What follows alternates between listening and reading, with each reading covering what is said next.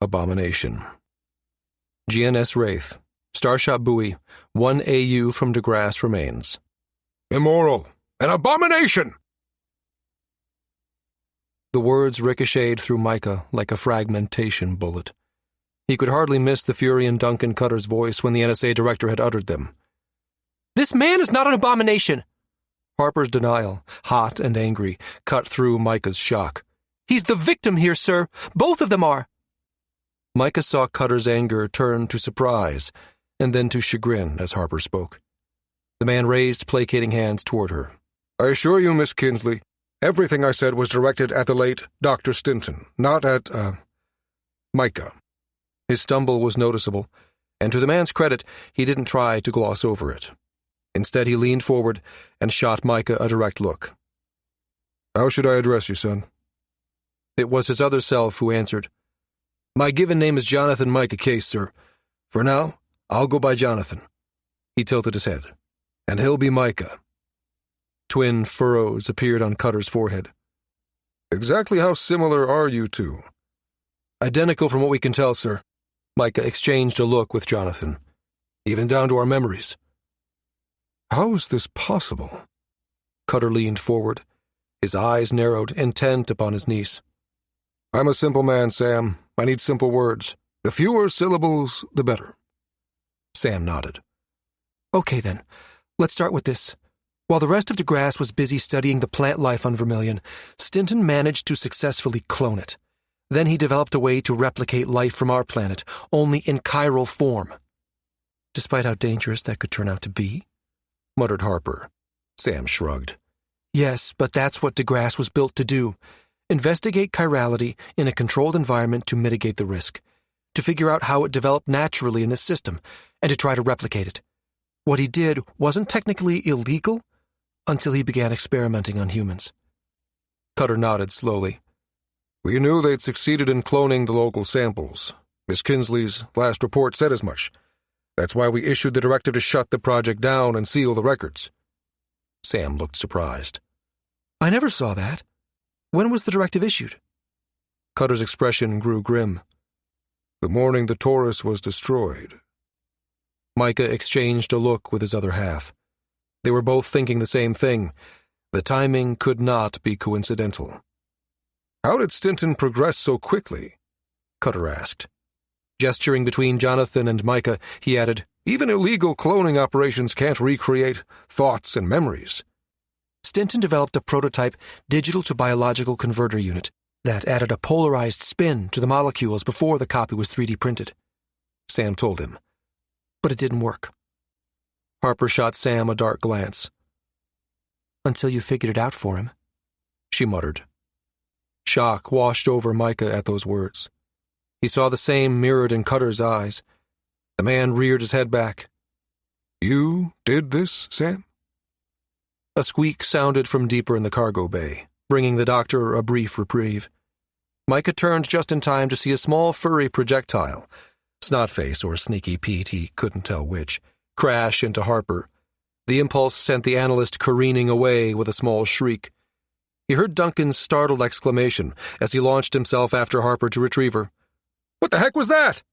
The man shouted. Micah maneuvered Harper and the ferret back to the Surgi-Suite, the animal chirping cheerfully as Harper scolded him. How did you get out of your cage? Don't you know that's dangerous in zero-G?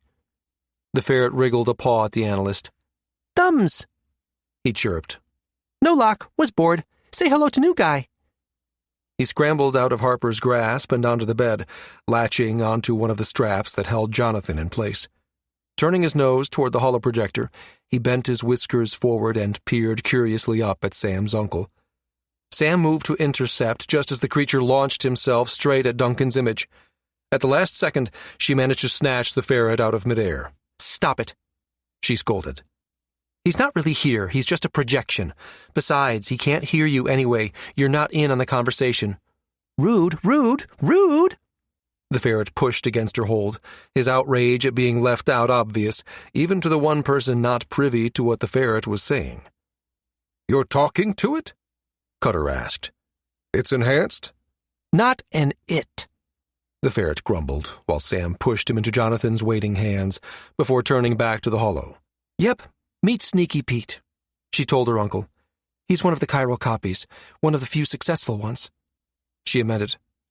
Thankfully, Stinton never found out why it was successful, Harper muttered.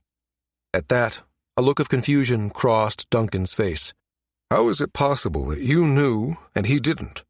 When I asked you to go to DeGrasse, you protested and said you'd stick out because this wasn't your field. It's not, and you're right, she confirmed. Most of the researchers on DeGrasse specialized in various forms of biology or chemistry, like mycology, bacteriology, or genetics. There were no physicists, specifically none who knew anything about quantum states. Small words, Sam, the man on the hollow reminded her. The doctor held up a hand. Stinton successfully printed chiral versions of various small mammals, but he couldn't keep them alive. She told them. Not long after the animals were created, they perished. Every single one of them. It wasn't until Harper hacked into Stinton's isolation lab and I was able to study his invention that I began to suspect what was going on. She reached for Sneaky Pete, who obligingly scrambled up her arm and onto her shoulder. He buried his hands in her hair, sneezing as the strands shifted in the weightless environment, tickling his nose. I was able to align the timestamps across several research labs and compare the chiral animal's progress against that of the donors. The process Stinton set up required that samples from the donor animal be harvested prior to the creation of the chiral one. She seemed to avoid Micah's stare as she added, in each instance, the donor was no longer alive when its chiral counterpart was created. But, Harper protested, a perplexed look on her face, we have originals here, a ferret and a panther? That's because I asked to swap with one of the researchers during each of those experiments, Sam explained. Instead of euthanizing the originals, I sedated them while harvesting the samples needed for replication. Then I hid the corpses and falsified the records. How'd you figure out the original needed to remain alive in order for the chiral version to be viable? Duncan asked, bringing Sam's attention back to the hollow. She shrugged. I knew Stinton's prototype forced a polarized spin onto the molecules he used to form each chiral creature. The artificial polarization introduced a residual quantum effect that no one else seemed to have picked up on. It created a state of quantum entanglement at the cellular level between the original and the chiral copy. And that means? Micah's voice was steady, but he saw an anxious light in Jonathan's eyes that he knew must be reflected in his own. Well, if the original wasn't still alive when he printed the chiral version, Stinton was never going to get one of his chiral creatures to live. Micah heard Cutter draw in a swift breath. And if, after the chiral pair is formed, the original were to die?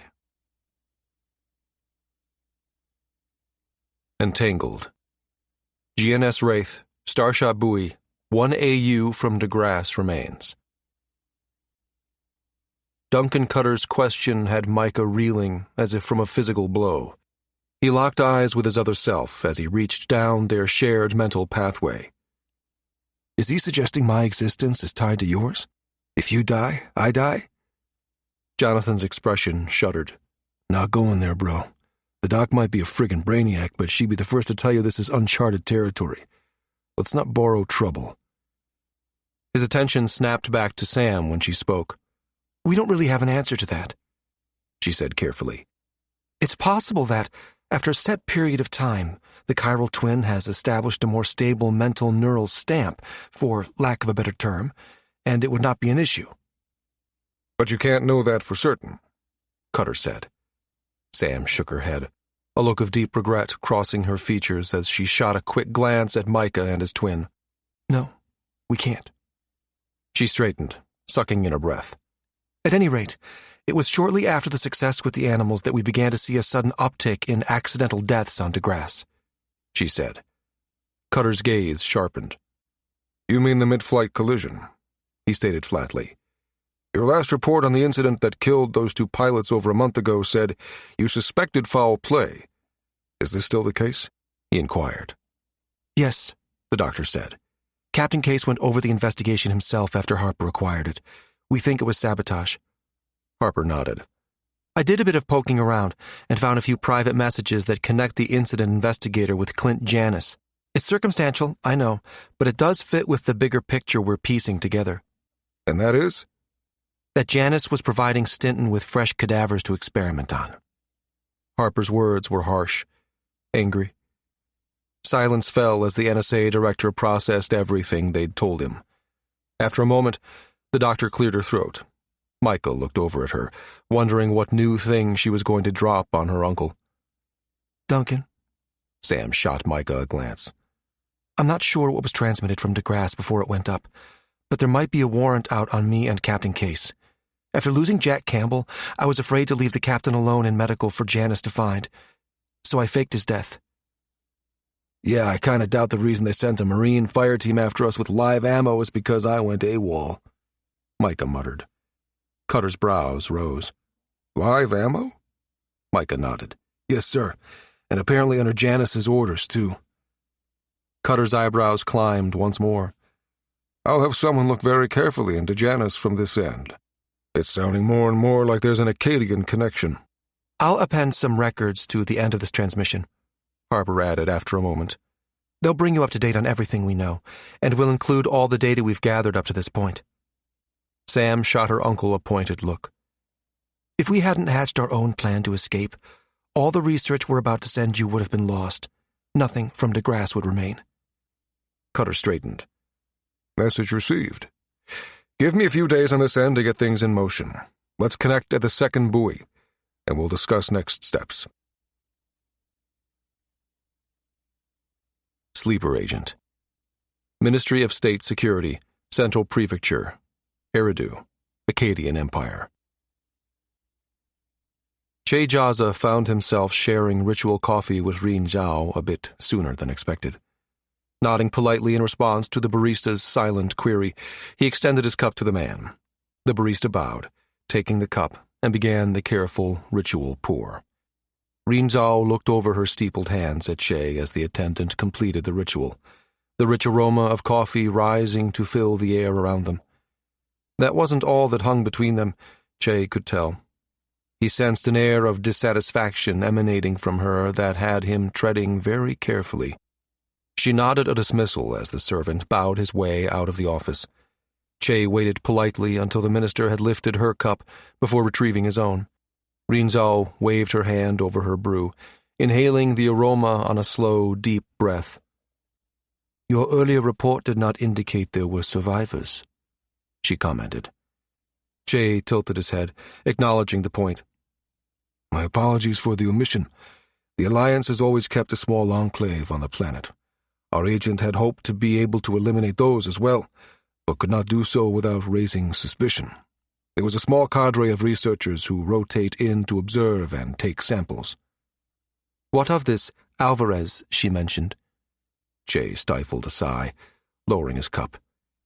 That was an unfortunate bit of circumstance no one could have predicted. Alvarez should have been killed along with the rest who evacuated. Why his ship was on the other side of the planet at the time of the explosion is unknown.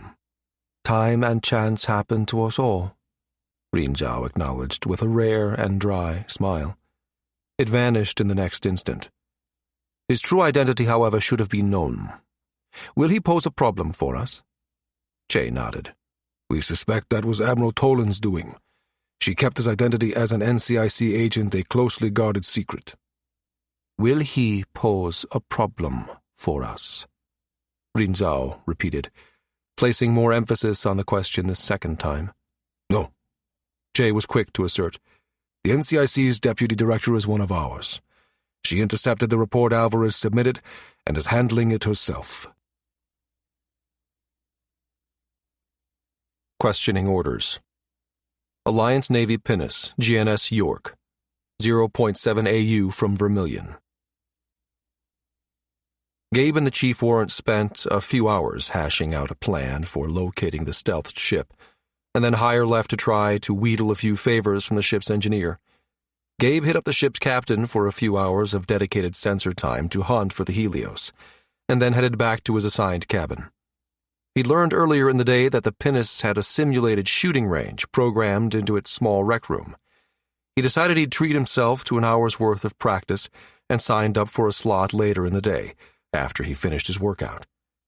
Weight work while under an acceleration of 1.5 Gs had his body crying foul, but Gabe persevered, reminding himself that criminals didn't play fair either. muscles burning with fatigue. He carefully lowered the resistance bar as he finished his final set of lat pull-downs. The heavy bar clanked against the unit when he released his grip, and then retracted back into the bulkhead when he signaled the system he was done with the weight machine configuration. He grabbed a towel and checked his chrono. If he hustled, he'd have just enough time for a quick wash before his hour-long reservation in the rec room began. It occurred to him that the fall of hot water in his shower was going to feel a lot more like a high-pressure water massage at the pinnace's current 1.5 Gs. Anticipation had him increasing his pace. He was just dressing when he received a ping from the cockpit. "You're a popular guy, sir," the pilot's mental voice drawled. "Another message just came in for you from Procyon. Sending it to your queue now." Gabe thanked the man. Tapping on the icon, the seal of the NCIC appeared, followed by the deputy director's token. The message was brief and text only, just like the last one. "We have news on the whereabouts of Micah Case," it read. "His ship is headed to the Starshot buoy 2AU from Vermilion. The vessel's last known location and the time it departed are appended. Our informant has indicated the ship will get close enough to initiate a real-time whisker beam transmission.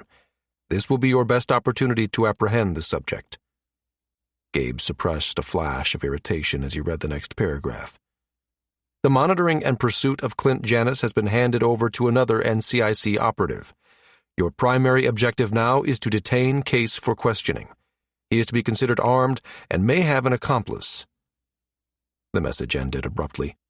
Data on the Helios's location streamed into his wires database immediately after.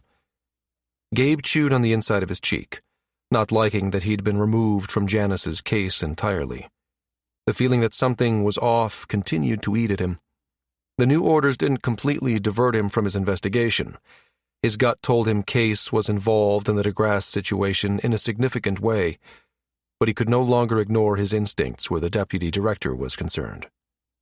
"I'll capture Case," he decided, "and then to hell with the DD's gag order." He'd send the complete file to his superior and see if she could find out exactly what the deputy director was up to. He hadn't come this far to see Janus slip through their fingers over some bureaucratic cock-up with a field assignment. That decided, he took a quick shower, canceled his time in the rec room with real regret, and pinged the pinnace's synthetic intelligence for Katie Heyer's whereabouts. The SI pushed a map of the pinnace onto his HUD, then dropped a flashing icon over the engineering department. Gabe dismissed the map, then headed out in search of the chief warrant. A stream of curses greeted him as the doors parted to admit him into engineering. The colorful words weren't from Katie, and Gabe didn't immediately see evidence of human occupation. For a moment, he contemplated the thought that someone aboard the pinnace had programmed the SI to cuss like a sailor. The thought amused him. As he rounded the corner, he realized the voice was all too human. Someone's head was buried inside a column that held a multitude of fiber strands, and he was busy calling out readings to his unnamed partner. 47? 48? Come on, you piece of shit for brains bucket of... Found it! Katie Heyer's voice interrupted, and Gabe saw the man sag in relief. About time, he heard the man mutter under his breath as he began to extract himself from the column. Gabe looked in the direction the chief warrant's voice had emanated, but didn't immediately spot Heyer.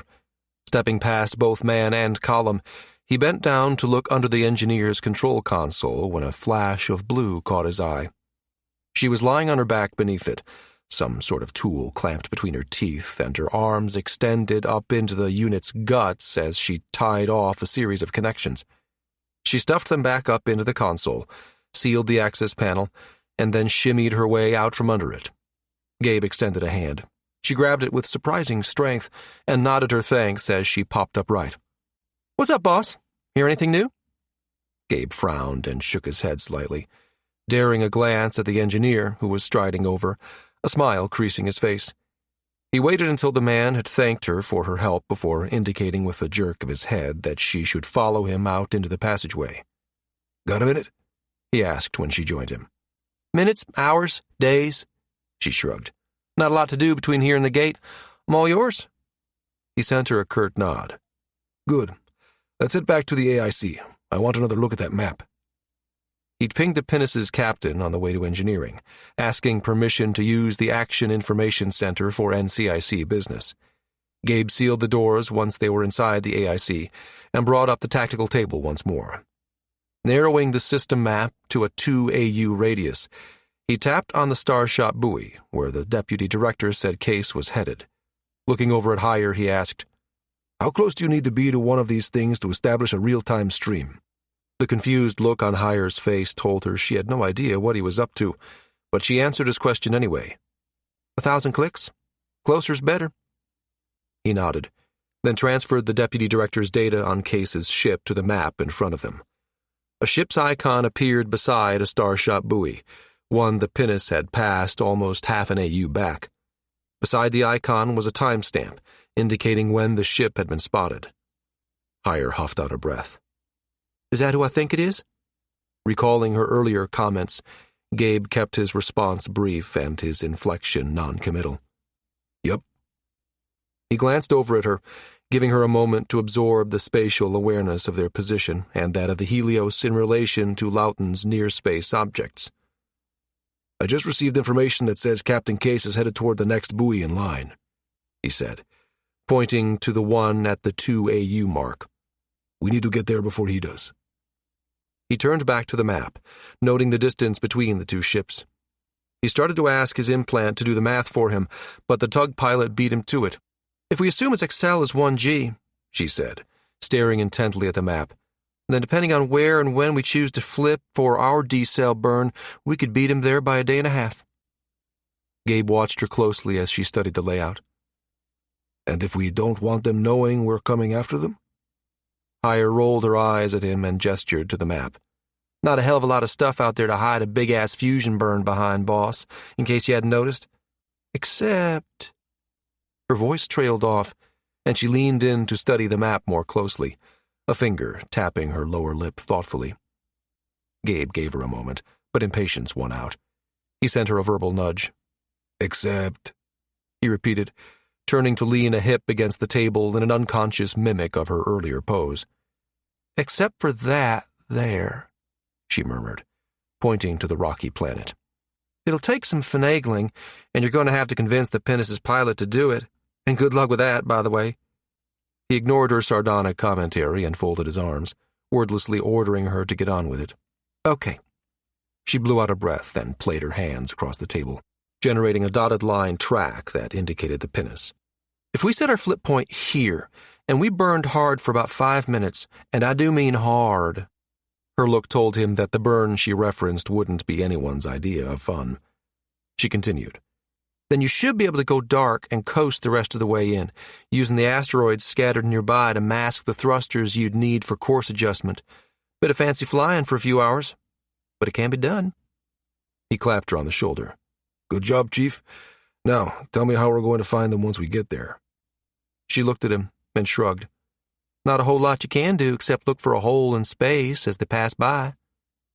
He shook his head, realizing he'd left out a crucial bit of information. "They're stopping at the buoy to have a little chat." Hire's face lightened in comprehension. "Ah, I get it. They're the ones needing the whisker beam.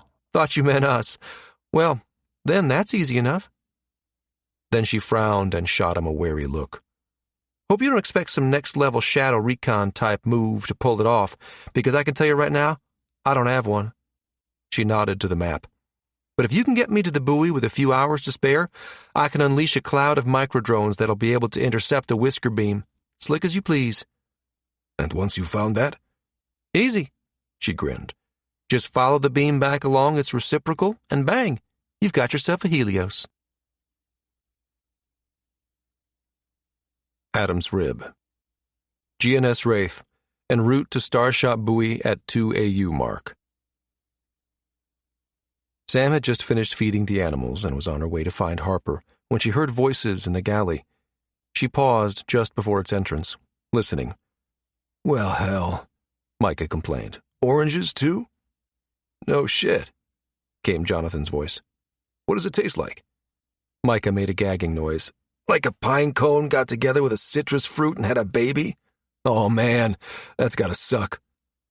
Sam winced as she realized what the two men were doing, testing the chiral differences of various foods. Yeah, oranges aren't going to taste anything like they used to, she thought wryly. Sam leaned her back against the bulkhead outside the galley and pinched the bridge of her nose and thought. There was truly nothing she could do about Micah's taste receptors, and she felt bad for him, but if mints that tasted like dill and fruits that tasted like pine oil were the worst of his problems, then she'd count him very lucky indeed. With a mental sigh, she pushed away from the bulkhead. Squaring her shoulders, she plastered a smile on her face and stepped forward into the opening that separated the small galley from the ship's main cabin. "Comparing notes, guys?" she asked, and received a grimace from Micah in return. Dang, Doc, if Stinton weren't already dead, I might have to murder him myself, just on principle, the man muttered. I really like oranges. Jonathan, seated on the makeshift maglev chair they'd cobbled together from a cargo lifter, grinned. With 2 days' stubble and a black patch covering his ruined eye, the effect was rakish. Guess you'll just have to settle for chugging some of that shit the auto washers use to swab the decks with to get your fix. That's pine-scented, isn't it? Micah threw the half-eaten fruit at his twin's head. The man picked it out of the air with an effortlessness Sam found gratifying, considering the condition he'd been in just 48 hours previously. Sam settled onto the bench where Micah sat and braced her arms on the table. As bloodthirsty as it might make me sound, if you found a way to bring Stinton back to life just so you could commit a capital crime, I just might hold him down for you, she murmured with a wry twist of her lips. Sitting back, she glanced between the two. Now that you've had some time to digest what we discussed, do you have any questions I can answer? Micah turned to face her. Yeah, Doc. You said the only reason I survived was because you faked Jonathan's death, right? Sam nodded.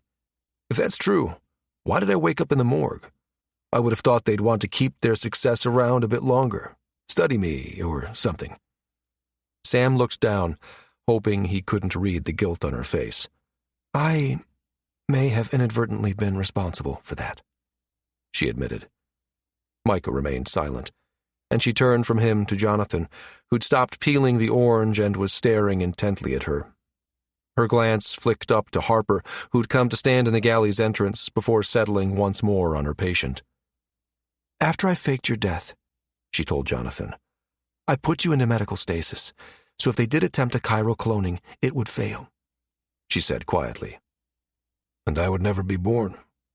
Micah's mouth twisted. And yet, here I am. Sam gave him a crooked smile. It seems stasis isn't enough to fool quantum states. But if I was a success, then why did they... Micah swallowed hard. Discard me. She spread the fingers flat on the cool surface of the table. There was a moment when Jonathan coded, she admitted. I managed to stabilize him, but it took a while. In those few minutes, Micah, you must have died too. It's the only thing I can think that would have caused both Janice and Stinton to have given you over to the morgue as a failure. Micah stared at her, expression unreadable as he processed what she was saying. Regret roughened her voice. I'm deeply sorry for my part in all this. He shook his head. You weren't the one running the experiments, Doc. And you certainly weren't the one trying to incinerate me in the morgue. According to what I overheard, that's on Janice, too. Jonathan waggled his brows at Harper as she slid past him to take a seat.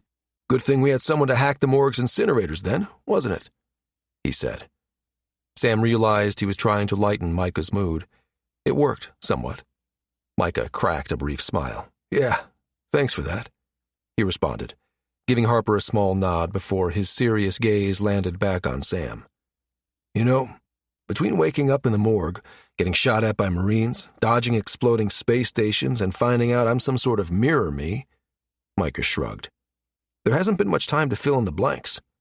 For some reason, my memories end at about the time we arrived in Loughton's Star. I suspect the reason your memories are incomplete has something to do with the trauma Jonathan experienced in the accident, Sam said. Trauma has long been associated with short-term memory loss, with patients reporting that they are unable to recall events leading up to an accident. The triage team imaged a brain scan right after the crash. Stinton had to have used it to create you. He had no access otherwise. Wait. Micah held his hand out. Doc, you said Stinton required tissue samples from the donor animal in order to create its chiral clone. If he never had access to Jonathan, then how? Sam winced at the question Micah left hanging in the air between them. She'd really hoped no one would ask, at least not in front of Jonathan. Well, she said slowly, shooting an apologetic look at the man in the floating chair. Hospital procedure when we amputate is to send the failed limb as biomatter to the morgue for incineration. My guess is that Janice— Oh, man, that's just gross, Micah interrupted, his face twisted in distaste as he turned to Jonathan. I was made from your legs? Harper grinned at that. Shades of Adam's rib, huh? Micah shot her a look that promised retribution, but then his expression turned somber, and his eyes landed back on Sam. About Jack, Doc. Sympathy welled in her, and she shook her head. I'm truly sorry I couldn't save him. What? Micah cleared his throat and tried again. What happened? He asked. Sam saw his gaze track from Jonathan to Harper before finally settling on her. This was more Harper's bailiwick than hers. Sam turned to her friend and lifted an eyebrow in wordless encouragement. When you and Jack arrived, Harper said, your cover was as relief pilots for the DeGrasse Nova Strike unit, so you were put into rotation with the rest of the Taurus's pilots. Jack was on patrol the night the two Nova Strikes collided. Micah leaned forward, his eyes narrowing. But that kind of accident shouldn't have been possible, not with the synthetic intelligence built into those ship systems. Jonathan interrupted, raking his uninjured hand through his hair. Sam saw Micah nod his agreement.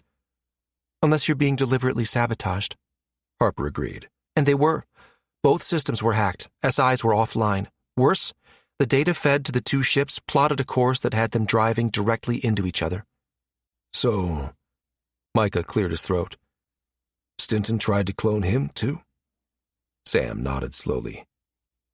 Did he succeed? She shook her head. She saw Jonathan's single eye squeezed tight, a look of pain crossing his features as Micah asked his final question. So he's dead, then? I'm sorry, Captain, she said softly. He's dead. She saw the emotion in Micah's eyes. He cupped his mouth with a hand, his gaze tracking up to the overhead for a moment before seeking her out again. How did it happen? He asked quietly. She nodded. He was in serious but stable condition when I left that night. Janice stopped by early the next morning. He was there when your friend coded. He was the one who reported the death. Micah's voice held a hard edge. We're going to nail that bastard's ass to the wall. You bet we are, Sam said, and her gut tightened as she considered the implications of the missing chiral samples. If he's in possession of material from Vermilion, then he's either doing it for personal gain or he's working for an enemy of the state. Either way, he has to be stopped. An unorthodox approach. Alliance Navy pinnace GNS York, intercepting buoy. In order to comply with the deputy director's orders to apprehend Case, Gabe had been forced to reveal his identity as an NCIC agent to the York's captain. It was impossible not to notice the look of incredulity that crossed the woman's face when he'd followed his NCIC credentials with his plan for her ship and crew. He knew what he was asking of her ship was next to impossible. A pinnace was a rank amateur compared to the Helios's heavyweight champ, but he had orders to follow, and he had to at least try to bring Case in. His newly revealed identity earned him a front-row seat during the pinnace's close pass of the rocky planet GJ-273D, otherwise known as Loughton D. Their braking burn had been every bit as hard as Hire had predicted it would be, but now they were coasting to a gentle stop, a full 3 hours ahead of the Helios's predicted arrival time. The pinnace's crew had almost 2 full days to figure out a plan of attack. During that time, several ideas had been tossed about. In the end, the Chief Warrant's strategy had been the winner. Hire had potential. If they managed to survive this crazy situation, Gabe had plans for her talents. She'd be a great addition to NCIC. The easiest part of the plan entailed positioning a ring of microdrones around the buoy's surface. As Hire had explained to Gabe before, the drones would be tasked with detecting the whisker the Helios would soon initiate. Once they intercepted the laser beam, Micah Case's location could be extrapolated. That was when the York would enact the second and more complex part of the plan. The first step involved a bit of misdirection that required some critical timing, and had to be enacted just as the ship cleared Loughton D's shadow. The chief warrant helped the engineering team alter a drone so that it mimicked the pinnace's emissions signature. While the ship coasted its way to a rendezvous with the buoy, the drone would continue along a trajectory that would intersect with the gate. This wouldn't fool anyone for long if the drone came under close scrutiny, as its mass was obviously nothing near that of the pinnace. But if Case had his SI set to monitoring surrounding space for any anomalous changes in velocity within an AU of their position, this shell game maneuver should suffice to spoof it. Higher's solution for how to actually capture Case was a bit more unorthodox, and she'd nearly come to blows with York's captain over it. In the end, none from the pinnace could come up with anything that offered the vessel a better chance, both for success and survival. Interestingly enough, it was based in no small part on her experience piloting a tug for the Geminate Navy. It turned out that pushing ships and hauling loads involved more of a comprehensive understanding of spacecraft than Gabe had initially thought. Whereas the pinnace's crew thought in terms of what their ship's armament and capabilities were as opposed to that of the Helios, Higher came at it from a much more basic approach: tonnage, inertia, vectors. She was also far more well-versed in jury-rigging her way through a problem than those on the York. Gabe suspected she had more experience than most in the creative art of repurposing a minimal set of tools for maximum efficiency to get a job done. Higher's plan relied upon the use of the ship's magnetic sweepers. A combination ES/magnetic field, the sweepers preceded the vessel a kilometer ahead of its anticipated track. They cleared a path in front of the ship, deflecting small objects much like cow catchers did with ancient land-based trains.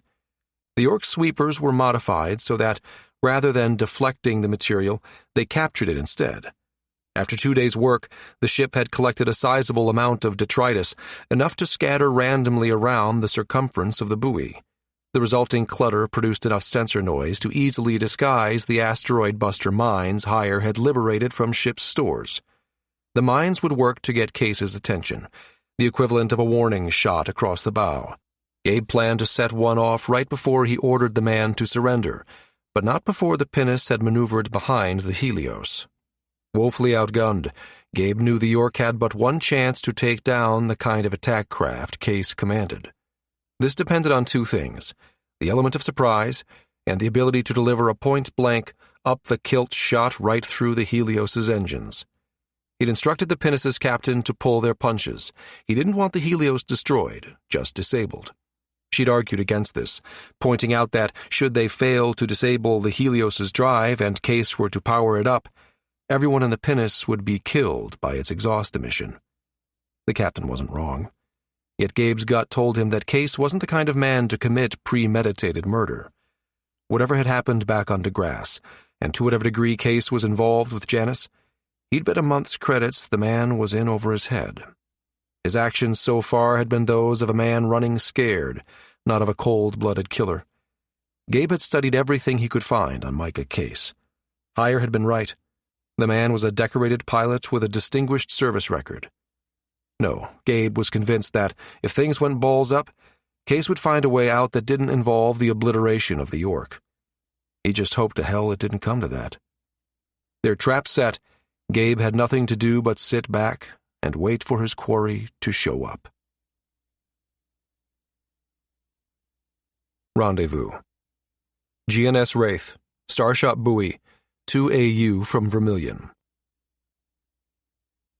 Micah felt Jonathan's physical presence behind him as the Starshot buoy grew larger on the Helios's main hollow.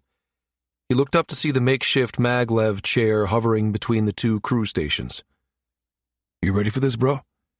he asked his other self, and the man nodded. Micah stood carefully, bouncing in the almost non-existent gravity, and lifted the equally light Jonathan into the co-pilot's cradle. A look behind him showed both women already webbed, with Harper seated at the gunner's station and Sam in the flight engineer's chair. "Everyone ready?"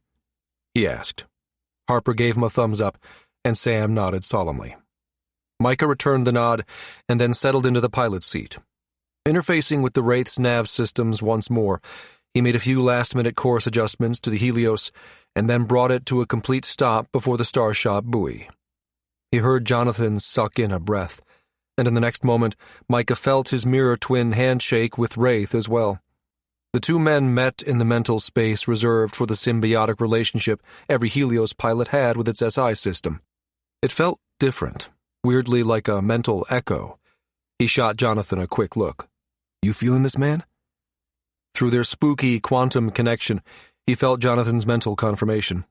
He started to say something more, but just then Harper initiated the whisker beam connection, and the main holo screen sprang to life with the National Security Agency's seal. Duncan Cutter's image resolved, and Micah noticed the security advisor's location had changed. He'd only seen a room like this once before. It was a skiff. He was sure of it. A skiff was a sensitive, compartmentalized information facility, fully sandboxed and air-gapped. He was certain that whatever term people used to describe that room couldn't begin to cover all the secured measures it employed. Unlike the last time they spoke, Cutter wasn't alone. Beside him sat Colonel Tala Valenti. Of its own volition, Micah's spine straightened into a modified parade rest when he caught sight of the colonel. He saw Jonathan's unconscious attempt to do the same from the co-pilot's cradle. Colonel Valenti led the Special Reconnaissance Unit.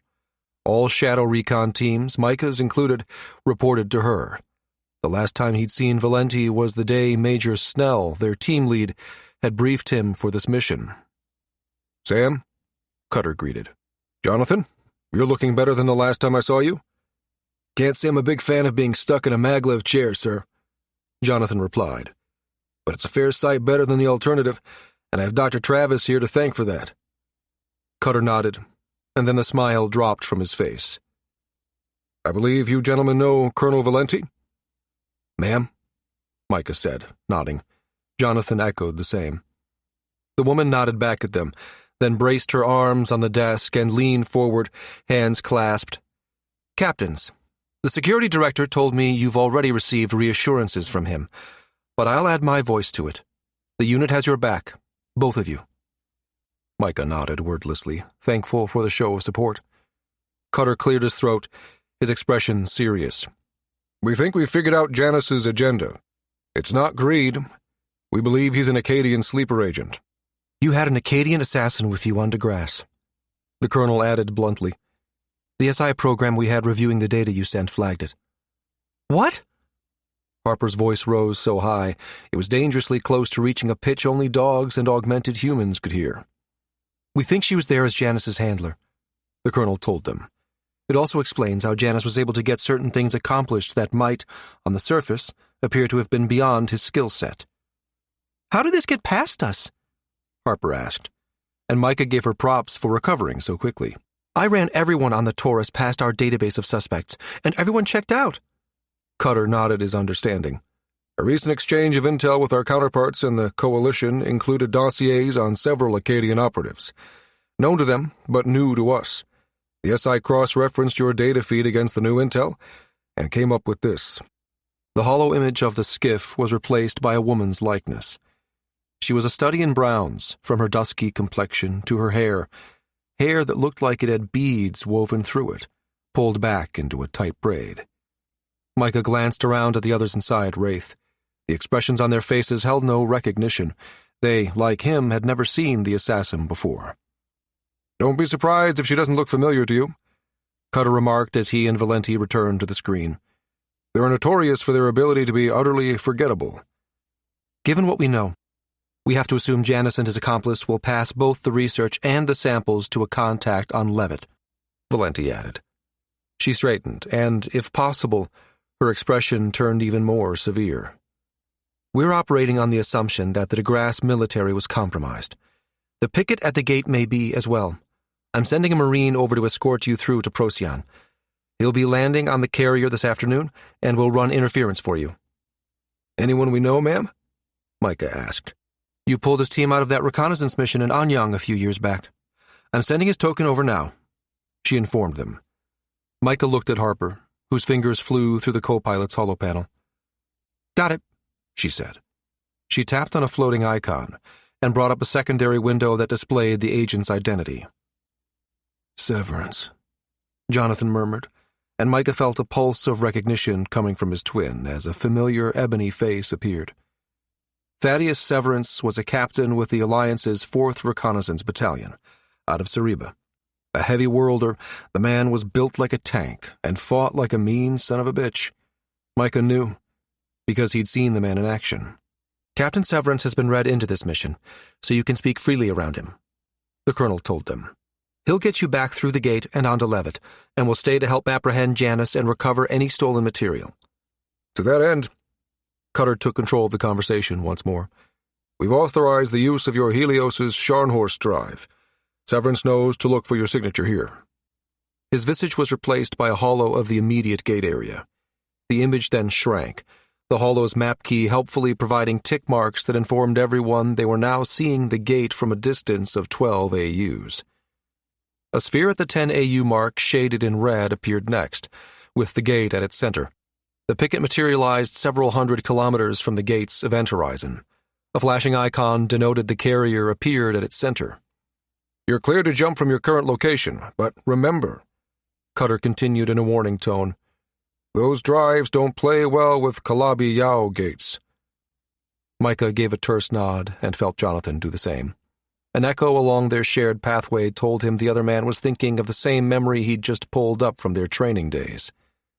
Gate safety had been something drilled mercilessly into him during flight school, and every flight review since. The destructive energy unleashed when a drive's Casimir bubble came into contact with a gate's field was the stuff of nightmares and something no pilot ever forgot. The hollow blinked, and he saw a new icon pop up on the outside of the sphere, this one with Wraith's designation attached to it. "Here's your exit point," Cutter told them. "Severance has this information and will be monitoring. If you'd like, you can give us a departure time and the colonel will forward it on to Thad for you." "Got it, sir," Jonathan told the security director as Micah shunted the data to Wraith's SI, locking in their destination. In the next instant, the map dissolved and Cutter and Valenti appeared. "Wait, that's it?" Harper asked, her tone one of disbelief as she looked from Micah to the hollow. "No offense, Colonel, but you're sending one Marine? You said to assume the military's compromised. What if Janus does have an accomplice embedded somewhere in the picket? Couldn't that person countermand Captain Severance's orders? He could order them to board us, or worse, shoot us out of the black." Micah shook his head. "It doesn't work that way. Severance is a Marine. He'll make sure we get through unharmed. Besides, we won't be broadcasting an ident. And when they see a Scharnhorst signature this deep inside Loughton space, they'll assume we're headed out of the system altogether."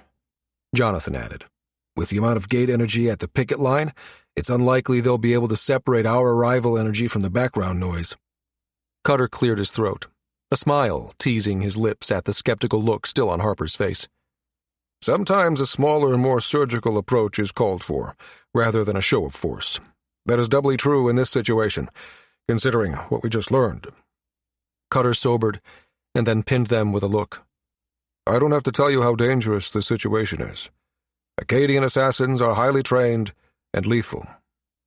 Cutter's words triggered a burst of frustration from Jonathan that Micah felt across their mental link. "I'm sure as hell of no use to anyone," he muttered, slapping the side of the co-pilot's chair that he was strapped into with a low growl. Harper shot Jonathan an annoyed look that said she'd had it with the man. "Look," she snapped. "I'm not of any use to them outside the ship either. I'm an analyst, not a field agent. But get me a secured connection inside Levitt's main node, and I'll cause all sorts of mayhem." She turned back to the screen and jerked a thumb in Jonathan's direction. "He'll help." Micah wisely kept his expression neutral and did what he could to curb the amusement he felt. The look Jonathan shot him told him how utterly he'd failed at that last part. He turned back to the hollow when he heard Cutter's sigh. "I fear it's going to take the concerted efforts of all 5 of you to ensure the research doesn't fall into their hands. I don't have to tell you what it means if they get their hands on actual chiral samples." Cutter pinned his niece with a stare. His voice held an undercurrent that set off warning bells inside Micah's head and had him turning in his seat to stare at the doctor. Sam gave a slow nod. "With the destruction of DeGrasse, Janus thinks he's now the sole person in possession of DeGrasse's chiral research." she said. Although we know that's not true, Wraith has it as well. Once he finds out we're still in play, he'll do anything he can to destroy us. Micah looked from Sam back to her uncle. I feel like I'm missing some context here, he began. Is there something we should know? Sam shot Cutter a questioning look, and the man straightened, his expression taut. Tell them, he ordered. Sam's gaze met his. Remember what I said about how a chiral organism can only feed from its own kind?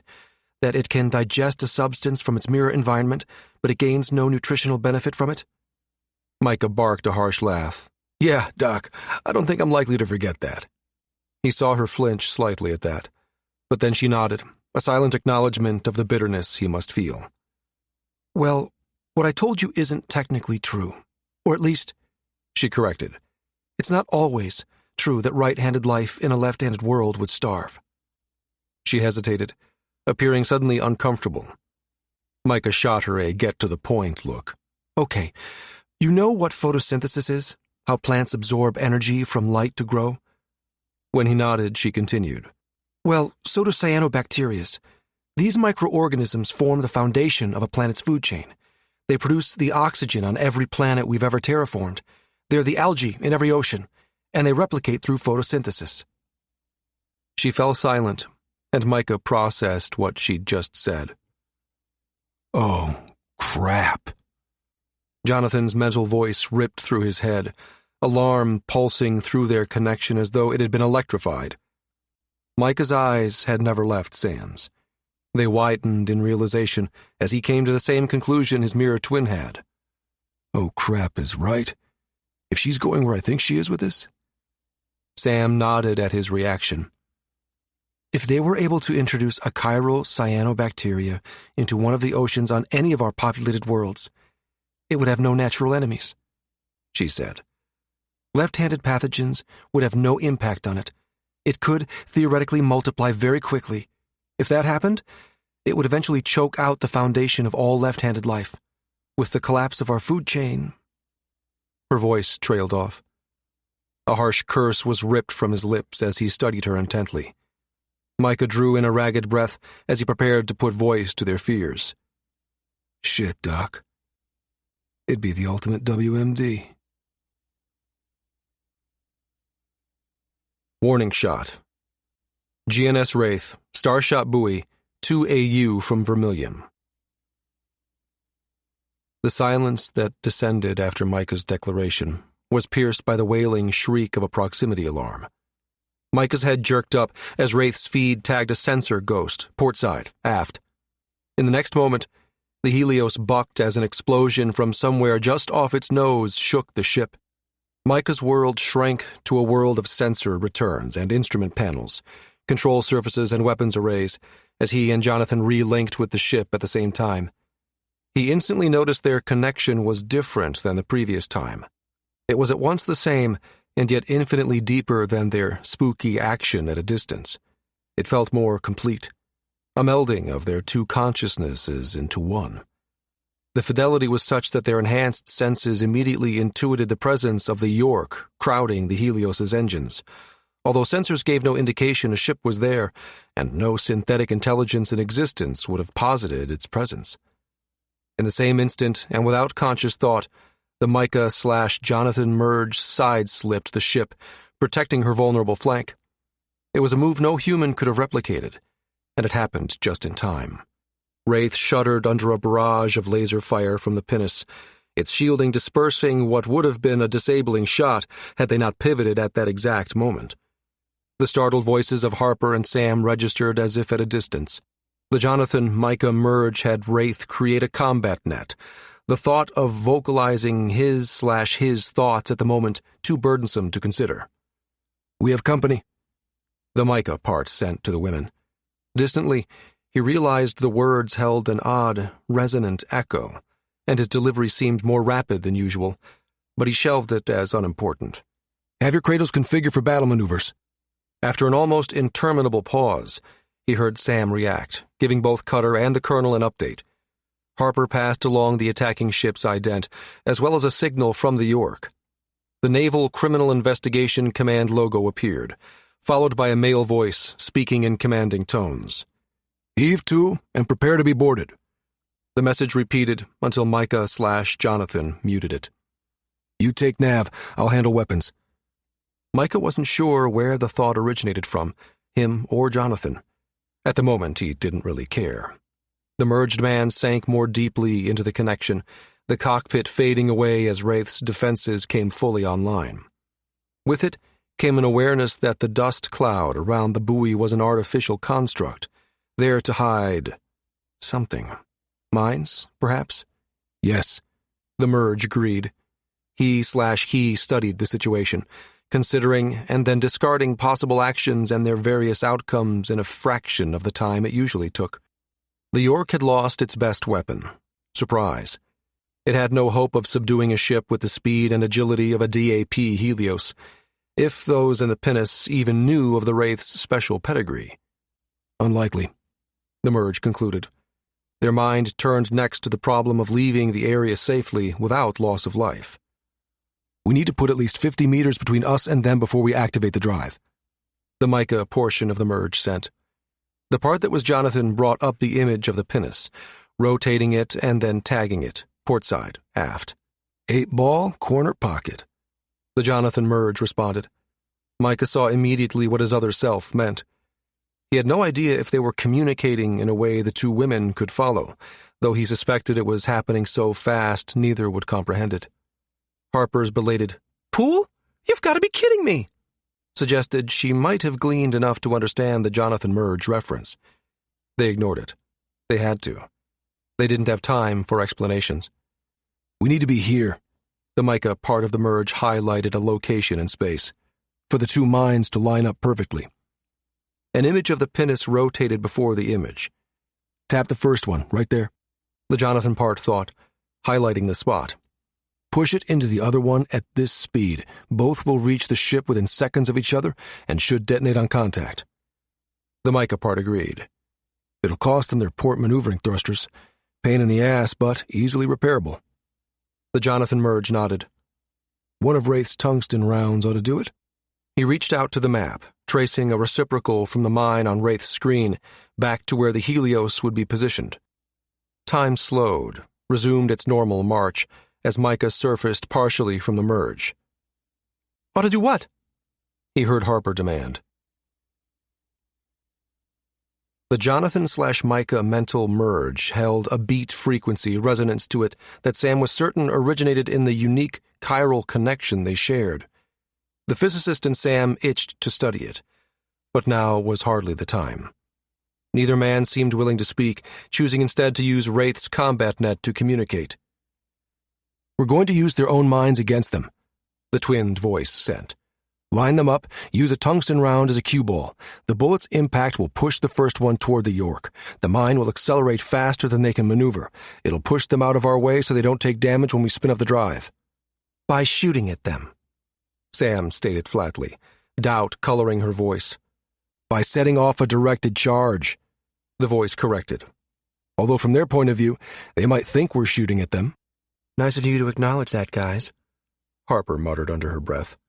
Sam could tell her friend was shaken, but whether it was from the danger the other ship presented to them or the unexpected gestalt the two men seated in front of them had entered into, she couldn't tell.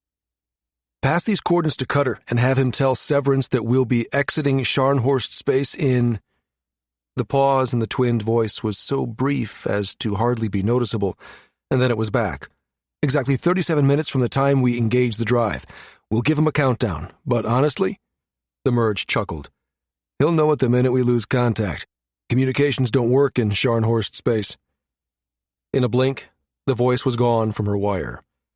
She felt Wraith pivot, sensed the ship's weapons firing, and then the vessel leapt forward, pressing her into the cradle. She heard Harper send a data burst, and then the connection was cut as they leapt into the Casimir bubble the drive created. Chaos. Alliance Navy pinnace, GNS York. The world around Gabe went crazy as the pinnace slammed into an uncontrolled spin.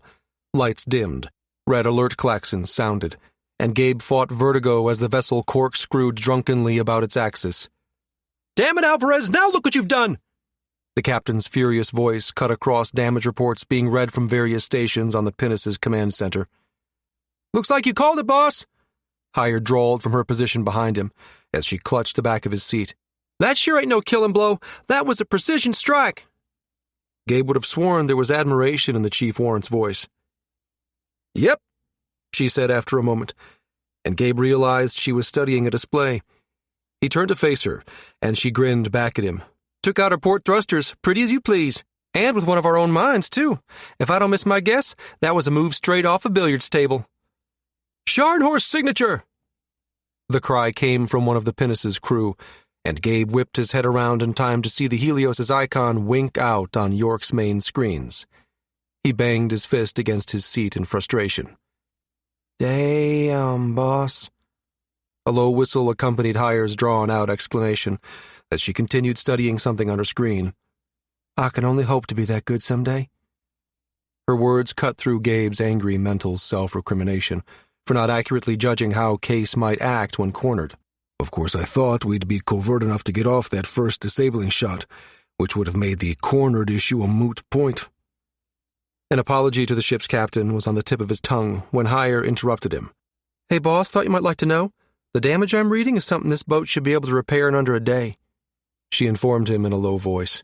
"I could do it in my sleep. Heck, Fred could probably do it." He ignored her, returning his attention to the frantic exchange going on between York's crew, but the chief refused to be so easily dismissed. "Huh, would you look at that?" Hire drew out her third comment in a way that told Gabe she was baiting him with it. He sighed and gave in. Turning back to face her, he said, "All right, Chief, I'll bite. What is it?" Hire's face creased into a grin as she showed him her display. On it was the Helios's last known position before it jumped. Her display read the distance at 50.1 meters. "Know what's the minimum safe distance to engage a Scharnhorst drive, boss?" Her knowing look clued him in. "Exactly 50 meters. Gabe ignored the rapid-fire exchange as York's crew worked to get the ship back under control and focused in on what she was saying. "So you're saying—" "I'm saying they went to extraordinary lengths, not only to make sure that we were at a safe distance, but that we were also temporarily disabled, so we couldn't endanger ourselves by closing on them while they transitioned." Hire speared him with a knowing look. "Now, does that sound to you like the act of a criminal?" Interrogation. Alliance Navy patrol boat, GNS Haversham. Addie and Haversham's team of medics had been kept busy. After the initial success, finding the wreckage that housed the Marine survivors, the crew had redoubled their search efforts. Broadened search parameters had them sweeping wider swaths that led away from the debris field in the hope they would find more survivors. 7 more ships had been found, in various states of wreckage. Some were little more than broken shells, while others held small pockets of atmosphere which had sustained life. More bodies were recovered, as well as 13 survivors scattered across 3 different wreckages. Addie worked Haversham's small team of medical corpsmen around the clock to get those patients stabilized. Some they'd lost, still more were in critical condition. The majority were stable and were steadily improving. They'd nearly finished today's rounds. Addie had just 1 patient left to visit, the Marine who had mentioned both Janice and Micah Case.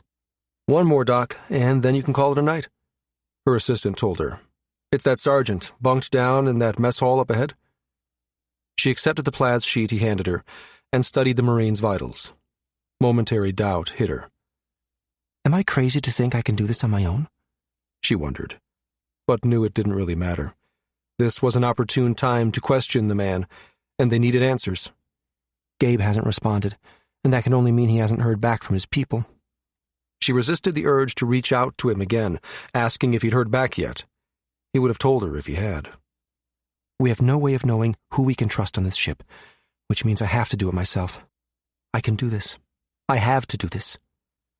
She'd thought long and hard over the past few days about proceeding on her own.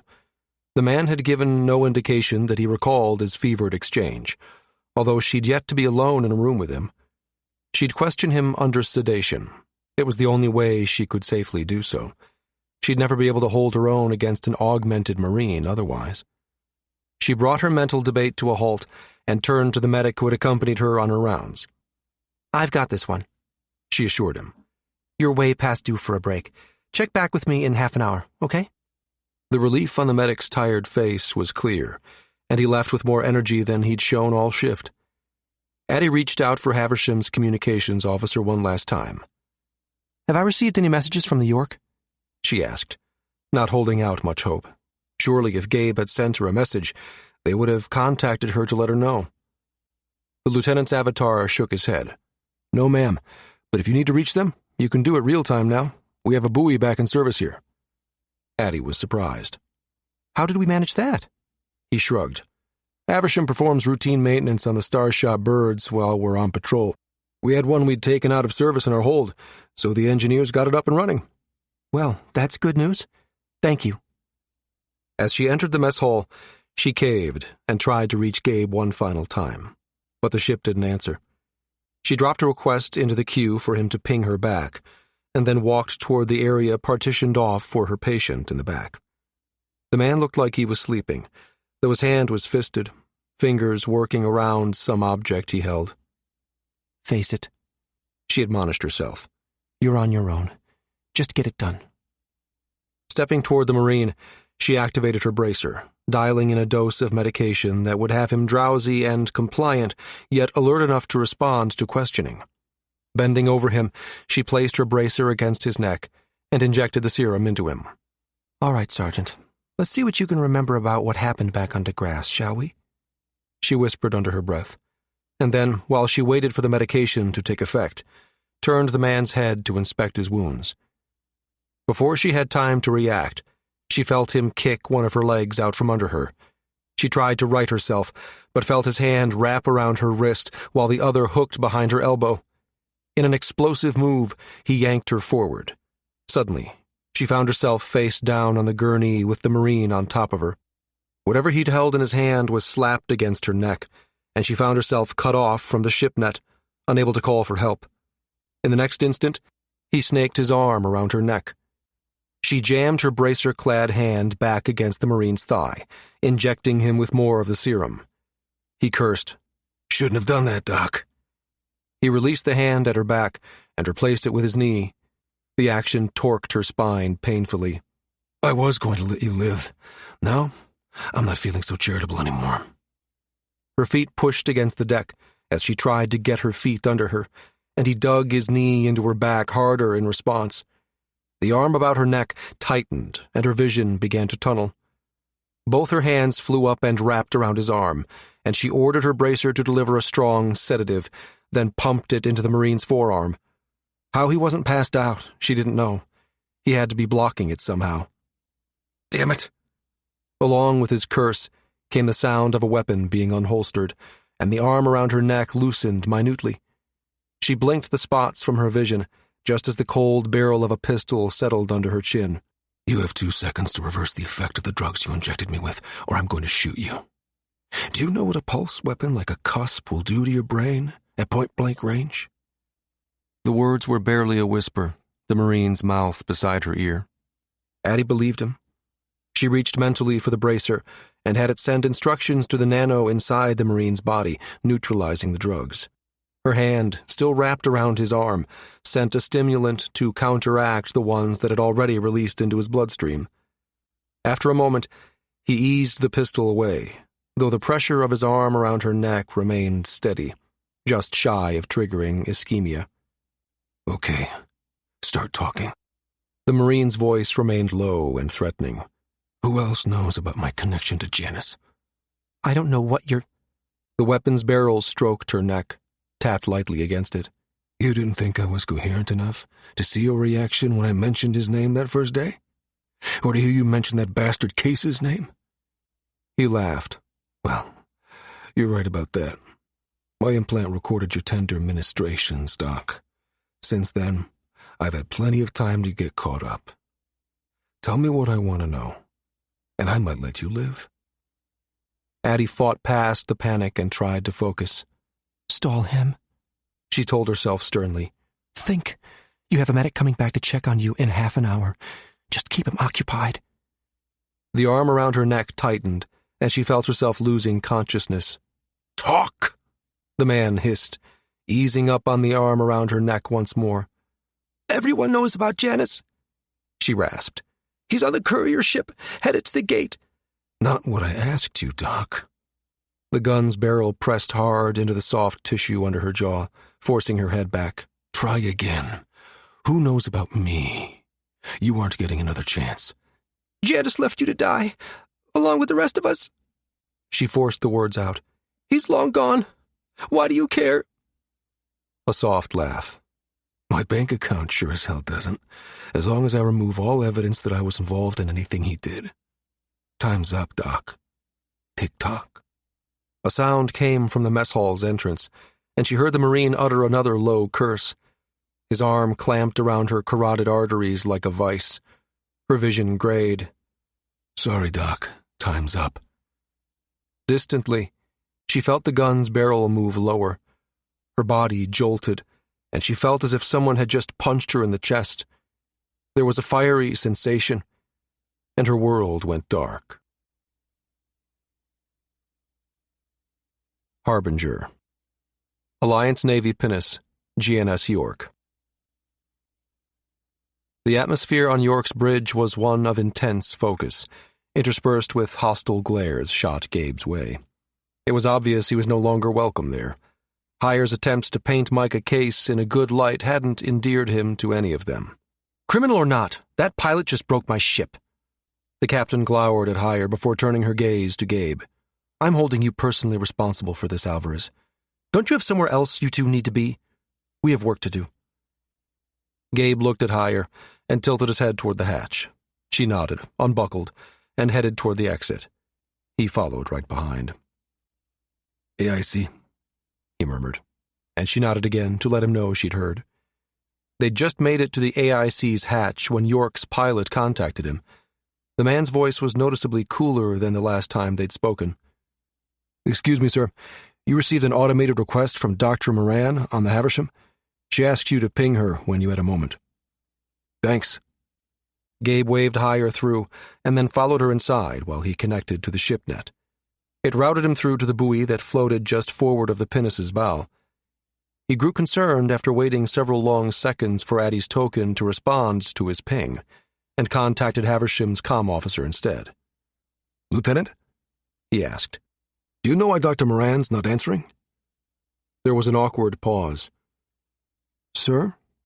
The officer said, and he heard the wary tone in the sailor's voice. You haven't heard? Heard what? Gabe's mental tone sharpened. Sorry to be the one to tell you, sir, but the doctor, she's dead. Gabe grasped the edge of the AIC's tactical table in a grip so hard it was painful. When? How did it happen? One of the Marines she was treating, we suspect. He tried to escape in a small cutter. They have him surrounded in the shuttle bay now, but he's refusing to surrender. That last caught Gabe's attention. They're apprehending him right now? As we speak, sir. Then this just happened? He imbued his voice with urgency as his mind fixed on a single memory from an earlier conversation with Addie. The officer on the other end sounded confused. Well, he's not in custody yet. No, damn it, how long ago did you find her? He demanded. 15 minutes? Half an hour, maybe? They took her to medical so they could begin the autopsy. Tension coiled in Gabe's gut. Belay that. Get her into stasis, now. Sir? We don't have much time. Do it. Gabe tossed the conversation to Heyer without explanation, and then used his NCIC credentials to contact Haversham's medbay directly. NCIC, get Dr. Moran into stasis, now! He roared the mental command, and was gratified to hear startled shouts from the other end. This is a direct order from NCIC headquarters. Do it! Heyer's concerned face swam into view. As he became aware of his surroundings, he realized he was bent over the tactical table, head bowed between fisted hands. Sir? She began, and he held up a hand for her to hold as he waited confirmation that those on the Havisham had done his bidding.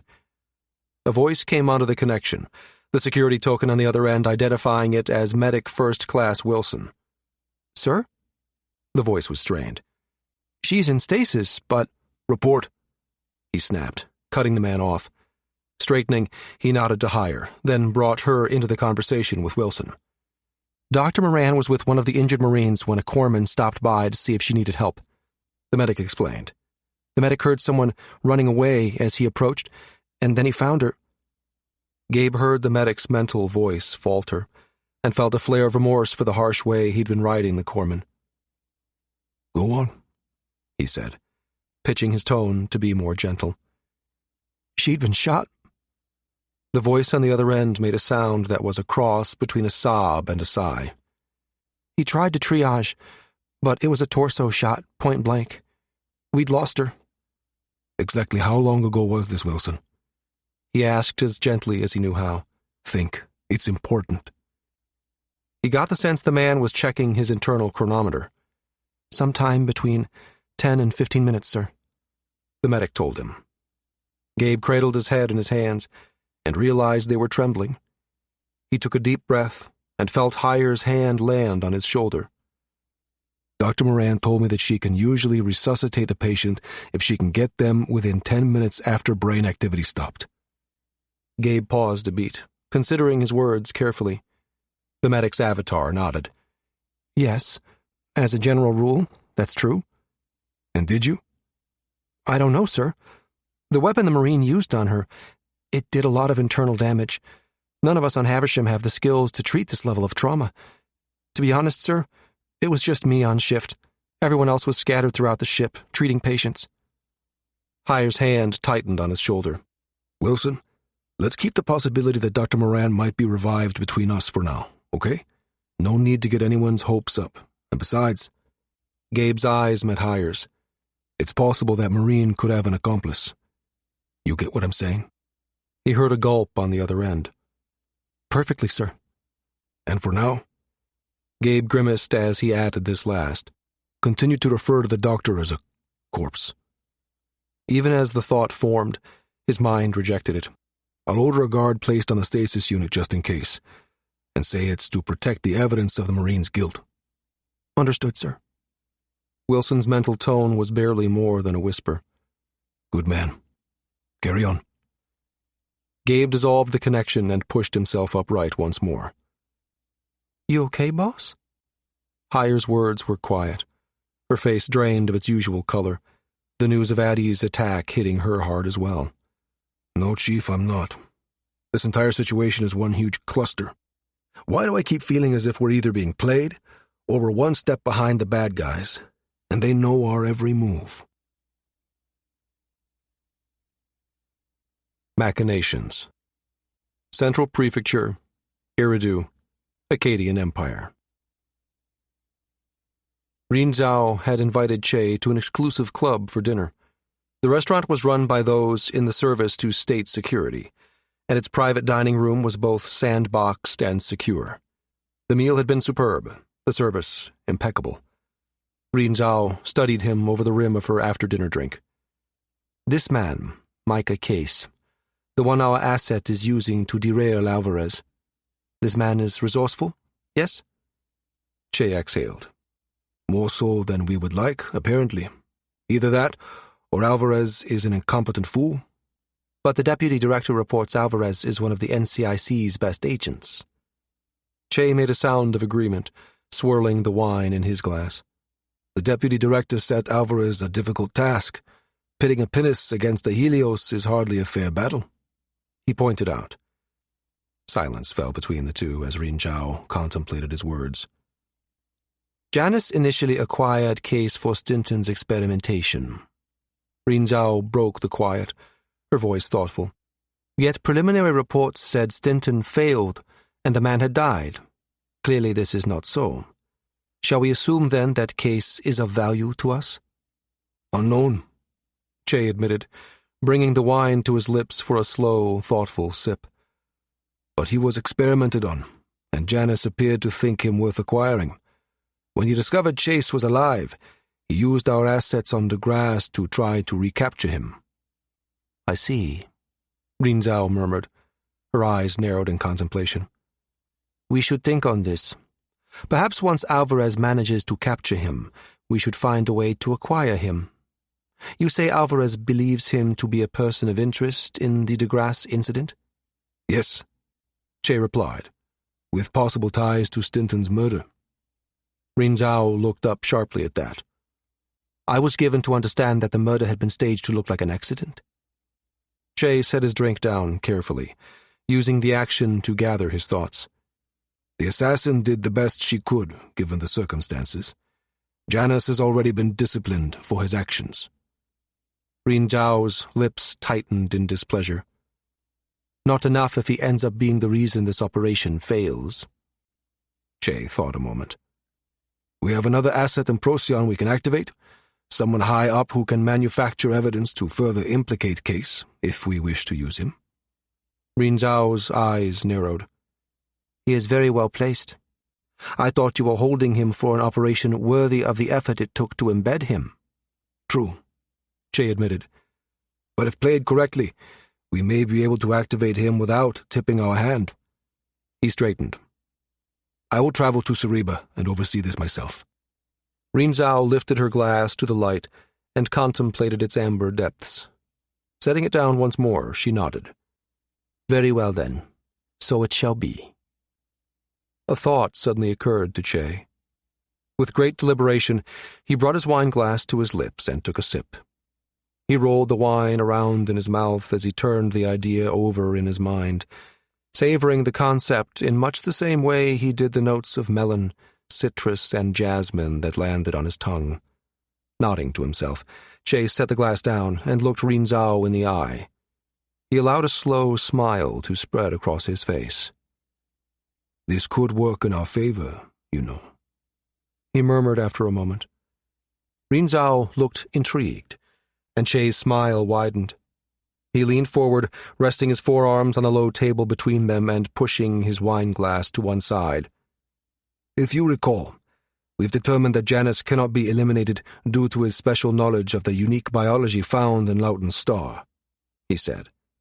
But his actions are already suspect. He has placed us in a tenuous position.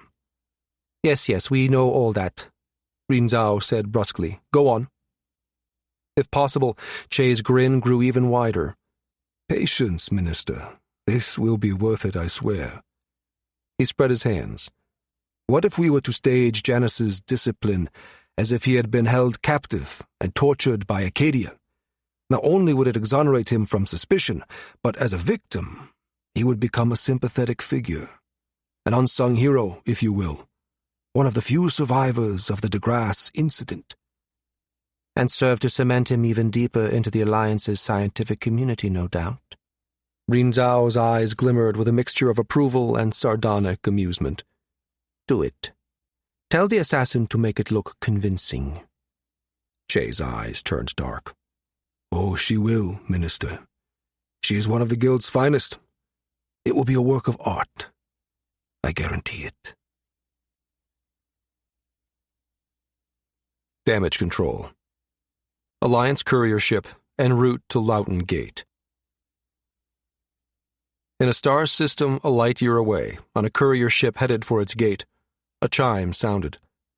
Clint Janus's eyes followed the assassin as she rose gracefully from her mat and glided on silent feet to the cabin's entrance. The door slid open, bringing with it the heady aroma of greasy food. Clint inhaled deeply, his stomach cramping from the ascetic diet that had been forced upon him. Packet for Dr. Janus, the pilot said, handing a data chip over and glancing his way. The routine, set from day one, remained unchanged. Missives were always sent to Clint's attention, and the assassin always intercepted and read them. As always, the assassin lifted the chip from the man's hand and palmed the door closed without a word. It had been days, several long, interminable days filled with fear, hunger, exhaustion. The savory smells teasing his nostrils were more than he could take. Clint decided he'd had enough. He waited until the assassin returned to her mat, folded into a lotus position, and stared calmly into the near distance. As always. He stood and, refusing to look in her direction or to show any outward appearance of fear, strode out the cabin's door. When it slid shut behind him and he realized there was no knife protruding from his back, he let out a shaky breath. He'd been more scared than he'd been willing to admit, even to himself. What was the old saying? In for a gram, in for a kilo? Clint smiled at the first blush of his success and decided to follow his nose. It led him to the courier ship's small common galley, where the pilot looked up at him in surprise.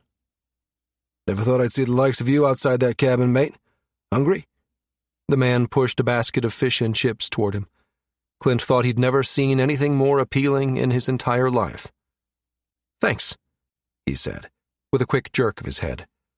Sliding onto the bench opposite the man, he reached across the table, retrieved a crispy, batter-encrusted fillet, and sank his teeth into it. The flavors exploding in his mouth made him want to whimper in relief. The pilot lifted a bottle of beer, brows raised in silent question. Clint nodded, and the man sent the bottle scooting across the table in his direction.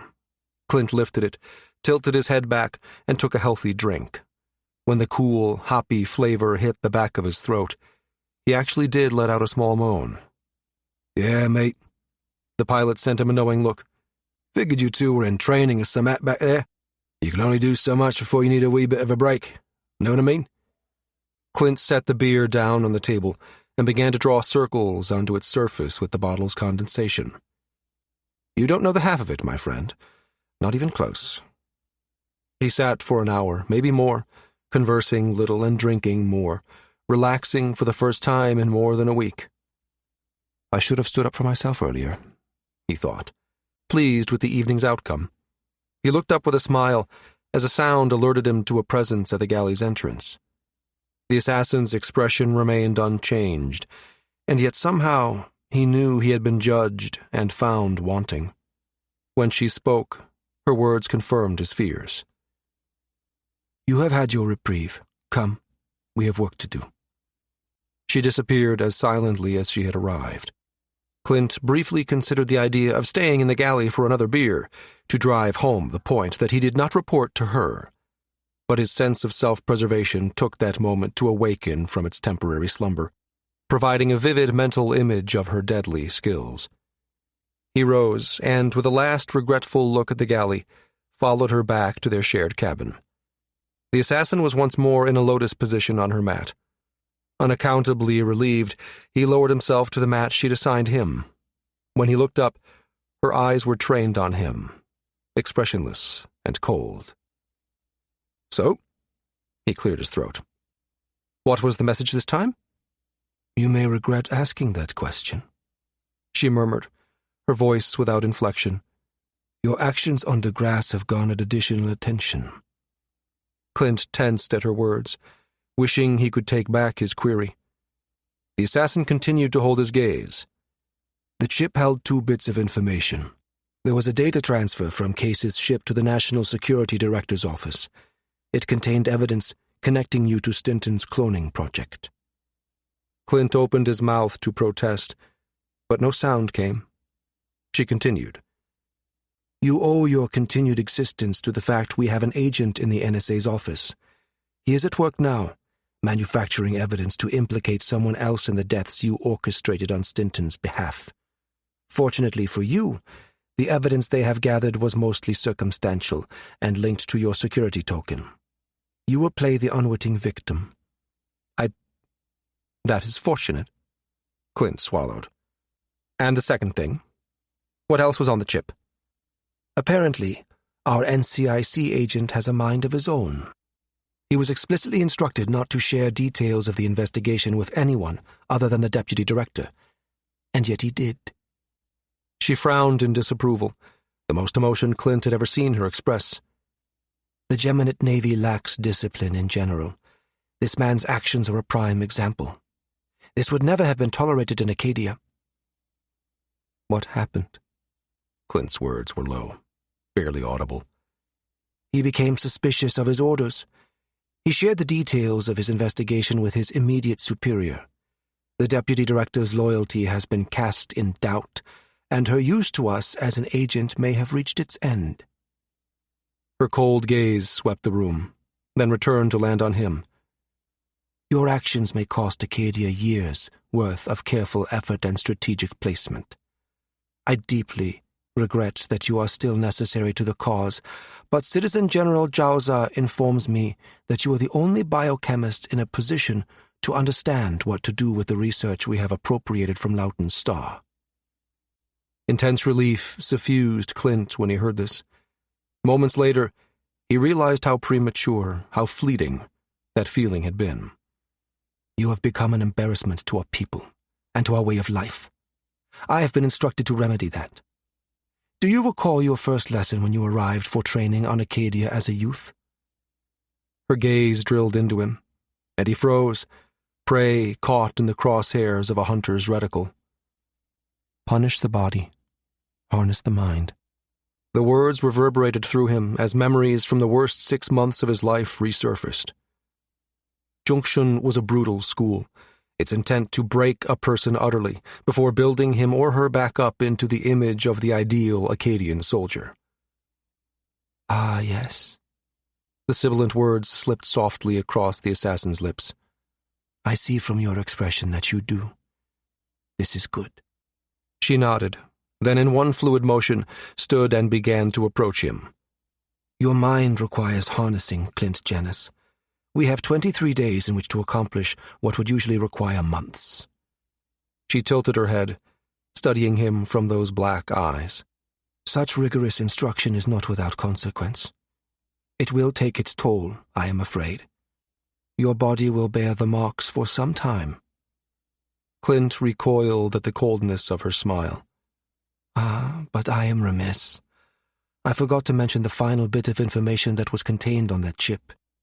Your cover, Dr. Janus, will be that you were held prisoner on Degrasse. You were subject to weeks of torture at the hands of an Acadian assassin until you submitted to the demands of the motherland. His previous fear of the assassin was nothing compared to the abject terror he now felt. Had he been any less narcissistic, Clint would have considered suicide, just to put himself out of his own misery. Activation. Home of the NSA Assistant Director of Operations, St. Clair Township, Cereba, Geminate Alliance. The Assistant Director of Operations for the National Security Agency backed into his condo after a long day of work, arms laden with Chinese takeout, his nightly folio of plasfilm briefings, and a bag of dog food. He failed to notice the man seated on the tuffed chair in a shadowed corner of his living room. "Clancy?" the man called out, and when there was no canine woof in response, no clattering of nails against the kitchen tile, he paused and very slowly set his burdens on the foyer table. As he turned to shut the door, he slipped his hand inside his suit jacket, the fingers wrapping around the grip of his pulse pistol seated in its holster under his arm. "No need to draw your weapon." The voice came from out of the darkness, causing the ADO to freeze. He lowered his hand and pivoted slowly on his heel. He kept his body turned sideways, presenting a smaller target as he turned his head in the direction the voice had originated. "And you are?" he challenged, sidestepping slowly to where he kept a holdout gun. A glint of light played off an item that dangled from the hand of his visitor. His holdout. "If you're hoping to get your hands on this, then I'm afraid I will have to disappoint you, Director Sullivan." The stranger rose, stepped out of the shadows and into a shaft of light spilling in from the street lamp outside. Or should I say, Citizen Director Sullivan. The noise Sullivan made sounded as if air had been pushed forcibly from his lungs. Realization crashed over him that his neatly ordered life had just been shattered. He had just been activated, and by none other than the head of the Junction himself. "Citizen General Jauza, to what do I owe this honor?" The Citizen General strode forward on silent feet. "I understand Duncan Cutter recently received a data packet from Lauten's star. We need you to alter it." Deep fake. Alliance Navy pinnace GNS York. Approaching Lauten's gate. Heliopause. Lauten's star. Gabe had dutifully submitted an after-action report on the York's encounter with the Helios. The deputy director's response was as predictable as it was unwelcome. Unsurprisingly, she blamed Gabe for fumbling the assignment. What Gabe hadn't foreseen was the woman ordering the York to drive to the gate ahead of the courier ship. "Let me be clear," the missive, still text-only, read. "Your assignment remains Micah Case, not Clint Janis. We believe Case will try to connect with the courier ship on Levitt Station. Your job is to prevent that at all costs. Make no mistake," the director emphasized. "Micah Case will try to hinder the NCIC's handling of the Janis situation. Do not allow him to do so." The resulting high Excel push to the gate had been anything but pleasant. It brought to mind one of his last conversations with Addie, the one where he'd tried to convince her to stay behind. He wished she was here with him, now, safe.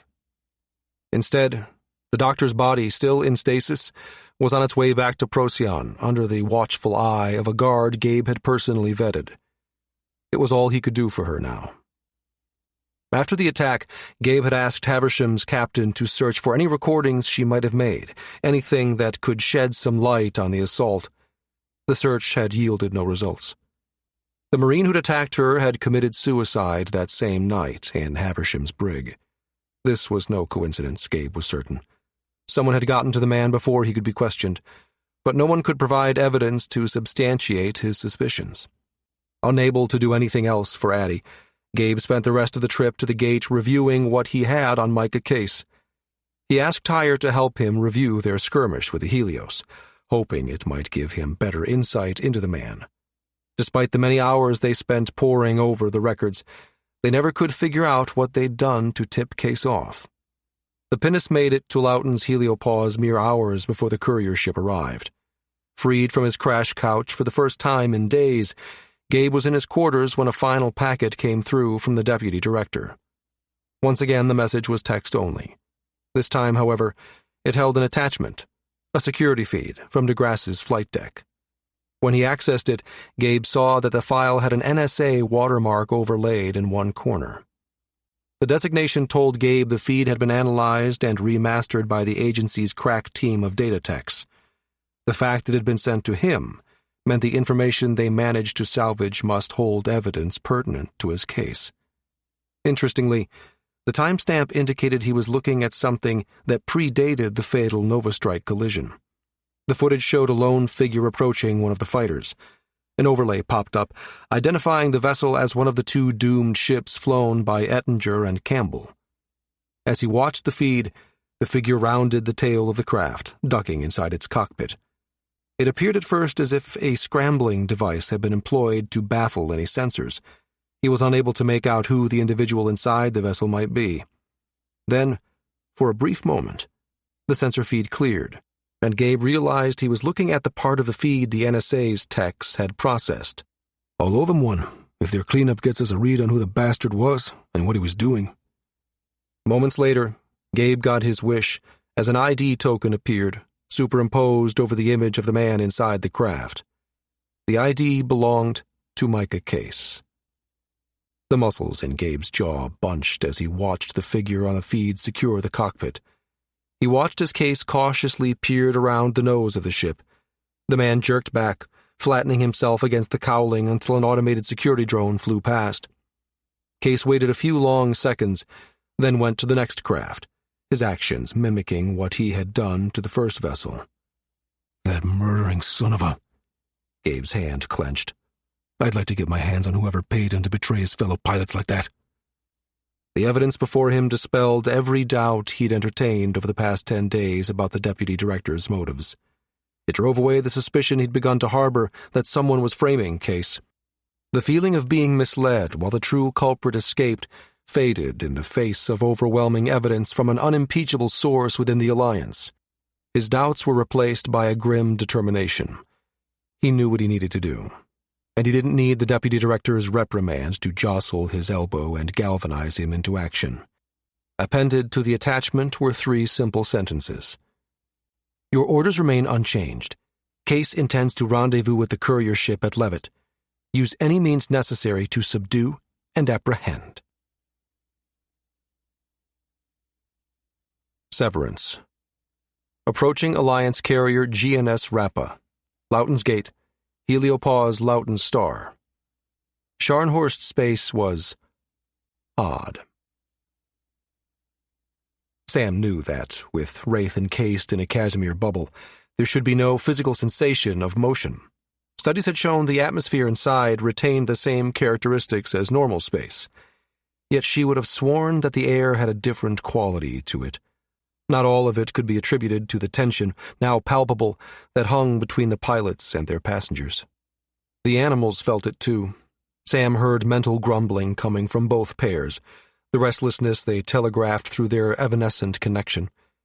She cleared her throat. Okay if I unweb and reassure our friends in the back? She felt the men send their assent, and she rose, Harper following her.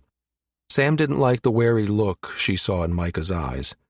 She saw it echoed on Jonathan's face, and suspected it was there as a result of the strange merge they had all just witnessed. It was proof that both men, not just Micah, were now something other. That was weird, her friend whispered, and Sam shot her a stern look. Grasping the analyst's hand, she sent privately, Not now. They have enough on their plates. Just let it ride. Turning to the animals' secured crates, she bent to release the panthers while Harper did the same for Snotface and Sneaky Pete. Jewel extended her paws in a long stretch, wickedly sharp claws sinking into the special padding lining his bed, while Pascal padded past, his nose seeking Sam's hand. The Micahs feel different, the big cat sent. He sniffed the air. Smell different, too. Jewel joined them, mouth open and head raised as she tasted the air. Scents layered on top of each other now, she agreed. Then her ears rotated forward. Is that going to happen to us? Pascal shot her a look of disgust. Don't even think that. His expression was so comical, it forced a laugh out of Sam, and she felt the tension flowing out of her. Rubbing the fur right behind the big cat's ear, she shook her head. I doubt it, she said. Sometime, during times of great stress, humans can rise to the task in pretty amazing ways. I think this is an example of that. Harper straightened from where she'd been crouching beside Sneaky Pete, one ferret in her arms, the other draped around her shoulders. Think it's safe to leave them out for the rest of the trip? Should be. The merge sounded inside Sam's head, confirming what she had suspected. They were monitoring. She smiled and said with a cheerfulness she didn't quite feel, Well, okay then. Anyone hungry? 37 minutes later, the ship emerged from Scharnhorst space. They were 10 AU beyond the gate and the small Navy picket holding station 100 kilometers sunward. Past the system's bow shock even, which put them officially in interstellar space, somewhere Sam could honestly say she'd never been. The merge had suggested they remain seated for the transition, but there had been hardly a ripple. By unspoken agreement, she and Harper waited for the two men in the galley.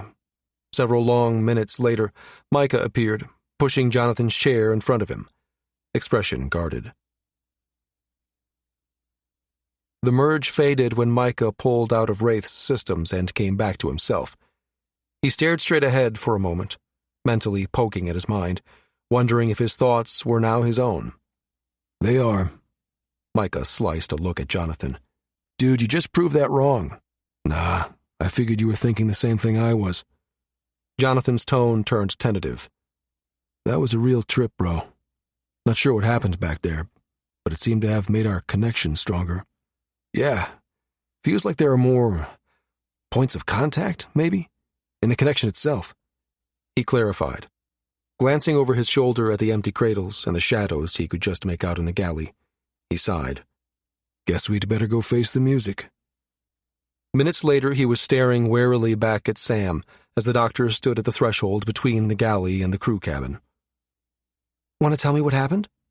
Sam looked between Micah and Jonathan, her expression unreadable. She's pissed, Jonathan thought. I think we scared her. Actually, Micah tilted his head to one side. I think she's scared for us, and she seems both pissed and a bit intrigued. Can't you see the wheels in her head turning? You mean, like she wants to put me in a petri dish and examine me under a nanoscope? Jonathan thought. Yeah. For some reason, Micah wasn't yet comfortable with speaking aloud. He hesitated long enough that it was Jonathan who answered Sam, using Wraith's shipnet. His mirror twin shrugged. "We both linked to Wraith's SI at the same time," he told her.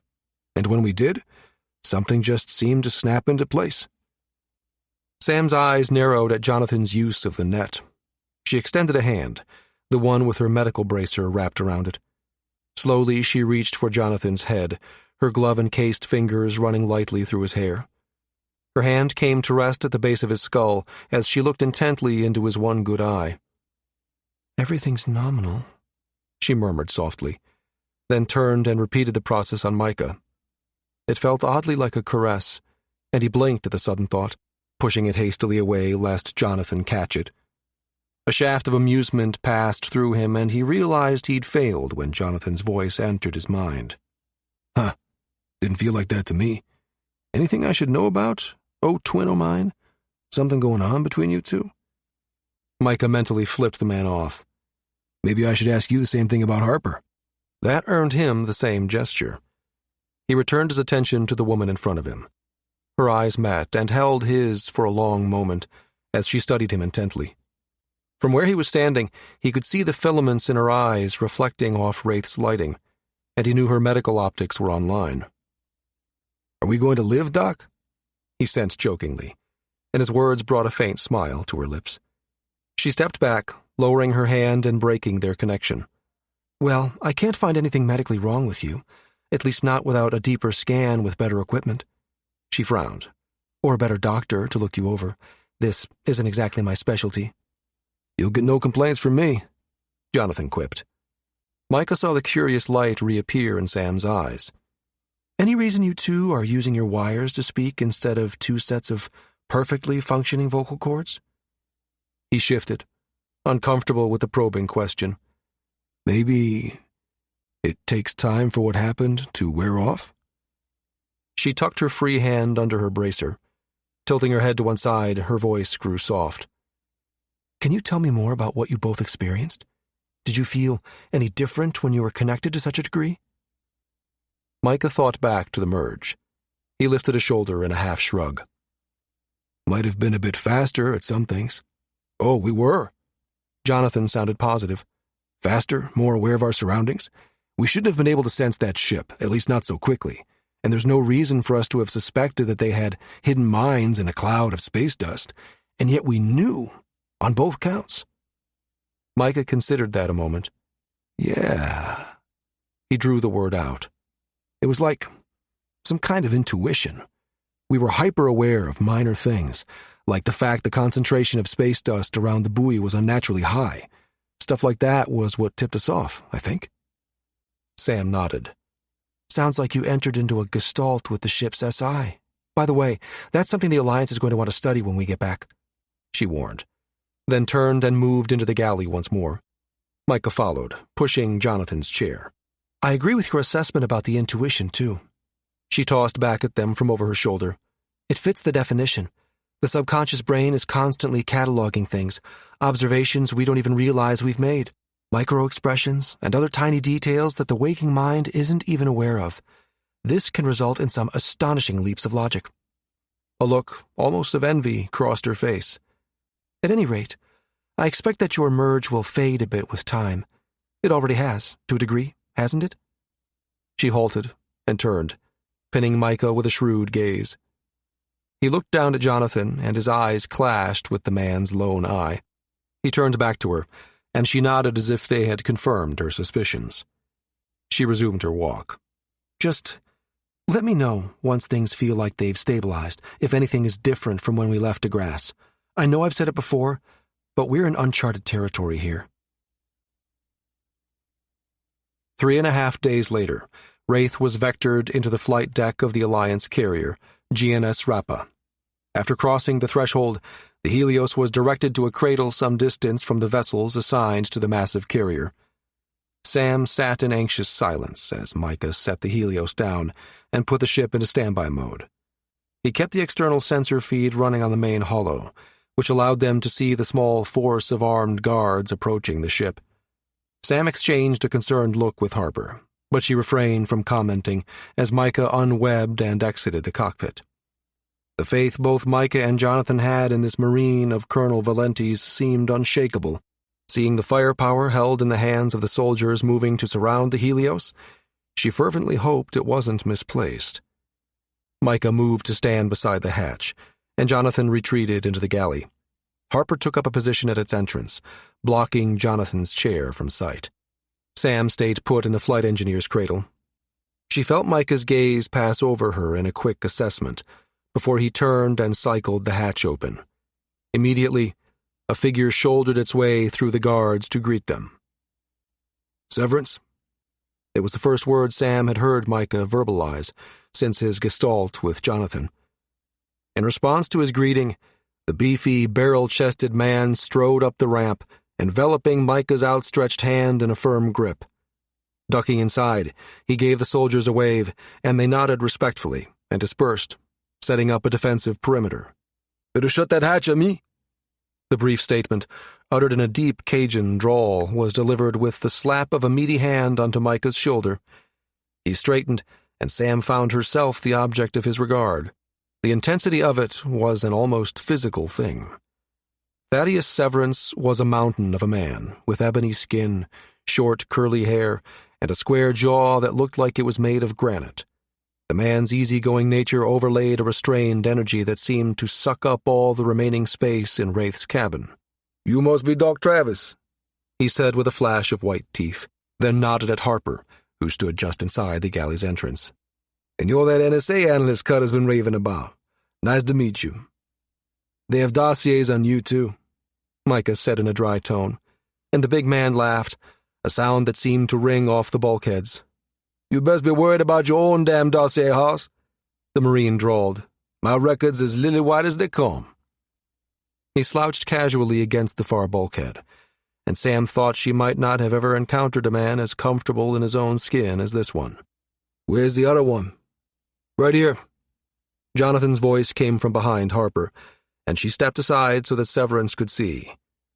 The Marine shook his head, his glance bouncing between Micah and Jonathan. "Damnedest thing I ever seen," he murmured, rubbing a calloused hand along his clean-shaven jawline. "How'd you manage to go and get yourself cloned?" "Long story, man," Jonathan said. One eyebrow rose.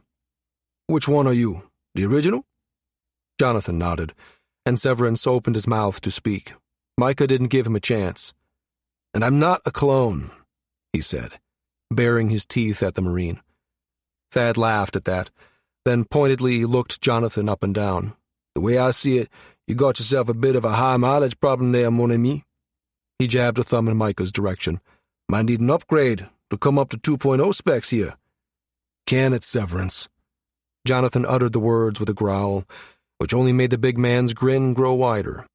Severance let out a snort, which turned into a silent chuckle, shoulders quaking in amusement. He shook his head, his eyes shifting between the two men. That lasted all of 3 seconds before the man began howling with laughter. "Severance!" Jonathan drew the man's name out in a warning tone. The Marine held up a meaty hand to forestall him. "Hold on now, hoss. Just allow me a moment to savor this." He straightened, humor still dancing in his eyes. At length, he reached into a pocket, withdrew something, and chucked it at Micah. "Least he's got 2 working hands," the Marine remarked, which earned him another dark scowl from Jonathan. Micah flipped the item over in his hand, and then held it up between finger and thumb. "That, my friends, is an encoder communications chip from your uncle." Severance pointed at Sam. "That explains what to do with a big-ass crate that's waiting outside to be loaded onto this tin can." Samantha gestured to the communications chip in Micah's hand. "May I?" she asked. Micah held the chip out to her. When the chip made contact with her wire, it accepted her ID and pushed its contents onto her HUD. As she skimmed the information, she heard Severance explain to Jonathan, "It's got your marching orders on it, my man. Yours too, 2.0. Sam caught Harper's confused look. She shrugged and shifted her gaze to see matching looks of confusion on Micah and Jonathan as well. Ignoring all of them, Severance pivoted and strode toward the cargo bay doors. "Someone want to open up the aft hatch for me?" Harper sprang into motion, following the big Marine. I'll secure the animals. She tossed over her shoulder. Bemused, Sam continued to scan the data. A wave of astonishment crashed over her as she realized what was in the case Severance was loading into the Helios. Wow, she murmured, then looked up and realized 2 sets of eyes were staring back at her expectantly. Well? Micah demanded. Are you going to share? Sam turned to Jonathan and felt doubt creeping in as she considered what his reaction might be to her uncle's and Valenti's plans for him. She had a feeling he wasn't going to like this one bit. Well, just spit it out, Doc. Can't be any worse than what we've already been through, Jonathan said, causing her to raise an eyebrow and shoot him her best, "You want to bet? Look." Her eyes cut to Micah before settling back on Jonathan once again. "I think you better hear this straight from them." Turning, she accessed the console at the flight engineer's cradle and fed the chip's data stream into it. An image morphed into existence of Valenti and her uncle. Information has come to light that suggests we may have a mole somewhere within the NSA, Duncan said, his expression grave. For now, we're limiting this operation to you 4 plus Severance. I don't have to tell you how critical and time-sensitive this mission is. To that end, I've authorized a temporary solution that will get Jonathan operational once again. Sam heard Jonathan stir, and when she glanced at him, she saw an expectant, almost impatient look on his face.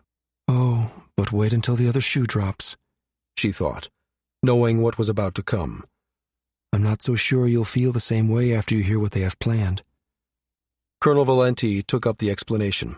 We're sending along one of the infantry's field cybernetics systems as a short-term fix, until you're back on Cereba and we can grow you a set of replacement limbs. Sam darted another glance at Jonathan. He was nodding in agreement. He caught her stare and sent her a reassuring smile. Not a problem, Doc. I'm tired of feeling helpless, and I want to be a part of the action. As long as cyber limbs don't mess me up for regen, we're cool. I'll do anything to nail these bastards. The recording continued. If possible, Cutter's expression turned even more serious. In order for you and Micah to both move freely about Levitt, we've created a new, temporary identity for you, Jonathan. The data chip in Dr. Travis's possession contains a program for your surgical suite that will implant Jack Campbell's secure token and overwrite your own biosignature with a signal transmitted from your new limbs. What? No! Jonathan shouted, followed by Micah's, "Oh, hell no!" As one, they turned to her. I won't do it, Doc, Jonathan said, jaw clenched. I'm not impersonating a dead man. I told them you'd say that, Severance said from the cargo bay entrance. He crossed his arms and shook his head. I had the same reaction at first, but they convinced me this was about expedience. He stepped into the main cabin, an intense expression on his face. We don't have the time to get a clean cover built and inserted into the system before this shit goes down. Jack was registered as your co-pilot when you arrived in Loughton Star, and with the destruction of the DeGrasse, along with all its records, Jack's death hasn't been made official. He locked eyes with Jonathan's angry ones, and Sam wondered which of the two would fold first. Severance spoke again, quietly. Jack would have wanted his pound of flesh for what those sons of bitches did to him. That cyber program's going to put you back in play, man. And you can do it in Jack's name, and in his honor. The Marine's voice dropped to a menacing whisper. He leaned forward, the tendons in his forearms bunching as his fists clenched. And wouldn't it be a nice little slice of revenge if Janice ended up facing the man he killed in cold blood? Think about it, ami. He paused, straightened, and then added a quiet, "Hoorah!" A tense moment passed between the two, as their eyes remained locked, and then Sam saw the tension flow from Jonathan's shoulders as he replied with a, "Booyah." Unaccountably, that made Severance break into a big grin. Get it right, Navy. Campbell was a Marine, not a pussy-ass flyboy. Jonathan just grunted, and then turned back to Sam. Guess I have a date with that damn surgical suite again, Doc. And just when I thought I'd seen the last of it for a while, too. Micah watched as Sam worked the flight engineer's station to extract the cybernetic program from the data chip. His eyes shifted from Jonathan to Severance. So what is the plan, anyway? He asked the Marine. We split up. Word is that there's a warrant out for you and the lady doc, so you two will transfer to my ship here on Rappa and lay low. The three of us will keep our eyes on that courier ship, make sure it doesn't do anything unexpected," he said. Then he nodded to Harper and grinned down at Jonathan. "The lady spook and old 1.0 here, posing as Jack, will take your bird on into Levitt, but she'll be sporting a different tail number and squawking a fake ident, the katana." A vanilla Helios Micah knew was stationed back on Humboldt. "No one will question it?" Severance shook his head. "The real katana's in for maintenance at the moment, but we've doctored the paperwork to make it look like it's in service and was tasked to escort the ship sent to sift through the DeGrasse's remains." He flashed another grin. "You know the Governor General's Navy? Ships get shuffled around all the time. Katana's new orders are to proceed to Levitt and await rendezvous with the light cruiser Exemplar. And don't it just figure that your schedules are 2 weeks out of sync?" Severance made a tisking sound, which brought an involuntary laugh to Micah's lips. "Get a feel for anything suspicious?" the Marine continued. "See what you can find out about any shipments being planned for Acadia, but most important, make sure you're seen. It'd be nice if Campbell's ID token prods Janice into showing himself." Jonathan nodded. "We can do that." Sometime during Severance's explanation, Sam had finished with the flight engineer's station, and Harper had taken her place. She cleared her throat, drawing the attention of all three men. "You guys might be interested in the rest of this information," she said, pointing to a written addendum that had been attached to the chip. "It says here that the other reason they're splitting us up is so we can test the connection you guys have." Micah saw Severance roll his eyes. "Oh, yeah, they tried to sell me some shit about you guys not needing a wire to talk. Straight-up mental telepathy?" He shook his head and made a disbelieving sound. "Didn't figure you for one of those woo-woo types. Pull the other one, hoss." Jonathan grunted. "You think that's strange? Try it from this side of the looking glass." Harper shook her head. "It's real. According to our resident expert in the back, it's grounded in some sort of quantum field theory." Micah caught a glint of apology in her expression as she shifted her attention to him. "Looks like they want to see if it's limited by distance, or if it's possible your connection could actually span the light years between the gates." "So now we're guinea pigs for the NSA." Jonathan's comment was acidic. There was an underlying apprehension only Micah could sense. It echoed his own fears. "Not what I signed up for when I joined the Navy," Micah said aloud. "If this is what Cutter's offering with the NSA, then no thanks. I'm a pilot, not a test subject." Severance shook his head, clapping Micah on the shoulder. "Nah, you're too valuable to be stuck inside a lab.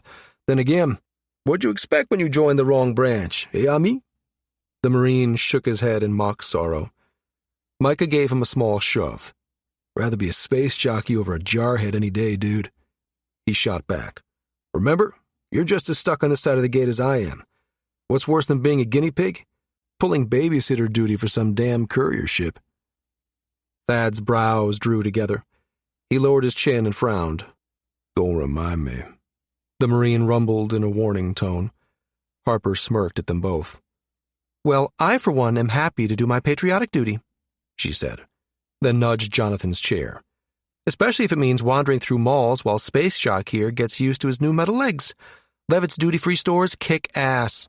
When do we leave?" "Geez, you're all heart, Kinsley." Jonathan frowned and shot her a black look. Then his expression hardened, and he straightened in his seat. "I'm tired of being chair-bound. Let's do it." Levitt Station. Levitt Station, Procyon Gate, Procyon Heliopause. 2 weeks later. "They're coming through now." The voice in Harper's head was Jonathan's, but the figure striding beside her as she exited the shop looked nothing like the man she'd begun falling for back in Loughton Star. His strange link with his chiral twin had seemed to return to normal after they'd passed through the gate. Or for what passes as normal in this situation, I suppose, she thought. The whole thing's beyond strange. Sam's predictions were right, too. Distance seems to have no effect on it. She realized belatedly that she hadn't responded to Jonathan's comment. "Guess we'd better get back to the ship, then," she said, keeping her eyes pinned to the storefronts they were passing. "No real hurry," Jonathan replied. "They're in the queue on the Loughton side. It'll still be an hour or two. His hand at her elbow brought her to a halt in front of a display case featuring Centauri blown glass figurines from Anyang. Pointing to them, he said, "Hey, don't you collect those things?"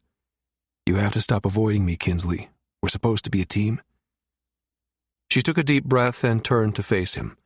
Green eyes, one real but with altered pigment and one fake, stared back at her. She smiled and shook her head. "No, those are Venusian glass bowls I collect. Nice try, though." She resumed walking and felt a hand at the small of her back. Better. See? It didn't kill you to look at me. "I looked at Jack, not you." She felt him stiffen beside her, and she shot him a quick, apologetic look. He returned it with a wry smile. Let's grab a bite. I'm starved. She blew out a breath. "You're always hungry," she retorted, chancing another glance at him. Jack had been shorter than Micah by 10 centimeters, and Jonathan's cybernetic limbs had been modified accordingly. Just one more thing she had to adjust to, along with the curly auburn hair and a more rounded face, courtesy of a few strategically placed prosthetics. The hand at the small of her back increased its pressure, propelling her forward. I'm from Larimar, Cupcake, he drawled, staying in character for any who might be eavesdropping. We Syrians need more fuel than you puny Procyons do. I don't think our tail's going to show today, she told him. Maybe we should just head back to the ship. It's early yet, Jonathan countered. Let's give them a bit more time to find us. I want to see if yesterday was a fluke. The more info we can gather on him, the easier it'll be for you to trace him using Levitt's sensors, right? She made a skeptical sound. I'm right, and you know it. You're just hoping for a confrontation, she countered. Not gonna lie. If that guy tries to corner us, I'm not passing up the chance to learn why he's so interested in a man who's supposed to be dead. Jonathan's mental voice was as hard and sharp as a carbine-tipped blade. Harper subsided, sensing the anger that seethed just beneath the surface of the man walking by her side. They exited into one of the station's atriums. Pristine white colonnades made of clear steel and coated in a bioplas polymer rimmed the area. Lit from within, they cast a soft, diffuse glow. She gestured to a restaurant on the other side, partially obscured by a leafy tree. European Thai food sound good to you? She asked, chancing another look at Jack's face. Lead on, he said with a smile. Good job. We'll make a field agent of you yet. She sent him a mental eye roll. You can't convince me you're enjoying this. I'll bet you're counting the days until you get to look like you again. You mean like Micah? There was an uncharacteristic bite to his voice, and she leveled a sharp glance at him. You're not angry with him? He cut in. No, just at what they did to him. Me. Us. Are you going to take back the name? It would be completely justified, you know. She paused at the entrance of the restaurant, submitting a request for 2 under Jack's name on the SI-run kiosk. Nah, I've gotten used to being Jonathan, he replied, his hand moving to curl around her waist. And maybe even to a certain analyst being a pain in my ass about rehab. She bent his fingers back when his hand tightened and he began to pull her into him. He yelped and stepped back, an accusing look on his face. What the hell, Harper? She smiled at the green-eyed, red-headed man. Keep your hands to yourself, Marine. I'm partial to sailors, Jack Campbell. Or didn't you know that? Jack's face grinned back at her, eyes dancing. Oh, yeah? Yeah. She bumped shoulders with him. And someone standing under that tree is extremely interested in the fact I just called you Jack. Oh, really? He moved to lean his back against the Maitre D's kiosk, facing her. The position would also allow his optics to scan the atrium behind her. Got him. Forwarding on to Micah. He'll get it to Cutter's people for analysis. Their table offered a good view of the diners while offering privacy screening that allowed them to freely talk. They settled in, and Jonathan tapped the table to pull up the menu. They've transitioned and are inbound, he announced as he passed a finger through one of the projected menu items to select it. She looked up from the menu. More spooky connection stuff, eh? She asked with a smile. When he nodded, she cocked her head. And there's really no noticeable difference between him being here and him being in Loughton Star? Jonathan shook his head. Nope. The only difference is that I can tell he's closer, much closer. But it's not a signal strength thing. It's kind of a compass thing." He swung his head around and pointed a finger above and behind her. "He's that away." Harper shook her head. "That's remarkable." Jack's mouth twisted. "Weird is more like it, but it's come in handy," he admitted.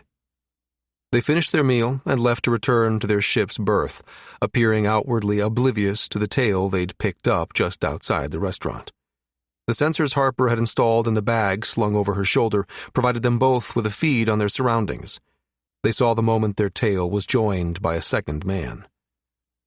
"Think my cover's solid enough?" Jonathan asked, his hand once more at the small of her back. "I know he timed Jack's emergence with the researchers' arrival from Vermilion, so it's believable we'd be on Levitt right now. But what if this biosig's not holding?" "Nothing we can do about that now." She sent him a mental shrug. "They've taken the bait, though, and that's promising. Notice how they're hanging back? This is reconnaissance. Nothing more." Jonathan ducked into a passageway that would take them to Wraith, masquerading as Katana. "Then let's lead them back to our fake bird." Jungshun, Warehouse District, Levitt Station. The transport that pulled up beside the Levitt warehouse was nondescript, as Citizen General Che Jaza had ordered. He waited for his security detail to confirm the station's pubnet and sensor feed was actively being jammed before triggering the release on the transport's door. The Ostavar, an Acadian rank equal to that of corporal, hopped out of the vehicle and moved quickly to guard his Citizen General's exit. Che waved off the soldier's proffered hand, schooling his expression to its usual stern and forbidding mask. Inwardly, he smiled, pleased at the young non-com's scrupulous attention to his duties, despite the fact the attention was unwanted. He took note of the deserted street littered with empty pallets, battered recycling bins, and parked lorries. The logos of various corporations were splashed across each warehouse, advertising the leaseholder's identity. He didn't know if it was just plain luck that no shipments were scheduled to arrive or depart from these storehouses on this day, or if his people had ensured that this would be the case. In the end, it didn't matter, only that it had been made to happen. He turned to the Acadian commander exiting the vehicle. "Good work," he praised. "You've ensured the feed will remain out of service for as long as it takes to complete this transaction?" The commander gave a slight nod. "Exactly so, Citizen General." The man turned, eyeing the soldiers that flanked them. A sharp flick of his wrist had the pair snapping to attention. "Clear the warehouse," the commander ordered. The two Ostavars nodded, then moved to secure the facility. They had arrived early. A message from the assassin earlier in the day announced the courier ship would soon transit the gate. Not one to leave anything to chance, and knowing how the Minister of State Security was counting on this mission's success, Che had chosen to oversee this exchange himself. If Clint Janus was to be believed, the crate containing a bargaining chip potent enough to hold the entire Geminate Star Nation captive. Che hoped Janus's assessment was correct. Acadia had risked many operatives on this venture, including one of Che's personal protégés. He'd named the assassin Dasana Zian, Fierce Dagger in the old tongue. She remained one of his favorite students, despite the fact that it had been decades since she had left his tutelage to enter into the Assassin's Guild. Dasana would never fail him. The Ostavars appeared at the smaller entrance just to the left of the large bay doors, crisp nods indicating the way was clear. As Che strode through the entrance, his optics automatically adjusted for the dimmer atmosphere. This particular warehouse was between shipments, which afforded them more space to move about than usual. An observation alcove had been set up against the far wall. It was tucked into the front corner, opposite where he'd just entered. Light was directed in such a way as to draw the eye further into the center of the space. Containers strategically scattered about encouraged the same. The observation area itself was in deep shadow, purposely so, that Che might observe without being seen. Che knew this was nothing more than stagecraft, something an experienced soldier would see through. Should they have unwelcome guests, the way in which they entered would tell him much about their abilities.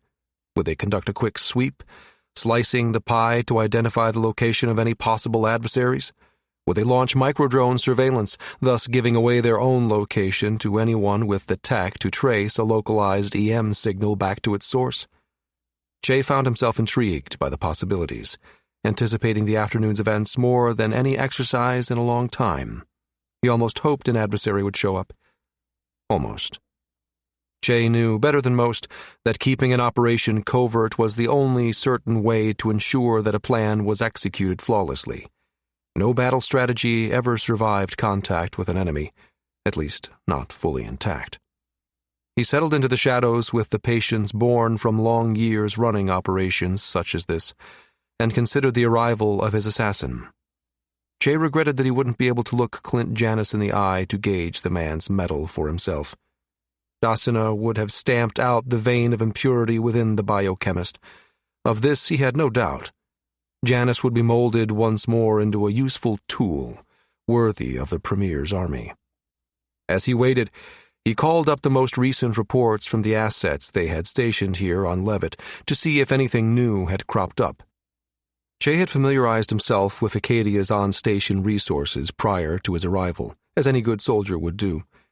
Although he had people to tell him of news filtering in from those sources, he'd always prided himself on keeping his finger on the pulse of any active situation in which he found himself. He was surprised to see an update flagged as urgent, and even more surprised to see the subject matter. Tapping a finger thoughtfully against his lips, he sent a ping to the assassin. His wire automatically filtered the call, adding the necessary anti-surveillance layers to secure the connection from prying eyes and ears. He smiled when Dasina's likeness appeared on his HUD. Dasinache. He only added the diminutive on those occasions when they would not be overheard, as was the case now. Tell me things. A dry amusement flowed through the connection and into his mind. Of what things shall I speak? The grind of coffee? The poor? The back and forth was comfortable, like that of an old friend. It was a code word exchange they'd set up years before, a way to ensure both were free to converse. Tell me what you know of Jack Campbell. Why would this particular Alliance soldier be flagged? He pushed the flagged report to her through his wire, then waited while she read the notification that the pilot had been spotted nearby. Hold one moment. Her avatar froze, and he felt the sensation of dead air that came from a transmission line that was still open, yet devoid of data. She returned within a matter of seconds, her avatar shaking its head. This is unexpected. Campbell's name was added to the watch list in case the Alliance issued an inquiry into his death. His death? Jay asked, mental tone sharp. Yes. Janice tells me this was one of the pilots he arranged to have killed. Campbell's body was one of the ones he sourced for Stinton. According to the doctor, the results were unsuccessful. The clone was not viable. Curious, he replied, because according to this report, the man is very much alive. Hold once more. Dasina held up a hand, the image freezing, this time for a much shorter duration. Janice assures me the original Campbell is quite dead. Somehow, this must be the clone. Jay thought for a moment. That makes two clones who seem to have mysteriously survived. It would seem so, she agreed. There was another brief pause. Janice says it's possible someone may have discovered the experiment Stinton was conducting. They may have managed to divert the clones for their own purposes. A competitor, perhaps. One of the biotech companies. Jay mused. That would mean they managed to falsify the results back on the grass, hiding them from both Stinton and Janice. Yes, although Janice has no idea how they did it. Of course he wouldn't. Jay's mental voice was dry. He crossed one leg, running a hand down the crease of his pant leg as he considered the ramifications. If this is true, we shouldn't ignore this. Campbell may turn out to be easier to acquire than Case if our NCIC puppet fails to apprehend him for us. The assassin remained silent, her avatar politely watchful as he mulled this over. Very well, then. I'll have our people on this end handle it. What is the situation with the samples? He inquired, and our wayward student. His star assassin followed the subject change effortlessly. Both are well in hand. We are in the queue to transit the gate and scheduled to arrive within the next 3 hours. Very good, Che responded. Brower Biologics has personnel on site. They will adjust their schedules to match yours. They understand Janice is to return to their employ and will resume his status as an inactivated asset within Procyon. Dasana's avatar nodded. I have said as much to him. The doctor will comply. Che smiled, a grim, satisfied smile, and forwarded Brower's contact token. They're holding the ship for departure and will rendezvous with him at your discretion. Her avatar bowed. It will be done. Curious, he asked, What of his physical condition? Will the story hold up? A thread of satisfaction momentarily colored Dasana's mental voice. I did nothing to erase the marks of discipline, Citizen General. As you know, his conditioning was accelerated, which will only serve to enhance his cover story. The scars will attest he was a scientist under coercion. Janice will have no trouble playing his role. Che sat back, a pleased smile on his face. Excellent. Let us hope he retains this lesson, at least until he is no longer needed and can be eliminated. Dasana's avatar dipped her head in agreement, then made the traditional gesture of farewell, student to teacher. We will be there soon. Showtime. Procyon Gate, approaching Levitt Station. The vessel Colonel Valenti had loaned Severance for this mission didn't have nearly the sex appeal Rafe had, but it got the job done. The small cutter exited the gate in a scintillating flare of light and immediately began moving toward the space station 100,000 kilometers away. Micah was on sensors immediately after, scanning the station's records for a Helios named Katana. I've got them, he told Severance. Their berth's on level 17, section A42. There's a slip next to them, but it's occupied. He turned and looked at Sam. Think your uncle could make whoever's sitting in that cradle disappear? Sam's expression made Micah realize his words could have been taken differently. Not permanently, if that's what you're asking, she responded tartly. Severance favored first Sam, and then him with an amused look. You think we don't have these things covered, mon ami? That ship's owned by a Navy contractor, manufactures those fancy railguns you like to use for target practice. When the colonel asked them to hang around for a bit, they were happy to oblige. He nodded to the holo.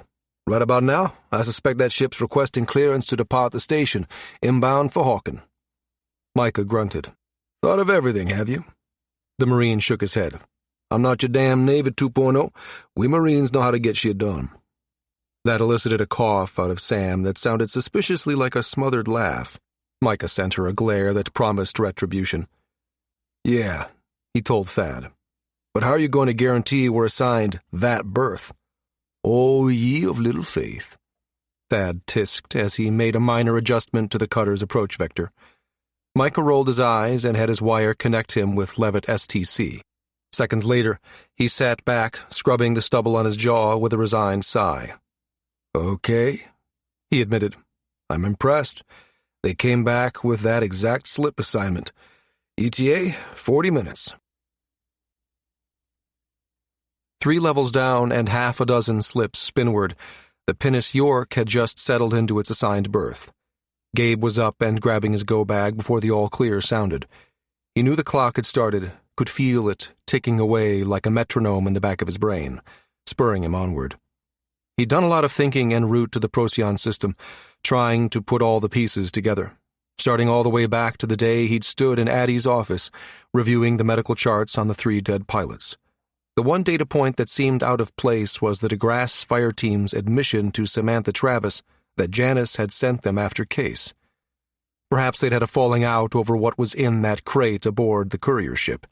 If so, then perhaps the deputy director was correct and Case would try to reacquire it.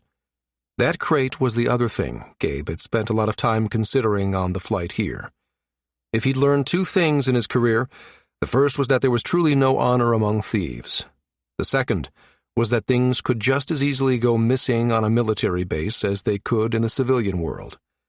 He'd bet good credits that the crate aboard that ship was one of them. It would never pass through customs doors, he was sure of it.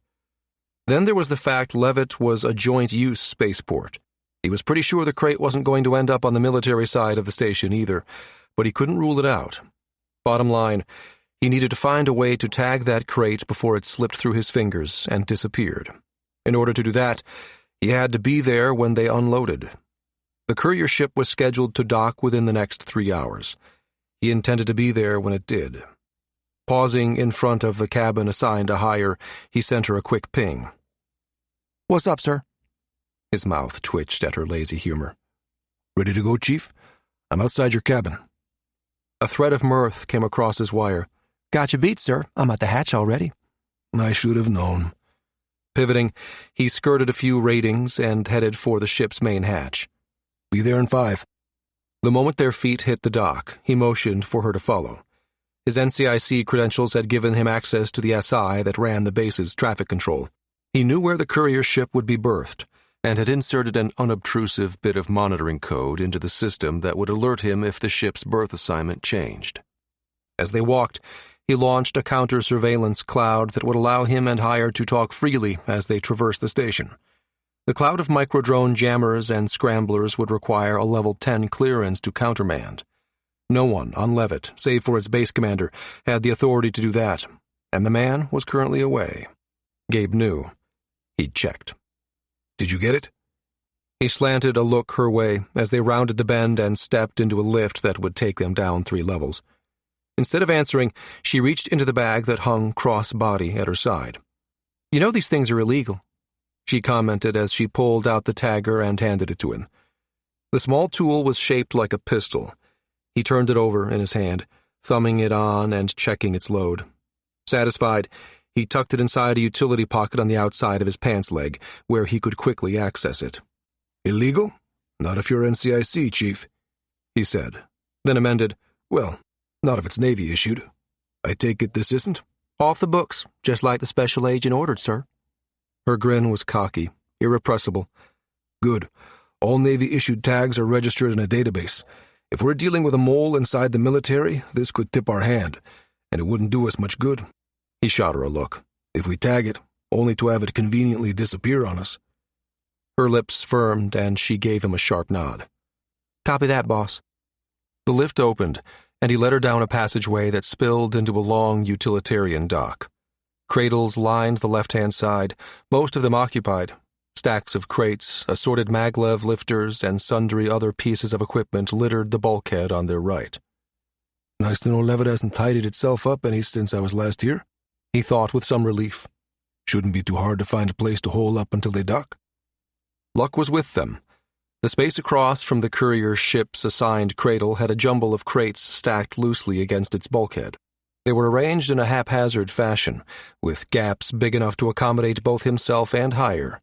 She clambered atop a short stack, then turned, grinning down at him. "It'll be just like shooting swamp rats back home, sir." He cocked a brow at her. "You do that a lot?" "Nope, never have." Her grin widened, and she lifted one shoulder in a half shrug.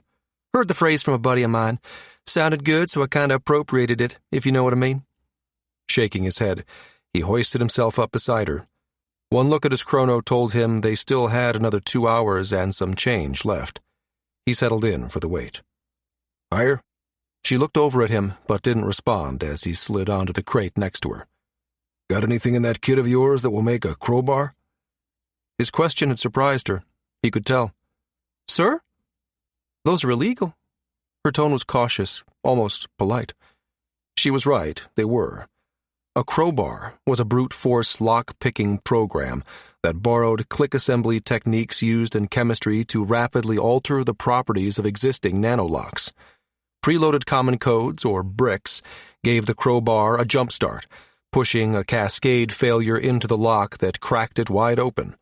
In the process, it rendered the lock useless. "I have a few lockpick programs I can install in a nano packet if you'd like," she offered instead. He shook his head.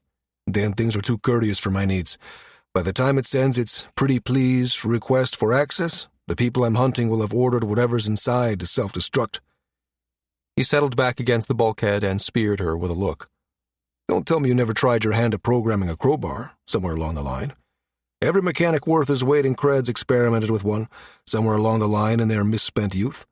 You really going to tell me you don't have a crowbar story in your past? The chief warrant's eyes narrowed. Captain, sir, I'm going to pretend I never heard you say that. Gabe stretched his legs out in front of him and crossed one ankle over the other. He studied his boots for a long moment, then lifted the tagger and made a show of polishing its surface. I know something that might make you change your mind, he said casually, still polishing the tagger. She looked over at him, skepticism in her eyes. He extended one hand, palm up. She looked down at it, then back up at him. What now? You going to tell me to shake paws like Fred? He cracked a grin at her mention of her pet, keeping his hand extended. He knew she missed the creature. She'd left the basset hound in the care of the research team back on Vermilion. They'd assured her they'd care for the animal until the two could be reunited. After a moment, she gave in, placing her hand in his. The nano in his palm activated on contact, dropping a file into her wires cache. A very high-level, paramilitary sealed classified file. He knew she'd accessed it when she slid her hand free and gave a low whistle. NCIC priority override. Well, hot damn, why didn't you say so, sir? A grin split her face. Hoo-wee! License to break Alliance law, now ain't that something? He managed, just barely, to hide his amusement at Hire's enthusiasm. She interlaced her fingers and then cracked her knuckles, a move that made him wince. She reached for the bag at her side, but then arrested the movement, a wary look on her face. Let me get this straight. You don't care about hiding the fact that you're planning to snatch that crate? Because I gotta tell you, a crowbar is not exactly a subtle hack. One brow crept up. Thus the name, he said in a dry tone, and then shook his head. Hire, if I need to use it, I'm going in guns blazing. I'm not looking to sneak in the back door, and I sure as hell am not going to knock politely and ask if they'd let me take a peek inside whatever crates they might be hauling. He leaned forward, using the muzzle of the tagger to emphasize his point. I don't plan on giving them time to scuttle the evidence. I intend to kick in the front door, shoot first and ask questions later, and I need a blunt force tool like a crowbar to do it. Now, do you have the chops to program one for me? Or is being a tug operator all you ever really wanted out of your career in this Governor General's fine Navy? Well, gee, sir, when you put it that way.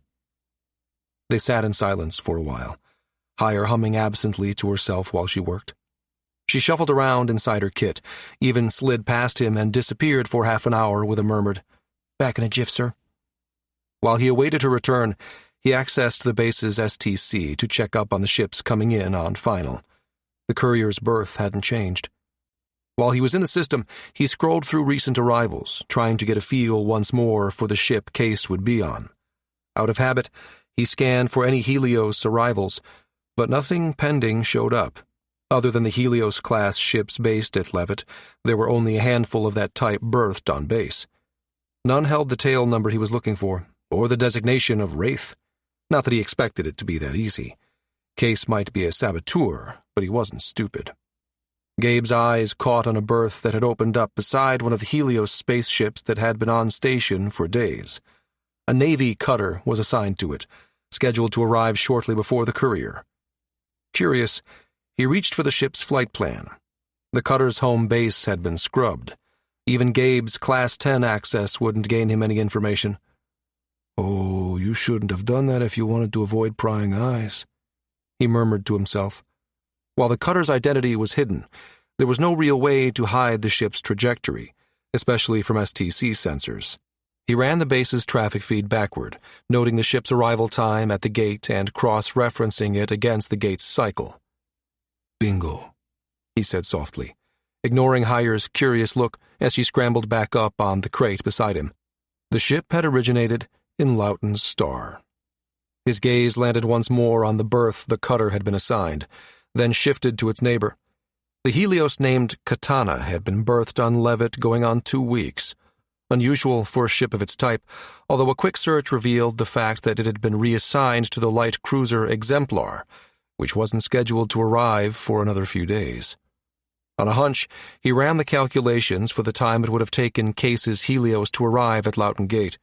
He'd searched the Alliance database for regulations on operating Scharnhorst drives near Calabi-Yau gates, and knew where Case's ship had most likely transitioned back into real space, once Wraith disengaged its drive. As he suspected, Katana's arrival on Levitt fit within the parameters. Had it arrived any earlier, it would have eliminated the vessel from suspicion. As things stood. Chief, do me a favor, will you? He turned to Hire. Once you're done with the crowbar, I have a feed I need you to take a look at. Oh, I'm done now, sir. Just didn't want to disturb you. She held out a small cylinder, and he took it. She keyed the unit to his token, and it automatically placed an icon on his HUD. He nodded in satisfaction. Nice work. She shrugged diffidently, but he could tell she was pleased. He held up a hand. You know what they say about how the Navy rewards good work? Got another job for you, he told her, flipping the feed's net address her way and dropping a pin on Katana. Scrub through the station's records on that ship and see what you can find. If anything interesting pops up, flag it. Sure thing, she said. He ordered the base to grant her ID temporary NCIC level access, and she settled in to review the recordings, back slouched against the bulkhead, arm dangling across one knee. He could tell by how her eyes darted back and forth that she'd immersed herself fully into the assignment. He turned his attention back to the dock, just in time for the holographic sign above the slip that held the courier's cradle to switch on, warning people not to cross the demarcation line. As he watched, the blue telltales of an atmospheric shield snapping into place flared, and the bay doors for that slip began to slide open. Showtime, he murmured to no one in particular as the ship floated in and settled onto the cradle. He lifted the tagger and rested it against the crate in front of him when the shield snapped off and the hatch began to cycle open. His finger itched to press the trigger when he saw Janice disembarking, though he knew that would be the wrong move. Even innocent civilians had personal security programs that would warn of the presence of such tracking devices. Janice was anything but innocent. Gabe suspected the scientist's security would be set to a high sensitivity level. His finger relaxed against the trigger, and he tracked the man through its reticle as the biochemist walked past, heading toward the baggage claim area. The pilot came next, followed by a nondescript female dressed in an engineer's ship suit. They grabbed a maglev lifter from its position against the bulkhead a dozen meters to his left, then disappeared once more into the ship. Several minutes later, they reappeared with their load. Gabe carefully sighted on the crate, waited for a clear shot, then spiked the carton with a tag. The spiked container would send out an electronic breadcrumb trail that he could follow, using a special app. Since each spike had a unique geometric signature contained in the tagger's database, the app would have no trouble pinpointing its location while it remained on Levitt. He followed the crate until it disappeared from sight, then returned the tagger to his pants pocket. All right, Chief, time to roll, he said, but stopped when he caught the expression on her face. What is it, Hire? You look like you just saw a ghost. Her eyes refocused on him, and she nodded slowly. Sir, I think I just did, sir. Gabe pulled back with a frown. Come again? Hire straightened from her slouch. She took a deep breath. Base's feed identifies the Katana's pilot as Jack Campbell. Gabe just stared back at her. That's impossible, he said flatly. The man's dead. You know it, and I know it, she agreed solemnly, her head turning slowly to stare in the direction of the Katana. But I don't think anyone told him, sir. Manhunt. GNS Wraith, Levitt Station. Micah, Thad, and Sam remained inside the cutter, waiting for dock traffic to clear before heading over to the ship they were parked beside. Wraith's hatch cycled open when they neared, and he motioned Sam through, only to stop dead in his tracks at the sight of his other self. Thad shoved him from behind. Make a hole! What's the holdup, 2 point? Oh! The Marine drew out that last as he caught sight of Jonathan. Man, that'll really mess with your head, seeing you like that. Jonathan ran a hand through curly hair, the cybernetic gauntlet that protected his still healing hand glinting in the overhead's light. He let out a breath. You're not the one looking at a dead man's face every time you look into a mirror. Thaddeus raised a hand. Point. Micah's gaze skated away from his mirror twin as he moved to the open weapons locker and began kitting up. He felt a flash of annoyance filter from Jonathan's mind as he shrugged into a holster and then redonned his vest. Come on, man, not you too. Took me almost a full week before I could get Harper to maintain eye contact with me looking like this. Micah's hand hovered between a second cusp pistol and a pair of spare batteries. He looked up, meeting his counterpart's accusing stare with an apologetic one of his own. Sorry, it's unsettling. Hearing you inside my head, knowing it's you, and then my eyes telling me it's not. He shrugged it off, choosing a second blade over the pistol and pocketing the spare batteries. You're right. We have work to do. Turning back to Harper, he asked, Have they docked yet? She nodded. They're about to. Slips 1 level down and 6 over from us. She pulled up a schematic of their surroundings. There's a shaft right across from our berth that'll take you down. So if I needed to, I could be there in about 30, 45 seconds? He guessed, and she nodded again, flipping the visual back to the empty slip. Thad leaned forward. Here they come, he announced. Harper split the view so they could see the ship coming in on final from various angles. Thad looked down at the seated analyst. You anticipate any problems following them? He asked. Harper shook her head. Not with the director of the NSA clearing the way, she said, slanting a look at Sam. It's good to have friends in high places. That it is, the Marine agreed, slapping the back of Harper's chair. He straightened, and in the next moment, Micah saw an invitation to join a combat net appear on his HUD. He accepted it, and an overlay fell into place, showing avatars for each teammate. In the next instant, a fresh avatar joined them. This one was of a panther. He cocked an eyebrow at Thad, the mission commander. You going jungle on us, Severance? It was my idea, Harper told them. Before Thad could protest, she nodded toward a map of Levitt's industrial sector. There's a dead spot in one corner of the warehouse district. It appeared this morning, a system glitch. She air-quoted the word. That's broadcasting an out-of-service message. Micah studied the map. The section she highlighted spanned about half a kilometer in a 4-block area, down one of the lesser-used passageways. You think this is where that crate's going to end up? She tilted her head. There are at least 7 buildings within that section that have leased space to out-system companies. Let me guess, Sam said, stepping forward to eye the map. Those companies are Acadian. Harper shrugged. Some could be legitimate businesses. Others are on the list of organizations suspected as fronts for their Ministry of State Security. Thaddeus scraped a hand across the stubble on his jaw. The Junction operates under that ministry, he observed. Junction? Sam asked. Junction Taizong, to be specific. Their version of the Special Forces, Micah offered. But with the added extra benefits of brainwashing and the only way out is in a coffin mentality. He saw Sam's jaw tighten at that, but she bit back whatever comment she seemed ready to make. He turned, his gaze tracking between Harper and Jonathan. So what is it about this dead coverage area that made you add a cat to the combat net? Cat has a name. Pascal's annoyed chuff preceded the Panther's arrival.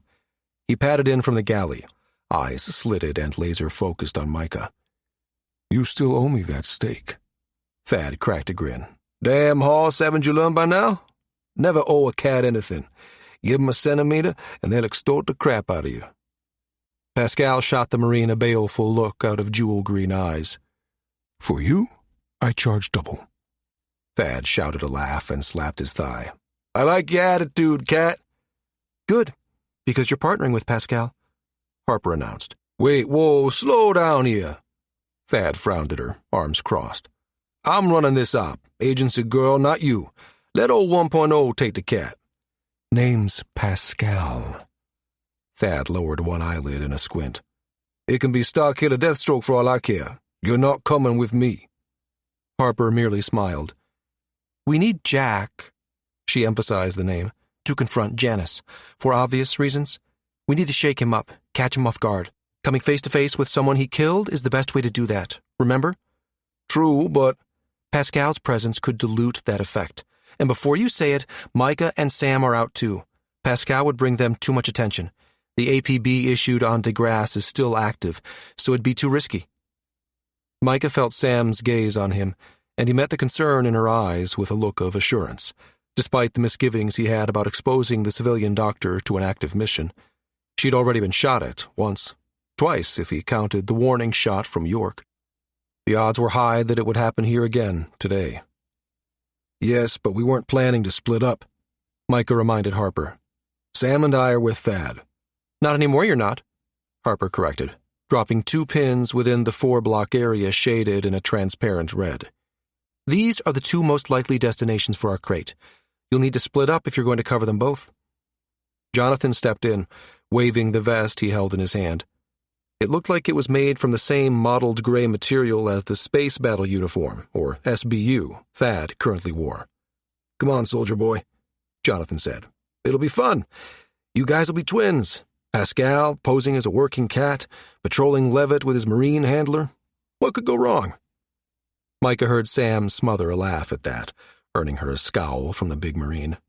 Thad turned his scowl on Jonathan. Now you've done a Navy. You just had to go and say that last, didn't you? You've jinxed us now. Stupid humans. The Black Panther blew a breath through his nose. A massive paw batted at the material in Jonathan's hand. Don't get ideas. Vest not active. Micah tapped his fist against his mouth to hide a grin at Thad's thunderstruck expression. You're shitting me, right? An active vest was standard issue for working dogs and the occasional working cat. When paired with a control held by the working animal's human partner, the vest could tether the animal within a certain radius of its handler, using magnetic fields to restrict its movement. It was the only way to get him to agree to wear it. But, Harper continued, raising a hand at Thad's protesting sound. He's promised to follow your instructions while in the field. Yes? She leveled a pointed look at Pascal as Jonathan wrapped the vest around the big cat's torso. Pascal slitted his eyes and yawned, flashing sharp incisors at them. He snapped his jaw shut and blew out a breath. Yes, he verbalized on a hiss. Agree, we'll do what you say, even if stupid. Thad grunted and glared back at the cat. Damn straight you will. We have movement, Harper called out suddenly, her eyes darting back and forth as she worked the station's feeds. She pulled up a visual of the courier ship and sent it to Wraith's main screen. As they watched, the ship's hatch opened and the crate unloaded. Harper switched angles and leaned forward, gaze intent upon the metadata associated with the feed. Well, now that's interesting. What is? Sam asked, leaning forward to peer over her shoulder, and Harper jerked as if unaware she'd spoken aloud. Sorry. Harper spared them an apologetic look, then pointed at the crate. Look, someone spiked it, she said. That was interesting. Micah exchanged looks with Thad and his mirror twin. Spiked? Sam repeated. She turned to Micah for an explanation. It's a special operations tag. Works as an electronic breadcrumb trail, he explained, knowing the mechanics of the tracker would intrigue the scientist. Each spike has a unique geometric signature that makes it easy to follow. We have a search app that'll track the negative space that particular spike makes, Jonathan added, if we can get a good lock on the spike in the first place. But why would they spike their own crate? Sam asked, turning a searching look toward him. Micah shrugged. I could see them doing it as a failsafe, in case they got separated from it, for some reason. Thad nodded. Makes sense. Harper, send us the null signature code if you can pin down that spike. Micah, you and Sam take the first warehouse. I'll take the one next row over. I'll give you a minute head start and we'll follow. Jonathan, you're up last. He pointed to the floating crate. Kinsley, don't lose that thing. You got me? Yes, sir. Move out, people. And cat. Thad's jaundiced look caused Pascal to drop his jaw in a feline grin, but the animal obligingly rose and trotted after the Marine. Micah followed Thad to the hatch, turned and caught Jonathan's eye. Good hunting, brother. And to you too, the voice inside his head replied. Something tells me we're going to need it. Closing in. Approaching warehouse district, Levitt Station. Gabe and Heyer had split up. He was trailing the crate at a discreet distance, while monitoring the tagging program on the off chance he lost visual. Hire was on her way to a nearby empty office he'd managed to obtain. "You there yet, Chief?" he asked, as he queried her location once more over their secured connection. A map appeared on his HUD, her icon merging with a nearby office address he'd lucked into. "Patience, sir," she huffed, her mental voice sounding a bit winded. A moment later, she added, "Okay, I'm here." There was a brief pause, followed by a mental whistle. "Oh, sir, you shouldn't have. What a sweet setup." He stifled a smile. "Don't get used to it. Station master's an old buddy of mine. He owed me one." He paused at an intersection, eyes scanning the crowd for any indication he'd been made. Satisfied he was keeping a safe distance from his objective, he continued his pursuit. "All right, lay it on me one more time. What exactly did you see on that feed?" Hire sent an image of the cutter and the Helios parked side by side. "You've probably already guessed, but that cutter came from Loughton's Star. That's not the most interesting part, though. Take a look." She let the station's recording play. Gabe saw 3 figures exit the cutter, headed for the Helios.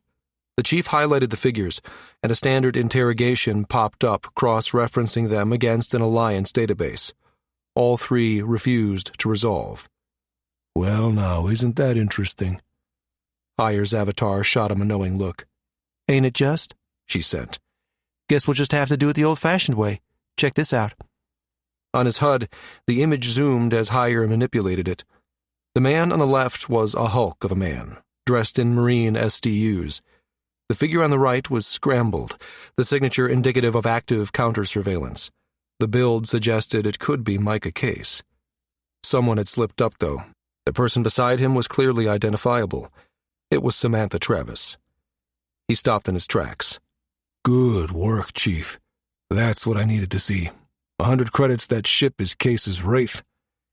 He spared a last, longing look at the tagged crate, debating the best sequence of actions. His instructions were clear. Apprehend Micah Case. Pulling up the station map once more, he made a quick mental calculation. He was fairly certain the crate was headed to the warehouse district, and would likely be moved inside one of the storage facilities, awaiting transfer to an Acadian ship. He was much closer to the Helios than he was to the warehouse sector. If he played his cards right, he could take Case into custody and still have time to do a bit of reconnaissance. Decision made, he turned and began to retrace his steps to the dock. "Copy that," he told Hire. "I'm heading for the Helios now." "Hold, sir," she cautioned, and he slowed his pace. "That visual's 5 minutes old." He waited as she forwarded the feed. "Damn, I knew it was too good to be true," he thought, as he watched the same unidentified man and Samantha Travis leave the Helios. A minute later, the brawny, dark-skinned Marine departed, gesturing to an animal in an SDU service vest.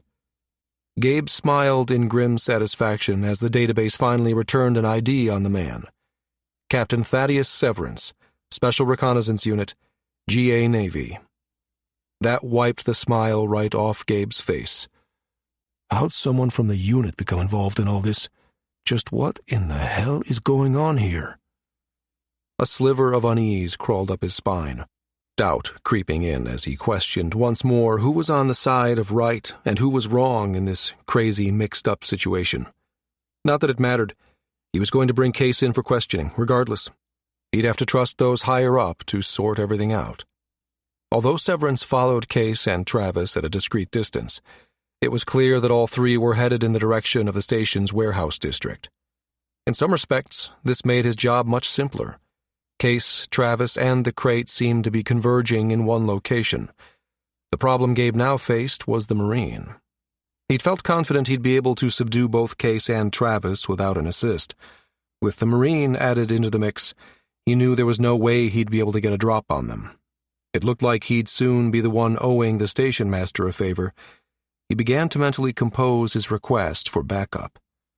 "Keep monitoring that Helios," he instructed Hire. "I'm following those 3. "Want me to head for the cutter?" she asked. "I could breach while they're away, search for clues." Gabe sent her a headshake. "Sorry, but you're not trained for this kind of work. I can't in good conscience ask you to do something that risky when Campbell could show up at any moment."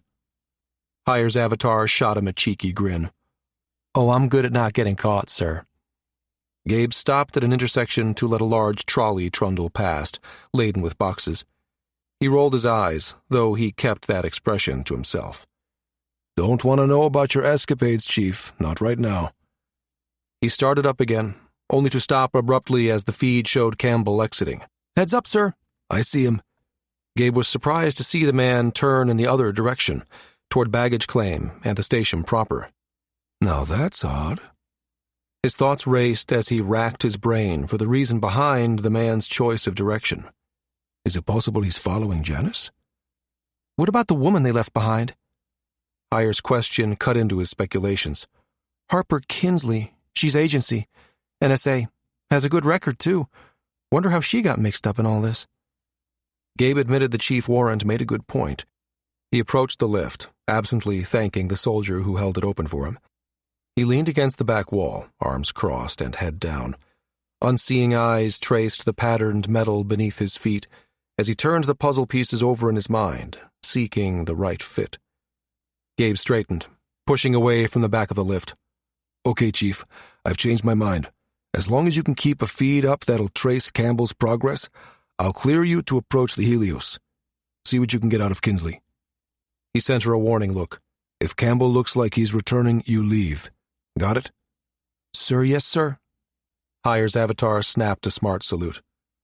Smart-ass is more like it, he said under his breath, a reluctant smile teasing the corner of his mouth as she closed the connection. He hoped turning Heyer loose on Kinsley was the right call. Kinsley was no spook, and Heyer was still a trained soldier. He had to think the chief could hold her own against a desk analyst. Shaking off his concerns, he exited the lift and resumed his trek to the warehouse district. The spike's coordinates were now well within that area. A quick check on Case and Travis confirmed they, too, were on track to converge with the crate. He picked up the pace, wanting to arrive before they did, so that he was in a position to observe before closing in on them. 2 minutes later, he was staring down a long row of storage buildings. Conveniently, the entire 4-block area was showing up as out of service on the station's PubNet map. The security feeds were offline. Pulling up an archived copy of the area he'd downloaded while waiting for the courier to dock, he studied his options. 2 Acadian import companies held back-to-back space at the epicenter of the blackout area. Tossing a mental coin, he turned down the alleyway leading to the nearest building, just missing the sleek vehicle that emerged from the street 1 row over. Warehouse District. Levitt Station, Procyon Gate. There were no real boundaries designated they'd crossed over into the warehouse district, at least not that Sam could see. The only indication was the gradual switch from buildings with storefronts to ones that clearly housed offices, and then to stark and utilitarian facades covered in metal sheeting. She came to a stop when Thaddeus's voice sounded inside her head. "Listen up on me," the Marine announced. "Peer-to-peer communication from this point on, until those samples are destroyed and you exfil the area. You got it?" She saw Micah's avatar nod just before the combat net winked out. His hand grasped her elbow. "That doesn't mean we can't still talk," Micah sent. "Just means we need to make direct contact to do it." "I'm aware," she replied. "Direct Link won't send out an EM signature that can be traced back to us by the bad guys. Physicist, remember?" She tapped the side of her head, shooting him an exasperated look. Micah had the grace to look abashed. "Sorry." He glanced down the street in one direction, and then the other, frustration in his eyes. "Too bad Harper couldn't nail down that spike signature. Would have made this a lot easier," he commented. She shrugged, saying nothing. He took one more look around, and then motioned for her to follow him around the corner of a building. After ensuring no one was nearby, he nudged her into the shadow of a dumpster. Giving her elbow a squeeze, he handed her a pair of gloves and a balaclava. "Put these on," he instructed, before breaking contact to do the same with his own set. Sam turned them over in her hands. They looked like they were made from the same material as the drakeskin stealth suits Thaddeus had given them to wear. The suits were made of a synth silk material. A nanoweave embedded into the topmost layer was tunable, providing visible spectrum stealth. After slipping the gloves and hood on, she tugged on his arm, miming a question. He grinned, reaching up to tuck a stray strand of blonde hair back inside her hood. He used the contact to reconnect and explain. Toggle the IFF token, and the app's predictive systems will paint an outline of my location on your overlay. She nodded. He stepped back with a questioning look, and she gave him a thumbs up. With a grin, he vanished. She blinked at the accuracy of the illusion. Visually, there was nothing. She cycled her optics through all EM bands, and saw nothing. Except there, a slight ripple along the far infrared, just as she felt his hand wrap around her arm. The movement was almost indistinguishable, but it was there. I know what you're going to say, and yeah, it's not perfect, but if they're not expecting company, no one will ever see us. She gave a nervous laugh. Then let's be quick about it, before I lose my nerve. A woman of action, my kind of girl. Accessing the token he'd given her back on Wraith, she found a new icon had been added to her HUD. When she launched it, Micah's form appeared before her, lined in a green glow. He tugged at her hand, urging her forward, and she followed his shrouded form. She nearly bumped into his back when he stopped abruptly. This is it, just ahead. She took in a slow, deep breath. So, what now? Do we just walk up, pick the lock, and let ourselves in? He sent her a negative. Let's backtrack to the end of the block. The building there has a maintenance ladder welded to its outside wall. I want to see if these structures have roof access. I'd prefer to enter from above if we can. Sam followed, looking up at the structures with a jaundiced eye. They weren't multi-story buildings, but the warehouses made up for that by having tall, cavernous interiors. She had no clue how Micah expected her to scale such a thing. As if he knew what she was thinking, she felt his hand tighten on hers. No worries, Doc. We'll rappel in. I'll talk you through it. You'll be fine. Luck was with them. The maintenance ladder proved easy to scale, and while not all the buildings adjoined each other, they were close enough to leap across. Micah approached their target building with care, loosing a pair of microdrones to scout for tripwires or other traps the Acadians might have set. Clear, he told her, then kept hold of her hand as they spanned the meter-wide gulf between the roof they were on and the Acadian warehouse.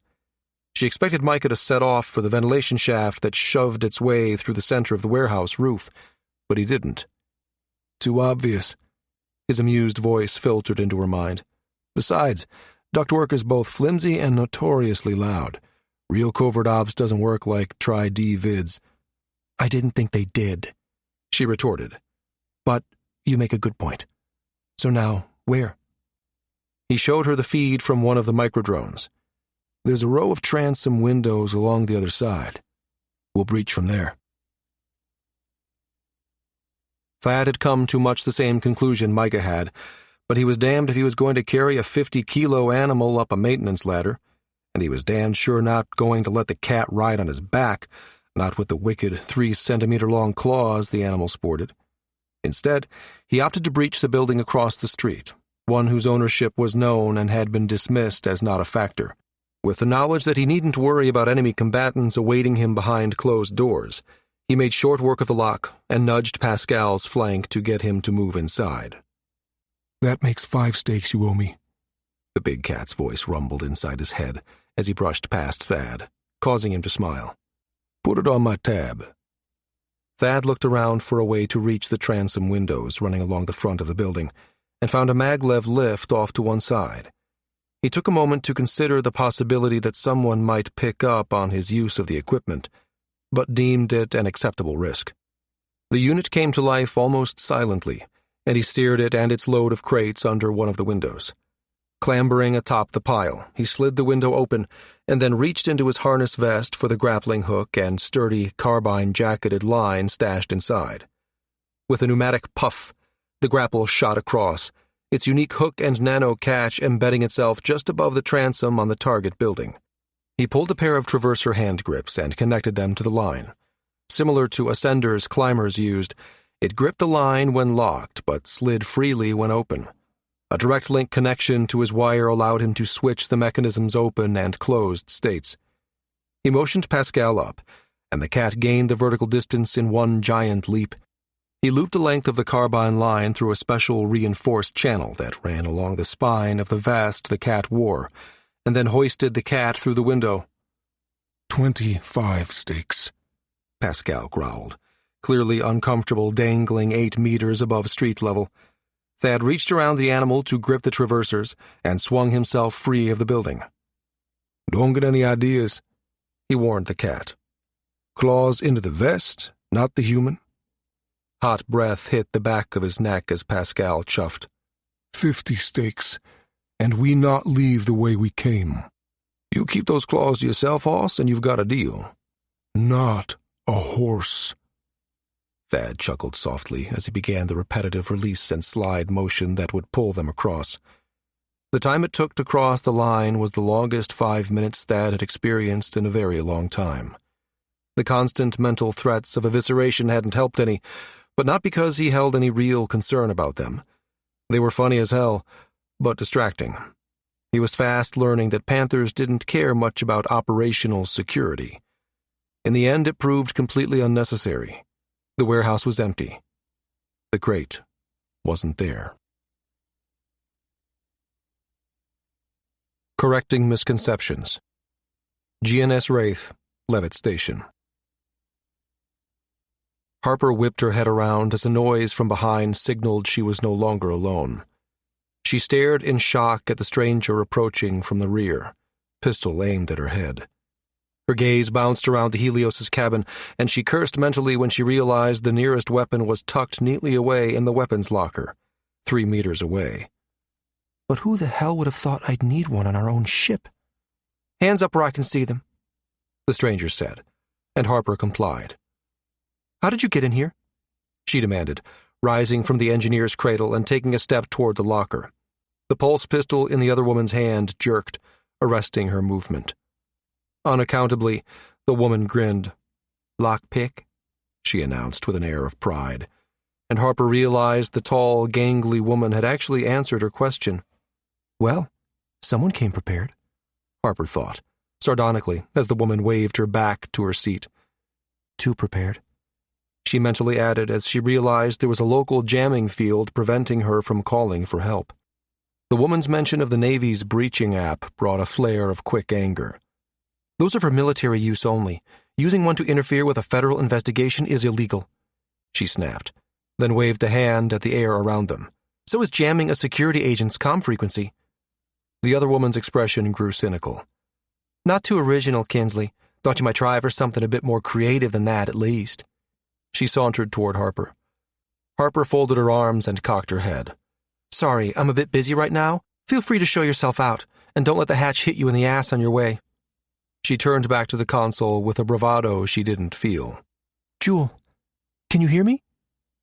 Harper's only hope was that the jamming field had been activated outside the ship and wasn't on the intruder's person.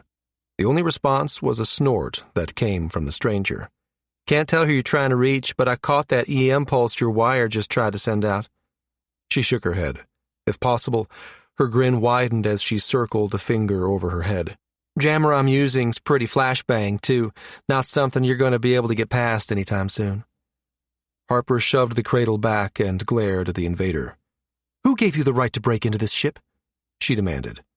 NCIC, came the unexpected response. Excuse me? Harper straightened, startled, just as a dark shadow launched itself at the lanky woman. She went down in a tangle of arms, legs, and black fur, her pulse weapon skittering across the deck. Wait, Jewel, don't hurt her! Harper yelled, jumping to her feet. Racing for the discarded pistol, she lifted it, only to drop it again with a yelp when contact with its grip gave her a jolt. Pistol's keyed to my biosig won't work for you, the muffled voice of the woman told her. Get off me, you mangy mutt! Not a mutt, huffed Jewel as she rose to all fours. A well-placed paw brought the full 50-kilo mass of the big cat onto a tender portion of the woman's anatomy. Purposely, Harper was sure.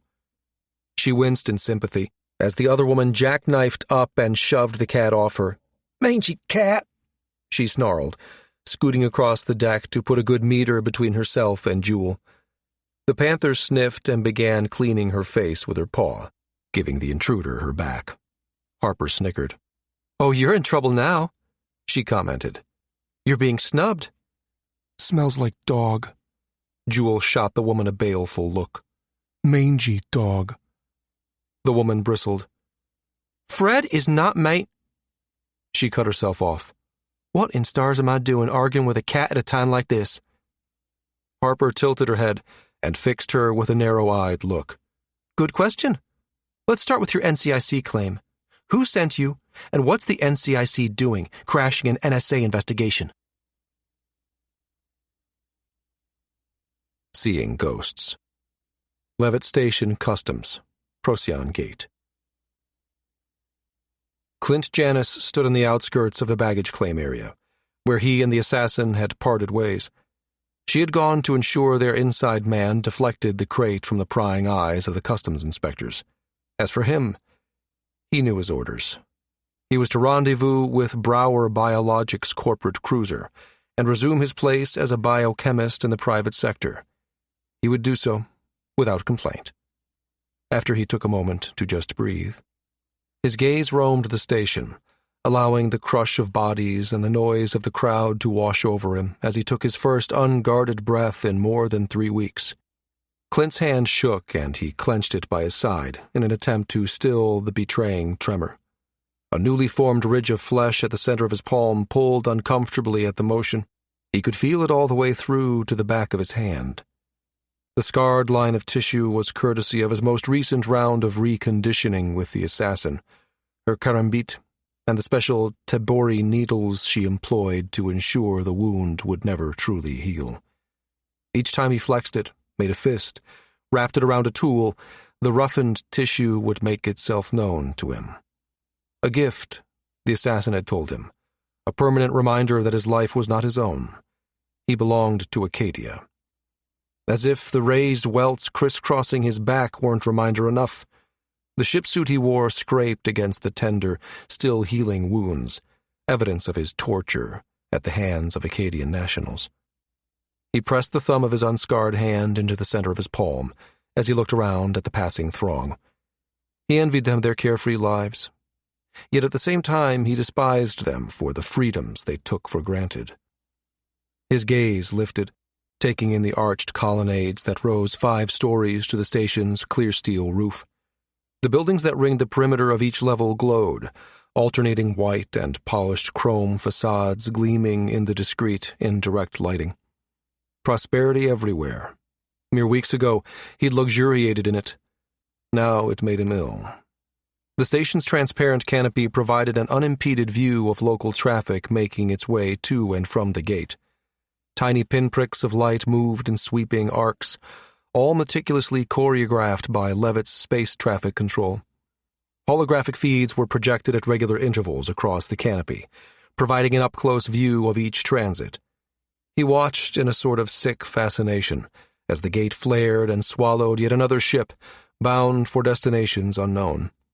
The extra-dimensional lights dancing in the center of its maw were a vivid reminder of the disparity between the Geminate Alliance's affluence and the poverty of his native Acadia. This key tenet had been drilled into Clint relentlessly over the past 23 days. His long-dormant awareness of the inequality between the 2 star nations newly awakened. The assassin, whose name he'd still not been given, had reminded him of the economic imbalance between the 2 star nations. It formed a gulf so wide, it could only be spanned by force. The Premier had decided the Geminate people must give up their stranglehold on gate travel if Acadia was to survive. He had a role to play in this mission, and he'd allowed his passions to cloud his awareness of that. No longer. His attention jerked back to his immediate surroundings when he sensed someone approaching. His eyes widened in disbelief when he saw who it was. Jonathan spied Janus at the edge of a crowded concourse. The scientist shifted as if he were uncomfortable. He held himself stiffly, cradling one hand in the palm of the other. He seemed disoriented and dazed. Jonathan's brow creased. Something felt off, but what it was he couldn't tell. He continued to work his way toward the man, careful to keep layers of people between him and his objective. It wouldn't do for Janus to see him coming. He didn't want to lose the element of surprise.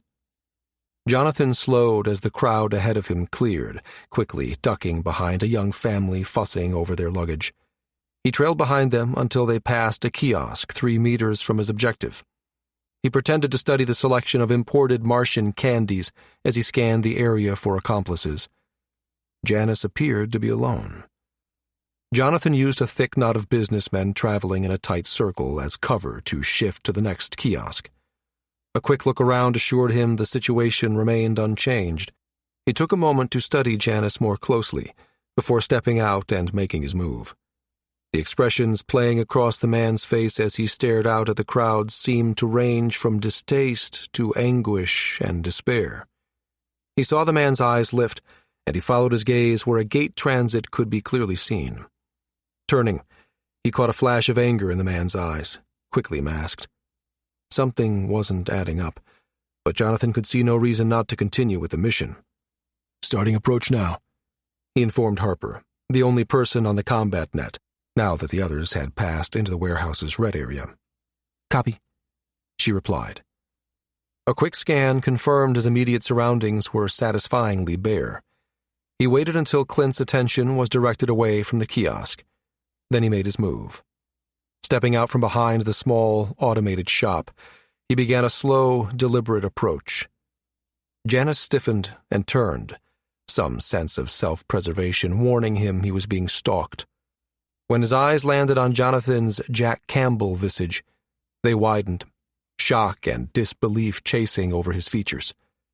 In that moment, every bit of guilt and discomfort Jonathan felt in appropriating his dead friend's face seemed justified. He experienced a fierce surge of satisfaction at the fear he read on Janice's face. He stepped closer, his attention wholly focused on the other man. "Surprised to see me, Doctor?" he asked. "Or is it that you're surprised to see me alive after what you did to me?" So intent was he on Clint's reaction that he lost his situational awareness. He failed to notice the 2 men approaching from the rear. He didn't see the signals passed between the men and the nondescript woman easing up behind Janice. The last might have been excused by the simple fact that the assassin knew better than anyone how to hide in plain sight. She could see quite well the fiery anger consuming the Navy pilot. She took advantage of it, using Janice's own body to mask her movements as she drew a special nano-coated knife from its sheath. She waited until the 2 men signaled they were in position, and then she drew her arm back. In that last moment, Janice broke eye contact with Jonathan, his eyes shifting, first left and then right.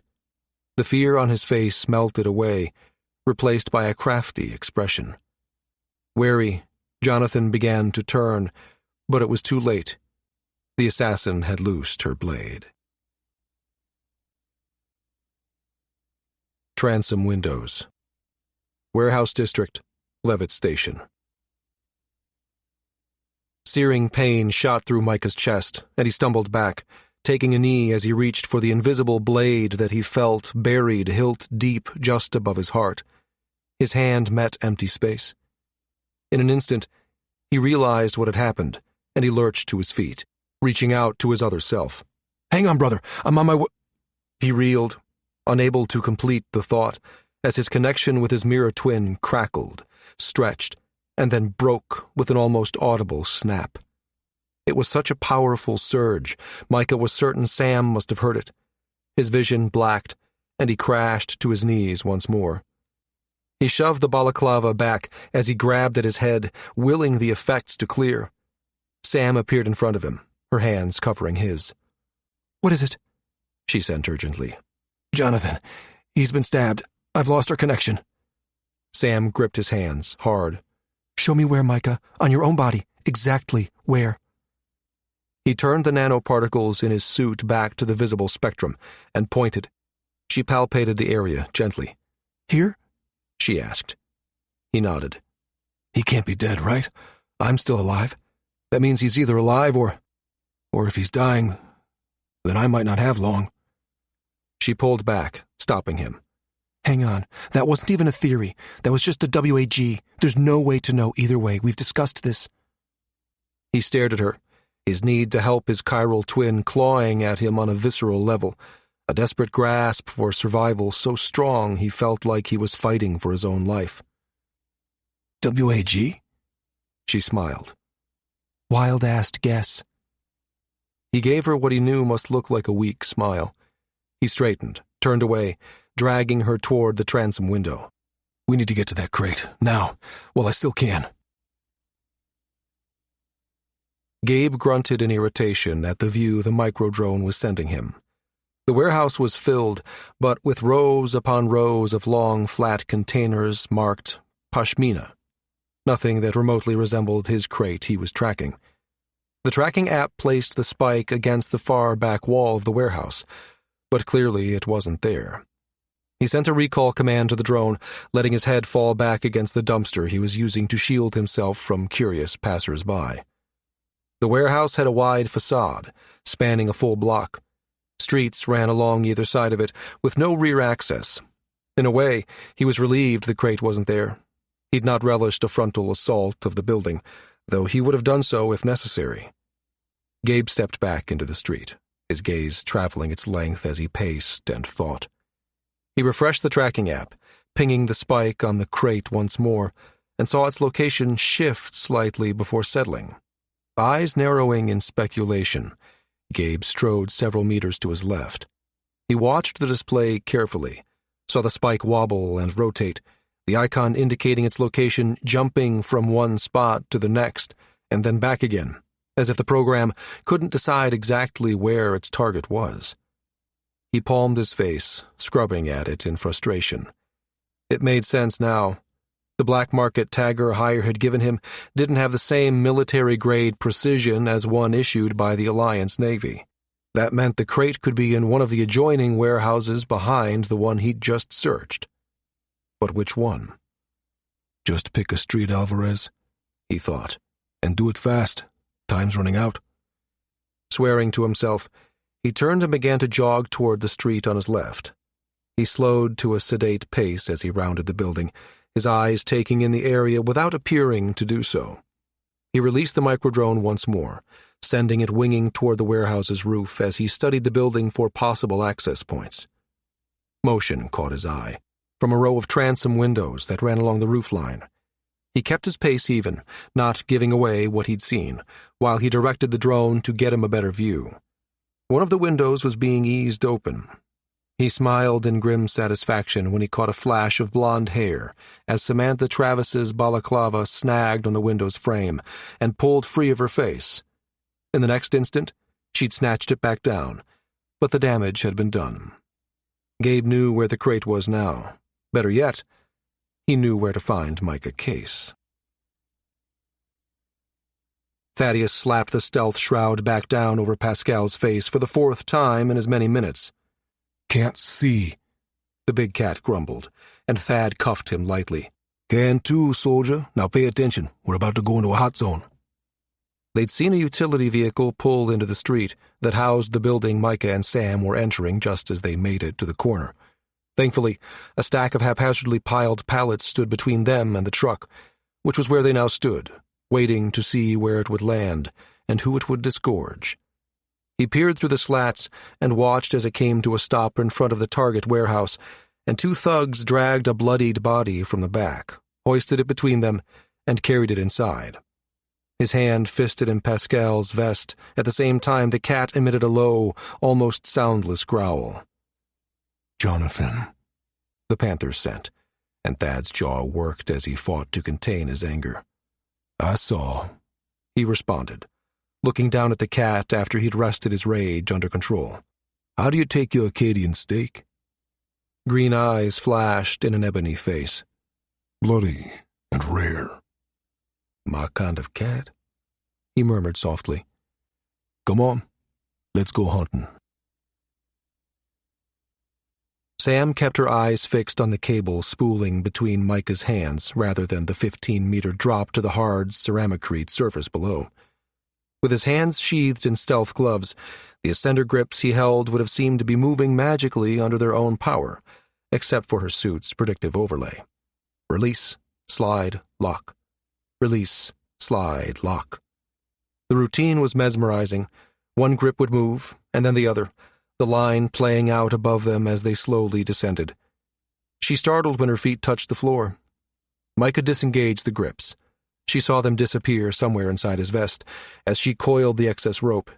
He took it from her hands and tucked it into the shadows against the wall. He caught her hand once more, pulling her deeper into the warehouse. "Let's split up," he said, voice tense. "You take this row, I'll take the next one. Wait for me at the end." She squeezed his hand once in acknowledgement, then began to work her way down the row. Neither one met with success.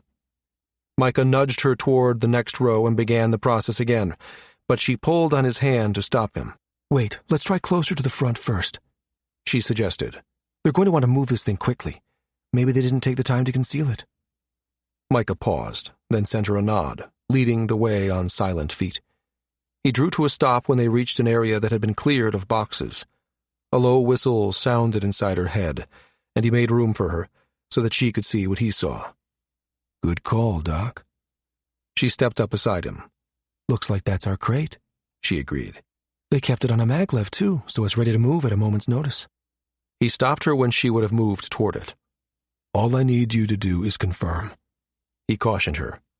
"I'll do the rest. Got it?" She nodded. "Okay, then. I'm going to do a quick sweep, make sure we're the only ones here, while you crack that thing open." When she got to within 2 meters of the crate, she felt a resistance, as if she had passed through a strong electrostatic barrier. She looked down and realized the field had reset her suit's stealth nano. She was visible once more. Micah's voice sounded inside her head, breaking radio silence. "It's a trap! Run!" Best laid plans. Acadian Warehouse, Levitt Station. The minute Sam's drakeskin suit failed, Micah sprinted toward her. She wheeled and bolted, thankfully in his direction. He grabbed her bicep and urged her back into the shadow of the crates while he ran a diagnostic of her suit. "You're fine.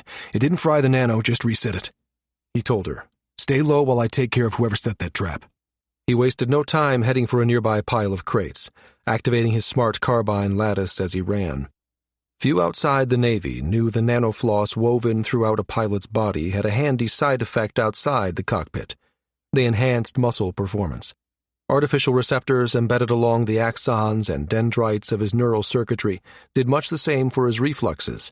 They functioned as supplemental nodes and signal boosters, enhancing his pilot's reflexes, both mental and physical, far beyond the human norm. He used both to his advantage, pushing off a nearby crate and using the momentum to launch himself into the air in a quickly calculated trajectory much higher than an unaugmented human could attain. He landed at the top of the stack, pausing to retrieve a small noisemaker from his weapons stash before pushing off again. He tossed it toward the back of the warehouse, wanting to draw some of the heat away from Sam and the crate. The small flashbang effectively covered the slap his hand made as it came into contact with the steel truss that had been his next objective.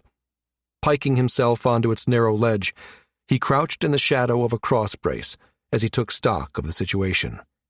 He counted 4 figures. 2 were roaming the warehouse, weapons drawn. A third was positioned to shield the 4th. That told Micah this 4th man was the one calling the shots. Seeing no other threats, Micah's glance returned to the 2 soldiers who were actively hunting them. He cycled his optics to maximum magnification and took a moment to study his targets. They both held P-SCARs, pulsed short combat assault rifles, attached to tactical 3-point slings. Both looked well trained in their use. He waited until his 2 targets had chosen the row they would search next before releasing a small cloud of colloid audio chaff and dropping to the nearest stack of crates. The tiny noise-canceling machines floated in the still air, masking his landing. Hoping to keep his location a secret for a bit longer, he toggled his suit's magnetic field generator, drawing the colloid cloud tightly to him and minimizing its cross-sectional area. He crept along, sliding between cartons until he came abreast of the soldier nearest him. Palming one of the zip-tie nano packages Thad had given him, he approached the man from the rear, wrapping his neck in a blood choke. The man's hand gripped his forearm reflexively, and Micah slapped the zip tie onto the exposed flesh. The nano app immediately unpacked itself, blocking the man's wire from transmitting a call for help and rendering the victim temporarily immobile. Within seconds, the man was down. Micah knew he was now on a tight clock. At any moment, the unconscious soldier's counterpart would realize the man was no longer active on their combat net and would alert the others to the fact Sam was not here alone. He rose from the unconscious soldier's form just as his partner rounded the corner. Micah bolted in the other direction, jinking wildly when the man caught sight of the slumped figure and opened fire. The muted zip of projectiles winged past, impacting the surface of nearby crates with dull thwacks. Micah dropped into a slide as the bullets traced their way across the carton's surfaces, leaving dimples in their plashides from the slugs the P-Scar unloaded into them. Their cover blown, Micah realized maintaining calm silence no longer provided an advantage. "Sam, where are you now?" he called out as he raced around a stack of empty pallets. "Trying really hard to make myself as small a target as I can and avoid flying bullets," she retorted. Micah felt relief at her words.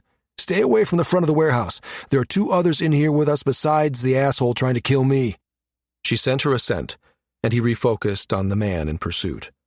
Hooking an arm around a nearby pole as he ran past, he used momentum to slingshot himself to a higher elevation once more. The rapid mental calculations that allowed him to know exactly where to place his foot and how much force was required to achieve this goal felt different today than it ever had before. Smoother, much more rapid and precise. Instinctively, he knew it came from the inexplicable connection he and Jonathan shared. That reminder caused a deep anger to unfurl within Micah. "I've had enough," he thought. "Time to shut this down." Sliding his cusp pistol from its holster, he waited for the enemy combatant to round the stack of crates and pass beneath him. Then he leapt, using the augmented strength from his smart carbine enhancements to knock the man off his feet. He brought the cusp to the base of the man's neck and pulled the trigger, the directed energy beam shattering his medulla oblongata and instantly stopping the transfer of motor and sensory neurons to the man's body. Not even Samantha Travis could have brought him back from that. As the sounds of fighting erupted around her, Sam mentally reviewed her impression of the electrostatic field she'd passed through. The control for it must be somewhere near the crate. If she could just locate it. She crept closer to the crate once more, eyeing the area around it critically. Tilting her head sideways, she spotted an object lying beneath the pallet it rested on. "Bingo," she thought, then cast around for a way to relocate it away from the crate. "I know Micah said to lay low, but we're running out of time, and we need to see inside that crate." Her eyes landed on a long, narrow pole with a hook on the end. It looked like some sort of simple grappling tool, likely used to adjust crates on top of a tall stack. Seeing no one around, she removed it from its hook and slid it along the warehouse floor, careful to make no noise. With the flick of her wrist, the unit went skittering across the floor. She froze, waiting for the noise to elicit some response, but there was none. Emboldened, she resumed her careful approach to the crate, stopping at the 1-meter mark and reaching a tentative hand out, seeking the electrostatic field. There was nothing. She held some doubt that the small unit beneath the crate had indeed been the field generator. This confirmation caused the breath to whoosh from her lungs in a sigh of silent relief. She resumed her approach to the crate once more, this time confident in her invisibility. Ripping the glove off her right hand, she peeled back the protective cover of the breaching film adhered to her right palm and pressed her hand against the crate's locking mechanism. "Come on, come on, come on," she chanted under her breath, as she heard the chatter of a high-powered pistol, followed by the sound of flesh pounding on flesh. The lock fell to the floor with a soft clatter, and she threw the hinged cover back so that she could see inside. An Alliance logo was splashed across the casing of a biological sample case, its biohazard warning seal broken. She pulled off her left glove, freeing the bracer that encased her hand.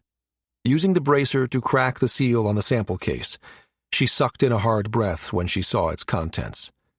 "Crap, that's no simple case," she thought. "The damn fool has 4 fully sustainable environments in here." Hovering her bracer over the one nearest her, she activated it and began to take bio-readings. The moment she confirmed the presence of chiral material, she slammed the lid back down, heart racing as she considered the ramifications. Movement from the corner of her eye caused her to jump. She whipped around, dodging the arm that tried to wrap around her. "Oh, hell no," she growled, dancing back to put some distance between her and the figure who was clearly some sort of military man. She spun on her heel and ran. Recalling the training Thad had given her during the time they'd been holed up on his ship awaiting Janice's arrival, she began to randomly change directions. At the last second, she angled for the far wall rather than a convenient stack of crates that might provide shelter nearby. That action proved to be her salvation. A quick glance over her shoulder showed another man stepping out from around the crates, arms sweeping wide as if hoping to catch her.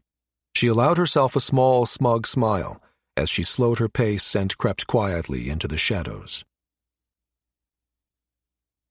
"Crates confirmed. It's chiral." Micah had taken to the rafters once more to locate the remaining two men. He'd been readying himself for a final assault, but Sam's announcement gave him pause. "How'd you do that?" he asked as he levered himself to the ground.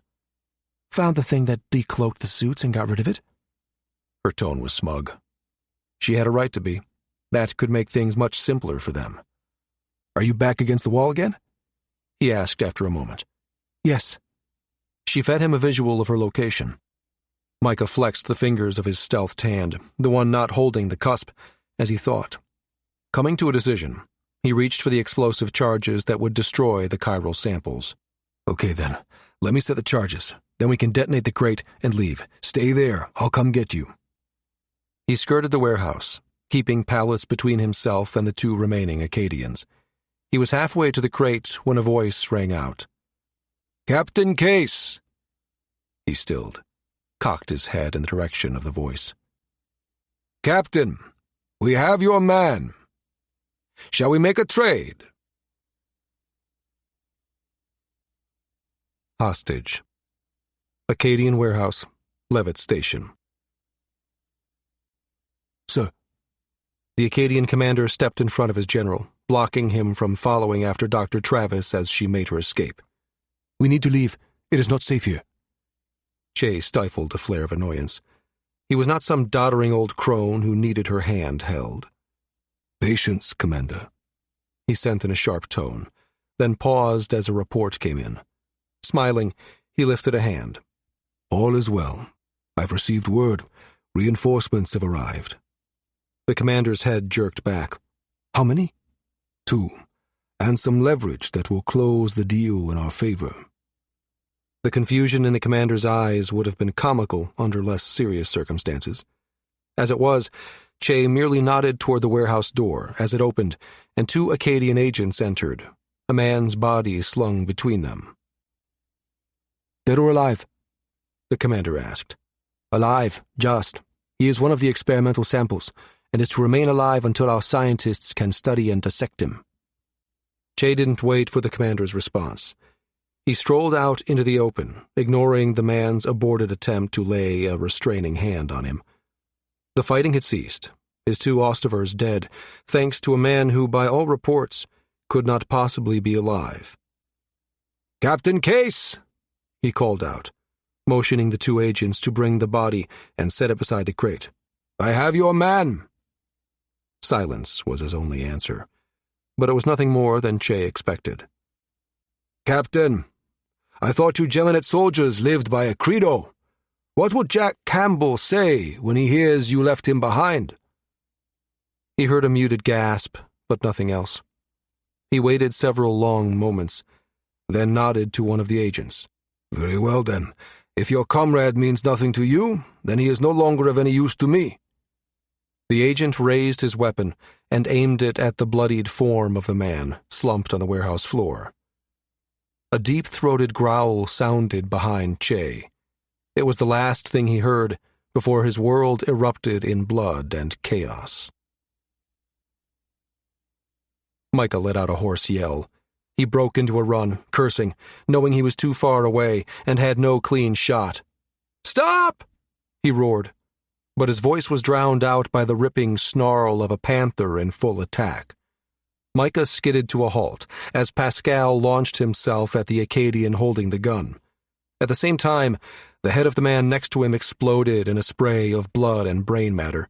He barely registered Thad's face looming behind the headless man as his body folded to the ground. His attention was on the man and his bodyguard. He fired his cusp as the man guarding the leader yanked him to one side. His shot went wild, but it had given away his location. He dodged left as the man returned fire and felt a sizzling sensation course through his body. He looked down and saw a small puck-like device at his feet and realized he'd run into the same field generator that had disabled Sam's suit. The whine of another shot crackled past his ear, and he dove for a nearby stack of crates, firing his cusp without aiming, as covering fire to prevent the Acadians from getting off another shot. He caught a glimpse of Thad pulling Jonathan away from the battle just as the air stirred beside his ear, followed by a crack. "NCIC!" a voice behind him called out. "Hands in the air, Case! That was a warning shot! The next one won't miss! You're making a mistake!" Micah ground out. "I'm one of the good guys! Do it, or I put a bullet in you!" The Acadian cleared his throat. "I do what he says, Captain." The expression on the man's face held the look of someone who just called check and mate.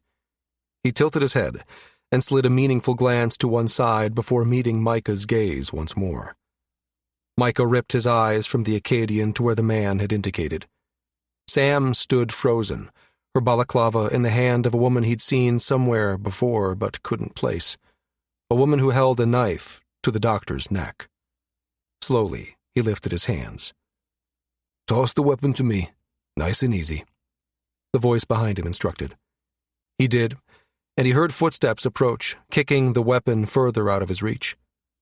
Micah looked back at Sam and saw the woman easing her toward the back of the warehouse, toward a secret exit he'd already surmised must somehow be there.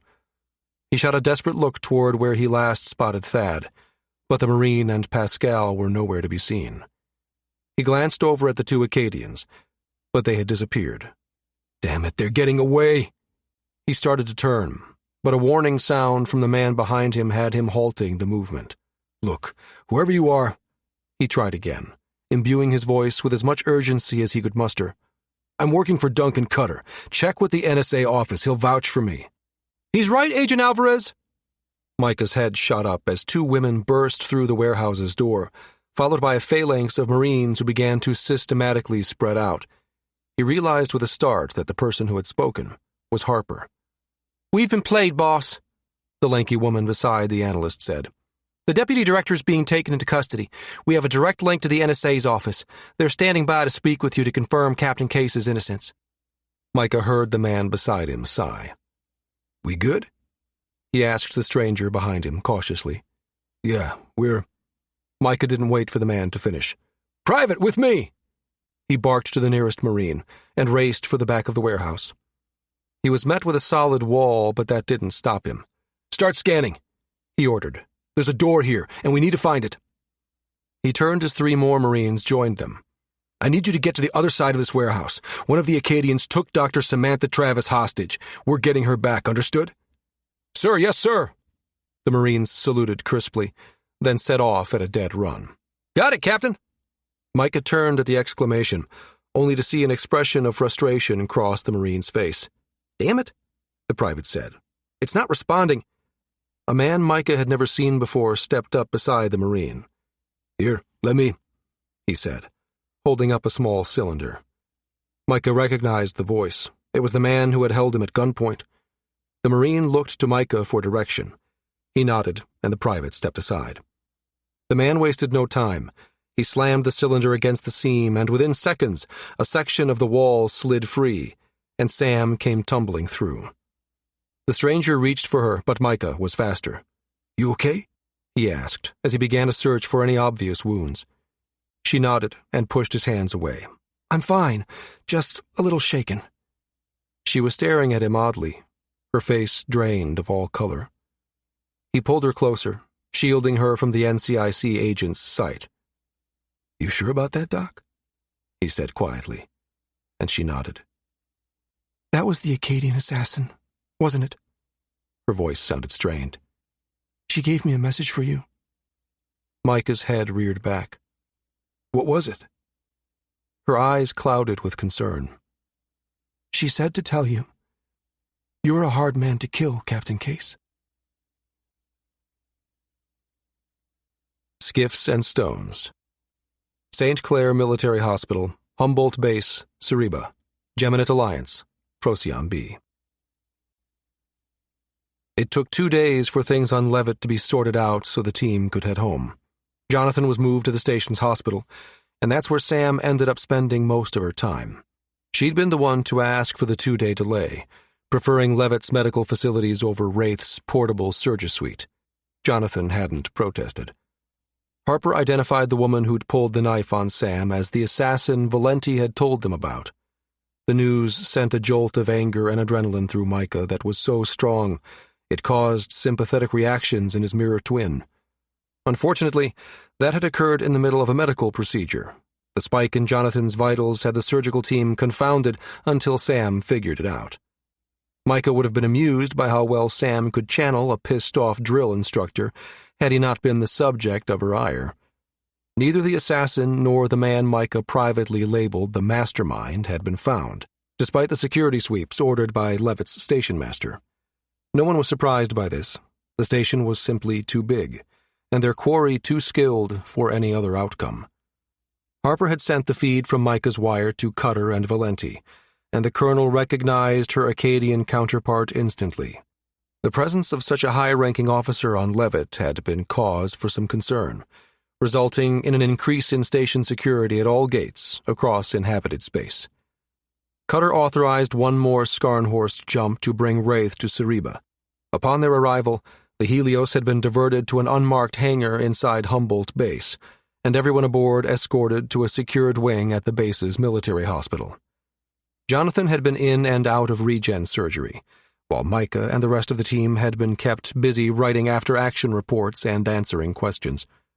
After several days of this routine, it was finally coming to an end. About time, too, Micah thought as he turned down the corridor that led to his other self's hospital room. We're all one step away from going batshit crazy, cooped up like this. He came to a stop outside Jonathan's hospital room, Jewel padding quietly beside him. The door was open, so he tapped lightly on its frame. His mirror self was sitting up in bed, flexing a newly attached arm. Jonathan looked up at the sound and waved Micah in. Never thought I'd be happy to see someone else wearing my face, Micah joked. But it's good to have you back. He stepped into the room as he tapped his temple and added silently, In here, too. Jonathan's mouth twisted into a half-smile. Since it usually means that one of us has been seriously injured or is in trouble, yeah, I'm down with not losing the connection again. He agreed. He flipped the covers off and swung his new legs over the side of the bed. You here to break me out of this joint? Glad you brought backup. Military nurses are sheer hell with the PT, bro. Micah cracked a laugh, and Jewel patted over and snuffed lightly into Jonathan's palm. New hand? The cat asked. Smells same as old one. It better smell the same. It's my DNA. Jonathan rubbed the panther behind one ear, and she closed green eyes in momentary bliss. He shot Micah a glance and spun a finger in the air with his free hand. Hope they didn't mess up the spin of my business when they 3D printed it.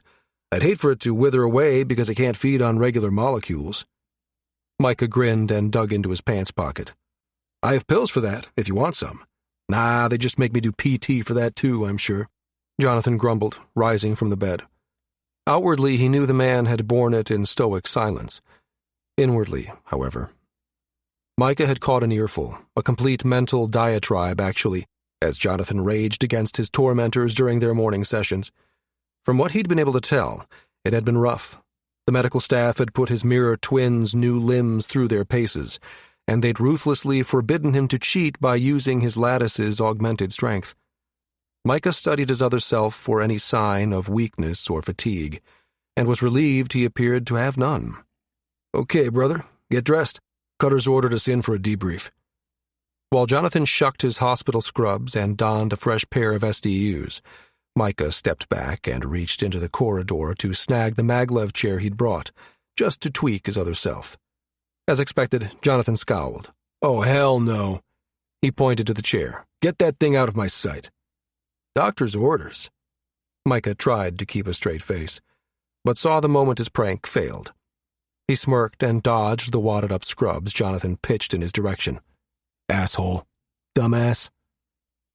They stood there, grinning at each other for a minute, before Jonathan slapped Micah on the shoulder and stepped past him into the hallway. Come on, let's get out of here. Getting out wasn't as easy as it seemed. This wing of St. Clair Med Center was locked down, high-level security access only. He and Jonathan had been given strict orders not to be seen together outside of classified areas. That meant a 2-seater tram with windows that had been obscured was awaiting them beside a freight lift. If they were lucky, the thing would reach a whopping 8 kilometers per hour. Jonathan shook his head. Welcome to the glamorous world of shadow ops territory, bro. Hang on. It's going to be a wild ride. This wasn't the first time Sam had been to NSA headquarters, but it was her first time inside a sensitive, compartmentalized information facility. It looked just like any other conference room she'd ever seen, save for the people inside. She thanked the lieutenant who had escorted her, then turned as the door slid silently shut behind her. Harper was there, as were Severance and Colonel Valenti. She hadn't expected to see the man who had hunted them across an entire star system, but Gabriel Alvarez was seated there too. "Agent?" she greeted as she took the seat Harper pulled out for her. She turned questioning eyes on the colonel, who held up a hand. "The security director and captain's case are on their way here," she said, "as is the chief warrant that assisted Agent Alvarez. We'll wait and do this just once." As if summoned, the door slid open to admit Micah, Jonathan, and Jewel. Her hand itched for a bracer so that she could assess Jonathan's condition for herself. She stifled the unnecessary urge. She'd been following the medical reports and knew the grafts of the new limbs had gone without incident.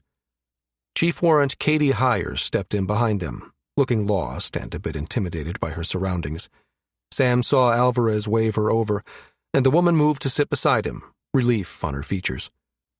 They sat in awkward silence, Harper tapping a stylus nervously against a plaid sheet in front of her, before the door opened a final time. "Thank you all for coming," Duncan Cutter said, as he entered and took a seat across from Sam. He shot her a quick smile before leaning forward, his gaze sweeping the faces of those assembled. "You did a good job on Levitt, all of you. You recovered the samples and kept them out of Acadia's hands. Your two teams ended up finding each other and working together." One side of his mouth kicked up in an ironic half-smile as he gave Gabe and Hire a nod. "Despite the fact that an enemy agent purposely pitted you against one another. Well done. Well done indeed." Sam leaned forward. "What about the research? Did we stop them from getting it too?" Valenti shook her head. "We don't know." Jonathan leaned forward, brows drawing down in a frown. "We don't know. Didn't Janice talk?" Valenti's mouth twisted in distaste, the first emotion Sam had seen the colonel express. "He claimed he destroyed every bit of research, just as the directive ordered." "And you believe him?" Sam heard the incredulity in Harper's voice. "You told us yourself that Parliament never ordered the samples destroyed." "We have no choice," Duncan interrupted. "Janice claims the order he received said otherwise, and Geminate law states you're innocent until proven guilty." His brows raised, and he shot the analyst a pointed look. "That's bullshit," Micah said, bracing his hands on the conference table. "I heard the sergeant in the morgue. Janice was the one who ordered me killed." "And the one who sent the Marine fire team after us," Sam added in a heated tone. "You know he's guilty, Duncan. We all do." Alvarez stirred. "I think you'll find everyone at this table agrees with you, Doctor, but we don't have enough on him to convict him." He held up a hand as she began to protest. "I'm a Navy criminal investigator. This is my job. Believe me when I say I want to nail his scrawny ass as much as you do. Eddie Moran's still in recovery after that same sergeant who tried to kill Micah almost succeeded with her." The man's expression looked murderous, and his jaw tightened before he forced the admission out. "But we can't." Valenti pulled up a medical report. The images on the holo were graphic, showing evidence of Janice's torture. "This right here," is enough for a judge to throw the case out, if we tried to indict him. Even if we had direct evidence, any lawyer would argue that he was coerced. Janice is back in the civilian sector now, working with Brower Biologics. They've assigned their best corporate attorney to his case, and that attorney is very, very good. Hire waved to the hollow, her eyes skittering away from the images. Those could have been faked. It's not, but it also wasn't torture. Valenti nodded to the images in the holotank. That was Jung-sun reconditioning. Reconditioning? Jonathan said, his brow creasing. Valenti nodded at Alvarez, whose expression had just cleared, as if the last piece of the puzzle had clicked into place. Janice went off the reservation on DeGrasse, he said slowly, nodding to himself. He wasn't supposed to kill Lee Stinton. That's what bothered me about the murder scene, and why Addie, Dr. Moran, said the evidence wasn't adding up. Valenti nodded again. Sociopathic behavior from an asset who had slipped his leash. She waved a hand through the holotank, the photo of the raised welts on Janice's back distorting as she did. He nearly got himself caught, too. We suspect that's why the Jung-sun sent an assassin along as his handler, to keep him in line. The one who told me Micah was a hard man to kill, Sam realized with a jolt. They sat, digesting this information for a moment before Hire broke the silence. So what now, ma'am? Sirs? She asked, her gaze roaming the table. You were all in Loughton's Star? Duncan took over the conversation, nodding to the colonel, who shut the hollow and resumed her seat. It goes without saying that what you saw, what you experienced, is classified. Sensitive, compartmentalized, code word classified, he emphasized. And that means? Sam asked. That aside from the people in this room, you don't speak of this to anyone, ever, her uncle told her. Not unless one of us tells you otherwise, using the correct code word that you and only you will know. And what about us? Micah asked into the silence that fell after the colonel's announcement. His hand landed onto the top of Jules' head. And the animals who were experimented on. Cutter shot a quick, inscrutable look at Valenti. You present an interesting opportunity, he said, gaze passing between Micah and Jonathan. All of the chiral pairs do. Here it comes. Micah didn't need Jonathan's warning to figure that out. He sat back, fixing Cutter with his stare. What kind of an opportunity? The NSA director chuckled at his jaundiced tone. You already know your unique ability to communicate gives you a significant tactical advantage. Consider the advantages of your awareness of each other's location gives you. There's no need for stellar coordinate tracking. With one of you here and the other in the field, we'd know exactly where our asset is at all times. Micah exchanged a look with his twin. That might have occurred to us, yeah, he said. You wouldn't have to worry about signals getting jammed, Jonathan admitted. It's basically a connection that's unhackable, untraceable, and completely secure. Micah shot his counterpart a hard look. At least until one of us loses consciousness and gets himself injured to the point of near death. Cutter smiled. You knew the risks when you joined the Navy, he said in a mild tone. Sam held up a cautioning hand, glaring at her uncle. Tell me you're not thinking of doing this to anyone else. It's completely not worth it. Just think about what Stinton has done here, Duncan. Jonathan Micah case was violated at the most basic, fundamental level, and without his permission. Cutter shook his head. I understand, and I stand by my statement that what was done here is an abomination. It will not be repeated. You have my word on that. But I'd like you to consider working for me. He turned from Micah and Jonathan, letting his gaze sweep the table. All of you. The chief warrant straightened in her seat. All of us? Cutter leaned forward, making eye contact with each one in succession. Thanks to you, the research conducted on DeGrasse was preserved. You provided key evidence we needed to prove the Taurus was destroyed by enemy hands. He paused and tapped his forefinger on the table for emphasis. That takes skill and initiative. I need that. The Alliance needs that. Gabe shifted in his seat. What are you proposing? The NCIC agent asked. Valenti leaned forward, her eyes intense. "We're putting together a new team. It will be part of the Special Reconnaissance Unit and will report to me. The captains will share the role of commander of the Shadow Recon Transport. Captain Severance," she nodded to Thad, "will command a small unit task force that will include the animals as needed." Thad's mouth opened. To protest, Micah was certain. Valenti's hand shot up to ward him off. "It won't start out as full-time, at least not yet. You still have your existing jobs as your cover, with the exception of the captains, who will rotate in and out monthly as Wraith's pilot." It was Micah's turn to protest, but Jonathan beat him to it. "What'll we be doing on our month off? You'll be here on base in a restricted area, training, running surveillance at a distance, helping to organize the next operation?" Cutter's eyes bored into him. "As far as the universe at large is concerned, there is only one Jonathan Micah Chase. So when one of you is out there, the other one is trapped in here. Yeah, I got it," Micah said in disgust. "I feel caged already." "Hold on there, Hoss." Thad took that moment to finally break his silence. "We do essentially the same on any given day. You know the Navy's unspoken motto? It's the same as the Marines. Hurry up and wait." The big Marine turned and speared his superior with a look. "Begging your pardon, Colonel, but are you intended to take Wraith out of operational rotation when these super-double top-secret missions surface?" A trace of amusement skated across Valenti's features. "No," she said. "We're commissioning a new Helios. Her call sign is Spectre." "Wraith, Spectre, I'm sensing a theme here," Thad muttered, eliciting a snort of amusement from higher. That earned her Valenti's attention. "Chief, the report submitted by Agent Alvarez shows you've proven yourself to be a resourceful person. I could use someone like that." She nodded to Thad. "You're assigned to Spectre as her flight engineer. We'll work on filling out the roster as we begin functioning as a team and figure out the holes that need filling." "You'll be assigned to sensitive and very special operations." Cutter nodded to Alvarez, Harper, and his niece.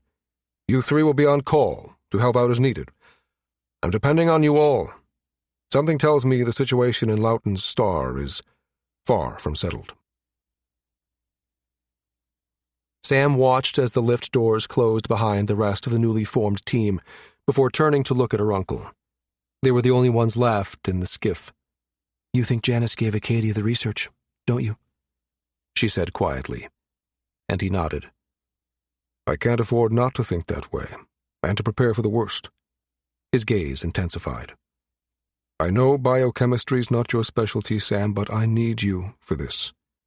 You saved their lives. In essence, you cracked this case for us, back under grass. Will you help?" She tilted her head, staring back at him for a long, considering moment, and then smiled. "Well, when you put it that way." Cutter smiled back, clapping his hand on her shoulder. "Thanks, Sam." Sam kept turning the meeting over in her mind as she transitioned from Humboldt Base's orbiting platform back down the elevator to the planet's surface. The weather in Cereba's capital city was warm and temperate, the breeze mild. The campus was less than 2 kilometers away from the spaceport, so she decided to walk. She exited onto St. Clair's sunny streets and turned in the direction of her offices at the university's Planck Center for Physics. She'd taken only a handful of steps, her gaze on the seagulls spinning lazy arcs over the nearby wharf, when someone suddenly rammed into her from the other direction. Apology on the tip of her tongue, she turned just as a hand gripped her roughly and a voice she recognized stopped her dead in her tracks. "Careful where you're going, Doctor." The hand around her arm tightened cruelly, and she jerked her gaze up, her eyes colliding with Clint Janice's icy green ones. His face creased into a cold, hard smile. "You never know what kind of trouble you might run into on the streets. It would be a shame if you came to harm, wouldn't it?" He shoved her arm away and turned, disappearing into the crowd. Sam couldn't escape the feeling Janice had just delivered a warning, not to her, but to the entire Geminate Star Nation. She stood, staring futilely into the crowd, seeking any sign of the man. After several moments passed, and it was clear he had truly disappeared, she turned and resumed her walk.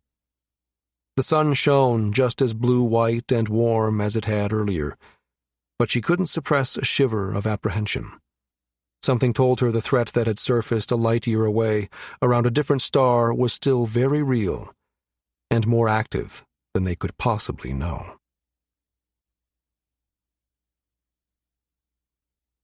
Keep listening after the credits for a bonus prequel novella from the Biogenesis War series. This is the end of The Chiral Agent, a Podium Audio production. If you enjoyed this audiobook, we would love for you to rate and review it. For more military science fiction thrillers, check us out at podiumaudio.com and sign up for our newsletter. We promise we won't spam you. Also, consider joining our community of listeners, fans, and trolls on social media. We're active on Instagram, Facebook, Twitter, and Reddit. We'd love to connect. You have been listening to The Chiral Agent, Book 1 of the Biogenesis War.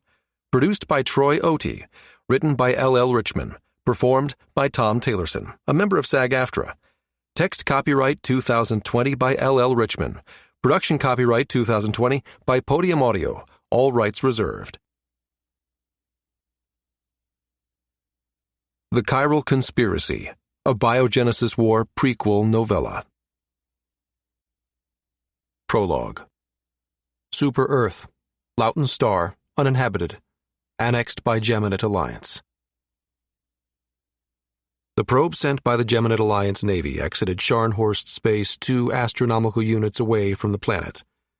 No one was around to see the Doppler blue shift flare as the Casimir bubble that enveloped the unmanned spacecraft winked out of existence. The abrupt step down from 3C to 0.03C would have caused more stress on the craft's space frame than it could handle, had the synthetic intelligence on board not slowed the vessel before its transition to real space. Still, the unmanned craft crossed the 300 million kilometer distance at an acceleration no human would have been able to withstand. Within a matter of hours, the small spacecraft had reached the world it had been sent to study. Procyon scientists had named it Vermilion, a super-Earth 3 times the size of Terra. The planet orbited just under 1/10 of an AU away from the red dwarf. Ordinarily, this would have rendered Vermilion barren, but Loughton Star was more quiescent than most. This, combined with Vermilion's strong magnetic field, allowed life to form. Those back in Procyon had long suspected this. Distance probes and long-range studies showed a temperature and a climate conducive to living organisms. That drove the Alliance to annex the nearby system, claiming it as Geminate territory. The planet's mass, combined with its nearness to the star, gave it a 3-to-2 spin orbital resonance. 1 year was a mere 18 Earth days long, but 12 of those days were spent waiting to see the next Vermilion sunrise. The probe cared nothing about such things. Its single purpose was to observe, gather data, and report back to its creators. It eased its way into the planet's thermosphere, collecting telemetry as it went. Specially shielded sensors measured radiation absorption, particle interactions, and the strength of the planet's magnetic field. It measured the waves and tides of plasma in Vermilion's ionosphere. A meteor accompanied it into the mesosphere, where the probe observed noctilucent clouds to its east and auroras at its nearest pole. Above the terminator, a thunderstorm gathered. Sensors measured the massive electrical discharge of a sprite flickering in the sky above it. The probe passed quickly into the troposphere, onboard sensors registering the air's composition: nitrogen, oxygen, argon, and other trace elements.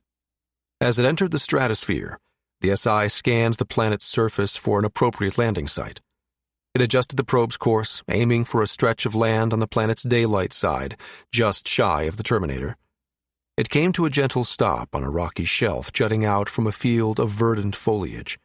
Where day gave way to night, deep green leaves began to glow with photoluminescence. A hatch slid open near the probe's nose, and sensor drones began to gather specimens. One drone targeted a nearby rock, a laser lancing out with surgical precision. An onboard spectrometer analyzed the plasma gases within the cloud of vaporized matter. Sample tubes were delivered to a special section of the probe, where they were examined using a variety of methods: X-ray, fluorescence, and crystallography, DNA extraction and RNA isolation. Liquid chromatography separated each sample into its individual parts. Each component was then exposed to circularly polarized light.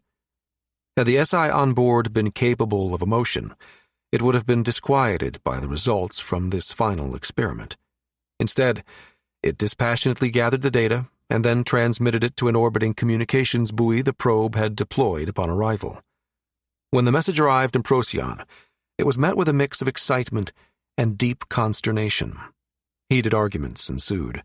Opinions varied wildly on whether the information should be contained, and if so, to what degree. On one thing they all agreed.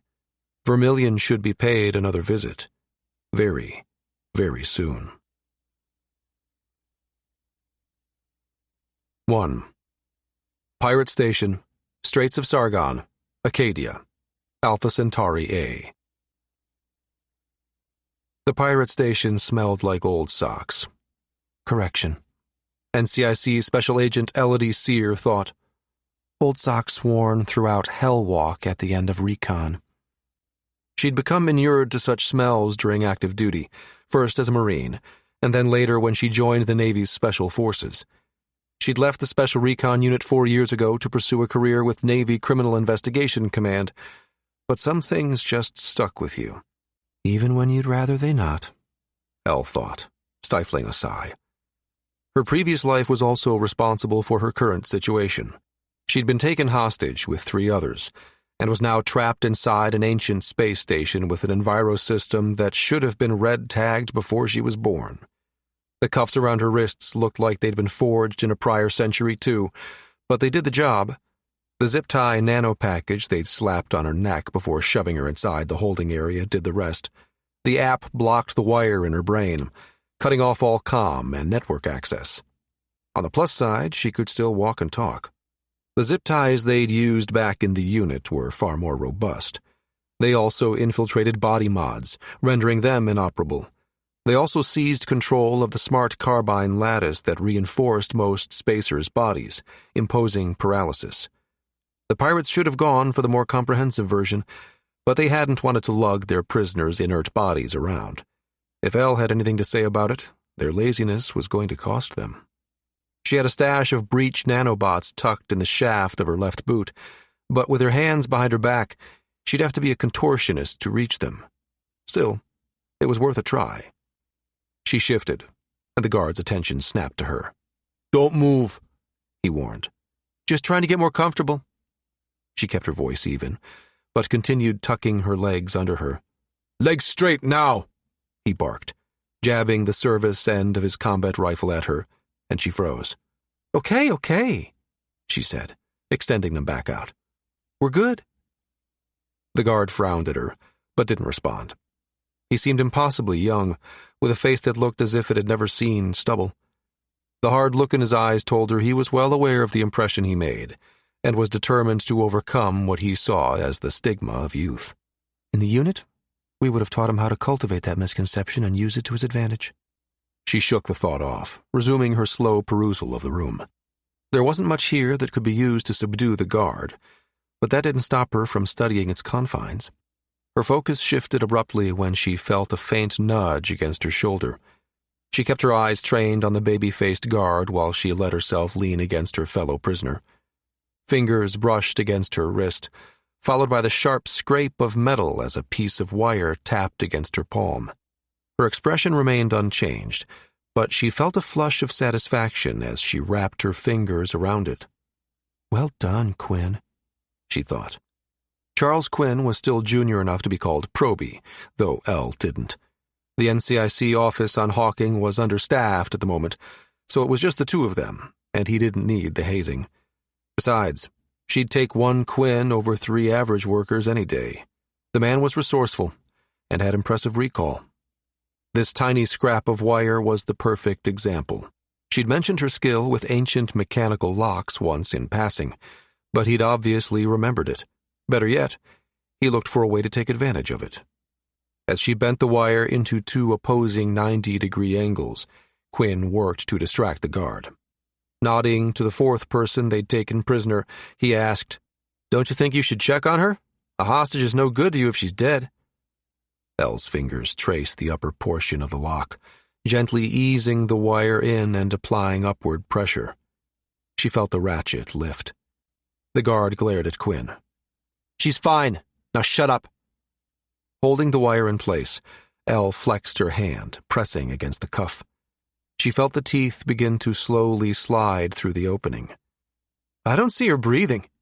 Quinn's voice sounded doubtful. "Couldn't you at least scan her?" The wire slipped. Elle relaxed her hand on an inhale, wiggling her fingers on the exhale. She tried again. 3 more teeth slid through the ratchet, and Elle palmed the wire while working her wrist free of the shackles. "I said," the guard stepped closer, aiming his pulse rifle at Quinn's forehead, "shut the fuck up." "He'll be quiet," Elle told the guard hastily, then leaned into Quinn, using the movement to reach her hand behind his back. "Stand down." He nodded and slumped slightly forward, the action a cover to give her better access to his bound wrists. By the time she had Quinn freed, her shoulders ached. Elle sucked in a slow, deep breath and readied herself to do it all again, this time to free the man on her right. Quinn, miming still bound hands, did what he could to draw attention from her. He cleared his throat. The pirate shot him a narrow-eyed look. "Our people are coming. When they get here, shit's going down," Quinn said, his tone calm and level. "There's no way you're going to win this." Before he could continue, the guard scoffed. "What? You think you're someone important? You're just a glorified cop, man." Quinn's eyes narrowed. "NCIC still goes through basic and advanced, just like everyone else, kid. And then, the real training begins." "That's it, keep distracting him," Elle silently encouraged, as her shoulder made contact with the major seated to her right. She and Rafe went way back. While she'd been with the unit, Rafe Zander had flown Shadow Recon. He'd been responsible for hauling Elle's ass out of many a hot zone back in the day. Like her, he'd moved on. Unlike her, he'd stayed in the same Navy track. He'd risen to the rank of major, and now commanded an entire squadron. To her left, Quinn tried a more persuasive tone. "You know the Navy's looking for us. You have 4 naval personnel here." He shook his head. "If you let us go now, it'll go easier on you when they get here." Using her fingers against his forearm, Elle quickly tapped out a code she knew Rafe would understand, one all unit operators and Shadow Recon pilots knew. Within seconds, she felt his bound hands brush against hers, and she went to work. The guard glowered at Quinn, waggling his pulse rifle threateningly. "Who's got the gun, and who's trussed up tighter than a cargo net, huh, asshole?" Quinn walked a tightrope with the guard, alternately persuading and goading.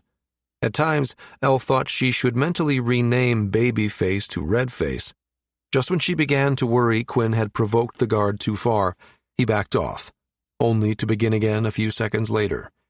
The technique was the perfect distraction. Right up to the moment Rafe's shackles hit the ground with a soft clang. "What the?" Elle's stomach plummeted, dismay stabbing through her at Rafe's unexpected clumsiness. The guard broke off, shooting a suspicious look their way. Motioning to Elle and the major, he ordered, "Move away from each other. Slowly, now." Elle moved toward Quinn, while Rafe shuffled in the opposite direction. He managed to make more noise with his cuffs, and Elle realized he was doing it to give her an opening. Elle took it. Using the man's momentary distraction, she launched her attack. With the flick of a wrist, her handcuffs went slicing through the air, a crude form of nunchaku. Military-grade pico sensors woven throughout her body kicked in as she exploded to her feet, boosting reflexes far beyond the human norm. Quinn and Rafe were right behind her. Quinn dove for the weapon Elle's handcuffs had sent flying when they wrapped around the guard's wrist. Rafe raced for the downed specialist in the corner. Elle drove her right shoulder into the guard's abdomen, hand crossing to wrap behind his opposing knee, jerking him off his feet. Instinctively, the guard tried to roll out from under her. She allowed him a half-turn before grabbing his arm and forcing it forward. Snaking one hand under his armpit and the other around his neck, she levered him into a bow and arrow chokehold. His face already red from exertion, His eyes went wide when he realized his air supply had been cut off. He began to struggle, but then Quinn was there, the guard's rifle aimed unerringly at the man's face. "Freeze!" the investigator barked, and then shrugged with an evil grin. "Or don't. Your call." Wisely, the young guard froze. She released her hold about his neck and reached for the zip tie hidden in the shaft of her boot, while Rafe used their discarded cuffs to bind the guard. She waved the nano package at the major before slapping it against the back of their prisoner's neck. "He had plenty of opportunity to call for reinforcements before I zip-tied him," she warned Rafe. He shook his head. "He didn't." The major jerked his chin at the guard. "Look at his face. It never even occurred to him to call for help."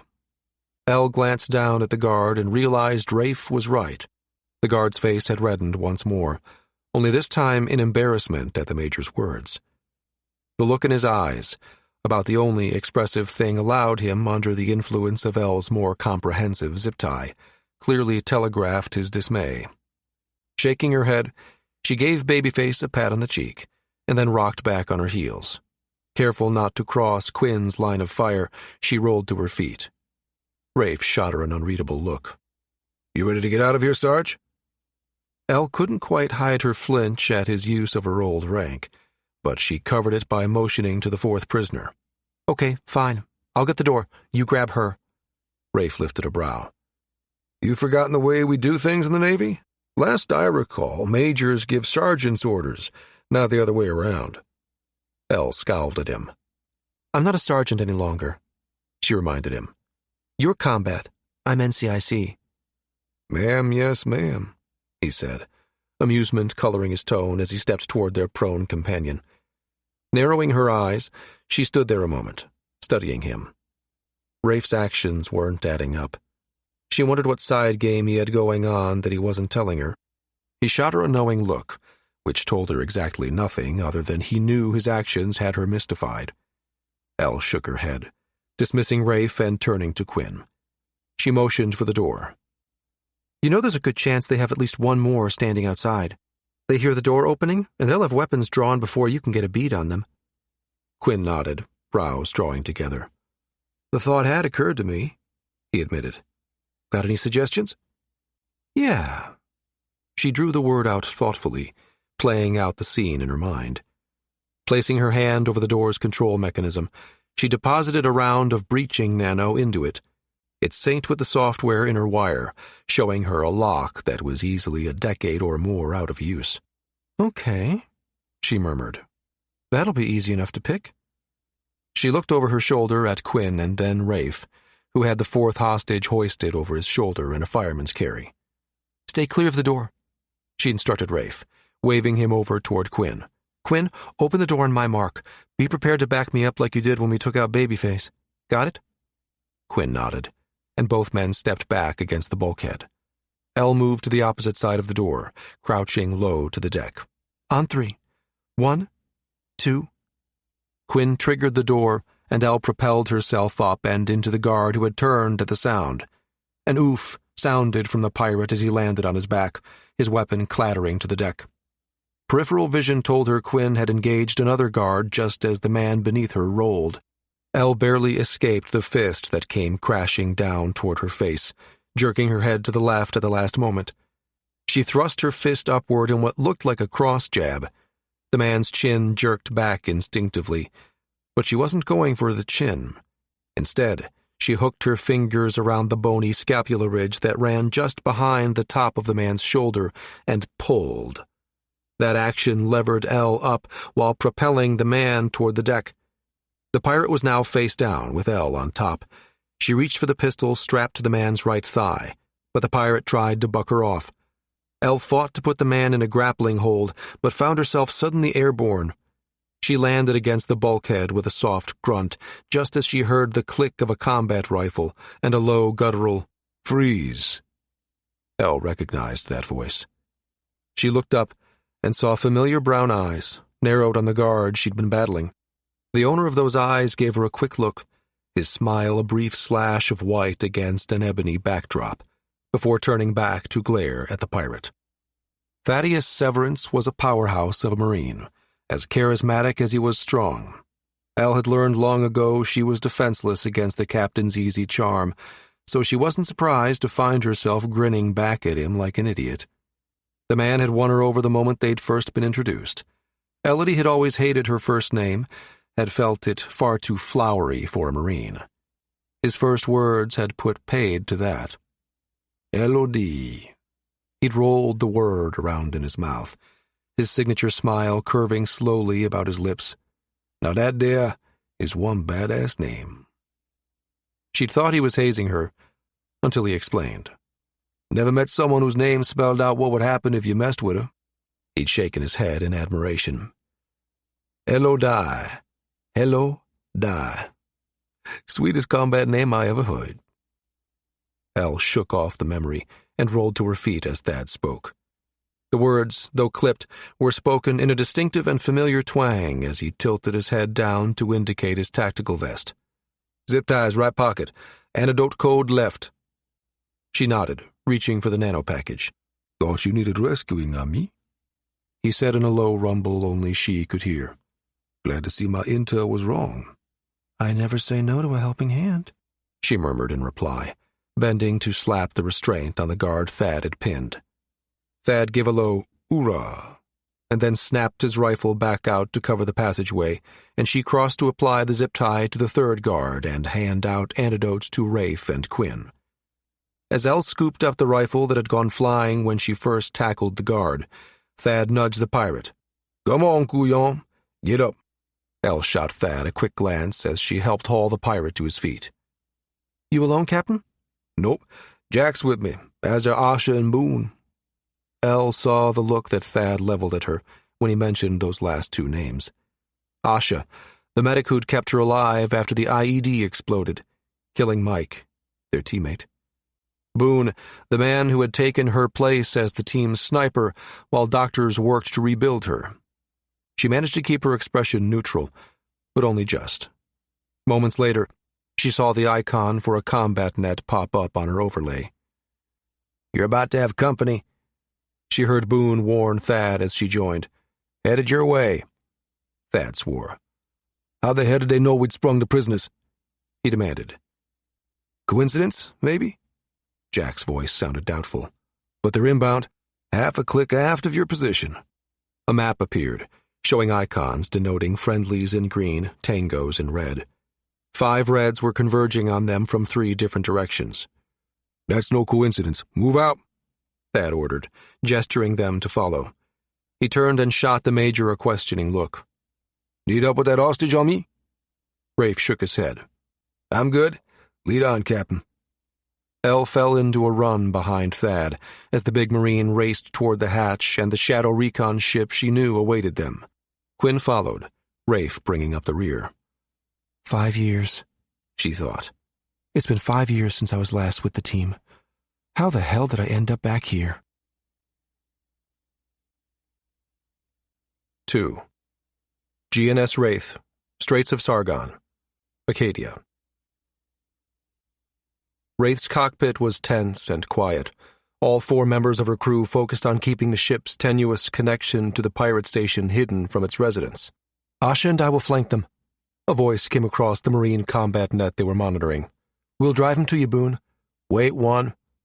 A second voice interrupted, the voice of Boone, the team's sniper. 2 more approaching. Patrol coming up rim passageway, spinward side in 5. A 2-click acknowledgement followed. Captain Jonathan Micah Case let the communication flow past him. Anything the Marines needed the ship's crew to know about could come through Yuki, his co-pilot. Right now, Micah's world had shrunk to a single point, a featherlight connection between the direct-action penetrator Helios he commanded and the battered hatch the fast attack craft hovered beside. The connection between the wire embedded in his brain and the ship's synthetic vision system was so deep, Micah couldn't have said where the ship ended and he began. It was as if the ship wasn't even there, or rather, he was the ship. He felt as if he could reach out and touch the accordioned surface of the tube snugged up against the dull silver of the station, though he didn't dare. At the moment, each gesture, even the slightest of hand movements, meant something more. His limbs were the ship's thrusters, her sensors his eyes. Without this deep link, he never could have maintained the delicate balance required to keep an exit point open for the Marines and the hostages they'd been sent in to retrieve. He needed the advantage the SV link provided to remain in perfect sync with the small habitat as it rotated upon its central axis. Wraith should have been able to lock in a velocity that matched the fusion plant driving the station's central axis, but the plant was old and poorly maintained. Its rate of rotation fluctuated just enough that it required Micah to ride it constantly. A lesser pilot might find this challenging, but a lesser pilot would not be commanding a DAP Helios. Few could fly an attack craft of Wraith's caliber. Fewer still could operate her with such precision. To a one, those pilots who could lay claim to such a distinction were members of the Alliance's elite Shadow Recon teams. The sound of weapons fire coming across the combat net indicated the Marines had surprised a small group of pirates guarding the hostages. There goes our quiet ride out of here. Yuki's voice was dry as her hands danced across the co-pilot's console, scanning for enemy spacecraft. He'd caught the rhythm of the station's lumbering spin. Knowing a smooth patch was ahead, he chanced a quick glance past the station's curved hull to the dense ring of asteroids that lay between them and the gate at the Alpha Centauri system's heliopause. Micah's mind made the rough calculations as his eyes returned to the umbilical before him. 3 AU and some change. His gaze focused briefly on the readout overlaid on his 360-degree view. The Bravo Charlie that Thad had placed onto the hatch's external access pad still read green. The BC, or breaching canister, was programmed to send false signals back to the pirate's monitoring system to make it seem as if the hatch was still securely sealed. That was good news. The pirates might know they had intruders, but they couldn't know yet exactly where they'd entered, though all entrances were now suspect. Hopefully they'd be able to extract before the pirates had a chance to trace their location. 3 down.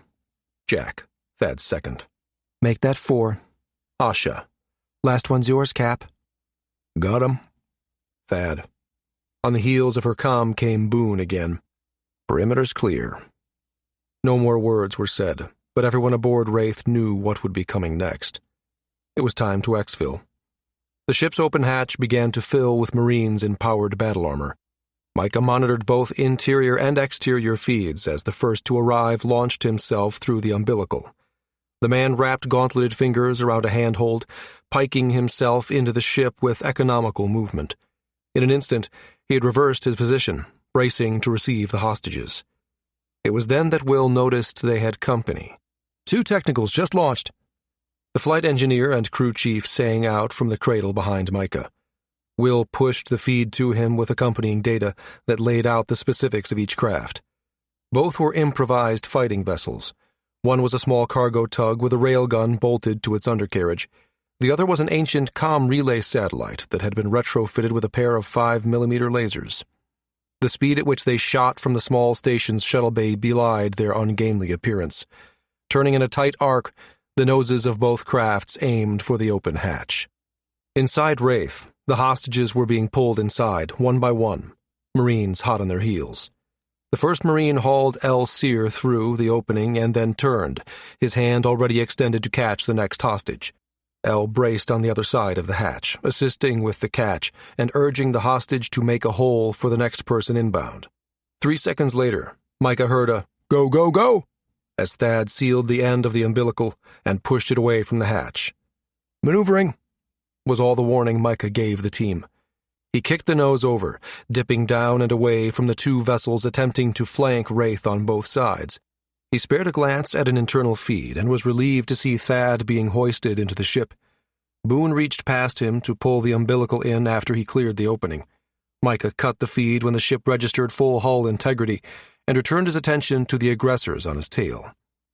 "Incoming," Will warned, followed by a flash of tracer light that told him the tug's railgun had fired. The cloud of drones surrounding Wraith were under Yuki's control. She'd disengaged their cloaking routine when the technical had showed, flipping them into a point defense formation. A pair of them broke off, reconfigured as electronic countermeasures. One of the Dazzlers began to emit decoy EM, while the other jammed signals. Yuki engaged the rest of the drones in point defense, their lasers chewing into the slugs the tug had tossed at them. "Nina, steal!" Micah began jinking the ship in an evasive pattern, and his gunner responded instantly. She'd had the two pirates centered in the reticle of her RAU-19 triple-barrel railgun ever since Will had identified the tangos. Now, she went weapons-free. Micah felt the vibration through his deep connection with the ship, heard the small thump-thump of the railgun as it returned fire. The tug tried to evade, but it wasn't built for maneuverability, its makers never envisioning it going head-to-head with a DAP Helios. The steel rounds slammed into the tug just aft of its tiny cockpit. Though better armored than most tugs, it was no match for the projectile's closing velocity, and the slugs tore into the small vessel's hide as if it were tissue paper. The RAU spat another short burst of fire to finish the tug off, just as Micah tweaked the ship's thrusters to avoid a laser shot from the converted satellite. Nina reacquired the satellite and took the shot at the same time Yuki unleashed her laser fire from point defense to chase down Wraith's wild slugs and incinerate them. His co-pilot's action was automatic. Once a slug was fired in space, it kept going until it found an object with enough stopping power to arrest its velocity. That might be a non-issue if it ended up impacting an asteroid, but it could just as easily hit an innocent vessel, a mining platform, or a space habitat. Leaving ballistic ammunition shooting through a populated system was the kind of thing only terrorists and pirates did. Cleanup laser fire went part and parcel with good trigger discipline. If Yuki had been too busy to address it, Wraith's SI would have released a cleanup drone to address the matter. Tug out of commission. Micah twisted the Helios, and Nina let fly a 20-kilogram tungsten sabot that punctured the center of the satellite and continued through, embedding itself into the pirate station's flank. Sparks flew from the satellite as its two jury-rigged lasers exploded, the fiery bloom a sharp, attenuated thing, as explosions in vacuum tended to be. "Shit, tacticals were just a diversion, folks!" Will's exclamation was accompanied by the wailing of Wraith's proximity alarms, as Micah spotted a salvo of smart missiles appear from behind the station. He ducked. Connected as he was to Wraith, the ship followed suit. The oncoming missiles did as well, their onboard computers compensating for every course adjustment he made. "Dazzlers," he called to Yuki. The thought barely had time to form before a full dozen additional drones came shooting out from Wraith's hold. Had he not known they were there, he might have missed them. Their sensor cross-section was almost indistinguishable until they reached the envelope, and then they lit up, smothering the missiles in a cacophony of EM. The missiles lost lock on Wraith. He saw their noses wobble and dip, seeking the strongest signal that matched the Helios they'd been programmed to strike. There were too many points in space broadcasting that identical signature. To a 1, the missiles turned, locking onto the nearest drone. The impacts were impressive, successive detonations, one after the other, immolating both missile and dazzler alike. "Heads up!" Will's voice held a warning. "Time for the main attraction." The flight engineer's comment was followed by a stream of data, detailing weapons loadout as 2 Acadian Hydra Mark V fighters, bristling with armament, appeared from behind the curve of the station. Wraith's SI pinged a warning, letting Micah and the rest know the vessel had already acquired a targeting lock. The SI responded first, sending the ship into a series of complex twists faster than even Micah's augmented pilot's reaction time could match. He joined in, mixing his own moves with the more predictable computer-generated evasions as laser pulses lanced toward them from the Hydras. He threw Wraith into a helical turn, pulling her up abruptly, only to whip her over onto her side in a blindingly fast move.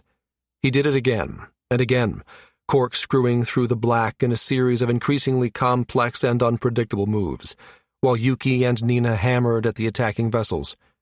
The Dazzlers weren't as effective when pitted against human-augmented SIs, so Yuki deployed them as auxiliary weapons platforms, harrying the fighters, using their agility and maneuverability to eat away at the enemy's defenses. Nina managed to sever the fuel feed on one of the Hydra's fusion drives, and its Excel drop was instantaneous. Micah spared it a look as its pilot veered off at a constant velocity it now had no way of stopping, but that moment of distraction cost him. The second ship scored a hit on Wraith's flank. The laser bit into the ship's ablative surface, the impacts searing like a hot poker against unprotected skin, before dispersing. Micah ignored it. He'd long ago grown used to the sympathetic echo of pain that skipped along his neural interface before the synthetic vision system could dampen it. Quickly enough, it faded, the shot's kinetic and heat energy dispersing through the Helios's pico-foam interlayer with minimal effect to the craft. Twice more, Micah dipped and twisted, thrusters firing in a mad and drunken dance, until one last tungsten salvo ripped through the remaining Hydra's shadow shield, its fusion plant safety interlocks sending it into automatic shutdown. "Nice job," he heard, just as a firm hand clapped down on his shoulder, and the simulation ceased. The pirate station morphed into a decommissioned destroyer, pulled from a boneyard and towed into place. The fictional Alpha Centauri gate disappeared off his sensors, to be replaced by a military operations area adjacent to the Hawking habitat, in orbit around Procyon's F-class star, Merky. The Hydras resolved into a pair of Alliance Nova Strike fighters. The tacticals turned back into standard targeting drones, used for warfare simulations and live-fire test runs when the MOA was active. Awareness of his physical surroundings inside the ship also returned. As usual, it took a few additional seconds for Micah to extract himself from Wraith's synthetic vision feed. The sensation felt a bit like surfacing from a deep, crystalline pool. He shook his head and blinked, eyes refocusing on the man standing between the two pilots' cradles. Rafe Zander grinned down at him, his expression one of mild envy. "I missed that, you know," he told Micah, his eyes drifting meaningfully to the SV control panel. Micah quirked a smile, dipping his head in a brief nod of acknowledgement. "Want a rematch? I'll give up the pilot's seat and play hostage this time." Zander shook his head, a wry twist playing about his lips. "Tempting, but you've traumatized my people enough for one day, Captain. They're a regular Navy squadron, not shadow recon like us." He paused, then corrected. "Like you." Elle heard the wistfulness buried in Rafe's tone, and wondered why the man had left Shadow Recon when he so clearly loved it. "We all have our stories, our private reasons." She heard Thad's derisive snort as he started toward the pilot's cradle. "All due respect, Major, that's bullshit and you know it," Thad called out, having clearly heard the exchange. "Once SRU, always SRU, ami. The unit never turns its back on its own." The Marine had clipped his harness to Wraith's frame just inside the ship's hatch, while Micah sent the Helios spinning like a dervish. Exercise complete, he waded past the rest of his team, and those tapped to play hostage like Elle and Quinn, to debrief with Rafe. The Major turned. "Thaddeus Severance III," he intoned, shooting Elle a wink. "Name like that belongs to a rich playboy living it up at the Royal Ganymede, not with some thick-necked jarhead out in space, busting heads together." Thad grunted, spearing Rafe with a narrow, one-eyed squint. "Don't you be getting on my last nerve there, hoss, or I might just have to forget that a Marine captain doesn't clean the Major's clock at poker when we get back to the base tonight." Anyone could tell the ribbing Rafe was handing out was a running joke between the two. Elle happened to know it dated back to when Rafe captained his own DAP Helios. He'd inserted SRU Team 5 into some of the more dangerous sectors of settled space on more than one occasion. Back then, Thad had been a sergeant, just like Elle. Rafe had changed jobs. Thad had moved on to captain his own team. Movement had her looking across the ship to where Boone sat, on the bench opposite hers. His eyes captured hers, darkening as he raised his brows in a silent question. "You okay?" She smiled and nodded, knowing he saw past the lie. He knew, better than anyone, what she'd given up when she left and he'd taken up her mantle. Being a sniper for the unit was more than being a sharpshooter. There were an equal number of missions where the sniper played the role of Overwatch, as was the case today. It was the edge of the spear. It was exhilarating.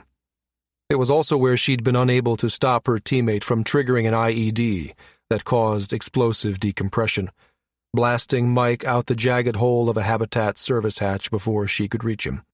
Thad's gauntleted hand had been the only thing that kept her from meeting that same fate. He'd pulled her back, carried her to the ship where Asha triaged her ruined leg, severed above the knee by a jagged metal spar. Rafe's voice jolted her from her memories. She blinked, breaking eye contact with Boone, and letting the reassuring pressure of Quinn's shoulder beside her anchor her to the present. Looking toward the cockpit, she played back Rafe's last words in her head. By the way, how soon do they need you back on Cereba? He'd asked the Helios pilot. She saw Micah shoot Yuki a glance, but his co-pilot just shrugged. Got a mission for us, Major? Micah inquired. Rafe shook his head. More like a favor, really. The brass contacted me this morning, asked if we could route a civilian contractor to a secured location. He explained. The guy's attending some symposium here in Midland. Midland was Hawking's second largest city, located in the middle of its 4,000-kilometer-long span. It was a quick half-hour shuttle hop away from Portsmouth to the Midway docking ring. Micah nodded slowly.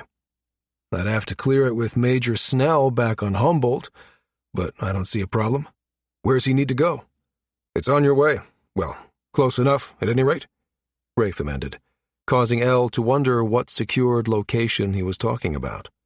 I'll send you the coordinates. It'd save one of my pilots the round trip. Micah shrugged. If the Major says it's okay, then sure, why not? I suppose the guy's used to military transport if he's working for the Navy. When do we need to leave? Rafe thought a moment. Sometime tomorrow or the next day should be fine. They've recalled him, but they didn't say anything about it being urgent. He paused. Of course, that could change.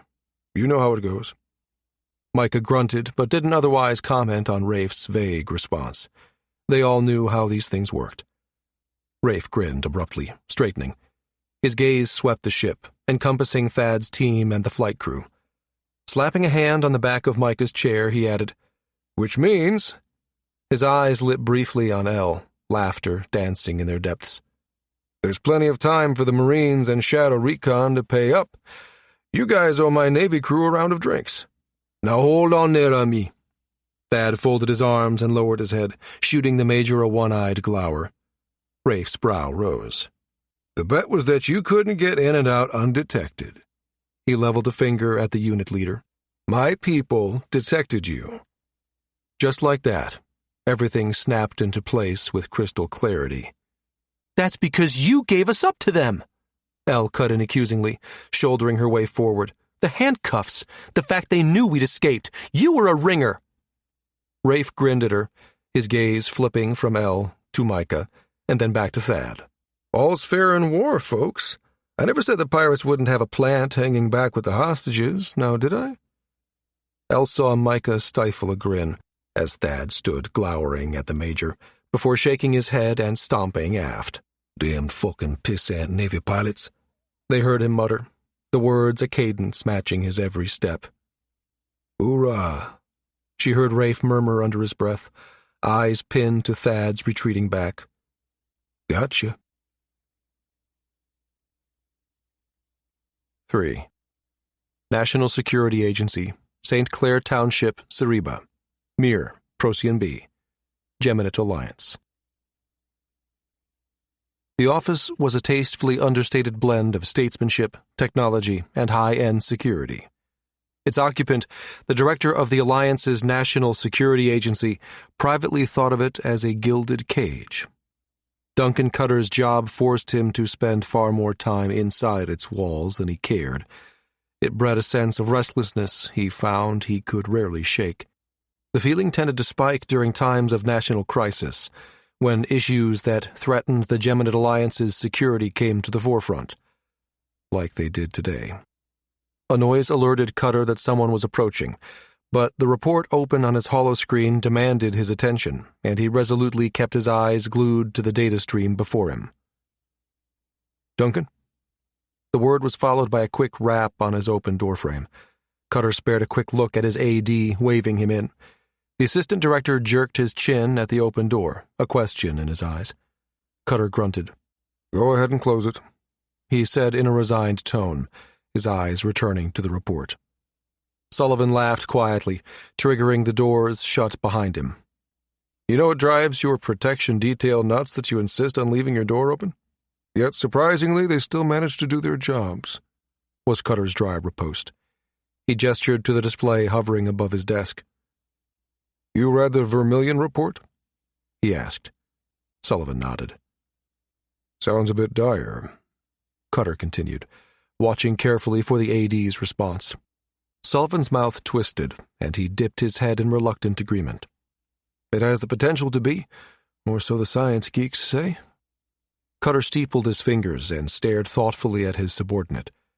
After a moment, he pushed away from his desk and strode to the bank of windows that overlooked the NSA's inner courtyard.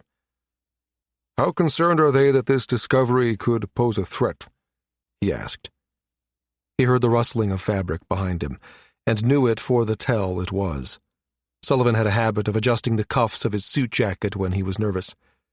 The man blew out a breath as he stepped up to the window beside Cutter.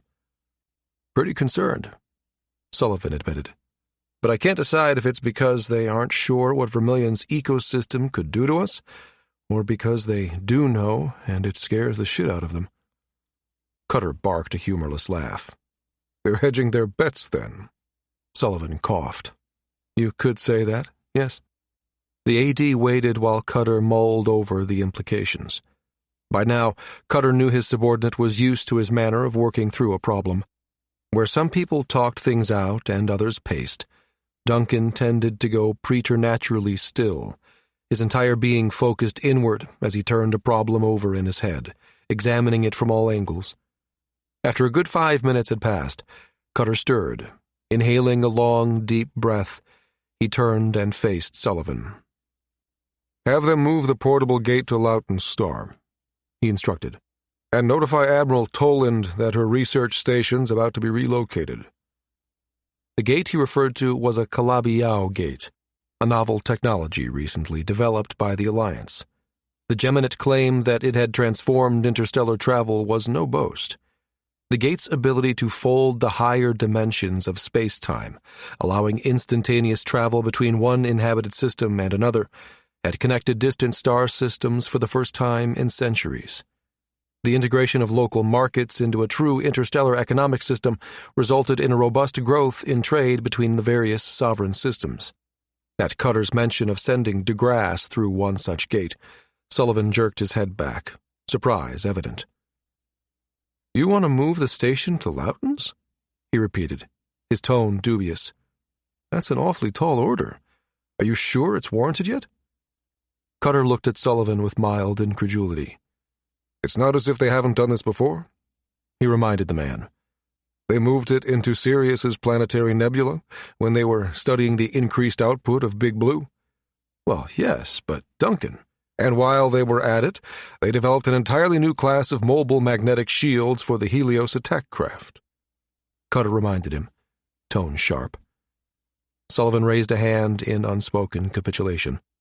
Suppressing a flare of irritation, Cutter returned to his desk and swept a hand over the holographic unit embedded into it. Minimizing the report he'd been studying, he opened the file that had accompanied it. A list populated on the screen before him, detailing the Vermilion probe's findings and its potential impact upon the rest of inhabited space.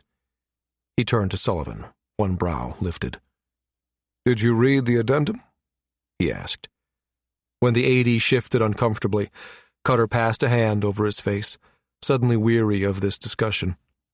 Dropping his hand to his side, he met Sullivan's eyes, letting the man see his resolve. Toland isn't an alarmist, he said firmly. She says her team is concerned about what the probe sent back from Vermilion, concerned enough to claim it could pose a clear and present danger to the Alliance. Yes, moving DeGrasse is warranted. Sullivan nodded acquiescence, a resigned look playing about his face. It'll take time to spin up an operation of that magnitude, he warned. Call it a week to get the gate into place, even longer to move the Taurus into position to transit. Are we going to use the same cover story we did last time to conceal DeGrasse's existence? Gate down for routine maintenance? Yes. Go ahead and have Levitt Station post notices. Cutter blinked the holo and sent Sullivan a steady look. Sullivan straightened and stepped away, taking the hint. Yes, sir. I'll contact Toland immediately. We'll get it done. Admiral Amara Toland's wire implant flashed an incoming message on her heads-up display. She came to a halt when the overlay informed her of the person's identity. Wheeling, she headed back the way she came, a startled lieutenant jumping out of the way when she exited the officer's mess. As she strode down the passageway to her office, she instructed her wire implant to accept the transmission. "Good afternoon, sir," she began. But the NSA's assistant director brushed aside her greeting, cutting right to the point. "We're mobilizing to Grass." Sullivan's words were blunt. "You have gate priority. How quickly can you make it to the Procyon heliopause?" Toland's lips pressed together at this. It wasn't the decision to mobilize that surprised her. After all, the probe had been a DeGrasse project, its findings forwarded from her offices to the NSA. The swift response, though, that was a bit unexpected. Then again, she thought with a wry laugh, Duncan Cutter's never been one to shy away from decisive action before. Why'd I expect anything different now? Before answering Sullivan, she pulled up a map of the Procyon system and sent the Admiralty's SI a request. She knew the distances in general terms. DeGrasse was currently at a secured site in the Atliaka belt, between the system's two stars, Merki and Mir. The belt was a debris disk formed by the remains of Mir's outer core when the star became a white dwarf. The belt had eventually settled into an orbit almost 3 AU from Merki, Mir's F-class sister star. That put DeGrasse a bit more than 30 AUs from the system's heliopause. We're a little over an AU from the Hawking habitat right now. Add an 18-day trek to the gate, she replied, after scanning through the data the synthetic intelligence had sent to her HUD. She paused the feed when she saw the SI's readiness estimates. Looks like we can't push the Taurus to more than a single gravity due to some of the more sensitive equipment we have on board right now, she told him. It's going to take some time to lock things down and reconfigure for transport, too, so it'll be closer to 21 days before we can get there. There was silence on the other end as Sullivan digested everything she told him. "Understood," he sent with a mental nod. "Do what you need to do, but make the best time you can. We're sending the portable gate through to the other end, so be prepared for a rough ride." Toland winced at that, although she'd known this was coming. Portable gate transits could get bumpy. Permanent gate installations had regular sweeper ships that cleared the exit points of micro-meteorites and other debris. They had sensors to monitor both ends of every transit point. They enacted temporary blackout periods when shifts in the stellar wind or its interaction with the interstellar medium created local weather events. The Gemini Navy's utility-class gate enjoyed none of these niceties, and there would be nothing at Loughton's heliopause to cushion their arrival. Toland's people were used to it, though. The civilian contractors working on DeGrasse would just have to suck it up and deal. I assume you and Director Cutter reviewed the data files we attached? Do you have any questions for us? She asked. "Not at the moment, no," he responded. "As you've undoubtedly guessed, the probe has all of us concerned." She sent him a crisp nod. "We'll follow up on its findings and get this nailed down as quickly as we can, sir." "I know you will, Admiral." Sullivan cut the connection as Amara approached her office. The doors slid open and her assistant stood, nodding respectfully. "Ma'am?" he said. "I thought you were headed to the mess for lunch." Amara grimaced. "That can wait. Please gather the section heads for an emergency meeting in..." She looked at her HUD's chrono. "An hour. I'll be briefing them on a new assignment at that time." Her assistant nodded. "You got it, Admiral. Anything else?" Amara shot a glance in the general direction of the mess hall. "Could you ask Chef to drum up something and have a steward deliver it to my office?" She paused, thinking. "Make that for 2. Contact Colonel Fraley and ask him to join me. Looks like we'll be working through lunch today." An hour later, she and Fraley stood at the head of a conference table in a room just outside the Taurus's command and control center. The dozen faces looking back at her held a mixture of surprise and anticipation at the announcement she'd just made, with one exception. "We can't leave," Lee Stinton, their chief scientist, protested. "My lead biochemist is off-site at the moment." The man made it sound as if the entire situation was a personal affront to him. Fraley gave the man a patient smile, one Amara suspected was more than a little forced. "I'm aware, Doctor," he told the man. "When we realized what the probe had found, I had a feeling this kind of thing might happen, so I contacted Nimitz Base on Hawking and asked them to have a transport on standby, just in case. Stinton's bushy brows beetled together, and he frowned. Very well, he said after a moment's thought. But Perez is scheduled to deliver the keynote at a conference there in 2 days. He won't be ready to leave until then. Amara fought to keep her expression neutral in the face of the man's arrogance. She shook her head. We need to be underway by then, she said firmly. I know we're only a day's transit away from the habitat, but that's cutting things a bit too close to our departure window. Please extend my apologies to your man for upsetting his schedule in such a precipitous manner. She paused and let her gaze sweep the rest of the room. We need everyone else back under grass as soon as possible, she said. Consider all liberties revoked and personnel recalled. There were murmurs of acknowledgement all around the table. Toland was relieved to hear Stinton's voice among them. Though technically a civilian, the chief scientist's contract with the Navy required that he, and all other civilian personnel reporting up to him, adhere to Navy regulations regarding such things. He tended to conveniently forget that from time to time. Very well, then. Please pass any questions or concerns along to Colonel Fraley, and if you run into any issues, know that they'll be dealt with on a priority basis. Toland pushed away from the table and stood. The room stood with her, those with military ranks saluting. She saluted a dismissal, and then left the room. 4. Midland City Center, Midland, Hawking Habitat, Geminate Alliance. 1 AU from DeGrasse Taurus, in the center of Hawking Habitat, a trim blonde woman paused outside Midland's city center and glanced around to get her bearings. This part of Midland was especially busy. The Habitat's main maglev line stopped at a station half a block away, right next to the spaceport elevator that connected the cylinder to the Midway ring. The streets were lined with cafes, coffee houses, and small shops, all catering to city administration offices and local businesses. The meeting with the Public Works team had gone well.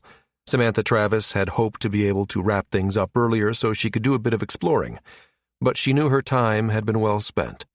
The people who maintained the magnetic sheath encasing the McKendree cylinder had asked detailed and insightful questions about its proposed upgrade.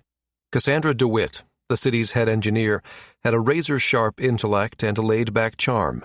Sam could see the deep loyalty she engendered in her crew. They'll have no troubles with this refit, Sam thought with some satisfaction. None at all. Hawking's magnetosphere was of particular interest to Sam.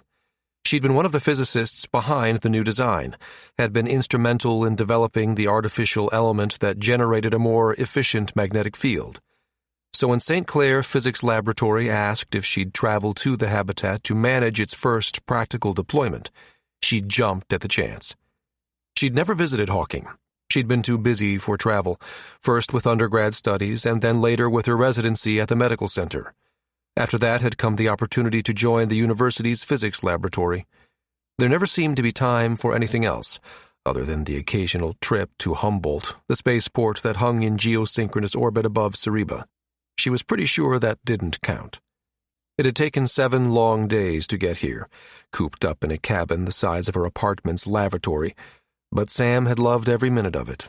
The habitat was an impressive feat of human engineering, with more than 5.5 million square kilometers of habitable surface area. She'd spent the better part of a day watching as it grew larger in the observation room's hollow. Now she wanted to explore from the inside. Sam shrugged out of her jacket, the warmth of Hawking's late afternoon seeping into her bones. She squinted up into blue, cloud-dotted skies, wondering if she had time to sneak off for a few minutes of sightseeing before she met up with a friend. As if summoned, her friend's ID popped up on her overlay. Are you done yet? Tell me you're done. How long can a presentation last anyway? Sam, are you there? Linnet's bubbly, energetic personality bounced around inside Sam's head like a wiggling, hyperactive puppy who'd caught sight of a toy. I'm here, Sam laughed. Thank the ever-loving stars. Linnet sighed. When can you get here? The reception's about to begin, and I'm standing in the middle of a bunch of strangers. Sam laughed. Lynn, you've never met a stranger in your life. Have 2, and there are about 50 billion of them right here, right now. Sam's lips twitched. That's some feat, considering there are only 10 million on Hawking, give or take. Oh, please. Sam could almost hear Lynette's hands slap the sides of her thighs as she dropped them dramatically. Let's not quibble, okay? Just come keep me company. Sam looked longingly in the direction of the maglev sign that posted departures to Olympic Lake, 5 kilometers to the south of her location. Well, I was about to go out to Olympic Lake for a few minutes and look around. Tell you what, the lake looks fabulous under the moonlight. Let's go after the reception. Lynette suggested. Sam laughed. Kind of hard to have moonlight when there's no moon, Lynn, she reminded her friend. Potato, potato, the other woman replied airily. They do something with the mirrors to simulate it most nights, I swear. Please, Sam. Sam scrunched her eyes closed, trying hard not to cave at Lynette's wheedling. Abruptly, she turned away from the maglev station. Okay, fine. Do I at least have time to stop by the hotel and change? She asked. I'm not really reception ready. You'll be fine, Lynette assured her with the confidence of someone effortlessly used to drawing attention everywhere she went. Just come as you are. Sam lifted her hands in a helpless gesture, took in a steadying breath, and then shrugged mentally. It wasn't like she'd ever see any of these people again. The reception was hosted by the WIS Symposium on Biochemistry. That was Lynette's field of expertise, not Sam's. Besides, one of the things on her bucket list was to spend time with her college roommate. They hadn't seen each other in years, not since Lynette had accepted the job with Hawking's Merki Institute. Okay, I'm on my way, Sam capitulated, prompting her wire-to-hand shake with Midland's public net. Pulling up a map of the downtown area, she dropped a pin on the Merki Institute. When a route appeared, along with estimated time, she added, Be there in 10 minutes. You'll let security know to let me in? Already cleared. Lynette's tone was smug. Thanks, Sam. See you soon. Her friend's icon vanished, and Sam began to push through the gathering crowd of people headed home for the day. At least I'll get to see a bit more of Midland this way. 10 minutes later, Sam shrugged back into her jacket as she exchanged the warmth of the outdoors for the Institute's cool, shaded interior. Her first impression of the Institute was one of subtle elegance. Polished marble flooring gleamed in the dappled light that filtered in through large paned windows. A reproduction concierge station that looked like it could have been lifted straight from old Earth served as a check-in desk. Her footsteps echoed on the polished tile as she crossed over to the kiosk. The synthetic intelligence installed to monitor and grant access greeted her as it sensed her approach. "Good evening." Its voice was mellow and well-modulated. "How may I be of service?" Samantha Travis, here for the WIS reception as Lynette Thompson's guest, she responded, and then waited patiently for the SI to scan her ID token. With a musical chime, the ES field that prevented people from entering past security winked out. "The symposium reception is being hosted in the Andrew Wyss Ballroom, Level 4. It informed her. "Have a good evening, Dr. Travis." "Thank you," she murmured, moving toward a bank of lifts. Live music, played by a small chamber orchestra, greeted Sam as the lift doors opened to the 4th floor. She could tell by the number of people in attendance that she was more than fashionably late. The reception was just like countless others she'd attended. The room was filled with people who were mostly strangers to each other. They smiled and nodded politely in passing, or stood in groups of 2s and 3s, talking.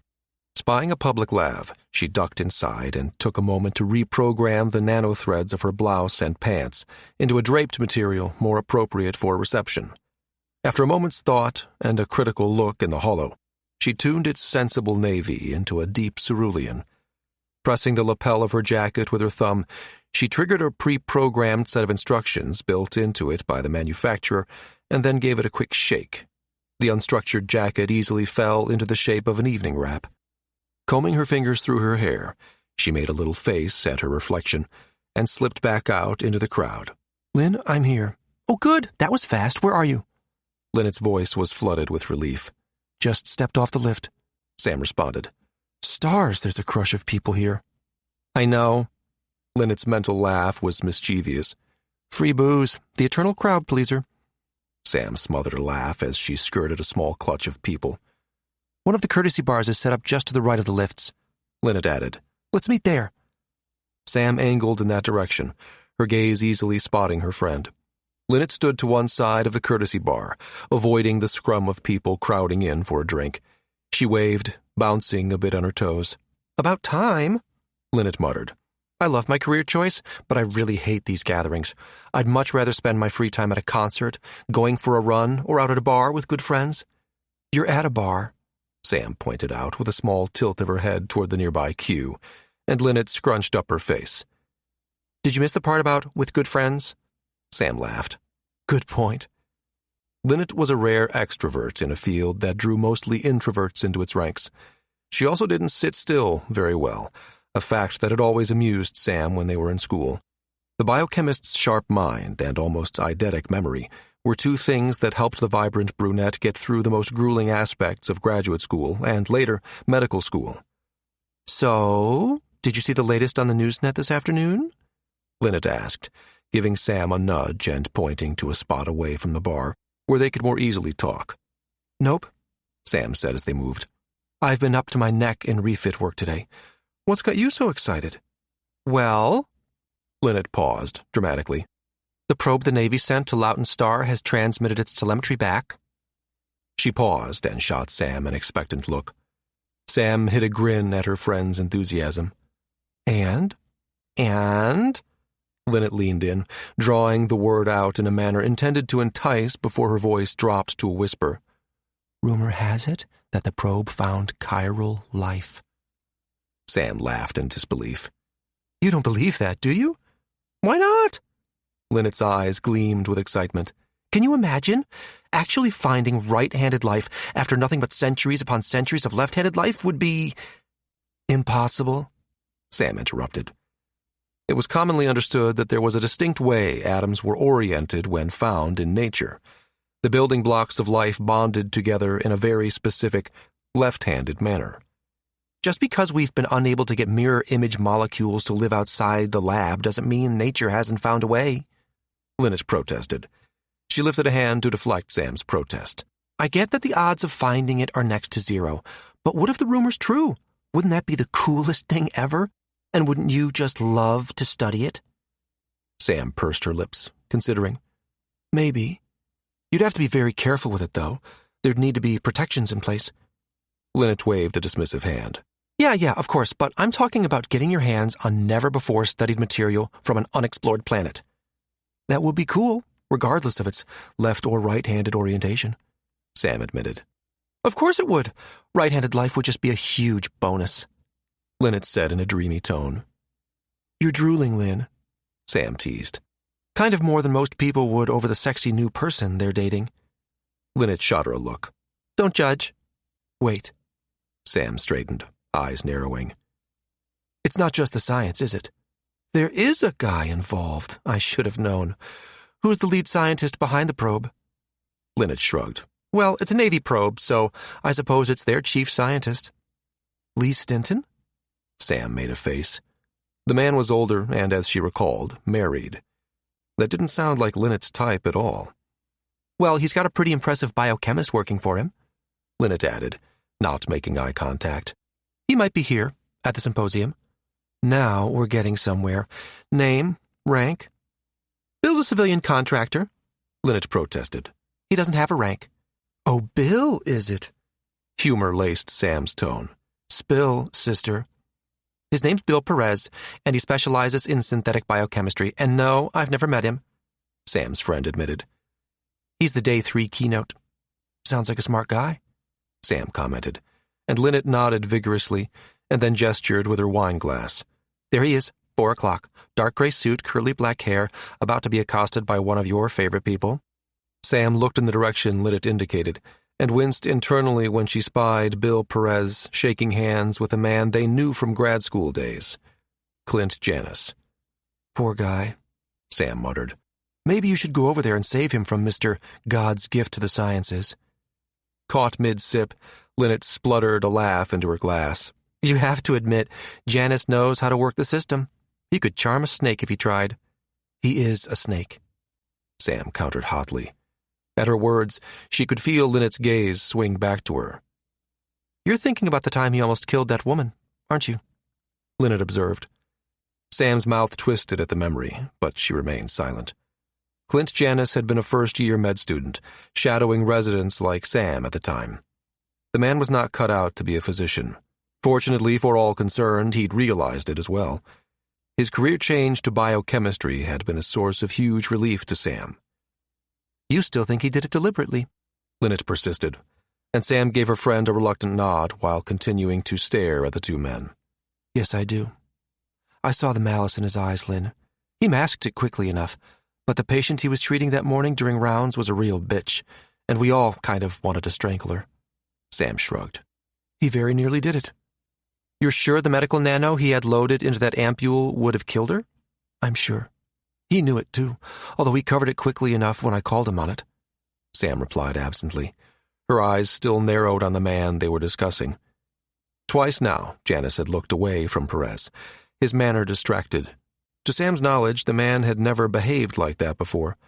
She'd learned long ago that one of Janis's little tricks was to appear riveted by whomever he wanted to impress.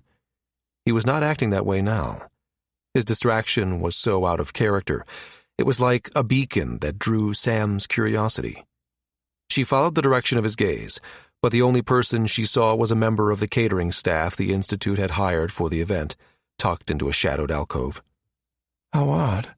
It's not like Janis to waste his time on people who can't further his career. But as she watched, he turned back to Perez, clapping him on the shoulder jovially. Sam couldn't repress a smile at Perez's expression. He looks about as enthusiastic as I would be under the same circumstances, Sam told Lynette. Seriously, Lynn, maybe you should go and rescue him. Okay, fine, twist my arm. Lynette flashed her an impish grin. Come on. Sam hesitated, not wanting to come face to face with Janis, but then she saw him step back. With another glance toward where the server stood quietly in a shadowed recess, the man turned and walked away. Sam's brow wrinkled in confusion as she followed in Lynette's wake. What is it about that server that held Janis's attention? Sam caught a better look at the woman when the crowd briefly parted. She looked innocuous enough, dressed in all black like the rest of the catering staff, and holding an empty serving tray to receive used glasses. She was a study in browns otherwise, with a caramel complexion and matching hair that fell forward, partially obscuring her face. It looked like there was something woven in the long strands, beads, perhaps, or maybe braids. It was hard to tell from this distance. Sam nearly bumped into Lynette when her friend came to an abrupt halt to avoid a gaggle of scientists talking animatedly. Oh, goody, he's alone, Lynn said with a sly smile. Sam held back another laugh as Lynette plowed forward, but then quickly caught up to her friend as suspicion began to grow. Oh, no, you're not, are you? She asked, pulling Lynette to a stop and eyeing her disbelievingly. I'm not what? Going to pump him for classified information on whatever that probe found? Lynette blinked and averted her gaze, but her lips quivered as she repressed a grin. First, it's classified, she said primly. And you know as well as I do that he won't spill anything he can't share. Second, I'm not trying to get him to tell me anything he shouldn't, but that's okay. I'll take a hint, a suggestion, even a slight eye twitch if I guess right. Sam shook her head. Just don't get into any trouble while doing it, okay? Lynette shrugged unrepentantly. You only live once. I say go for all the life you can grab with both hands. And if it's rumors about that probe are the things I choose to pursue in my spare time, who's to stop me? It's a whole lot sexier than plasma and sunspots, Sam. You ought to try it sometime. Sam laughed and held up her hands. Okay, fine. You win. Lynette pulled up short of the man and then waited for him to glance her way. When it became apparent that he hadn't noticed her, Lynette cleared her throat. Excuse me, Dr. Perez? The man turned, a politely questioning look on his face. Lynette Thompson, she said, proffering her hand. Sam suspected her friend had used the gesture to push her personal token to him over the Institute's net. I just wanted to welcome you to Hawking and thank you for agreeing to deliver our keynote. His expression cleared. Yes, Dr. Thompson. It's nice to be here. Lynette, please, she said. You know, I've read several of your papers. The man's brows rose. My apologies. Sam stifled a laugh. I'd love to hear about the work you do for the Navy. Her eyes took on an expectant light, and Sam saw the man's expression turned resigned. Sam leapt to his rescue. We realize a lot of your work must be classified, so of course you wouldn't be able to talk about it. Isn't that right, Linnet?" Her eyebrows lifted as she shot a warning look toward her friend. Bill smiled, and Sam sensed relief behind the look he sent her way. "That's true," he told Linnet. "I'm sorry. I can't talk to you about it until it gets declassified." Undeterred, Linnet gave a little wave of her hand. "Totally get that. But in case the rumors are true—" Linnet broke off as Sam grabbed her by the arm and began to drag her away. Linnet's voice sped up. "If they're true and you found chiral life and you need any assistance from a fellow biochemist," she raised her voice so that it still carried to him, "I just want you to know that I'd totally volunteer to help you out with that." The man laughed, and Sam knew her friend had won him over with her cheerfully breezy attitude. "I'll keep that in mind," he called after them both, chin lifting in a friendly goodbye. "Why'd you do that?" Linnet demanded in a whisper after Sam had come to a stop several meters away. "I had him eating out of the palm of my hand." "Sure you did. That guy wants to be anywhere but here right now." Linnet frowned. "He does not." "Does too. Look." She nodded in Perez's direction. As if on cue, the man looked around one last time, then turned decisively and headed toward an exit sign hanging above a door Sam was sure led to a stairwell. "See, he's making his exit now." Linnet sighed. "Fine, you've made your point." She waggled her half-empty wine glass in front of Sam's face. "Let me get rid of this, and then we can get out of here too. There's a great tapas bar just down the street. Who knows? Maybe we'll get lucky and it'll be karaoke night." Sam groaned at that, but allowed her friend to lead her toward the lifts. It wasn't until much later that she realized the woman in black had turned and followed after Perez. The woman watching Perez saw him stop at a nearby park bench, shoulders hunched. She stepped into the shadows and waited. The warm glow of a streetlight bathed the man's face in golden tones, casting long, soft shadows under his eyes. He must have adjusted the temperature of his suit, for after a few seconds she saw him relax as if the cool night air no longer bothered him. He looked left and then right in indecision, his expression gaining the faraway look of someone querying the local public network for information. After a moment, he turned and strode purposefully toward the area locals called Restaurant Row. She allowed a few pedestrians to pass between them before she stepped into the flow of foot traffic and began to follow. There were a group of 3 separating her from her quarry. From their words, it was clear they were a maintenance crew. The conversation carried to her easily. She listened unashamedly, interest piqued. "How's the refit going?" she heard one of them ask. The one in the middle grinned, bumping shoulders with the man on her other side. "Smooth as silk," she declared, despite old Tracy's dire predictions. "That plasma tube we're swapping out is the first of 80. The man muttered darkly. "Plenty of time for things to go wrong." That just made the woman in the middle chuckle. "So, how much longer you think before we'll have 32 back online?" The one on the end persisted. The woman shrugged, flicking blonde hair over one shoulder. "Tomorrow around noon is my guess. Owen said to take our time. The mag field tubes on either side are rock solid, so it's not a rush job. I want to climb inside while it's empty and get a good look at those baffles before we pump her full of plasma again." "It needs to be sealed by midnight," Tracy warned. "Or you can kiss goodbye any hope of getting her online by noon." "Don't be so gloom and doom," the blonde in the middle chided good-naturedly. "It'll be fine." The woman trailing behind them listened avidly as she monitored Perez's progress. By the time the man turned into a French restaurant, she was ready for her next move. A quick glance at the brasserie's sign assured she would know where to double back. Waiting for a break in oncoming foot traffic, she sped up, brushing against the man named Tracy with a murmured apology. She made sure that her hand came into contact with his exposed skin. The man jerked back, shooting her an irritated glance. All he caught was the impression of a woman in a hurry and the glint of a bead braided into brown hair as she rushed past. 5. NCIC offices, Nimitz Base, Portsmouth, Hawking Habitat. Early evening settled upon Nimitz Base, bringing with it a stillness that only came after hours. The light rapping of knuckles against her office door frame startled Elle, pulling her attention away from Quinn's most recent report. She looked up to see Rafe leaning against the jamb, hands shoved casually into his pockets. She spared the chrono on her overlay a quick glance, slanting him a curious look. She set her stylus down and pushed away from her desk. "I thought you had a poker game to win and a round of drinks to extort from Thad," she said. "I did," he agreed, and then jerked his chin in the direction of his office. "Stopped by to pick up a data packet for Wraith to take back to Humboldt." He pushed away from the opening and nodded toward the empty chair across from her desk. "Got a minute?"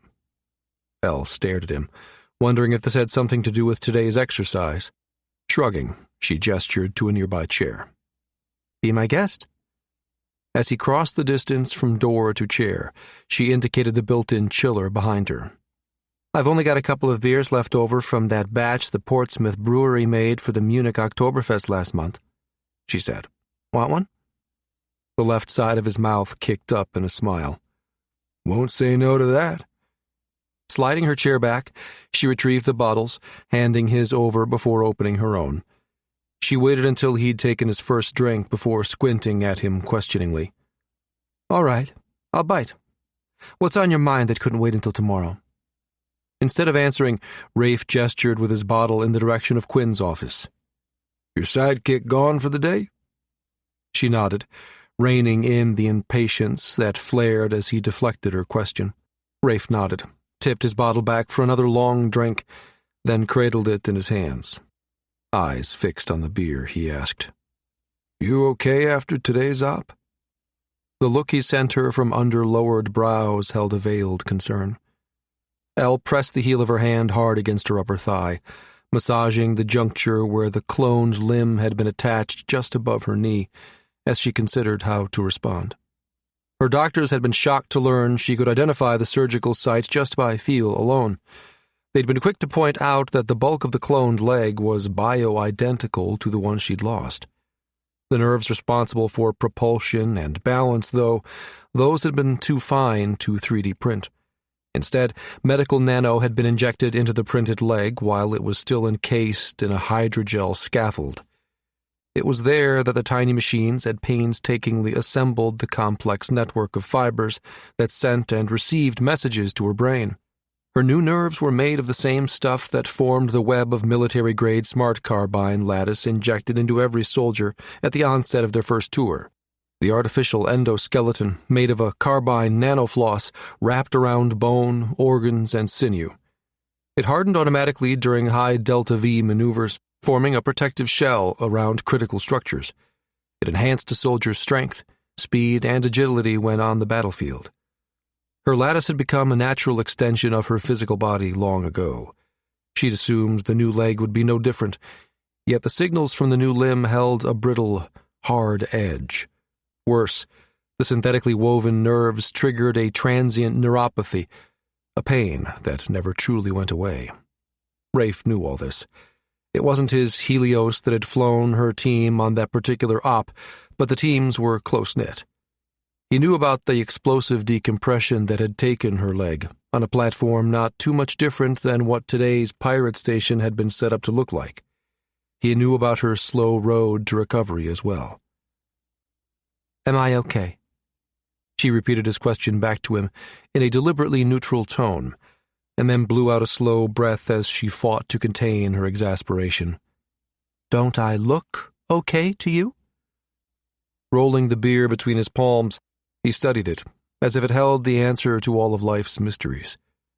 He answered her question with another one. "Why'd you do it, Elle?" She wasn't going to dignify that with an answer. She took a sip of her own beer and then set it down on her desk, fingers rubbing at the condensation as she waited for him to make the next move. After a moment, he looked up at her and tried again. "Your role was to be a prisoner. The exercise would have been plenty effective without an escape attempt." When she still didn't speak, he gave her a small shrug. "I just wanted to know if you did it because Thad was there, and Asha, and Boone. You don't need to prove anything to them. You know that." Elle gripped her beer, hard. It was either that or lose her shit, and she didn't want to go there with him. Misguided as it was, his concern came from a good place. She opted for mild reproof. The objective of the exercise was for it to be as realistic as it could possibly be. She arched a brow. Are you telling me that you wouldn't have done everything you could to escape if the situation had been real? Rafe brushed her comment away. Civilian hostages wouldn't have. He countered. You know as well as I do that most people would either freeze or shut down under those circumstances. They sure as hell wouldn't have the skill to pick a lock. Where'd you learn to do that anyway? He seems genuinely curious. Elle shrugged, relieved he'd given her an opening to shift the subject away from her leg. It was covered in one of my criminal history classes when I was certifying to become a special agent at New Quantico. One of those things that just sticks with you, you know? Disbelief crossed his face. And you're telling me you just happened to have a wire with you? She shook her head. Actually, it was Quinn who had it. Somehow he remembered I knew how to pick a lock.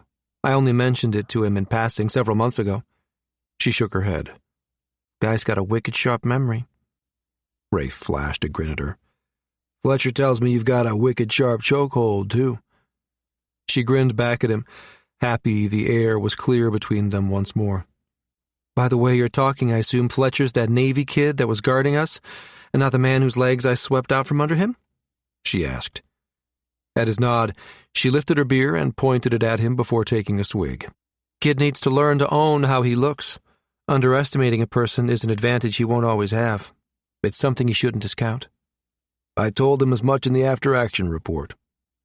He rubbed a finger across the bottle's Oktoberfest label before adding, The whole exercise took them down a few pegs. Elle smiled slightly.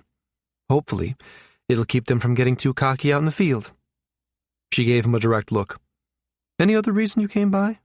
You know, aside from playing mother hen? Rafe kicked his chair up, balancing it on its back legs. Ignoring the frown that action earned him, he admitted, Yeah, there is one more thing. Remember that civilian I mentioned to Case? The one who's going to hitch a ride back on Wraith? Elle nodded. The one headed for some mysterious black location you neglected to mention? Noticed that, did you? Elle spread her hands. Well, I am NCIC. We're trained to notice things like that, you know? So what about him? Rafe dropped the chair back down. He's gone missing. Elle looked surprised. Not responding to pings, I take it? And not showing up on any public networks either, Rafe said.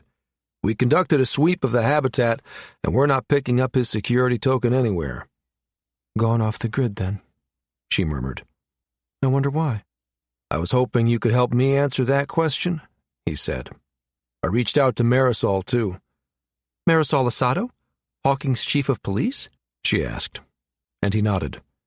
She's opening a missing persons case on him, but we're not operating on a standard law enforcement time frame, he explained. That guy needs to be on a Navy ship by end of day tomorrow, the next morning at the latest. Elle straightened, pushing the beer aside. Send me what you've got. It's early still. I'll head out now and try to locate the people who might have seen him last. Rafe stood, rapping his knuckles against her desk. Thanks, Elle. I owe you one. He turned to leave, but paused at the door, eyes lit with a dark humor. You kicked ass today, Agent Sear. If you hadn't pulled off that escape, Thad would have owed me 2 rounds, though. So, don't think this one bottle of lager's gonna cancel that out. Capiche? With a wink and a grin, he slapped the flat of his hand once against her door jamb, and then faded into the darkness. 6. Wind Symposium, Merkey Institute, Midland, Hawking Habitat. Elle had things wrapped up and was on an express shuttle to Midland half an hour after Rafe left her office. She spent the time between Portsmouth and Hawking's Midway docking ring reviewing the dossier Rafe had supplied her on one Bill Perez, biochemist. He'd been employed by Brower Biologics for several years before accepting a contract with the Navy. The information Rafe handed her was heavily redacted, but she could read between the lines. Whatever work Perez did for the Navy was surely cutting edge. Weapons development, she speculated. An advance in propulsion or encryption, possibly. Maybe some new kind of defensive shielding they could use to secure their embassies in far-flung places like Anyang or Acadia. No matter the specifics, it was a plum appointment. She couldn't imagine a guy like Perez would willingly duck out of it. That meant the possibility of foul play. It was after sunset when she arrived at the Marquis Institute. She waited patiently by the security kiosk as the SI paged one of the symposium's sponsors to come meet her. As usually happened when she flashed her NCIC credentials, it wasn't long before the lift doors opened, disgorging a petite redhead in a no-nonsense business suit. The woman strode briskly toward her, lips pressed together in annoyance. Miss Meeks? Elle held out her hand. Special Agent Sear with the NCIC. The woman took her hand, albeit somewhat reluctantly. Agent Sear, can't this wait? We're in the middle of a high-profile event. I'm sorry, Elle said. But it's a missing persons case, and those are time-critical. Meeks closed her eyes and pinched the bridge of her nose, as if Elle's words had given her a migraine. Very well, but please keep in mind, the symposium's research is above reproach. Your presence could jeopardize that if it becomes linked to an investigation. Elle forced her expression to remain pleasant. I assure you I'll be nothing but discreet, but it's imperative that I locate Bill Perez. Meeks pressed her lips together in a thin line. 15 minutes. She conceded grudgingly. That's all I can give you. I'm sure someone will know where he is. I saw him myself a few hours ago. Oh, really? Elle asked, submitting her token to the security SI when it asked for her ID. The kiosk chimed, and the SI wished her a good evening. Yes, he was leaving the general session after the Day 1 keynote, Meeks said, motioning her toward the lifts. You saw him a few hours ago, but not recently? Elle persisted. The woman fixed her with an irritated look. Agent Sear, the flawless execution of a show the size of the WIS Symposium requires all my attention. She snapped as their lift rose. I have people to handle the more mundane things, like keeping track of our daily speakers. I'm sure one of them can tell you where he is. Elle bit back a retort as she followed her from the lift and into a crowd of people milling about, drinks in hand. There, Meeks said, pointing to a tall, narrow-faced man. Clint Janis would be a good place for you to begin. He works for the same company Perez used to work for, Brower. I'll introduce you, and then I really need to be on my way. She didn't wait for Elle to respond, just plowed through the crowd. It was interesting how quickly they parted for her. Elle suspected it was more a case of avoidance than it was respect. Janis turned as they approached, his face breaking into a smile at the sight of Meeks. "Beverly," he said, his tone warm. "It's good to see you." He glanced over at Elle and nodded a silent greeting, brow lifted in polite curiosity. Dr. Janis, Special Agent Elodie Sear with NCIC. She's looking for people who might have seen Dr. Perez. Introduction over, Meeks gave a crisp nod and then left. Elle ignored the brush-off, her eyes trained on Janis.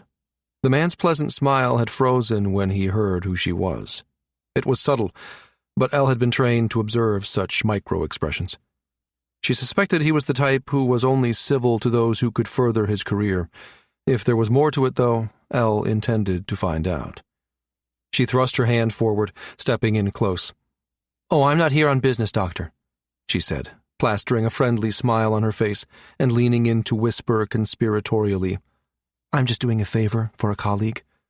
"A favor? What would that be?" The man lifted a blonde brow.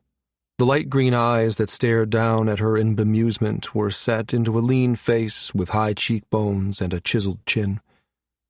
Elle realized abruptly that the man before her was almost too perfect. Janis had classic features, but they were abnormally symmetrical. She wondered briefly if vanity was the only reason why he'd undergone facial modification, and decided to have Quinn do a background check on the man. "Yes, a favor. Dr. Perez is needed back at work, but they're having a hard time finding him. I said I'd stop by and let him know in person. You saw him a while ago?" she prompted. Janis hesitated briefly, and then gestured around. "We were right here, actually," he told her. "It was early on, about 2 hours ago, I'd say." Elle nodded. "I see. Did he happen to mention his plans for the rest of the evening?" "Unfortunately, no." Janis frowned and tapped a finger against his chin thoughtfully. A practiced move, Elle was sure, although he seemed somewhat unhappy. Her attention sharpened at this. "Unhappy?" she repeated. Can you elaborate? Janice lifted a shoulder in a Gallic shrug. I'm not one to spread rumors, Miss Sear. Special Agent Sear. Elle couldn't help correcting. Go on. Janice tilted his head. My apologies, Agent Sear.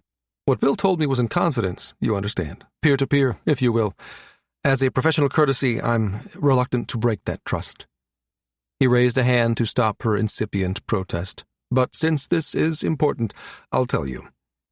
He glanced around as if to ensure no one was near enough to overhear before letting out a weighted sigh.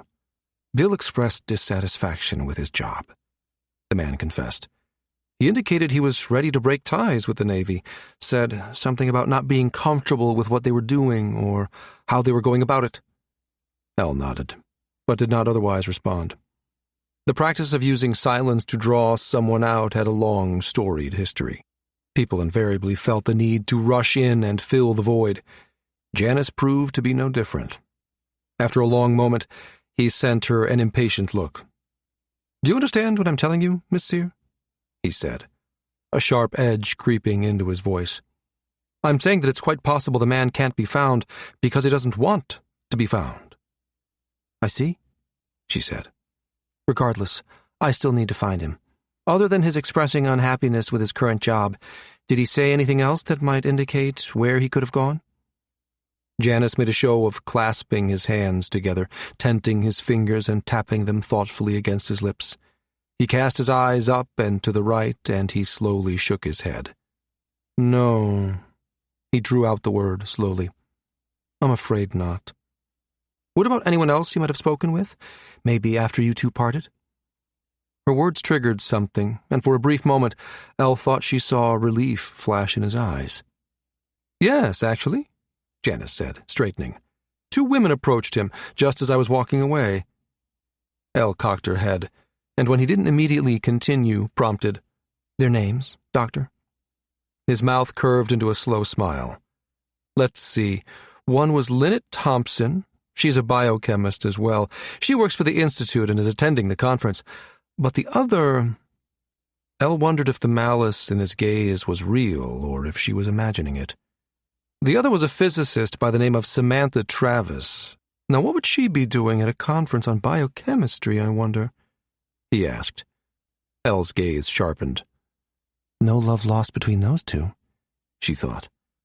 She waited, but when it appeared this was all he was going to say, Elle stepped back. Thank you for your time, Doctor, she said, signaling her wire to drop her contact information to him over the Institute's secured net.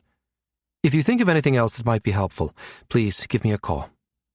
Janice nodded, and then made a hasty exit as Elle submitted a search request for the 2 women Janice had mentioned. The net returned a null value, indicating neither was in the building. That left her with only one other option. She let out a small sigh, eyes scanning the room for the woman who had escorted her in. Meeks was in the back of the room, in deep conversation with a small group of people. Their dress suggested they were conference workers and not attendees.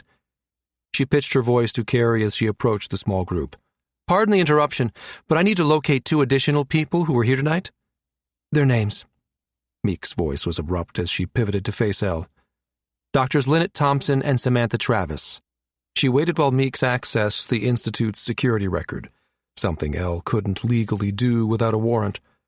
After a moment, Meeks straightened. The security kiosk shows that Sam Travis was registered as Dr. Thompson's +1 for the reception, the woman informed her. She arrived 2 hours ago, and both left the net half an hour later. Elle nodded her thanks. Very well, then. I'll swing by tomorrow and have a word with Dr. Thompson, if we haven't located Perez by then, she told Meeks, who sighed and shot her a repressive look. Very well, but do it discreetly, the woman ordered, and then turned her back on Elle, effectively dismissing her. With a slight shake of her head at the woman's brusque, almost hostile behavior, Elle left. 7. Undisclosed location, Midland. When the call came, the woman set aside her work and accepted the connection. The person on the other end cut straight to the point. Someone was here, asking about Perez. That was not the plan. The woman rose and stepped away from her work. She stood in the shadows for a long moment, mentally reviewing her actions from earlier that evening and finding no flaw in them. Her lips pressed together, the only indication of emotion on her face. No plan survives intact after it's implemented. Tell me who and what was said, she instructed. NCIC is looking for him. They're questioning those who spoke to him last night. Will this pose a problem? She let the question hang there for a breath. Then two. It will be handled. She severed the connection, taking a moment to center herself. After confirming her surroundings were secure, she set out to build a trail of evidence, a story that would lead those investigating down the path of her choosing. Bouncing her signal across countless relays in such a way that any traceback attempt would terminate in an infinite loop, she planted bits of data in obscure corners within Hawking's pubnet. A few scraps were dangled tantalizingly close to the surface, begging closer scrutiny. Others were buried sufficiently deep that a seasoned investigator would have to work hard to ferret them out. After planting the local evidence, she made a secured and untraceable connection to the Ford Sveter node embedded in the Starshot buoy holding station alongside Hawking. From there, she jumped into a network known for its discreet handling of such situations. 11 light-years away, an account was opened in Bill Perez's name, and manufactured evidence was left for others to find. Each piece of the puzzle was crafted to very deliberately lead the Alliance astray, and as far away from her as humanly possible. 8. Nimitz Spaceport, Portsmouth. Elle had just landed back in Portsmouth and was on her way home when she saw Quinn's ID pop up on her overlay. "Hey, boss, why didn't you tell me you were headed out this evening?" he protested when she answered. "I'd have been happy to come along and help out." No need. She smiled at Quinn's almost protective attitude. The probie still had a lot of shiny to him, left over from New Quantico. She could sense he wanted to quote regs to her. I know it's procedure to always go out in pairs on an investigation, but this isn't really an official one. Rafe just asked me to hunt down one of the Navy's civilian contractors. Evidently, he went off-grid sometime late today. And you don't think that's the least bit suspicious? Quinn sent her a frown. He could have been mugged. Or worse. Which is why I left you behind. That way, if I'd needed it, I could have asked you to run traces on any leads I found. She replied patiently. I might have a few, if you're interested. You do? She smiled when she heard Quinn's mental tone perk up. Like what? According to one of his peers who spoke to him today, Dr. Perez wasn't thrilled with his current boss, she said. Perez, huh? Quinn's mental voice turned thoughtful. Yes, Bill Perez, biophysicist, Navy contractor. Elle could almost hear the circuits burning as Quinn's nimble mind slipped into the Department of Defense's encrypted net and began rifling through data packets, turning over what he could find on the man. After a moment, he hummed disbelievingly, "Not sure I'm buying that, boss." Why not? Doesn't ring true. From what I can see here, Perez is doing some top-tier research, published some cutting-edge papers. That black site he's stationed at is a scientist's wet dream. Quinn paused, and Elle wondered curiously if he'd managed to locate info on the black site Micah Case was supposed to deliver Perez to the next day. Okay, then. Dig deeper and see what you can find on him, she suggested. An illicit affair with an angry spouse, outstanding debt, a local friend he may have visited? I'm headed back down there tomorrow for more interviews. Already on it, Quinn promised. I'll get you whatever I find, first thing tomorrow. Let me know if you change your mind. I can hop on a shuttle and be at the Belly Band in half an hour. Quinn's use of the Midway Ring's nickname amused Elle. She'd heard Hawking's governor hated the moniker. The smaller space dock system that encircled the cylinder's midpoint allowed for a quick 20-minute transit time between the habitat's central city of Midland and the Portsmouth space dock, thanks to the cylinder's tangential rotation. I think I have it covered, she told him. But thanks for the offer. The next morning, she woke to a message icon flashing insistently on her overlay. She frowned at the timestamp, realizing Quinn had worked into the early hours of the morning to compile his report. Her frown gave way to incredulity when she opened it and saw its contents. She sat up in bed with a jolt. Quinn answered her ping almost immediately, What in the rings of Atliaka? She blurted out as she flipped the covers off and started pacing the room. The Black Adders? Are you kidding me? Quinn's mental tone sounded slurred, and she felt a momentary guilt at awakening him. Yeah, boss. Kind of a shocker, isn't it? Nice scientist like him and all. Elle raked her hand through her hair, mind working furiously as she skimmed Quinn's report one more time. How'd you find this anyway? She heard a heavy mental sigh. Wasn't easy. I found a tiny thread on one of the darknet gambling sites and started pulling at it. After a while, things just started unraveling for me. Perez was using an assumed name and a forged ID token, both linked to an account he'd set up at a bank in the archipelagos. Elle came to an abrupt stop. She felt her brows rise to her hairline. The archipelagos? She repeated. Well, now, that's just a wee bit suspicious, isn't it? No one banks out in Seoul's outer rim like that, if they're not trying to launder credits. Quinn shrugged. Kind of what I thought, too. The archipelagos are famous for their don't ask, don't tell policies. And yet, you managed to trace him there, with just a few hours of searching. Elle felt doubt creeping in.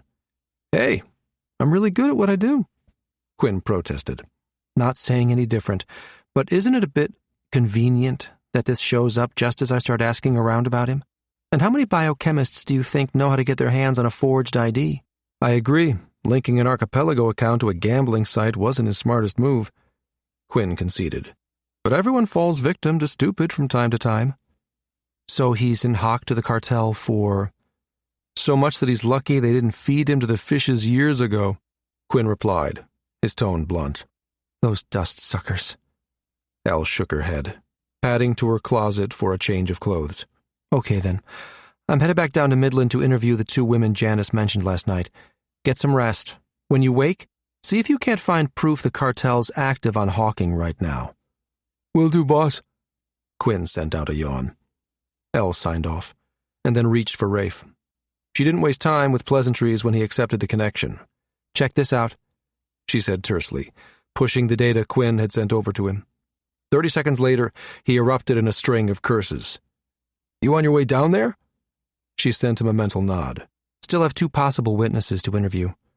I have a few things to do first, but we need to loop in local law enforcement.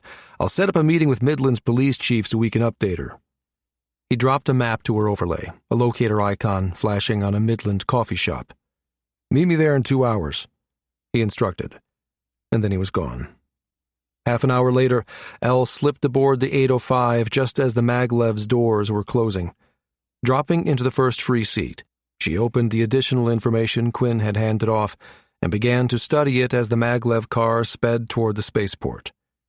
The amount Perez supposedly owed was staggering. People this in debt to the cartel often found themselves taking a spacewalk without a suit. Well, crap on a comet, she thought, staring out the window at the blurred urban landscape. The chances of finding Perez alive just dropped considerably. 9. Tube 32, Hawking Habitat. Just outside Midland, at a temporary site erected by the Public Works Department, Tracy had all but forgotten the rude woman who'd shoved past him the night before. His thoughts were fully occupied by a new annoyance. His city-issued security token had triggered an alarm when he scanned it at Tube 32's access point, causing an ES field to snap into existence and deny him entry. He lifted his eyes skyward on a long sigh as those in line behind him groaned. His companions just slapped him on the back and snickered at his bad luck. Everyone waited while the SI reinitialized the gate and instructed Tracy to try again. This time, the system accepted him with no issues. Neither he nor his friends thought anything of the incident, beyond the momentary laugh they had at Tracy's expense. It never occurred to him that the security glitch could be traced back to a quick brush of the hand that a stranger made in passing. It was the kind of contact only an elite operative would have known to look for, and the maintenance team had neither the training to detect it nor a reason to suspect such a thing might have occurred. Yet it did. 10. Other Brother Coffee, Midland. Rafe ducked out of the squadron's operations meeting early after turning it over to Bravo Flight's commander. A quick shuttle flight later, and he was on the elevator down from Midway Ring. Stepping out of Midland's spaceport into the habitat's sunny streets, he paused to let a swarm of hurried people pass before inserting himself into the flow of foot traffic. The coffee shop where he'd told Elle they'd meet was across the street from Midland's city center, a few blocks away. It was a good 45 minutes before she was scheduled to arrive, which was just fine with him. He had someone else to see before Elle got there. Querying the pubnet for Cassandra DeWitt's location, Rafe was unsurprised to see it led to that same coffee house. When he arrived, he found her seated at a small outdoor table under a colorfully splashy sign that proclaimed Other Brother Coffee. True to form, the woman had a large to-go cup sitting beside her. Not true to form, it sat forgotten, off to one side. Cass's attention seemed fully engaged in something she held in her hand. Whatever it was displeased her, if the expression of disgust on her face was any indication. As he approached, she tossed the item onto the table, and a colorful curse flew softly from her mouth. He caught her wince and shoot a quick apologetic glance over at a nearby table where a father sat with two young girls. Yeah, Cass's vocabulary isn't always rated for little ears. He chuckled to himself as he pulled out the chair beside her and flipped it around. She looked up with a scowl as he straddled it. "You look mighty pissed off for this early in the day," he observed. Cass leaned back in her seat, emerald green eyes sweeping him from head to toe, the expression in them enigmatic as always. "Major Xander." She drawled the name almost insolently. His lips twitched. "Last time I looked, you weren't in the Navy any longer. These days, the only time you major me is when I'm in trouble. Am I in trouble, Cass?" He folded his arms across the back of the chair, a wicked glint in his eyes, as he added, "Or maybe that means I've finally talked you into coming back on as crew chief. You know you were the best I ever had." She smirked, all too aware of the double meaning behind his remark. "Best damned missions I never went on, too," she said, eyes lighting up in shared humor over the playful, cryptic exchange. They had history, he and this auburn-headed minx. They'd served several tours together, with Rafe as captain and Cass, his crew chief and flight engineer. Scimitar, their DAP Helios, was still one of the Geminate Navy's sleekest and sexiest vessels. Like he'd told Micah yesterday, he missed flying her, some days more than others. Their motto had been, "We own the black." Yesterday's exercise reminded him how true that credo still was. He'd never been more alive than when he'd piloted those dangerous missions for the Alliance, the ones no one ever talked about, ever. Those days were past for both him and Cass. While he'd stayed in, Cass had left the Navy after their third tour. She'd gone on to manage Hawking's engineering division, and did a damn fine job of it, too. "Crew chief, huh?" Cass said, her eyes glinting with a sudden humor. She nodded at the hollow pips on his collar. "You sure that's a fair offer? Not a lot of maintenance work for a crew chief to do if her commanding officer's flying a desk these days." He thumped a fisted hand against his heart. "You wound me, Cass. You truly do." That earned him a snort. "Hey," she said, leaning forward in curiosity. "One of my guys told me someone saw a pretty sleek-looking ship flying through Hawking's MOA yesterday. Was that one of ours?" Rafe's expression blanked at her mention of a vessel, spotted inside the cylinder's military operations area. "Cannot confirm or deny that. You know the regs." He kept his tone bland, but he let his eyes telegraph an unspoken admission. She nodded slowly. "Well, please pass along my hellos to anyone I might not know, if any ships I might not see aren't there." He hid a grin, wondering how she'd managed to keep her tongue from tripping over that mouthful. "Might have to do that, if there was any truth to those rumors," he said noncommittally. "By the way, you ought to stop by and have a drink with me at the Officers' Club tonight. It's been a while since you've dropped in." Cass narrowed her eyes. "Tonight'd be a good night, huh?" Rafe nodded solemnly, and he saw the smile she suppressed. "Well then, I just might at that. Sure as hell beats trying to figure out this damned nuisance," she grumbled, raking a hand through her hair and dislodging the messy bun she'd tied it into. With a muttered oath, she reached for a node bungee she'd conveniently clipped to her belt and wrapped it around her recalcitrant curls. Rafe swiped a hand over his mouth to hide a grin at the action. It was so very Cass-like. Lifting his chin to indicate the relay, he asked, "Okay, so I gotta know. What's that thing ever do to you, to warrant a good cussin' out?" Cass flicked a finger at the offending part in disgust. "Refused to give up its secrets, that's what. And right in the middle of a mag-field tube refit, too." He barked a laugh. "Just cuss at it some more. Always seemed to work for you, back on the ship." She squinted at him suspiciously. "What are you doing so far away from base? Checking up on me again?" "At least you didn't accuse me of checking you out again." He waggled his brows suggestively, but sobered when he saw her "I'm serious" look. "A civilian contractor went AWOL." He looked around. "Elodie should be here soon. We're headed over to City Center to talk to the police chief about it."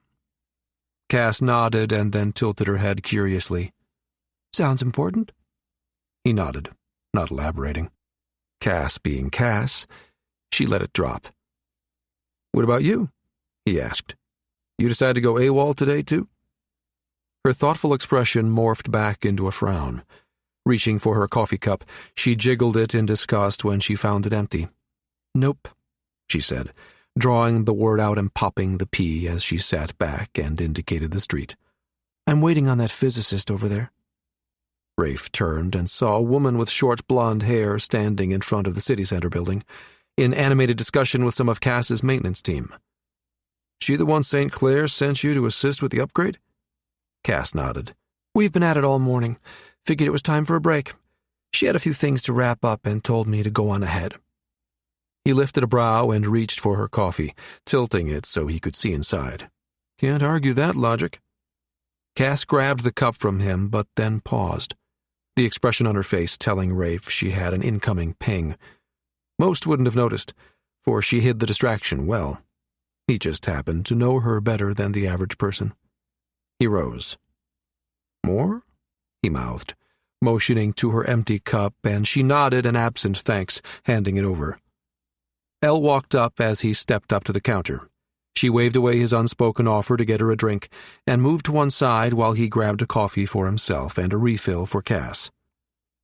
"I see now why you said to meet here," Elle said with a smile and a meaningful head tilt toward the woman seated on the patio. Rafe just grinned. "We're still a few minutes ahead of Estado's schedule. Come say hello." Elle fell in beside him.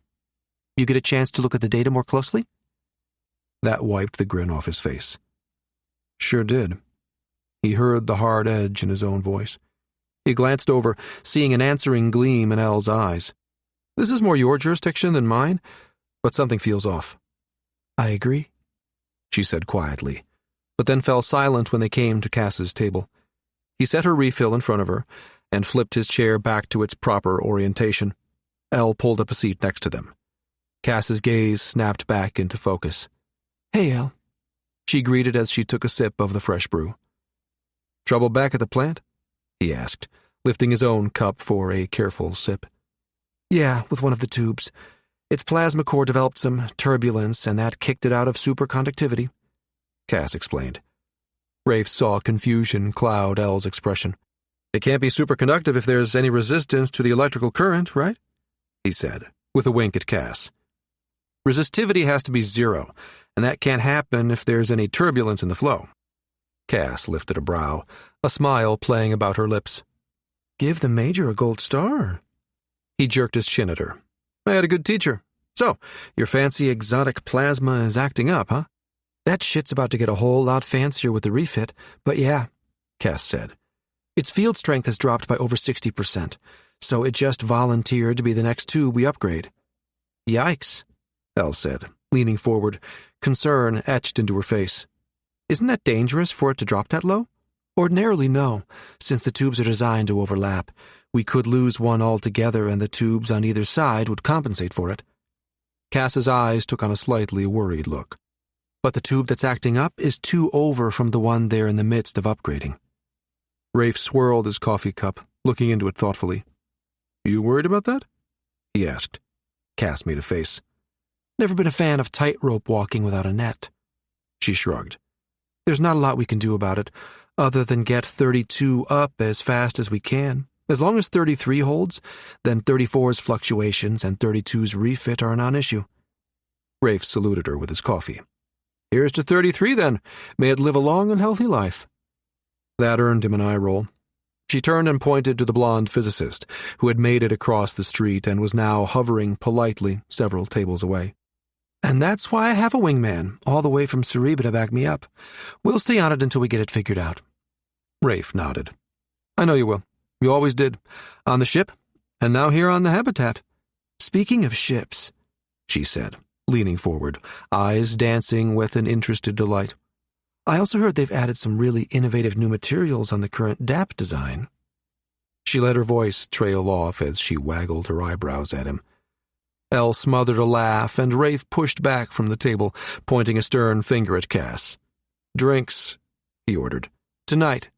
Try that line on one of those hapless crew chiefs that might or might not show up. Maybe, for nostalgia's sake, some will accidentally slip you some information.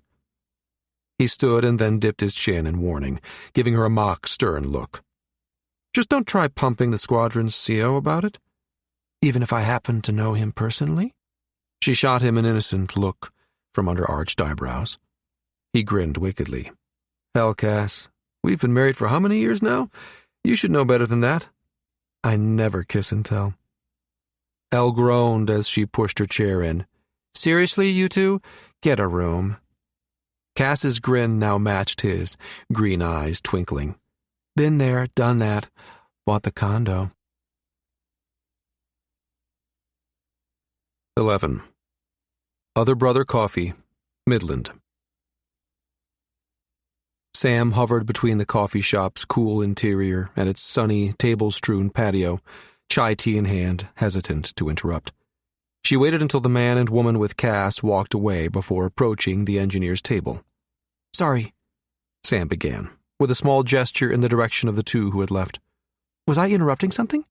Nothing I don't intend to follow up on later in the day, Cass said with a sly grin, chin propped into one hand as she stared after the departing man. Careful there, Chief DeWitt, you're drooling, Sam teased. Cass rotated her head to look at Sam. Can you blame me? She straightened, pointing. That man is just a walking piece of sex on a stick. Sam burst out laughing. Well, all righty then. Glad we clarified that point.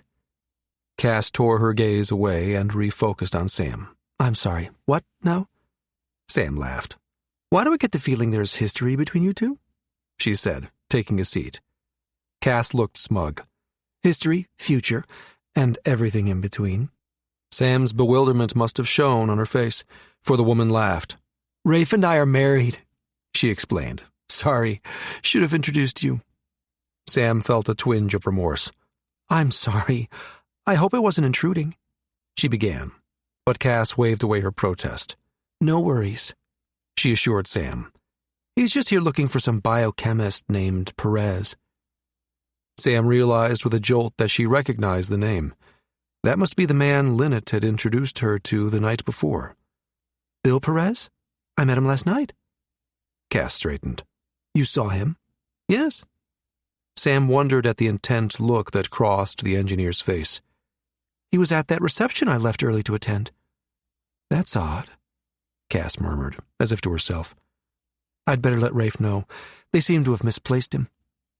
Sam startled at that, and a sense of unease swept over her. That sounds ominous, she said slowly. Cass pressed her lips together and then lifted one shoulder in a small shrug. He's one of the Navy's contractors. I guess there's been a last-minute change of schedule. They need him back wherever he's based. Sam looked down at her chai, rolling the warm cup between her palms. I didn't get the impression he would be the type of person to just disappear, she said slowly. Do they suspect foul play? Cass's eyebrows lifted as if the thought hadn't occurred to her. Her expression grew grim, and she held up a finger. Hang on a minute. Let me update Rafe. Her eyes took on that expression people often had when contacting someone over a network via wire. She stared off into the middle distance, but then her gaze sharpened and her focus snapped back onto Sam once more. Where was he, exactly, and at about what time? She asked. Sam searched her wire to find a timestamp for when she had arrived at the Marquis Institute. Around 6 p.m., I'd say. She sat up, recalling the woman she'd seen. He left the reception early, down a back staircase. I think he wanted to just slip away before anyone else trapped him in conversation. There was this server, though, a member of the catering staff. Sam paused, trying to recall a mental picture of the woman dressed in the black uniform. She was with the company Marquis hired to work last night's event, I think, she said slowly. Dressed all in black, holding a serving tray. Anything else I can give them on her? Cass asked. I'm betting there were lots of people dressed like that last night. Sam shook her head, giving Cass an apologetic look. I'm sorry. Brown hair, brown complexion, brown eyes, maybe, although I was a bit too far away to see. Part of her hair was braided, I think, too. Cass shrugged and smiled. Hey, it's more than what we had to go on 5 minutes ago. She passed the information on to Rafe, and then straightened with a determined look on her face. Okay, now that that's out of the way, let's talk about that schedule we were discussing earlier. Sam twisted her mouth into a wry smile and shook her head. You mean the part where you want to take down more than one tube at a time to move the refit along? She said with a stern look. Cass held out a restraining hand. Hang on. Before you tell me it's too dangerous, let me lay it all out for you, yeah? Okay, Sam agreed. That was all the encouragement Cass needed. She launched into a detailed explanation about redundancies and shift handoffs. I was thinking, if we started on opposite ends of the habitat, then there'd be no risk of a shield failure. Sam nodded along, but found herself oddly distracted. Her thoughts kept returning to Perez's disappearance, like metal filings to a magnet. Something about the whole thing bothered her. She played back their brief encounter, turning it over in her head repeatedly, as if it were a worry stone. In her mind's eye, she kept seeing not one but 3 people. Perez, Clint Janis, and a mysterious brown-haired woman. 12. Midland City Center, Midland. Rafe held the door open for Elle as they exited the coffee house. "What's the plan after we meet Asado?" Rafe asked her. "Anything else I can do to help move the search along?" Elle shook her head, dodging a cyclist with a messenger bag. Not really. I only have the 2 witnesses Janice told me about to chase down. Unless they saw something he didn't and can give us a lead I can follow, I'll head back and help Quinn with the net searches. Hopefully we can rely on local law enforcement to shake a few trees. He hit a sigh behind another sip of coffee. He didn't much relish having to tell DeGrasse their prized scientist couldn't be found. "What are the odds he's still alive?" he asked in a low voice. "Couldn't he be in hiding? Or maybe they kidnapped him to give him a shakedown? Or we do a sensor sweep of Olympic Lake and find him at the bottom with blocks of ceramicrete tied to his ankles." Elle finished for him. Rafe grimaced. "Or that," he agreed. He shot her a quizzical look. "So, both witnesses are here for the symposium?" She shook her head. "One of them is, the other isn't." "That's odd. Why was she at a reception for an event she wasn't attending?" He wondered. According to the security kiosk, she checked in as a guest of the other woman. They were together when Janice saw them talking to Perez. Elle informed him. "Together, huh?"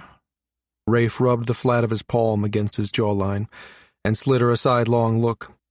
"Hope you're not interviewing them together." Elle returned his look with a derisive one of her own. "Not my first rodeo, Major. I'm the one who went through New Quantico. Me cop, you pilot. Remember?" Rafe laughed, lifting his hands in surrender. "Yeah, sorry. Couldn't help it. He held up a hand as he saw a comm coming in from Cass. "Hang on a minute," he told Elle before accepting the connection. "What's up, love? Miss me already?" Rafe closed the connection with Cass and grabbed Elle's elbow, pulling her to a stop in the middle of the street and forcing the flow of pedestrians to part around them. Her eyes narrowed briefly in confusion until she saw the secure peer-to-peer request pop up on her overlay. Tilting his head, he indicated they should move to one side so they weren't blocking foot traffic. "That was Cass," he sent. "Did you notice the blonde who came in as we left?" She sent him a mental nod. "You just met one of our witnesses." He saw her eyes widen in comprehension as he shared Sam Travis's description of the mysterious woman with her. Okay, Elle said, dancing back and forth in thought. We talk to Asado, ask for help scaring up information on the cartel, and then I'll double back and speak with Travis once she and Cass are finished. Rafe nodded and they resumed walking. A quick glance told him something was bothering her. Want to tell me what else is on your mind? He murmured quietly as they submitted their names to the security kiosk at City Center. Just thinking this might be the first bit of actionable intel we've had in this case, she said, voice equally soft. There's something about that description Travis gave that's nudging the back of my brain.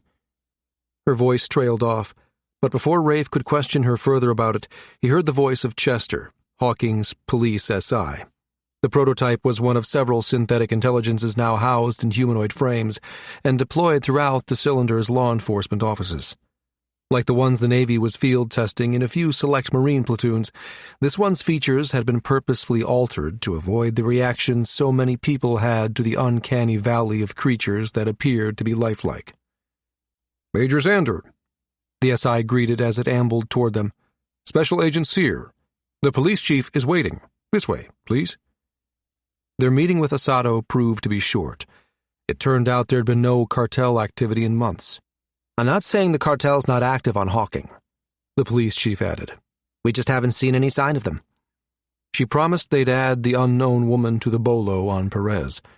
Local law enforcement would be on the lookout for both, and would notify Elle immediately if either was spotted. As Rafe and Elle exited, he shot the NCIC agent a glance. Going to tell me now what was bothering you about Travis's description? Elle hummed thoughtfully. I'd be willing to lay odds she's not a catering employee. Rafe guessed where she was headed. Anyone could have faked that kind of outfit, stood against the wall, and blended in. Elle shot him a knowing glance. Exactly. Catering staff at functions like that tend to be like the furniture, flyover material, until you want to find a place to dump the empty glass in your hand. So it's a dead end, then, he mused. No pun intended, but essentially, yes. Except for... There was a pause, and Rafe saw a pensive look cross Elle's face. He waited patiently for her to voice whatever it was that was on her mind. She said she thought she saw braids in the woman's hair? Elle queried. Not that her hair was braided. According to Cass, yes. Why does that stand out to you in some way? He asked. Elle hummed again. It rings a bell. Something I'm forgetting, but feel like I should know for some reason.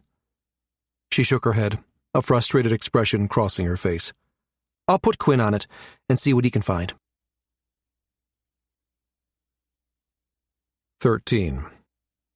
Marquis Institute, Midland. Elle knew it was a bit inefficient to go back and forth between the Institute and the city center complex, but the day was pleasant, and the walk between locations a short one. Cass and Sam Travis were still deep in conversation when she'd stopped back by the coffeehouse. Loath to interrupt, she moved on. Unfortunately, Linnet was away from the Institute when Elle arrived. Elle gave herself a mental slap for not contacting the woman ahead of time and assuming she was at the symposium.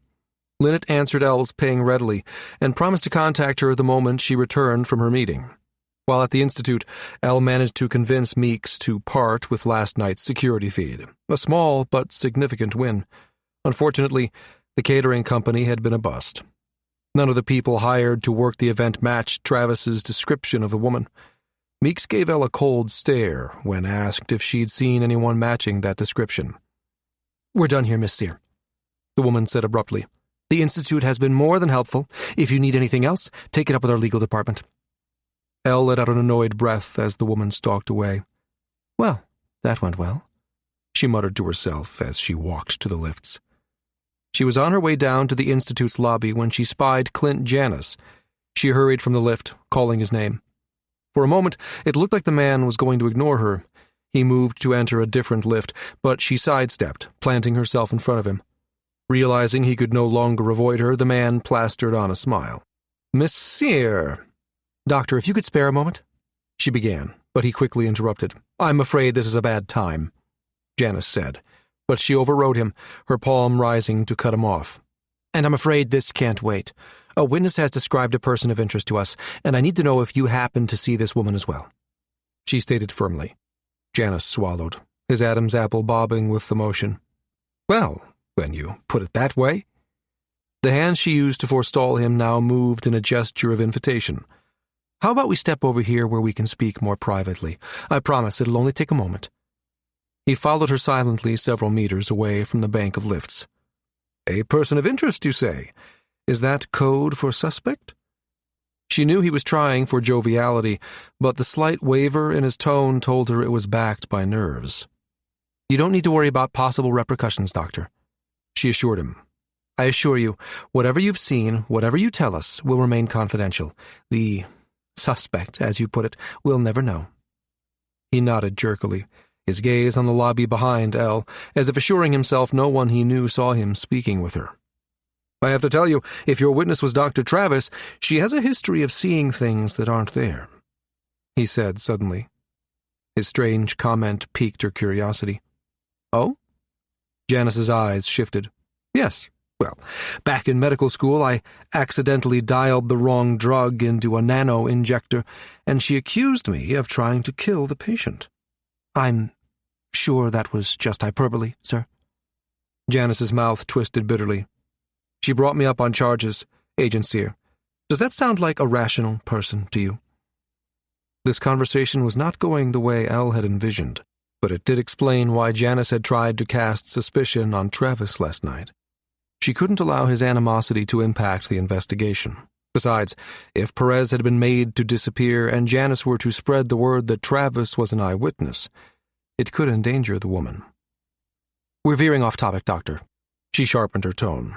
And it would be a mistake to assume Dr. Travis is our witness. Do I make myself clear? Janice slammed his mouth closed and visibly collected himself. What would you like to know? He asked. She described the woman dressed like a waiter. Take your time, Doctor. Think back to last night. Does she match anyone you may have seen? Janice made a show of drawing his brows together and glancing down at his feet. His breath gusted out of him as he slowly shook his head. I'm sorry, Agent. I can't think of a single person. Elle's lips thinned. She'd expected him to protest that every server had been dressed that way last night, but he hadn't. I suppose the man really could be so self-absorbed that the help simply isn't on his radar. Still, she found it a bit odd. Having no other reason to detain him, she stepped away. Thank you for your time, Doctor. She smiled, lifting her hands, palms up. See? Told you it'd be quick and painless. Janice offered a thin smile, but his quick departure made it clear he wanted away from her presence. With a shake of her head, Elle watched him depart, and then turned and exited the building. Realizing the lunch hour had come and gone while she was haggling with Meeks and dragging information from Janice, Elle detoured to a nearby food truck to grab a burger. Spying an unoccupied bench, she sat down to eat and pinged Quinn to give him an update. Hey, boss, how's Midland? Elle licked a spot of mustard off her thumb while looking around for a second napkin. Sunny, warm. Not finding one, she did her best to wipe her hands with the shredded remains of the original. Sticky. Sticky? His perplexed tone elicited a laugh out of her. Never mind. Any more on the cartel from your end? Asado told us things have been quiet from a LEO standpoint. Quinn sent her a mental head shake. Not a single scrap of information, other than what I sent you last night. It's as if the trail just vanishes. Does that strike you as odd? She asked. Maybe? Quinn's mental tone sounded uncertain. I have spider bots combing through the same data hourly. If anything shifts or something new crops up, I'll let you know. Elle grimaced, but sent him a mental nod as she wadded up both napkin and empty wrapper, and then rose to find the nearest recycler. Good enough, she told him. I just left the Institute.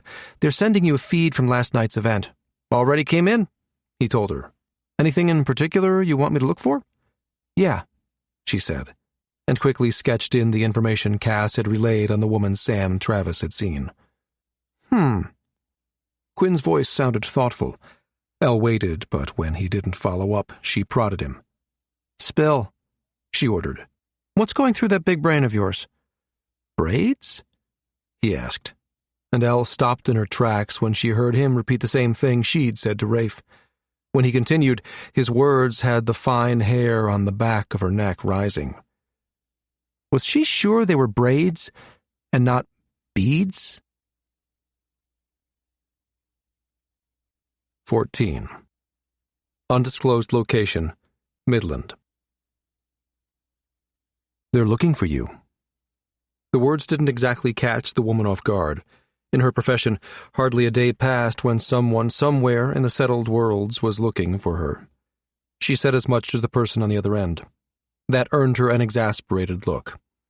I think a little concern is warranted, don't you, when someone asks if I've seen someone who fits your exact description? The woman closed her eyes, summoning the calm required to deal with the irascible person.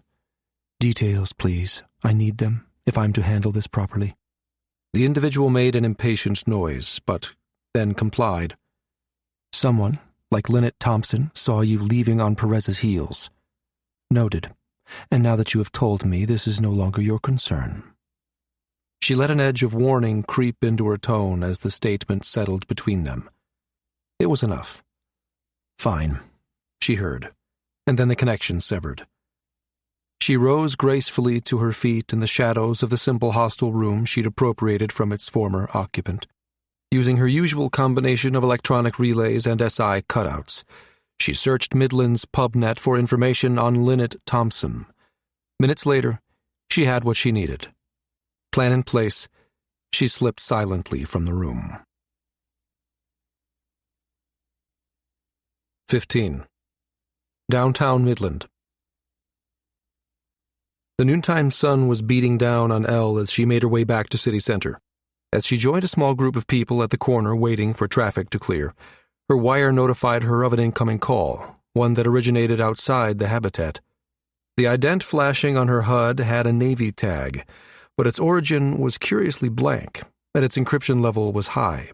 Suspecting who this might be and mentally cursing a certain major for passing her ID token on to them, she accepted the connection. Special Agent Sear, a male voice sounded in her head. This is Colonel Fraley. Major Xander said you were assisting us with our missing scientist? Yes, sir, she responded. We're still unable to locate him, although we're chasing some leads right now. I'm sorry, sir, but from what we've learned so far, it doesn't look promising. There was a pause on the other end as the colonel processed her words. Damn, he responded, his tone filled with regret. I was afraid of this. Xander told you of our deadline? We're moving out in 2 days. If he's not here, well... Understood, sir. The major was careful not to say why Perez is needed back or where. Because of that, I've been treading a fine line between pushing hard for information and playing things close to the chest. She added. I didn't want to call undue attention to his work. Good call, Agent Sear. Fraley made a noise that suggested a heavy sigh. Keep trying, please, and thank you for the update. Amara Toland was reviewing the latest report on the portable gates deployment when Fraley popped his head around the corner of her open office door. Got a minute? He asked. Something about the expression on his face had Amara swiping her hollow off and pushing back from her desk. She motioned him in and rose. What is it? She asked, brow furrowing in concern. You remember the biochemist Stinson said was on Hawking? Yes, she responded. What about him? He's missing. Missing, she repeated.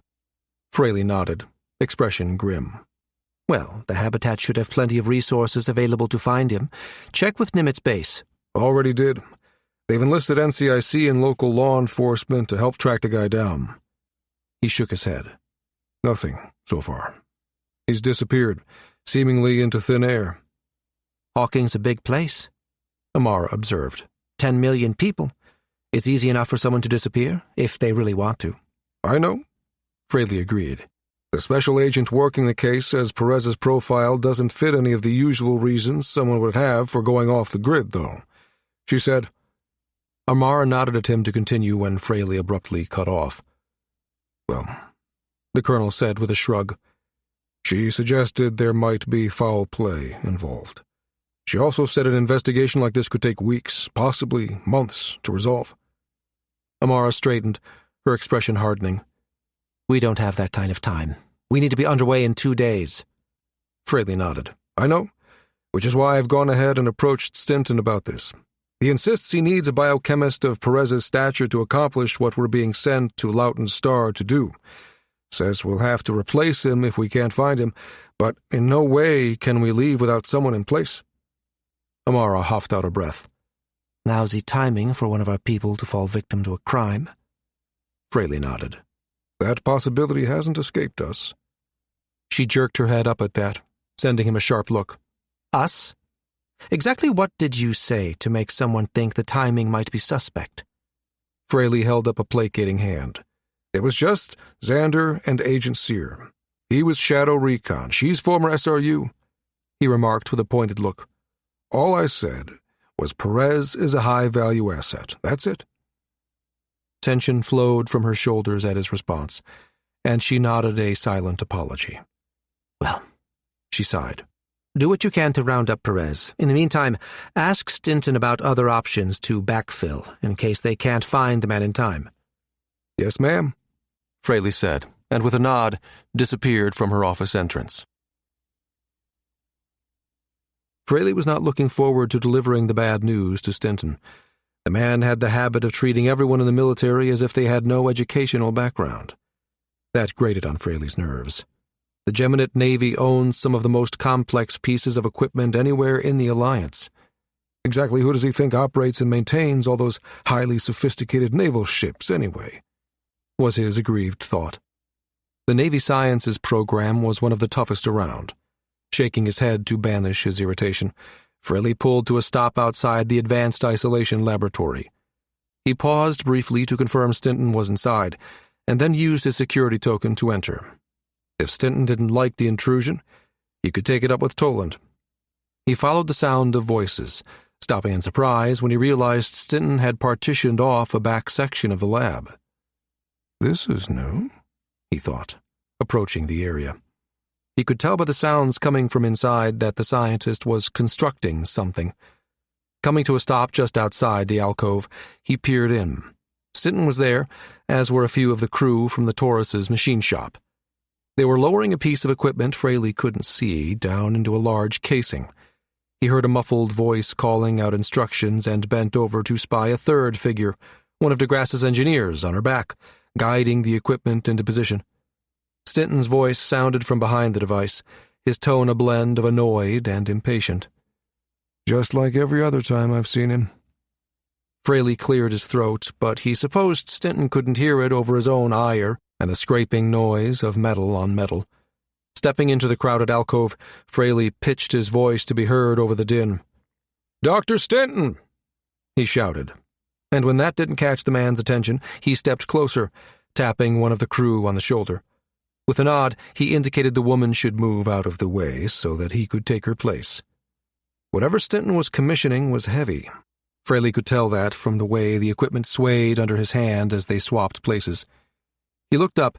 A maglev lifter was doing the lion's share of the work. The crew's job was to guide it into place as the maglev lowered the bulky piece.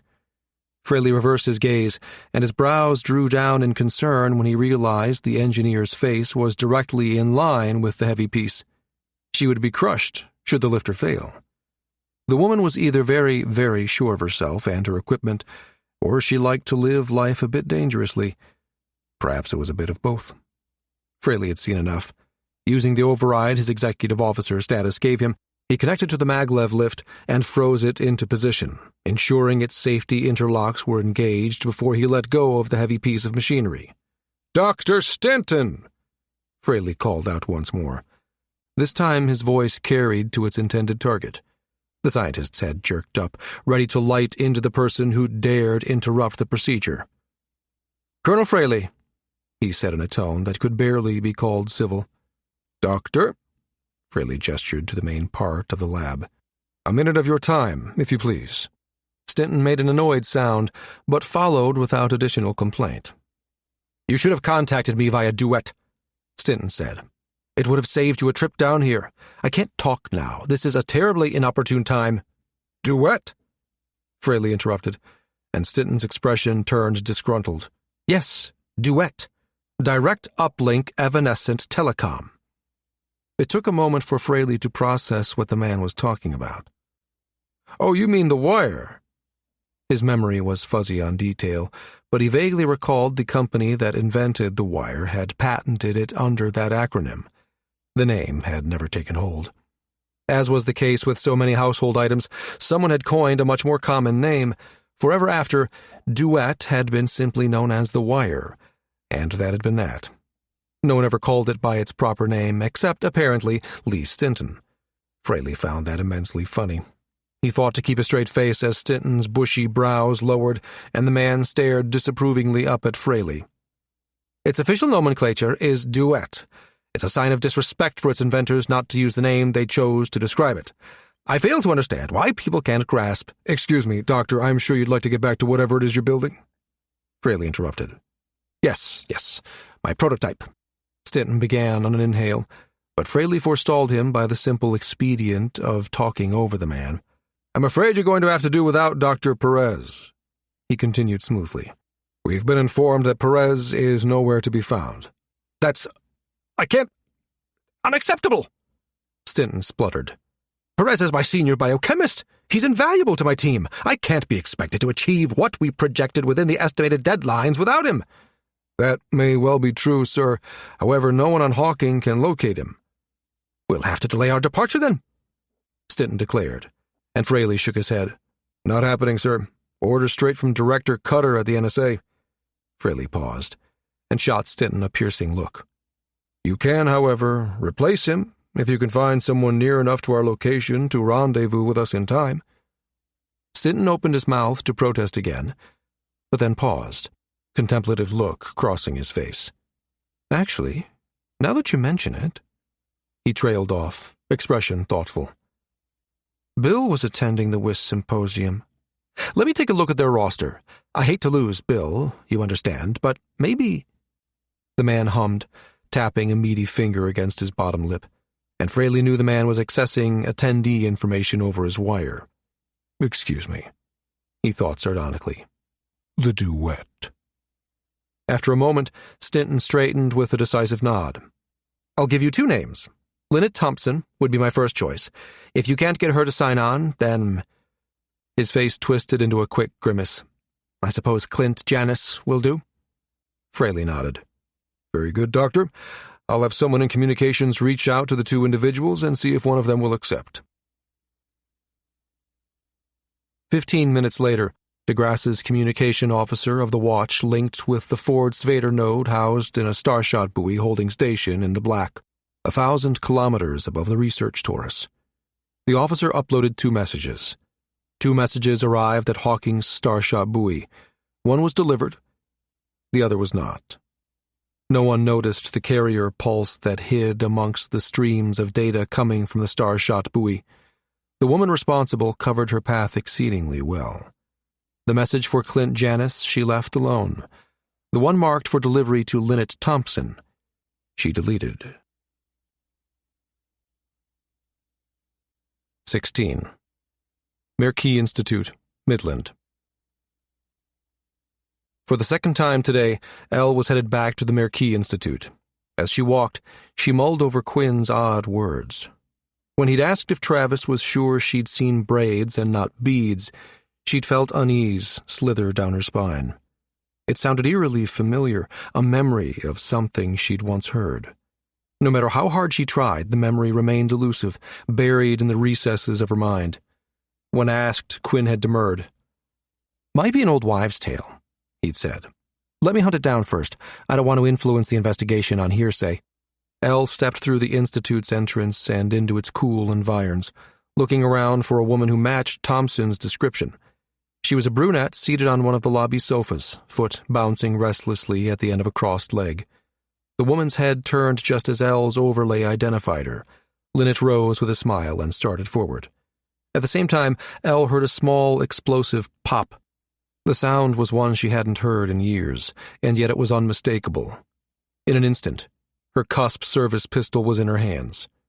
The compact, ultra-short pistol was a directed energy weapon that integrated seamlessly with her implants. She used it to track the source of the shaped charge, ignoring startled exclamations of bystanders scrambling out of her way. The biochemist came to an abrupt halt on a quick inhale when she caught sight of the weapon, just as the heavy reproduction chandelier above her head came crashing down. Flipping the pistol's setting to its widest dispersion, Elle fired a short burst at the chandelier as she launched herself toward the biochemist. Hooking a hand around Linnet's waist, Elle propelled them both into a controlled roll, diving behind the shelter of a nearby chair. The pressure wave from the pulse Elle directed at the chandelier caused the fixture to lurch to the left, but didn't prevent it from shattering. Elle felt Linnet cringe beneath her as a hail of tiny missiles impacted the chair's upholstered surface, crystal shards ricocheting from the tiled floor as the impact turned them into shrapnel. Silence descended once more, broken only by the crush of glass beneath her feet as Elle slowly rose and looked cautiously about. "Is anyone injured?" she called out, while handshaking with the Institute's SI to request security and emergency services. She saw someone with superficial cuts, heard a few querulous voices exclaiming dismay, but there seemed to be no one in dire need of medical assistance. "Stay down," she murmured to Linnet. Stepping away from the chair, she moved to a defensible position against a nearby wall and kept her head on a swivel, weapon out, until reinforcements arrived. It took another half-hour of explaining who she was and what had transpired before security agreed to bring in local law enforcement. While she waited, she reached out to Rafe and Quinn and updated them. "This was no accident," she warned. "I'd be willing to bet there's a connection. We need to get Sam Travis in protective custody, too." Rafe nodded. "The only two people who know Thompson might be an eyewitness are Meeks or Janice, correct?" "Yes, but they could have talked, or perhaps we were overheard." Elle replied. "Sam's safe while she's with Cass," Rafe told them both. "City Center's a fortress, though it won't hurt to give them a heads up." "I'll arrange for off-duty police to guard them overnight," Quinn offered, and Elle sent her thanks. Another several minutes were spent bringing the Midland detective up to speed before the two of them could investigate the source of the shaped charge Elle had heard. The detective let out a low whistle as he crouched beside her on the portable maglev lift and examined the spot where the explosive device had gone off. "Damned if you weren't right, Agent Sear." He shot her a sideways glance. "Sheared off, slick as a whistle, right at its base. No way this was an accident." Elle smiled humorlessly. "I know. These went off from time to time where I was deployed. Difficult to mistake that sound." "It's a distinctive one, all right," he agreed. "Heard a few myself when I served with the 202s. She nodded. "I'm sure you did, Detective." He nodded toward Linnet. "The way you're acting, I take it there's reason to suspect she's being targeted?" Elle's lips pressed together. "The details are classified, but yes," she admitted. "Did you see the Bolo Chief Asado release this morning?" She accessed the Be on the Lookout write-up Hawking PD had made, based on Sam's description, and pushed it to his wire. He accepted it, and then blew out a breath as he scanned the information. "Yeah, I saw that earlier today." He looked around as the lift deposited them back onto the ground. "I'll link this report to the Bolo, adding that the person's wanted for questioning about this incident, too." "Thanks. I'd appreciate that," she said as she stepped off the lift. The detective wandered over to take statements from those still being treated for superficial wounds, and Elle headed back to Linnet. The woman was seated on a bench that had been cleared of debris. She looked up at Elle's approach. "I know I said it earlier, but thanks for the save," she said. "Can I go now?" "I'd rather you not," Elle said as she took a seat beside her. Pointing to the remains of the light fixtures scattered on the marble floor, she added, "This was no accident." Linnet's brow furrowed.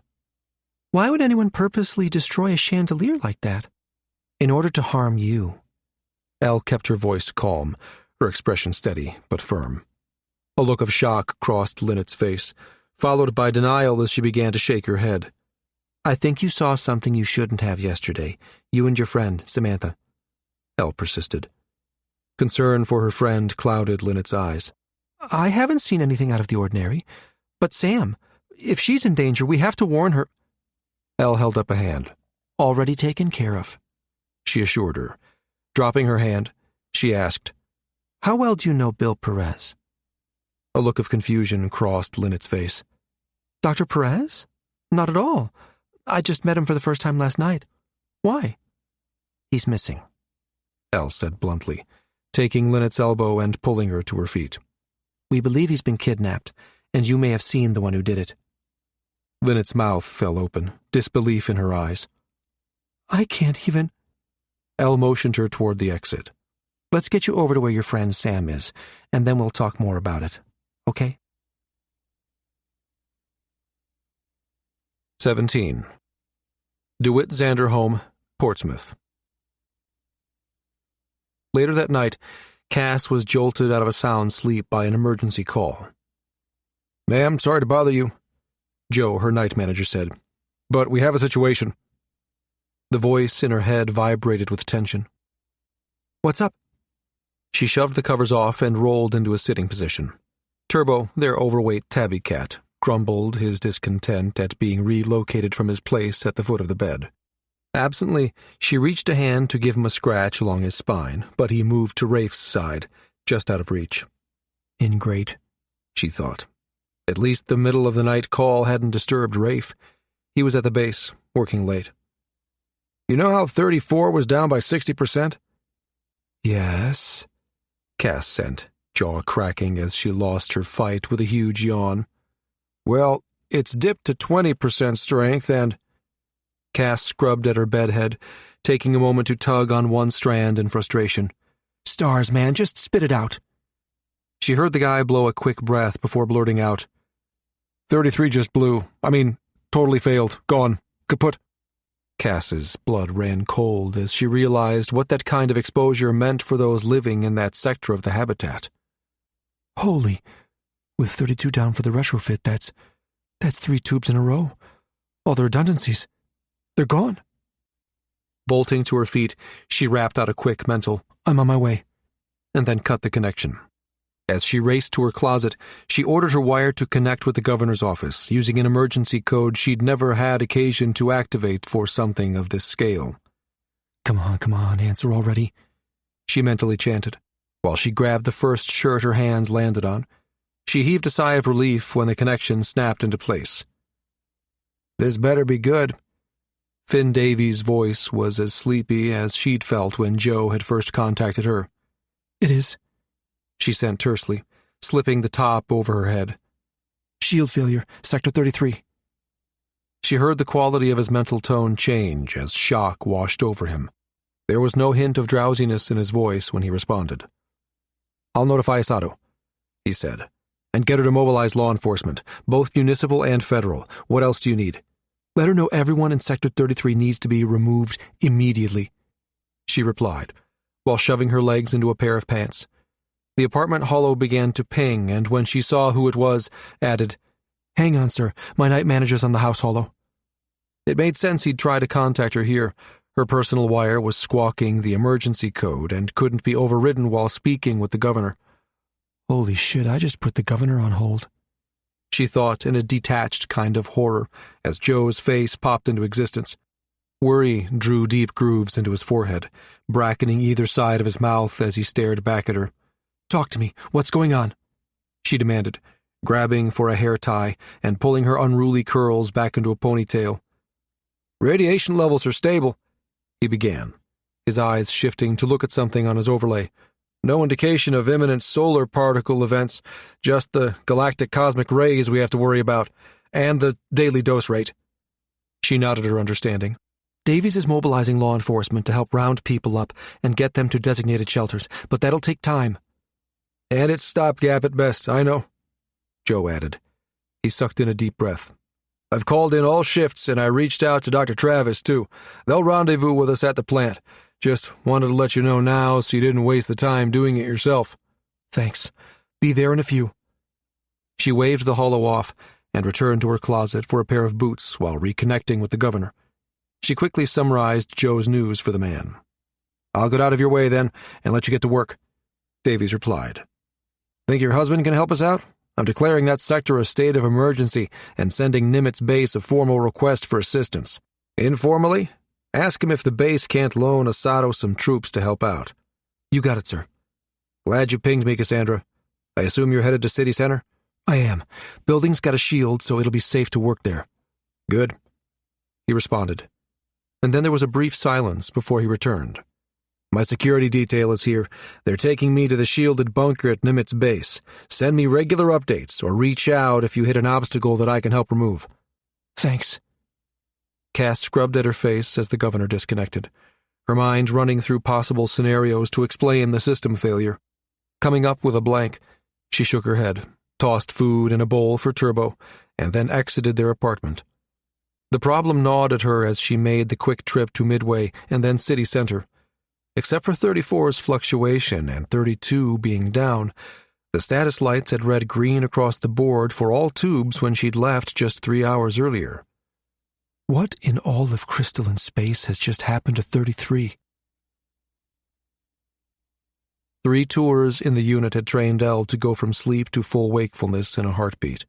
She'd not been out long enough for that particular habit to have lessened, so when one of the off-duty officers watching over Sam and Lynette reached out to her, she was instantly alert.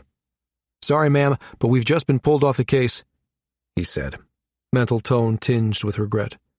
Elle waved a palm over her bedside light. "I thought this had been cleared by your police chief.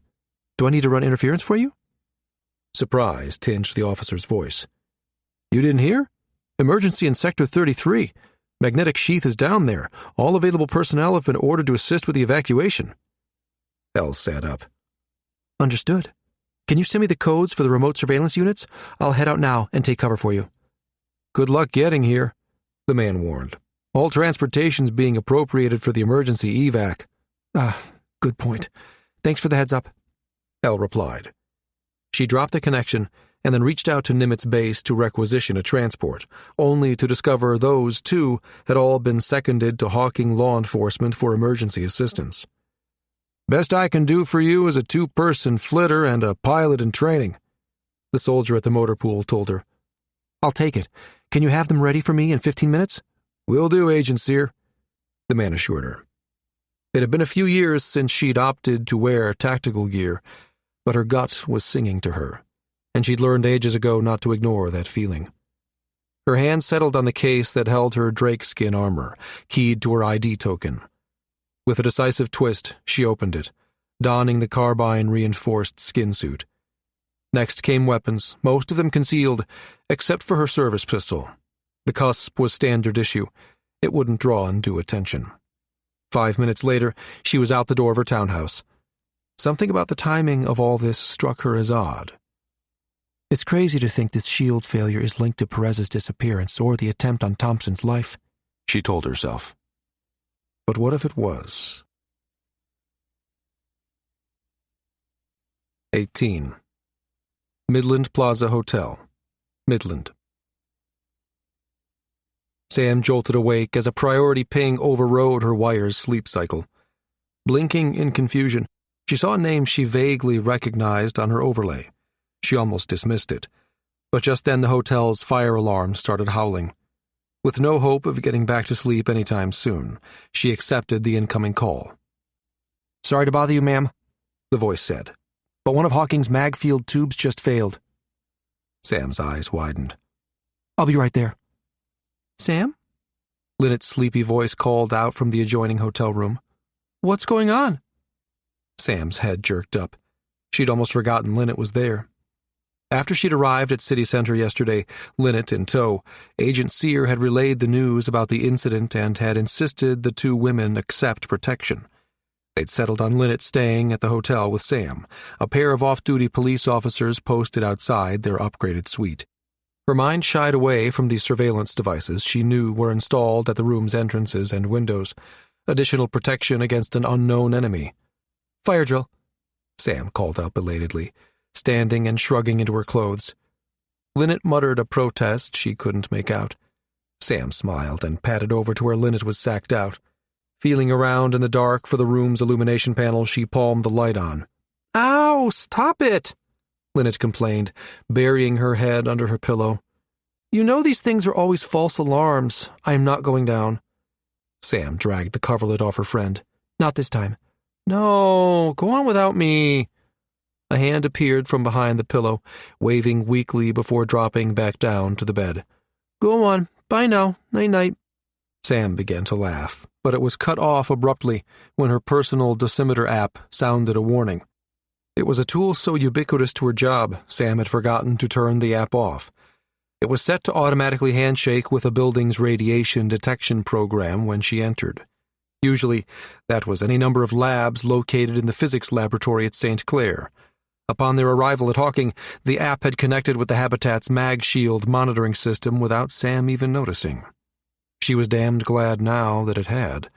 A warning began to sound, alerting her to the Habitat's increased radiation levels. Shit. Did the guy say a tube had failed? Or the shield had failed? Her pulse jolted, and she gave her friend's shoulder a hard shake. "Linnet!" Sam's voice cracked like a whip, concern lending a harsh edge to the word. "Get up! Move it!" Her friend shot up, grogginess vanishing as she registered the threat in Sam's tone. "It's really on fire?" she asked as Sam shoved her clothes at her. "Worse, the Habitat's magnetic shield is failing." Linnet gulped and shoved her arms into her sleeves while stepping into her shoes. Snagging her bag, she followed Sam out the door. Their guards were nowhere in sight. Both women raced for the lift, but their progress was slowed when hotel guests began pouring out of rooms ahead of them. "This way." Sam turned, following the signs to the nearest stairwell. The women pushed their way through a crowd of confused and irritated guests, Linnet calling out, "Medical doctors, make a hole!" as they ran. Sam slammed the mechanical door open with the flat of her hand and began pounding down the steps. "Okay, so what's the plan?" Linnet's voice sounded winded behind her as they passed the first landing and kept going. "I need to help figure out what's going on." Sam tossed over her shoulder as she pushed at the emergency exit door. On the other side, she could hear the muted sounds of shouts and screams, police drones broadcasting a siren followed by an evacuation order. She paused, looking Linnet in the eye. "You know the protocols for radiation sickness, right?" "You think we'll have patients?" Linnet asked, and Sam sucked in a breath. "I'm not sure. It depends on the flux and the Q ratio," she admitted. "If they're high Q, alphas, ions, protons, you might end up with a few. It's more likely you'll be treating the usual injuries associated with an evacuation. From the sounds of this mob, it'll be strains, breaks, and the like." Linnet eyed the door with some wariness. "Yeah, I can believe it." She blew out a breath. "I'll head for the hospital then." "Okay then. Ready?" she asked. And at Linnet's nod, she pushed the door open, and they surged into chaos.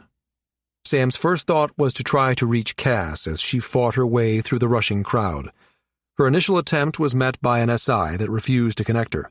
Instead, it shunted her to the city center maintenance offices, which were currently closed. "Your message will be delivered to the proper authorities in the order it was received," the city center SI told her. "You will not lose your place in line." "Shred my place in line, you pompous piece of circuitry. I need to talk to a human now," she began, but the SI had already dumped her back out into Hawking's public net.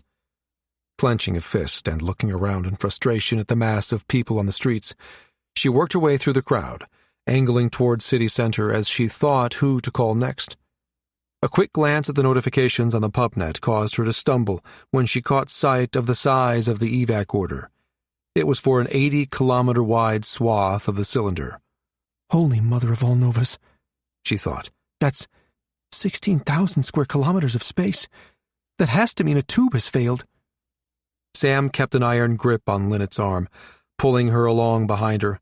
"Keep trying to reach someone in authority," Sam shouted to be heard over the crowd. "Pull me into the connection the minute you do. I'll keep trying as well."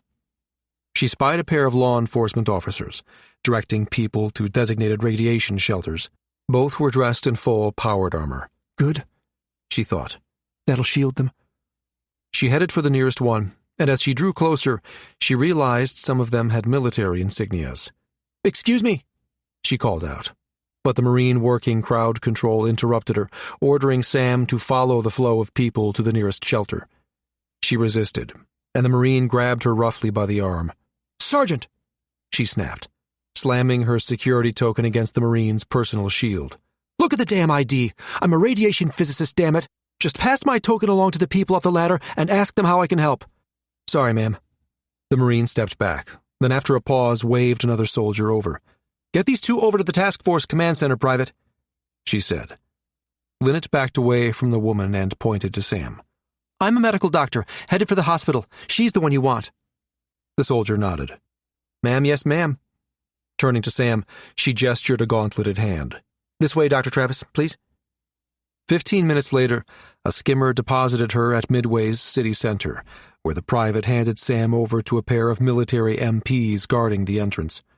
After a quick sign-in, she was ushered into a room that filled with tense, grim-faced people, all speaking softly in small groups, while glancing over their shoulders at the man and woman clearly calling the shots. Sam thanked the soldier escorting her, and then turned to face Cass and a woman her overlay identified as Marisol Asado, Hawking's police chief. Cass! Sam called out, lifting a hand. The engineer's head snapped up. The police chief looked on with a frown and gestured for security to intercept Sam, but Cass's hand shot out and stopped her. Hey, Sam! The relief in her voice was palpable. Got any magical solutions you can pull out of your back pocket to patch up a hole the size of 2 MagGen tubes? 19. Portsmouth Capital, Portsmouth. Back in Portsmouth at the Habitat's Capitol building, the main communications node went down under the heavy influx of messages being sent due to the emergency evacuation underway. The backup node snapped into place seconds later, but several thousand packets were lost in the collapse. The officer of the watch called in extra personnel to help manage the heavy load, and she assigned a small group of them the unenviable task of filtering through the failed node to see what lost packets were recoverable. Half an hour later, one such lost packet resurfaced, and the specialist forwarded it to its intended destination, the personal ID token of a Dr. Linnet Thompson. A sniffer routine lurking in the background noticed the hidden DeGrasse origin tag and flagged the message, but it was too late. The message had already been delivered. It changed nothing. Thompson had already been tagged for deletion. 20. Mercy Medical Center, Midland. Elle was relieved to learn Sam Travis was already safely with the emergency task force, inside the secured environs of the city center complex. With one less person she had to worry about, she could concentrate on Dr. Thompson. Now all she had to do was get to the hospital. The spaceport was absolute chaos, the streets outside just as bad, with hundreds pushing to enter the shielded area. Tension was palpable, the people wound so tight it would take very little for them to break. Law enforcement felt it too. They worked hard to keep people's panic at bay, yet Elle could hear the strain in their own voices. She was the lone figure moving against the flow. Twice, Marines had motioned for her to stop, only to step back and wave her on when they saw NCIC displayed as a hollow badge on the front and back plates of her drakeskin suit. Things went much faster once she made it past the press of people and onto an empty street that paralleled the evacuation route. She broke into an easy, ground-eating jog and soon spotted the sign for Mercy Medical.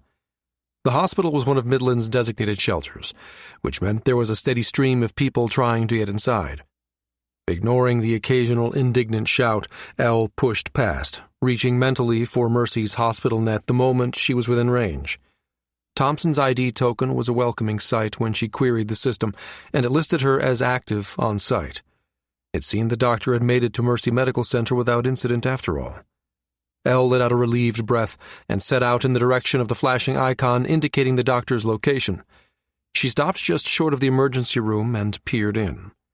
The area was busy with doctors, nurses, and SI orderlies moving about in a brisk, efficient manner, treating various sick and injured.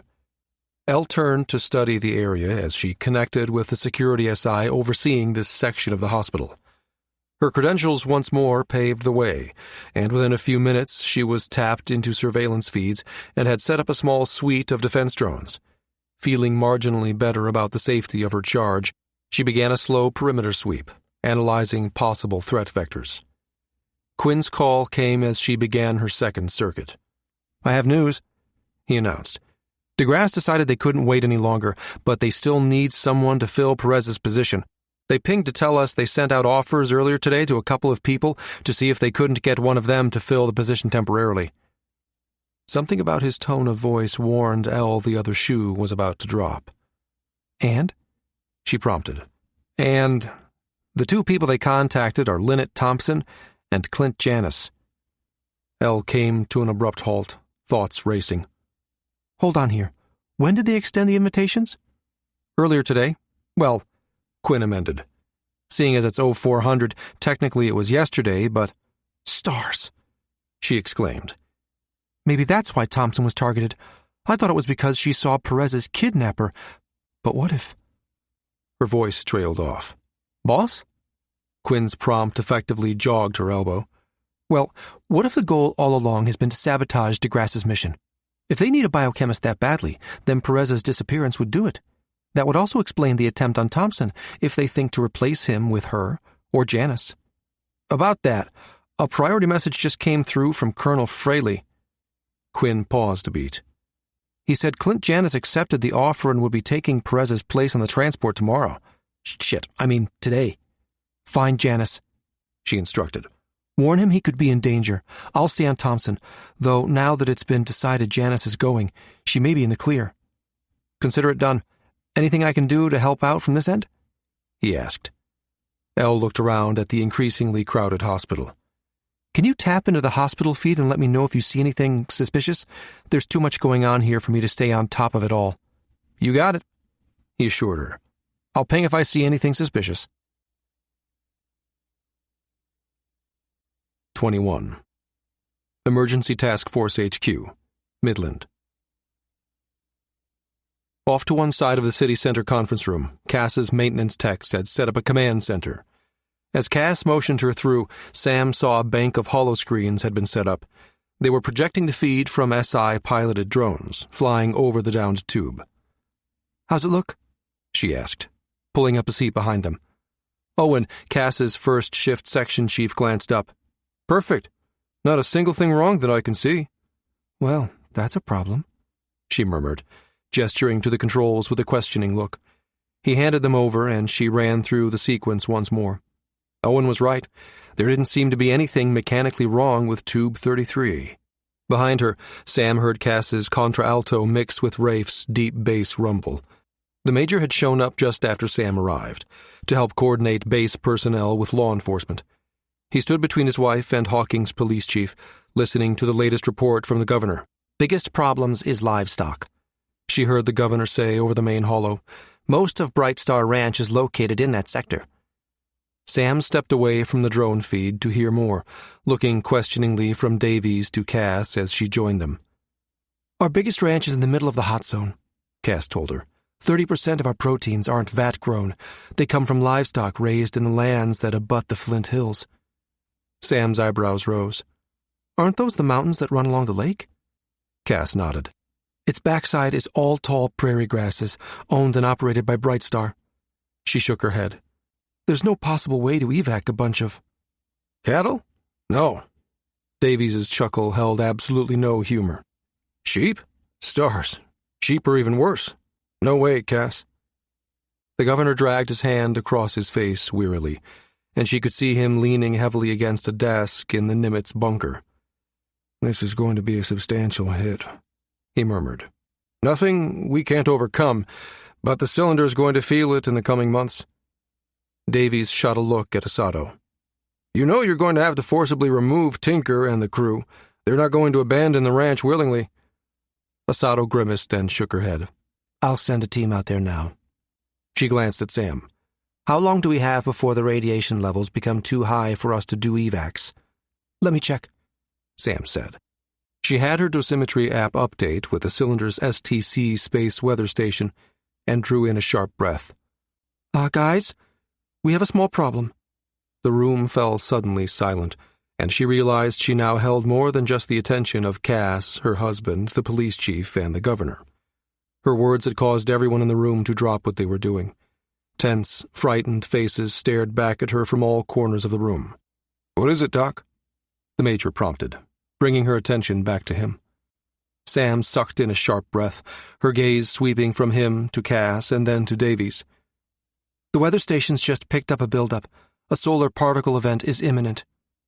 How imminent? Rafe asked sharply, and Sam abruptly recalled that the man was a pilot. It made sense that he'd have more than a passing knowledge of space weather. At the rate it's building, they predict an hour and a half at most, she told him.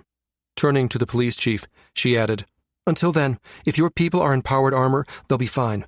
As far as the people in the affected area are concerned, we'll need to work with area hospitals to set up triage stations and shelters. As evacuees show up, we can inject them with DNA-repairing medical nano and radiation sickness medication." Davies nodded. "Any ETA on when that hole in our sheath will be repaired, Cass?" The engineer frowned thoughtfully. "I won't know until we figure out exactly what went wrong with the tube. My people are working hard to finish 32, but you can't rush a refit. It'll be another 2 to 3 hours before it's back up and functioning again." Rafe grasped Cass's shoulder. Giving it a squeeze, he said, "We know you're doing your best." "Yeah, but right now, that's not really good enough, is it?" She replied caustically. "That tube was fine as of 1800, when the System SI ran its last check. Rock solid, no fluctuations. A strong, steady stream of plasma." Sam's head jerked up at Cass's mention of plasma streams. Something that had begun nudging her subconscious suddenly snapped into focus. "You know," Sam said slowly, looking from Cass to Rafe, "I think I might have a way to toss up a temporary patch." Cass looked hopeful. "What did you have in mind?" the engineer asked. "We inject ions into the plasmasphere." Sam looked around and saw varying degrees of comprehension. The governor blinked in confusion. "Plasmasphere? I thought we had a magnetosphere." "You do, but that's often used as a catch-all word to explain a complex, layered system," she explained. "One of those layers is the plasmasphere." The governor nodded. "Yes, I've heard of a plasma barrier." Sam shook her head. "Actually, that's something different. The barrier's the place where Merkey's supersonic winds hit the outer boundary, 2,500 kilometers away. That impact compresses the magnetosphere, creating a bow shock 6 kilometers thick." She saw confusion cloud Davies' face. "So, which one protects us, the plasma barrier or the plasmasphere?" the governor asked. "Both, actually. The barrier's the first line of defense, but when Merkey starts to get a little feisty, that's where we begin to see some of the benefits of the plasmasphere." She curved one palm over the other. "It's like a barrier behind the barrier. It's exceedingly sharp, and it responds to external stimuli. So when Merkey sends a cosmic event our way, like a coronal mass ejection, your plasmasphere will actually rise up to meet it." Cass crossed her arms. "So what are you suggesting? That we inject a bunch of plasma across the hole?" "That's exactly what I'm saying." Davies straightened, the hope flaring in his eyes, transmitting clearly over the hollow, but Sam watched it die when he turned to see the skepticism on Cass's face. Rafe's expression looked equally doubtful. Asado stood motionless, her avid gaze bouncing back and forth between Sam and Cass, a silent, watchful spectator. Sam held up a hand, pinning Cass with a look. "I know what you're going to say. It won't work because the plasma cloud will instantly start to disperse." She shrugged. "So you keep feeding it?" Cass cocked her head. "From what? A fusion engine's exhaust?" Sam nodded. "Yes. If I can get a couple of experienced pilots to work with us on the flight path." Cass looked at Rafe doubtfully. "What do you think?" "You're wanting to ring the outside of Hawking with a plasma exhaust plume?" he asked, and she nodded. "Several, actually. I'd need your help figuring out the details. I have no idea what the output of different engines are and what would be best to use." Rafe rubbed one hand along the side of his jaw as he studied her intently. "Just how precise a flight path are we talking here?" "Your pilot would have to be able to maneuver so that the exhaust plume is laid along the line where the ionosphere ends and the plasmasphere begins, 20 kilometers up." Davis stirred uncomfortably. "Hold on now, that's getting uncomfortably close to the cylinder. Let's not make the solution worse than the problem." "Believe me, Governor, I'm not advocating that," Sam said. She turned to Rafe, and she knew the man wasn't going to like what she proposed next. "We'll need to stagger the ships around their circumference, overlapping their exhaust plumes to get an even distribution." The major scowled. "I'm not letting any Navy ship fly inside another ship's exhaust plume," he said flatly. "We have some wiggle room with the altitude, but not a lot. That should let you stack the ships a bit, but—" "That no-wake zone is there for a reason, Doc," Rafe interrupted. It protects both passengers and crew from the ionizing radiation emitted by those plumes. Believe me, they'll penetrate through even the thickest powered armor and deliver a lethal dose in minutes. Seconds, actually, Sam murmured. What about remote flight? Can it be done with enough accuracy? Rafe's eyes narrowed as he studied her silently for a moment. He nodded slowly. You're in luck, Doctor. We happen to have a precision pilot visiting Hawking right now. At his words, she released a breath. They all glanced at Davies to see if he'd agree. It sounds risky as hell, but if the Major thinks it can be done safely, then do it, he ordered. It'll buy you some time, and save that livestock of ours in the process. Sam nodded and sent Cass a meaningful look. Not much, but hopefully enough. The other woman nodded. We can't rush 32's refit, but once that plasma cloud's laid down, we can tear into 33 and figure out what in stars caused it to fail. 22. Nimitz Naval Base, Portsmouth. Micah stood in Nimitz Base's command center, blinking in disbelief at Xander's image as he tried to wrap his mind around what he'd just heard. You woke me for this? He demanded. A discreet cough from Yuki reminded him they weren't alone. Sir, he amended, with a quick glance at the room's only other occupants, the base's CO and the comm officer of the watch. Xander's expression didn't change. I know, it seems like a crazy mission. Crazy? Try suicidal, Yuki muttered, causing a thin smile to ghost briefly across Xander's face.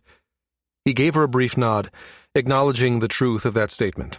I know it sounds crazy, but we need to lay down a very concentrated, direct stream of plasma ASAP. Micah hooked a hand around the back of his neck, head down, and began to pace.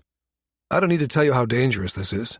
A Helios emits enough heavy particles to fry a Marine in heavy armor in under a minute. He swiveled his head and shot the man a look. You know that. Xander nodded. That's why this calls for precision flying, and that's why I want you to do it, and not one of my Nova Strike pilots. He leaned in closer to the holo recorder's pickups. The Navy has no better pilot than those in Shadow Recon. You know it, and I know it. If anyone exists who could fly this pattern without bringing harm to Hawking, it's you. Major. Micah blew out a breath, trying one last time to get the man to see reason. There's dancing on the edge of a pin, and then there's crazy stupid. Are you sure we're not looking at the second thing instead of the first? Well, there's a third thing we also have to consider.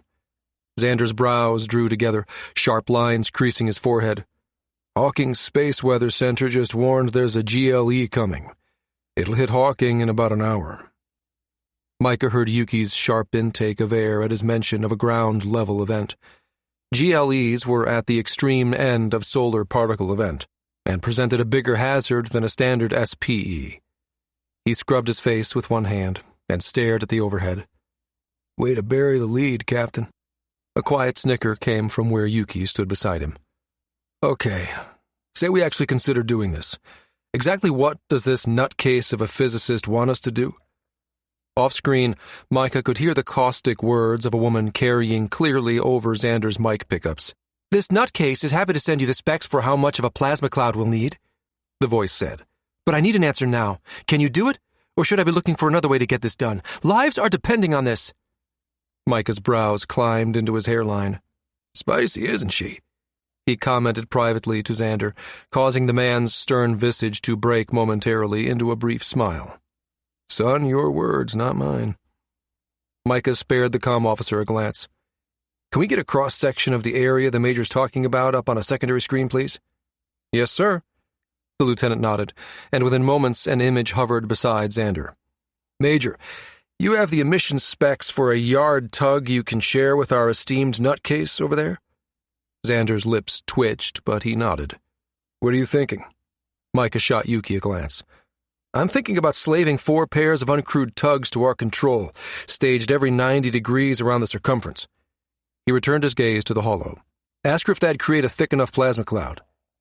Yuki eyed the diagram thoughtfully. They're beasts, all right. If anything will do it, those can. You thinking that you'd take 2 pair, and I take 2 pair? She asked, and he nodded. Exactly.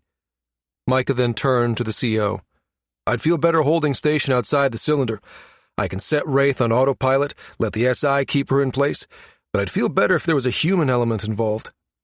The CO nodded. We'll get you up there, don't worry about that. Micah looked up as Xander returned. Those will do it, the Major confirmed. When can you launch? Micah turned a questioning look at the CO. I'm having STC clear the near space now, the man said. You'll have unimpeded access, with no worries about cooking anyone in your wake. Thank you, sir.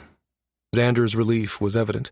Case, I've pinged one of my flight chiefs. She's readying a vanilla Helios now and is standing by to receive you and O'Connell. He nodded to indicate Yuki, who gave him a crisp nod in return. 10 minutes later, he and Yuki were on board. They exited Nimitz base into a space eerily devoid of other vessels. For the first time in recent memory, Micah sat at the flight engineer's station rather than the pilot's seat. The icons floating before him represented 4 of the 8 squat yard tugs that sat poised at the end of the base's launch bay, awaiting his control. He exchanged a glance with Yuki, seated across from him in what would normally be Nina's gunnery station.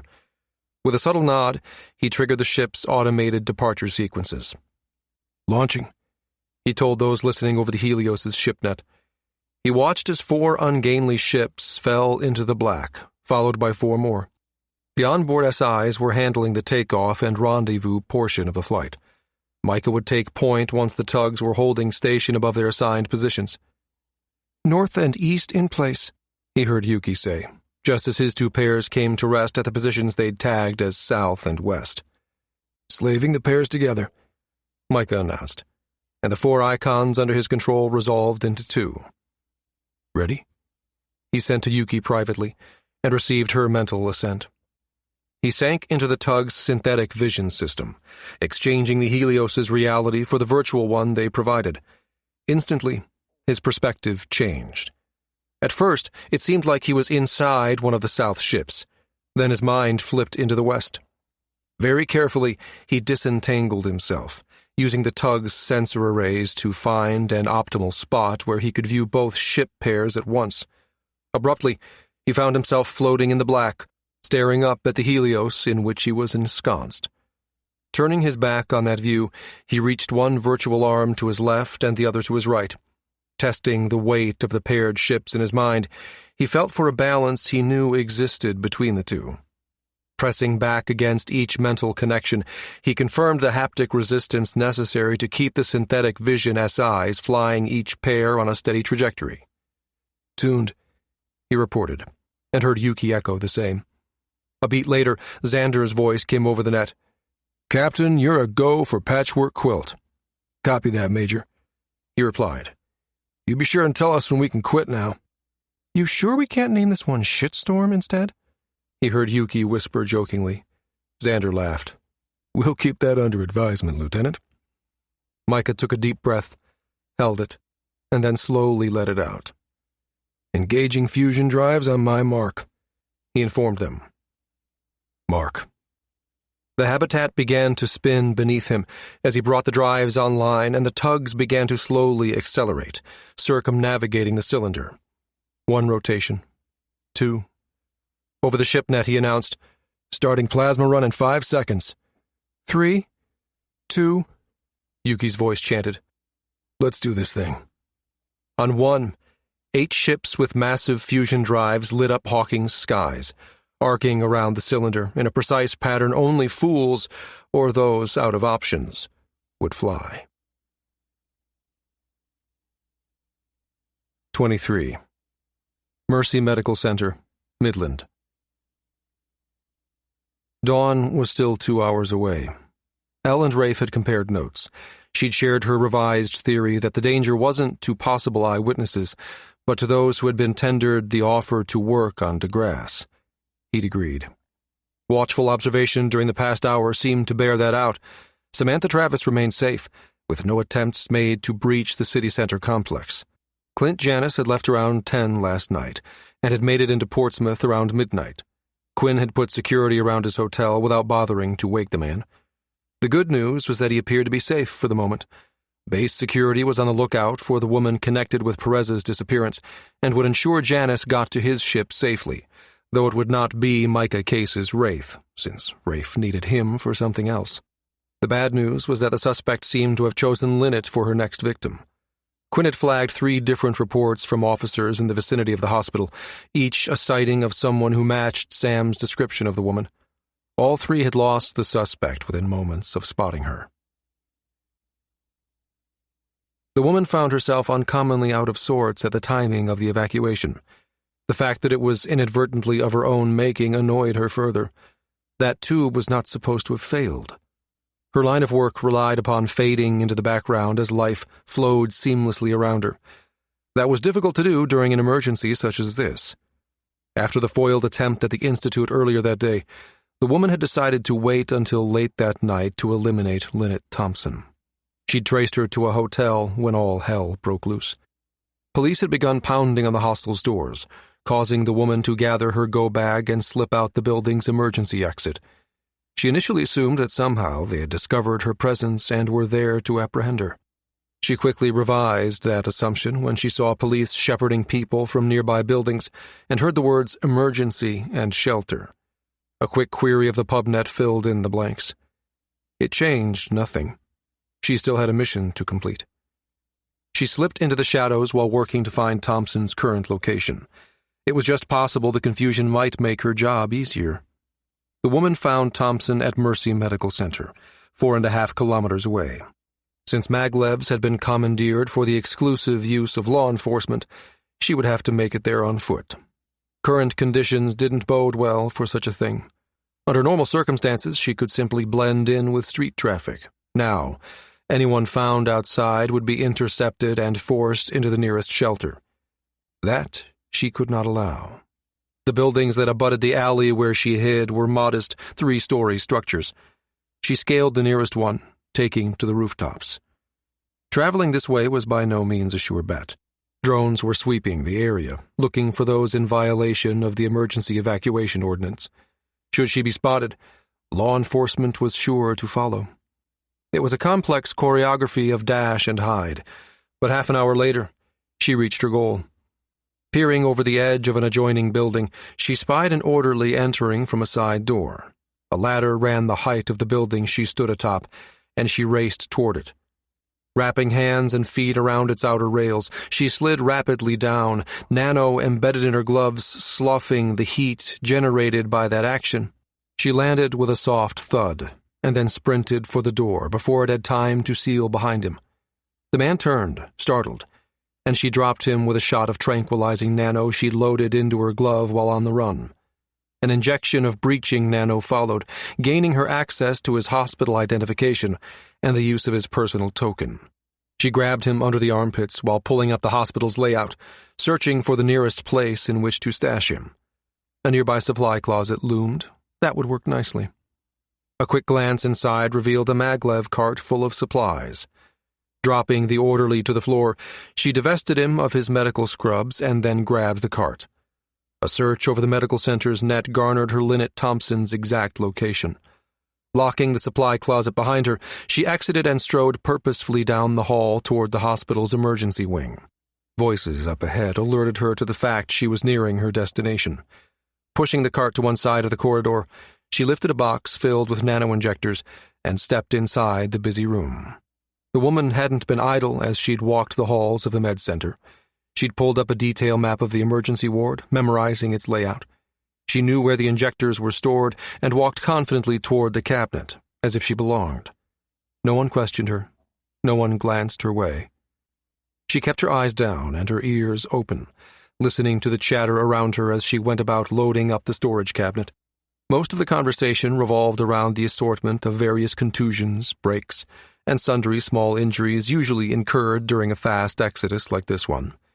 Interestingly, very few were radiation-related.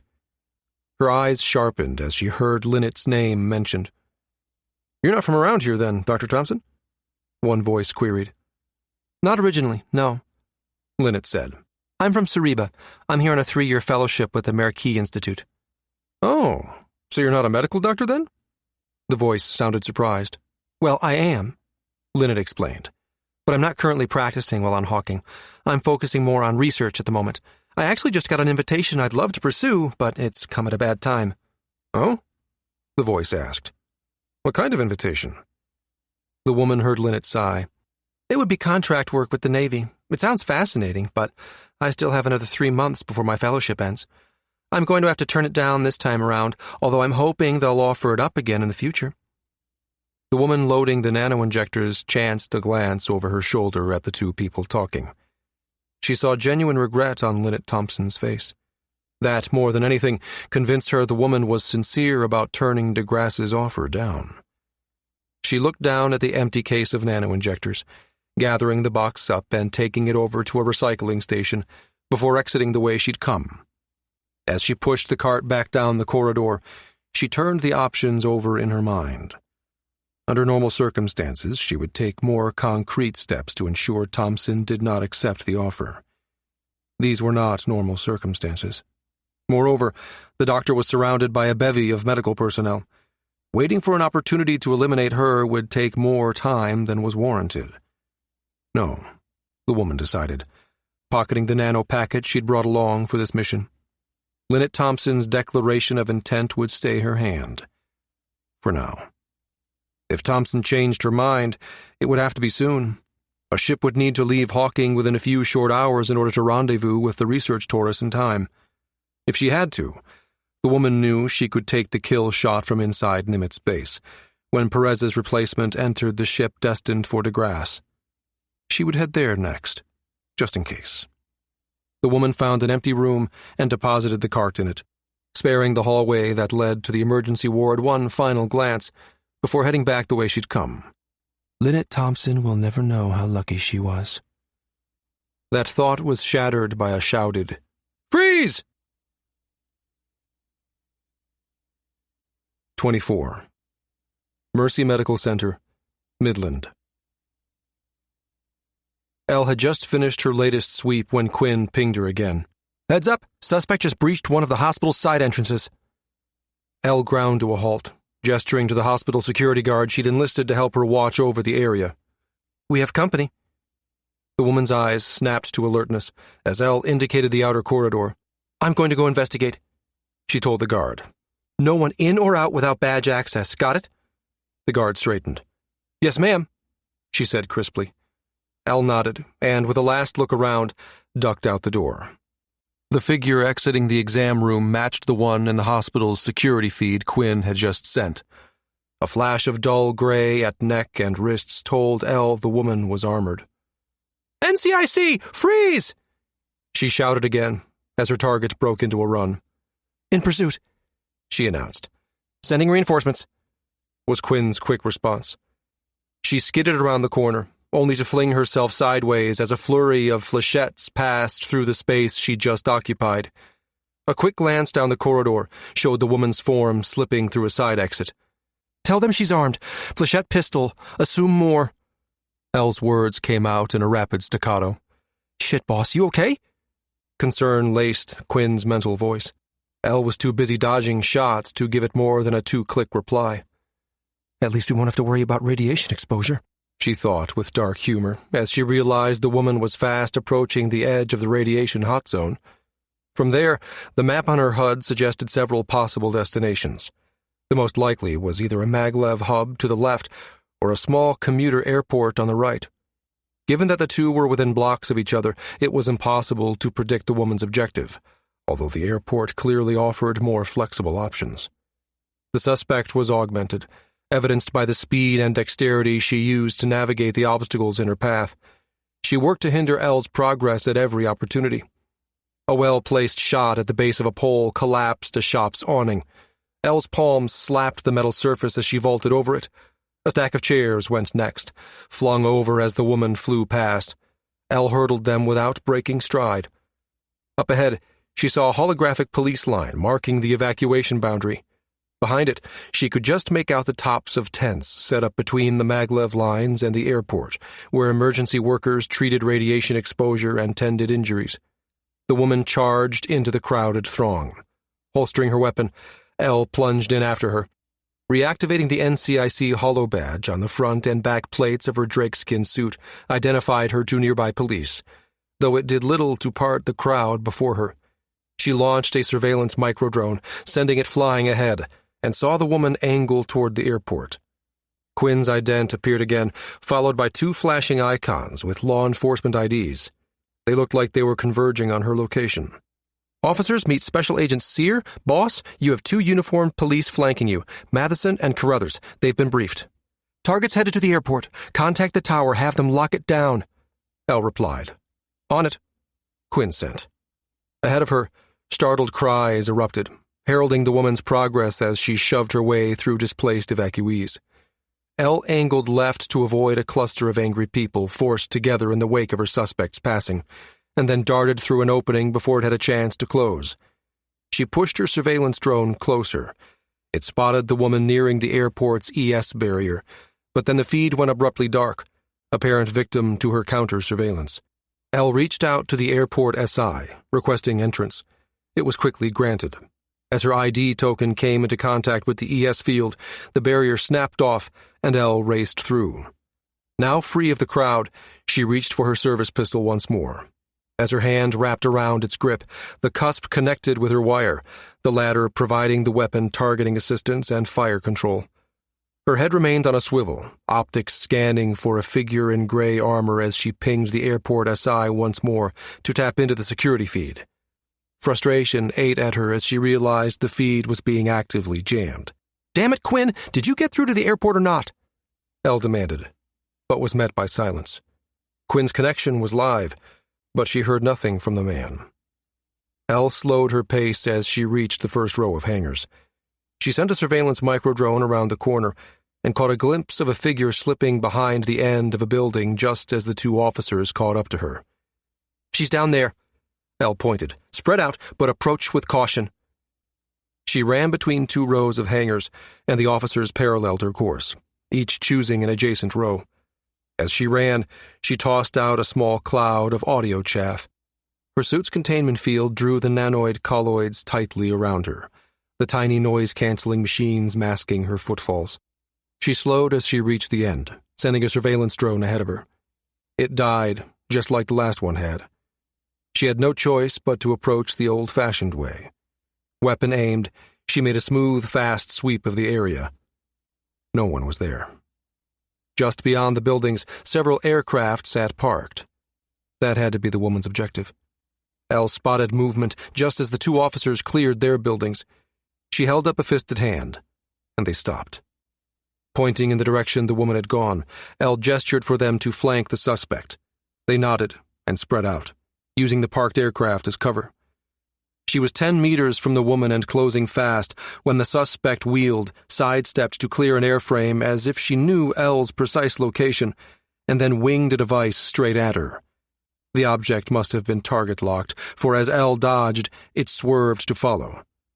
Spreaders triggered upon impact.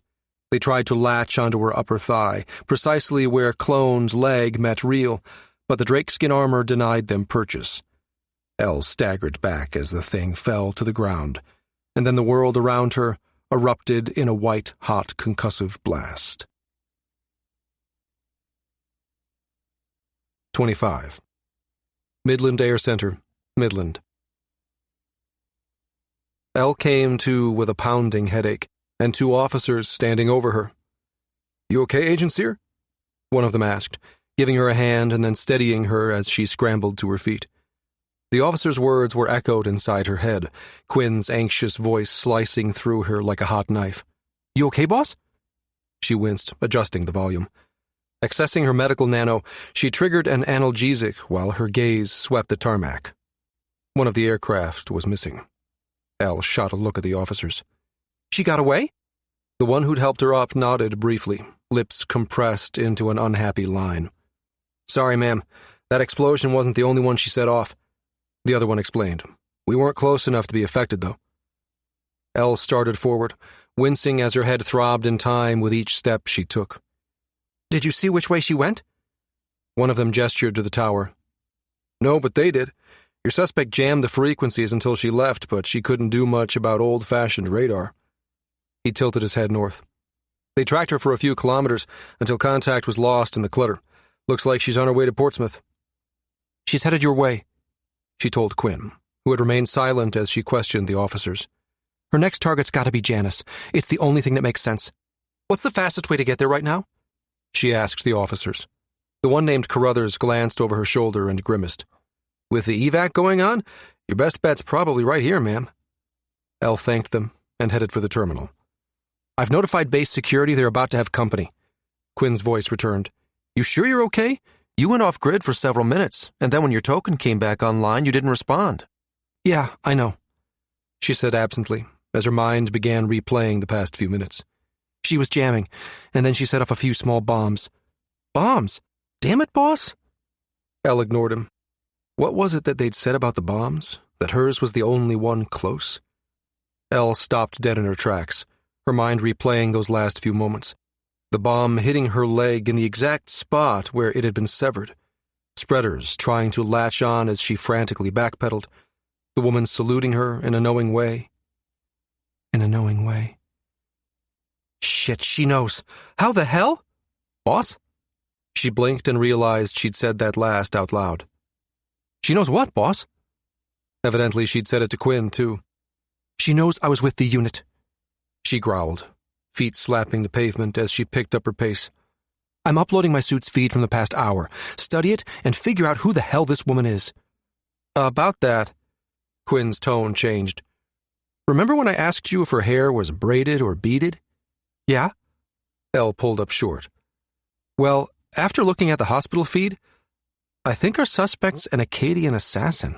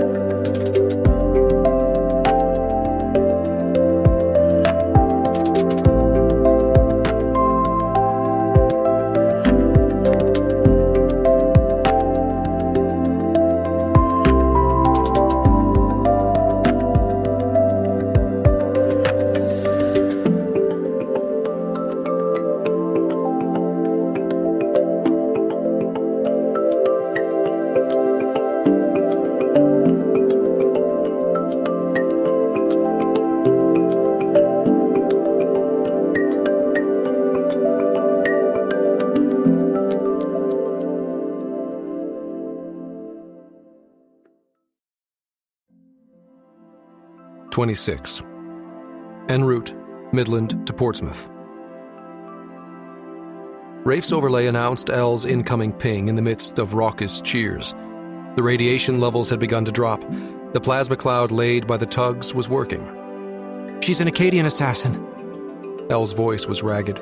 Her statement had him rocking back on his heels. I've been chasing a grav-sucking Acadian assassin. What the? Are you sure? He asked. Quinn is, and I trust him. Time slowed, and everything came into sharp clarity, the kind that comes with combat. Where are you now? He rapped out. In pursuit. She's headed toward Portsmouth. Best guess? She's there to intercept Janice. And Rafe, she knows I was SRU. That last gave him pause. After a beat, he asked, You sure she's the one who was after Thompson? Saw her with my own eyes, Elle said. Quinn alerted me she was breaching the hospital, and she bolted when I tried to close. Circumstantial, he warned. Nothing to tie her to the sabotage at the Institute. No, but I'm sending you my suit's feed now. Show Travis. See if she can positively identify her as that server from the reception. Elle paused. By her mental tone, Rafe could tell she was on the move. After a moment, she was back. This could place you near 2 of the 3 people DeGrasse has shown interest in, she reminded him. One of whom is missing, and the other recently escaped death by chandelier. I'll wager my best carbine blade she's headed straight for the 3rd. The feed from Elle's suit came across, and Rafe skipped ahead to the flagged part of the timeline. He saw a woman in a gray skin suit dart behind an aircraft. She turned and slung a projectile at Elle. A smart grenade, he realized, as the thing tried to latch onto Elle's leg. His jaw clenched as he saw Elle's hands frantically shoving the thing from her. In the distance, he saw the woman pause, a thin smile playing about her lips, as she tipped her head in a silent salute. The feed went white as the grenade exploded, and he slid back a few seconds to where the woman stood watching. Enlarging the image, he grabbed a freeze of it. Elle's right, he thought grimly. That dust sucker knew exactly who Elle was and what that grenade would do to her. It was as much a psychological attack as a physical one. Thank stars Elle had the foresight to break out her SRU-issued Drake skin. Straightening, he strode over to Sam Travis. I need 5 seconds of your time, he told her. She gave the radiation level feeds a swift, comprehensive glance, and then stepped away. What is it? I need you to identify someone, he told her, passing the image to her personal token. A swift inhale told him everything he needed to know, but he asked anyway. It's her, isn't it? Sam nodded. Yes, that's who I saw at the reception. He thanked her and stepped away. Got confirmation on this end, he told Elle. What do you need from me? Are our SRU friends still around? The NCIC agent asked. Last I checked, they were back at base, cooling their heels, he told her.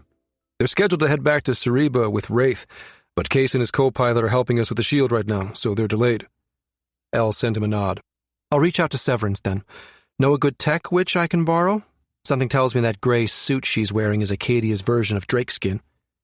Rafe's attention sharpened. You think it's stealth tech? I'd bet a case of Boulevard's Star Haze IPA on it. I don't take sucker bets, he responded. How about a tech warlock instead? Will Morris, Wraith's flight engineer. He's as good as they come. I'll give him a ping. Elle sent a mental 2-click and was gone. Thad Severance was pumping iron alongside Jack while Boone and Asha finished another circuit around the base's track. He'd been splitting his attention between his team, the update on Micah's flight, and the news feed on the evac. It sat poorly with all of them not to be helping out, but his orders from the head of SRU were clear. Stay under the radar. Being caught assisting an event sure to hit every major system-wide news feed was a bit too high profile for that. It chafed. He felt it. The team felt it. Which was why when he saw Elle's ID pop up on his HUD, he immediately accepted it. LOD, he drawled. How's my favorite NCIC agent? Ready to kick some more Navy ass, yeah? Captain. Elle's taut mental tone had him dropping his dead weight with a clang. Hands on hips, he began to pace. Talk to me, Sergeant. Acadian assassin en route to Nimitz. Target civilian contractor named Janice. Her words were clipped. Out of the corner of his eye, he'd seen the team come to a halt when he jerked to his feet. He motioned them over. Jack stepped forward while Boone and Asha approached at a fast jog. She knows I was SRU. Elle's mental voice was ragged. Stars, Thad, she must have a dossier on me. She even knows I lost a leg. You sure about that? He asked sharply. For answer, an icon flashed on his overlay. He recognized the file type. It had to be from Elle's drakeskin suit. 5 seconds later, he inhaled sharply as he saw what she meant. He initiated the team's combat net, bringing Elle into it as well. All right, Sergeant, brief us. Elle laid out what she knew, finishing with Rafe's recommendation that they loop Will Morris in on the operation. Jack nodded. Good call. I've flown with him before. He's got a talent for sniffing out stealth signatures in the black. I'll go get him. Your ETA? Thad asked Elle. I'm a little under an hour out. Assassin's 20 minutes ahead of me, though. Thad looked at Boone and Asha. Nodding to the sniper, he said, Coordinate with security. Do a quick assessment. Tell them Jack and Will are going to need access to the base's sensor feeds and whatever the hell else they say they need. I'll calm the CO and smooth your way.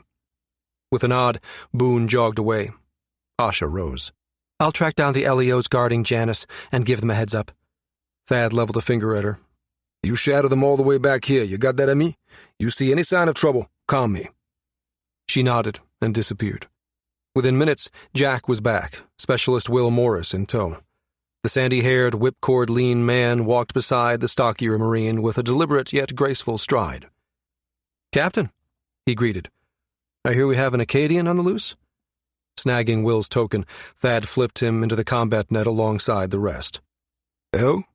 He prompted, with a mental nudge toward Will. He waited while the NCIC agent filled him in. Minutes later, Will's calm gray eyes met Thad's.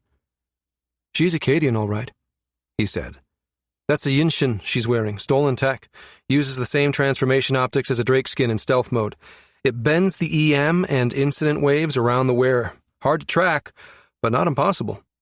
You've heard the rumors about Acadian assassins? Jack stated, quirking a brow at Thad. He nodded at the intel operative. Well, assume it's true and then some, Jack said shortly. They're elite, highly trained. Assume they're the best you've gone up against, and then pad that estimate. Thad's expression hardened, his gaze shifting between Will and Jack. Update the team. She's not getting Janice. Understood? 27. Gate Sierra 10, Nimitz Base, Portsmouth. Dawn was breaking over the top of nearby buildings as the aircraft carrying Elle taxied up to the gate that separated the civilian aerodrome from Nimitz Base. She spotted a familiar figure loping toward them. Thanking the pilot, she hopped out just as Jack Campbell reached her side. Lieutenant, she greeted, then startled when she saw the rank on his holopips. Correction, Captain! Congrats! He dipped a head in silent thanks. Rafe tell you about Will Morris? Only that he cleared him to work with us. I met him briefly during the exercise. That's about it. He nodded, slapping a hand on her shoulder as he glanced around. Come on, let's get inside. His touch triggered a secured peer-to-peer connection. Will's got mad skills. He's already integrated Wraith's counter-surveillance suite with the base's security system, he told her. We have stealth microdrones canvassing the most likely infiltration points. There's a corridor set up for Janice's escort to funnel him through, too. Elle shot him a thoughtful look. You think our Acadian is unaware a DAP Helios is camped out in that empty hangar? Jack grinned down at her. I know she doesn't. You're forgetting who the squadron's CO is. Rafe has us locked down so tight his own boss has forgotten we're here. Hoo-yah, Elle murmured aloud, eliciting a sidelong glance from the man. He cuffed the back of her neck, squeezing it in the friendly camaraderie born of years serving together. Once a Marine, he reminded her softly as he dropped his hand. Be prepared to go stealth the moment we pass the perimeter, he ordered, with a tap to her drakeskin-clad sleeve. Sir, yes, sir. They passed by the sentry, the SI on duty challenging her security token as she approached. Jack detoured them through an empty guard shack, which served to mask their transformation. No one saw them emerge, active camouflage blending the suits seamlessly into their surroundings. The team's encrypted combat net snapped into place the moment Elle stepped foot inside the base. Instantly, she was surrounded by the presence of her former team members. Elle stayed on Jack's 6, the solid weight of a drakeskin-coated pea-scar in her hands. The pulsed combat assault rifle's greater range and heft was a much more effective weapon than her trusty service pistol. It had been waiting for her in the guard shack, a much-appreciated upgrade. "They're 2 clicks out, coming in hot," Elle heard Asha say. She took that to mean Janice and his escort were on the move. "Local PD just found your Tango's aircraft, abandoned in a nearby park." Will cut in. "How in stars did she get here without Hawking tracking her?" Elle asked as she followed Jack into the shadowed overhang of a barracks. "That woman has some skills," Will admitted. "She backdoored her way into the pubnet and told it to ignore her signature wherever she went. Took me a while, but I'm onto her now." "Yeah? Then why aren't we seeing her hoss?" Thad drawled, and Elle could feel Will wince. "GLE," he said shortly. "The solar particles event at its peak right now. It's reducing the accuracy of the cylinder's sensors." "No worries," Jack said. "Once she passes through the perimeter, she's on our turf. The base's sensors are military-grade and hardened." "Wraith's stealth is even better," Will agreed. "We'll get her." The combat net fell silent, as each focused on their area of expertise. Elle knew Boone was nestled on a catwalk, somewhere above the ship destined to take Janice to DeGrasse, sniper rifle in hand. Will and Thad, like Elle and Jake, had taken up positions most likely to intercept the assassin's path. "Got ahead," Will sang out, and a red thread icon appeared on her HUD's map. "No joy," Boone called. "No heat sig at that location." "Wait one—" Will's voice was tight. Elle saw the icon disappear for a few brief seconds before he reacquired it. Will made a frustrated noise. "This Yinshin's a newer model. I'm having trouble locking on. Hang on. Moving the drones in closer." Elle heard the sound of a transport and looked over to see a small 4-person vehicle approaching. She could see Asha's stealth silhouette outlined in front, with a pair of Marines on either side. A thin blue glow limned the conveyance, indicating active ES shielding. Her gaze flicked to the building across from her, where she could see Jack's outline, and then up ahead, where the ship was docked. If the assassin was going to make her move, it would be now. "Gotcha!" Will crowed, and an insubstantial, wavy form materialized 6 meters to Elle's left, and was gone in a flash. Sidestepping carefully so that she cleared Boone's field of fire, she tried to predict where she might move next if she were the killer. "Check the path ahead of that vehicle," she called out, as she darted around a large storage drum and raced ahead of the transport that held Janice. "A strong enough shaped charge will punch through—" She oofed as she collided with an invisible body. Instinct had her bringing the stock of her rifle up in a vicious uppercut, just as she felt the burn of a carbine blade slice through her bicep. She staggered back before her invisible attacker could land another blow, bringing her pea-scar up as she heard Boone's voice ordering her clear.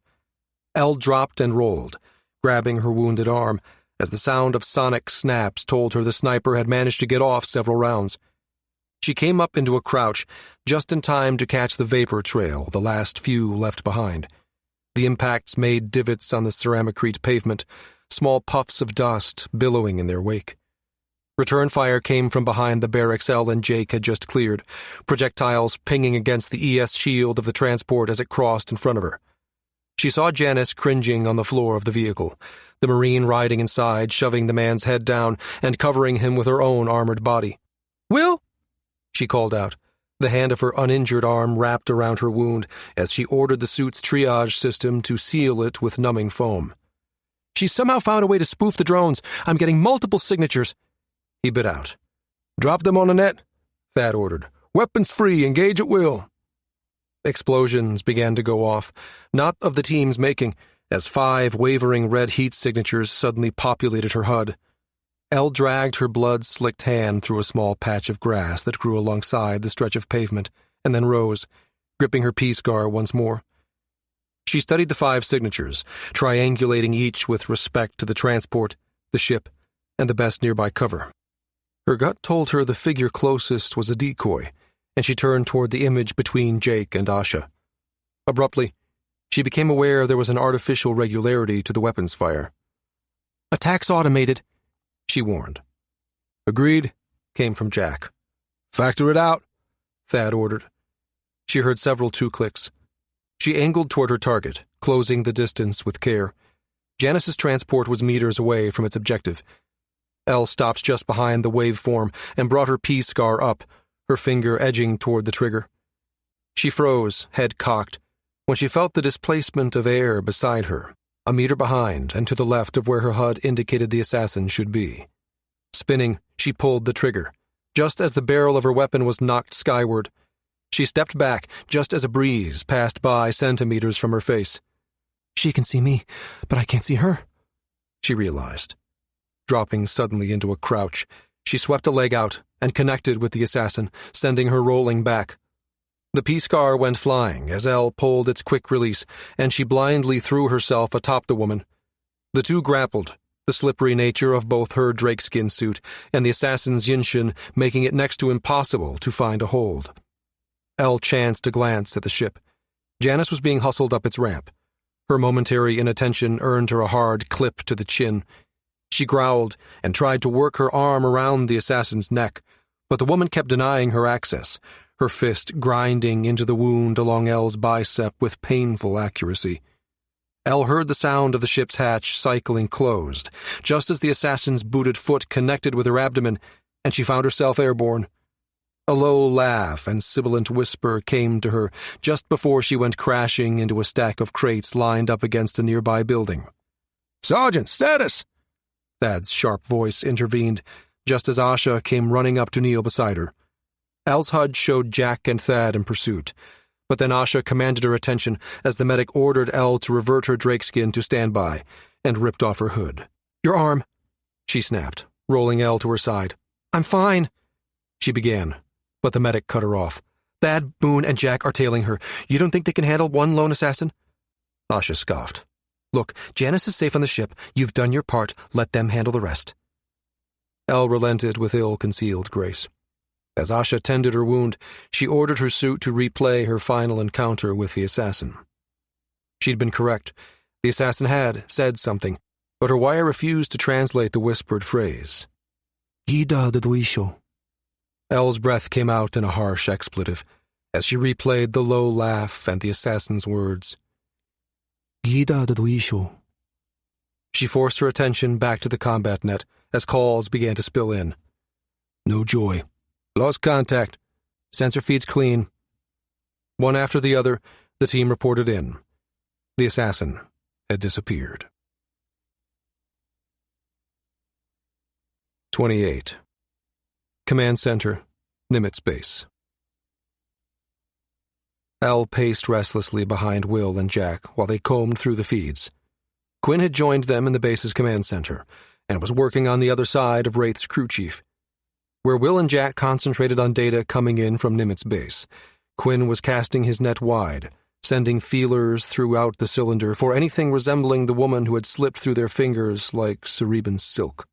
Asha, Boone, and Thad were out scouring the base, along with a cadre of Marines, but they'd had no hits. There was no whisper of her presence anywhere. It was coming up on 3 hours since the assassin had vanished without a trace. The ship transporting Janice to DeGrasse had lifted immediately upon the biochemist's arrival, but there was no evidence of pursuit. The Navy ship had stayed well within Hawking's magnetosphere for that first hour, and registered no attempts to breach its shields.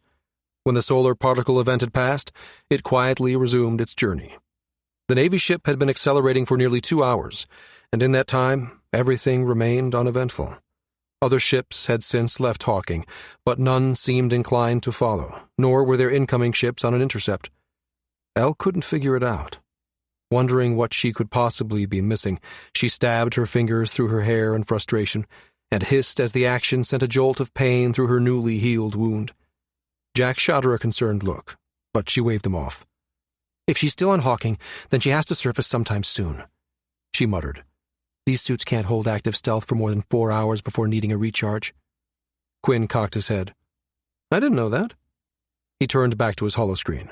"Okay then, if you were in enemy territory and your suit was about to fail, where would you go?" "I'd head to my exfil point," Jack said, "and do my best to blend in."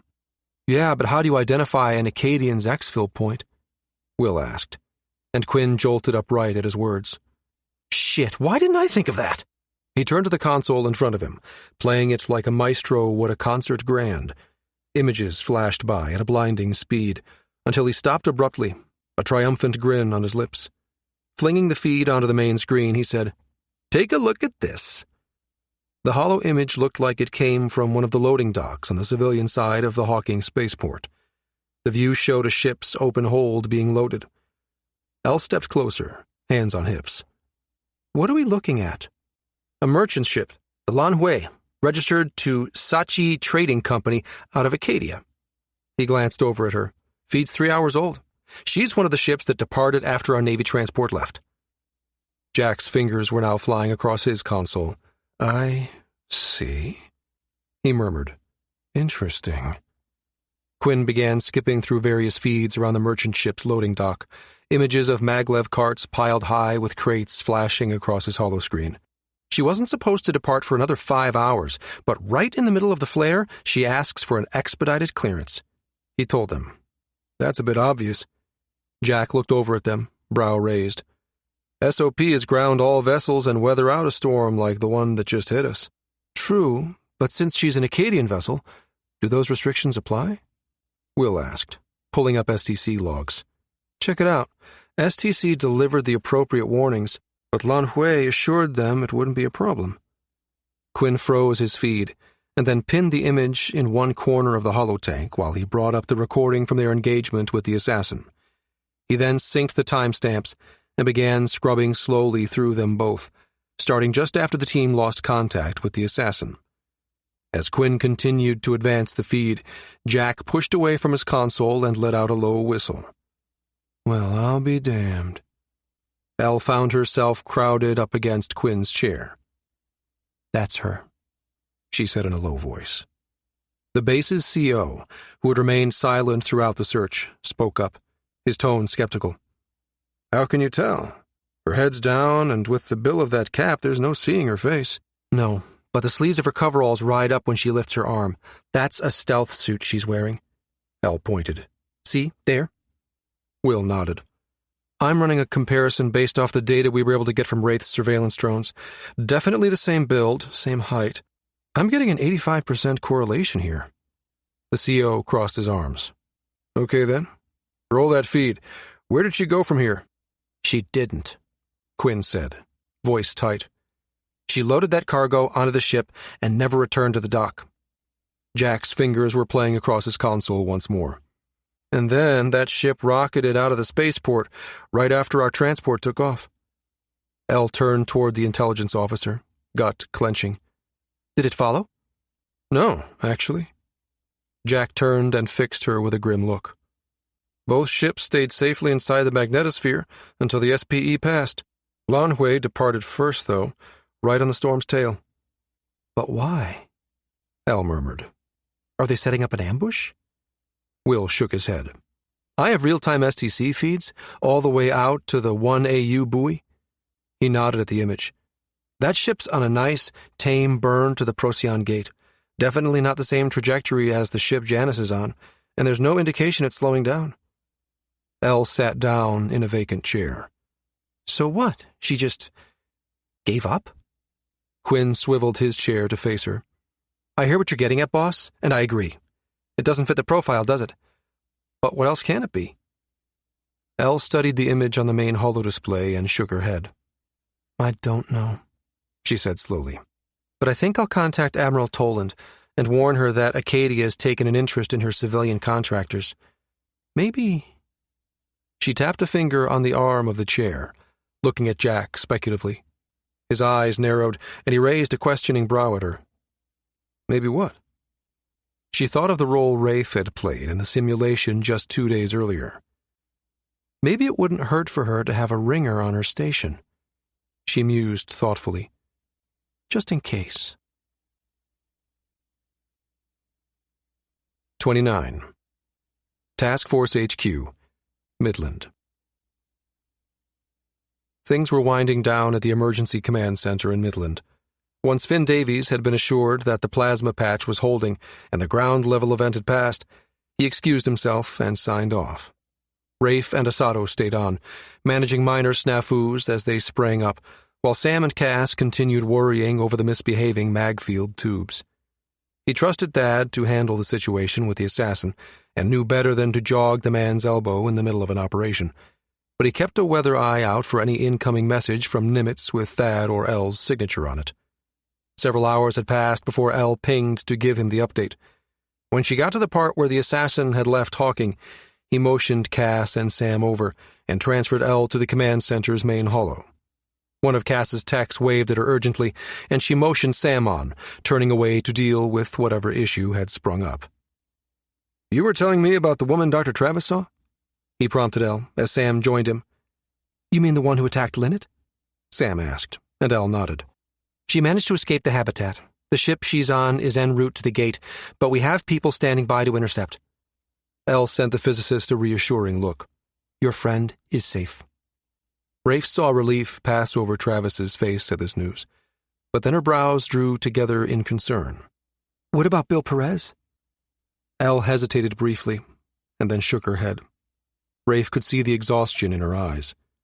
"At the moment, the trail has gone cold, but I promise we won't stop looking for him," she assured the woman. "I don't think you need to do that any longer," Cass said from behind Rafe. Her voice sounded strangled, and when he turned to face her, the look in her eyes was one of stunned disbelief. "Cass?" he asked, reaching for her arm. His wife blinked rapidly and swallowed hard. "The guys checking tube 33 just calmed," she said after a moment. "They found the problem."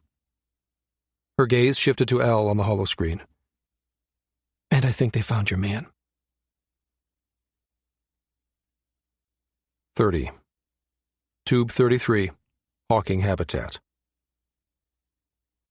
While the refit team continued to wrap up their work on Tube 32, Tom and Rodney had volunteered to tackle the mystery that was Tube 33. They'd started on the tube's far end and had been slowly working their way across. Currently, they were positioned at its midpoint, 200 kilometers above the habitat's surface. The view was dizzying, if either man cared to brave a look downward. Neither did. They stood on the scaffolding just outside one of the tube's hatches. Each hatch was a complex series of airlocks that led inward through the cooling chamber, past the ceramic coils, and finally into the core itself.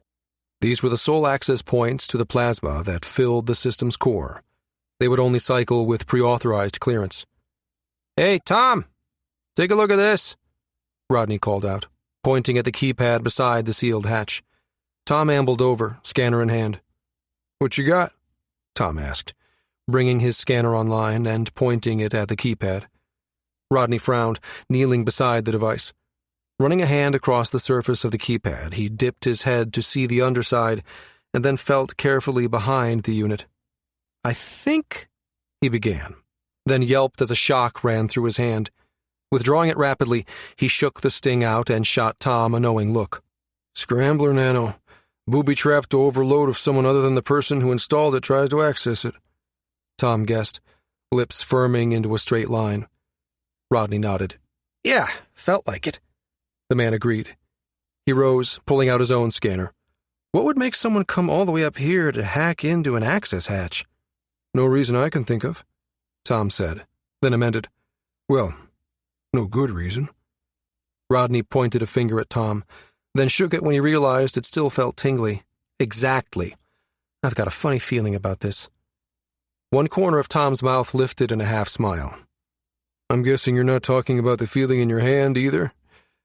"Yeah," he nodded. "I think you're right." Rodney glanced at the hatch.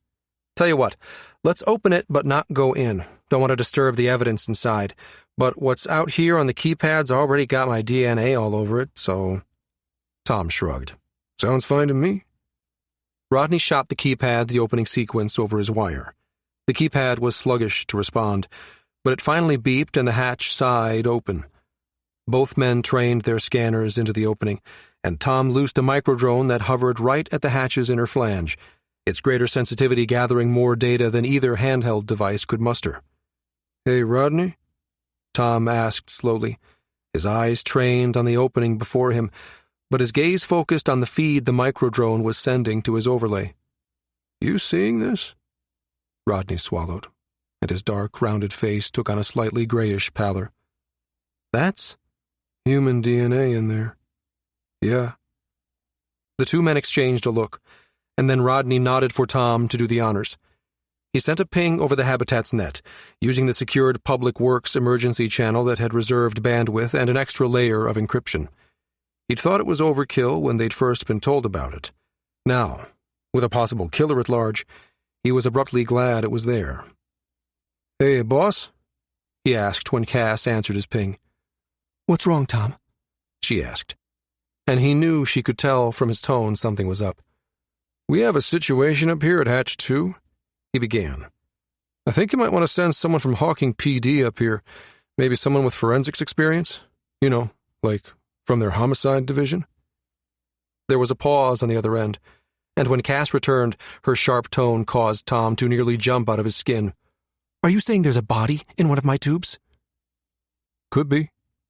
He quickly detailed what he and Rodney had found.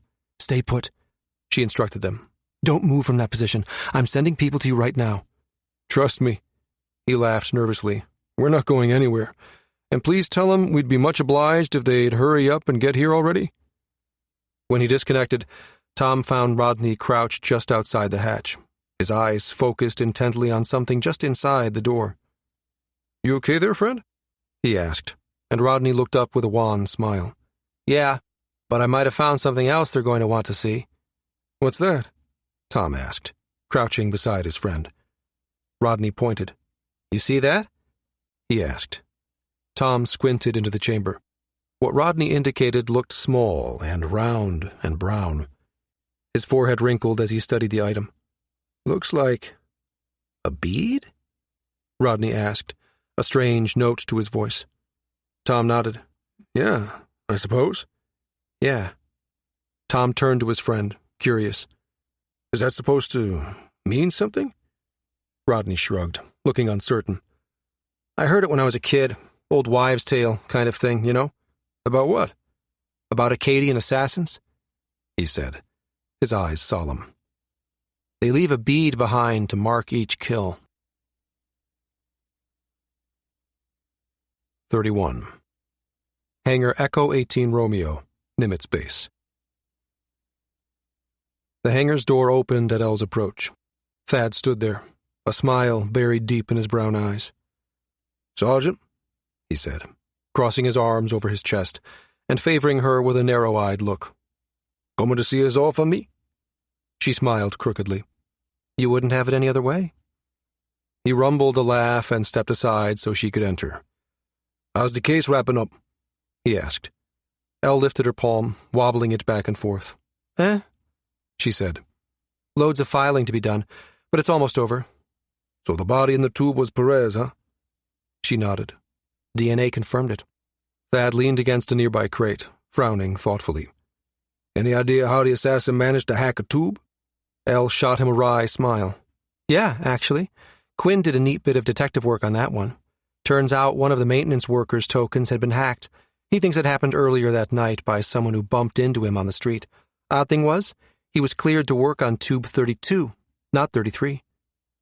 Thad's brows lowered. You're going to have to spell it out for me, Cher. Not sure why that matters. Elle shoved her hands in her pockets, mind replaying the details. The man said they were discussing 32's refit when it happened.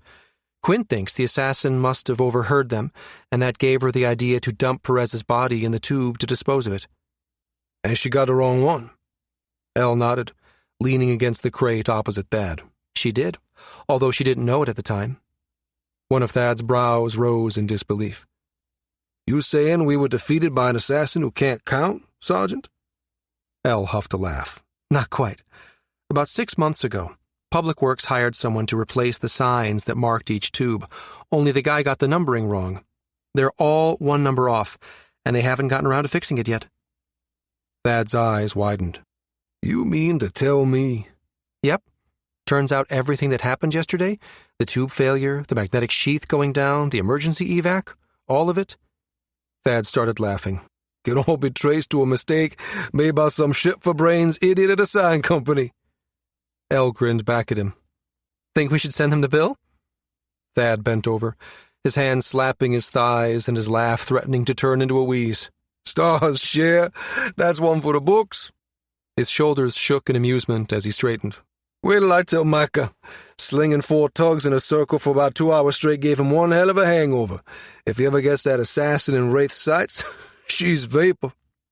Elle tilted her head toward the dap Helios, sitting in the hangar's shadows. You guys all set to depart? Thad sobered. Looks like. Boone's already grumbling about the food Yuki stocked up for the trip back. Says it's too bland for his palate. Elle snorted inelegantly. I thought Jack was the one with the delicate stomach. Heard that, Sarge. The intelligence officer leapt from Wraith's hold, landing lightly on the balls of his feet. She mock scowled at him. The rank is special agent now, Campbell. Use it. He merely grinned and cuffed the back of her head as he walked past. She wheeled as something occurred to her. Hey, how many Acadian dialects do you speak? Jack paused, one eyebrow lifted. 3? Why? Because I heard the assassin say something when we fought, but it didn't translate. Elle shrugged. I'd forgotten it until just now. What were the words? He asked. She said, Yida do duisho. Ring a bell? Jack's other brow rose to meet the first one. It does. He nodded slowly. Quite a compliment, actually. And in the high tongue, too. And? She prompted when he didn't go on. Jack's face broke into a grin. And she was only stating what the rest of us already knew. With a glance at Thad, he repeated the words. Gida do duisho. Worthy opponent. With a smile and a casual wave of his hand, Jack grabbed the last case on a nearby bench and jumped back up into the ship. Elle blinked. That wasn't what she'd expected, but what did she really know about Acadian assassins anyway? Well, she said, arms crossed as Thad stepped up beside her. Deep wood, he deadpanned, and then blocked the elbow she shot into his side. Turning, his eyes suddenly serious, sought hers. It was good seeing you again, Elodie. You ever come to your senses, you ping me. It'd be an honor to have you on the team again. No one in the unit saluted. It was never safe to do so in the places they usually went, where it could give the enemy a target lock on a fellow teammate. She settled for a wordless nod, all she could manage past the lump in her throat. See you around, Captain, she whispered to his back as he strode off, swinging his muscled frame into the Helios with an athletic grace. As she walked back to the NCIC offices, she turned the past few days over in her head. Could she go back to the team? She rubbed absently at her leg. No, that phase of her life was past. But for the first time in a long while, Elle felt the weight of something intangible finally lift. She smiled as she stepped through the office doors and heard Quinn's voice call her name. I've Admiral Toland on comm, boss.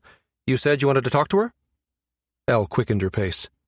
Actually, yes, I do. There's an agent I want to recommend, someone I think would make a great addition to her team. Quinn appeared at the entrance to his office. One brow quirked at her as he asked, Wouldn't that be you, boss? You know more about this case than anyone at this point. Elle shook her head, a wry twist to her lips. Evidently, I'm already on their radar. No, she needs someone who can go deep undercover. Just in case.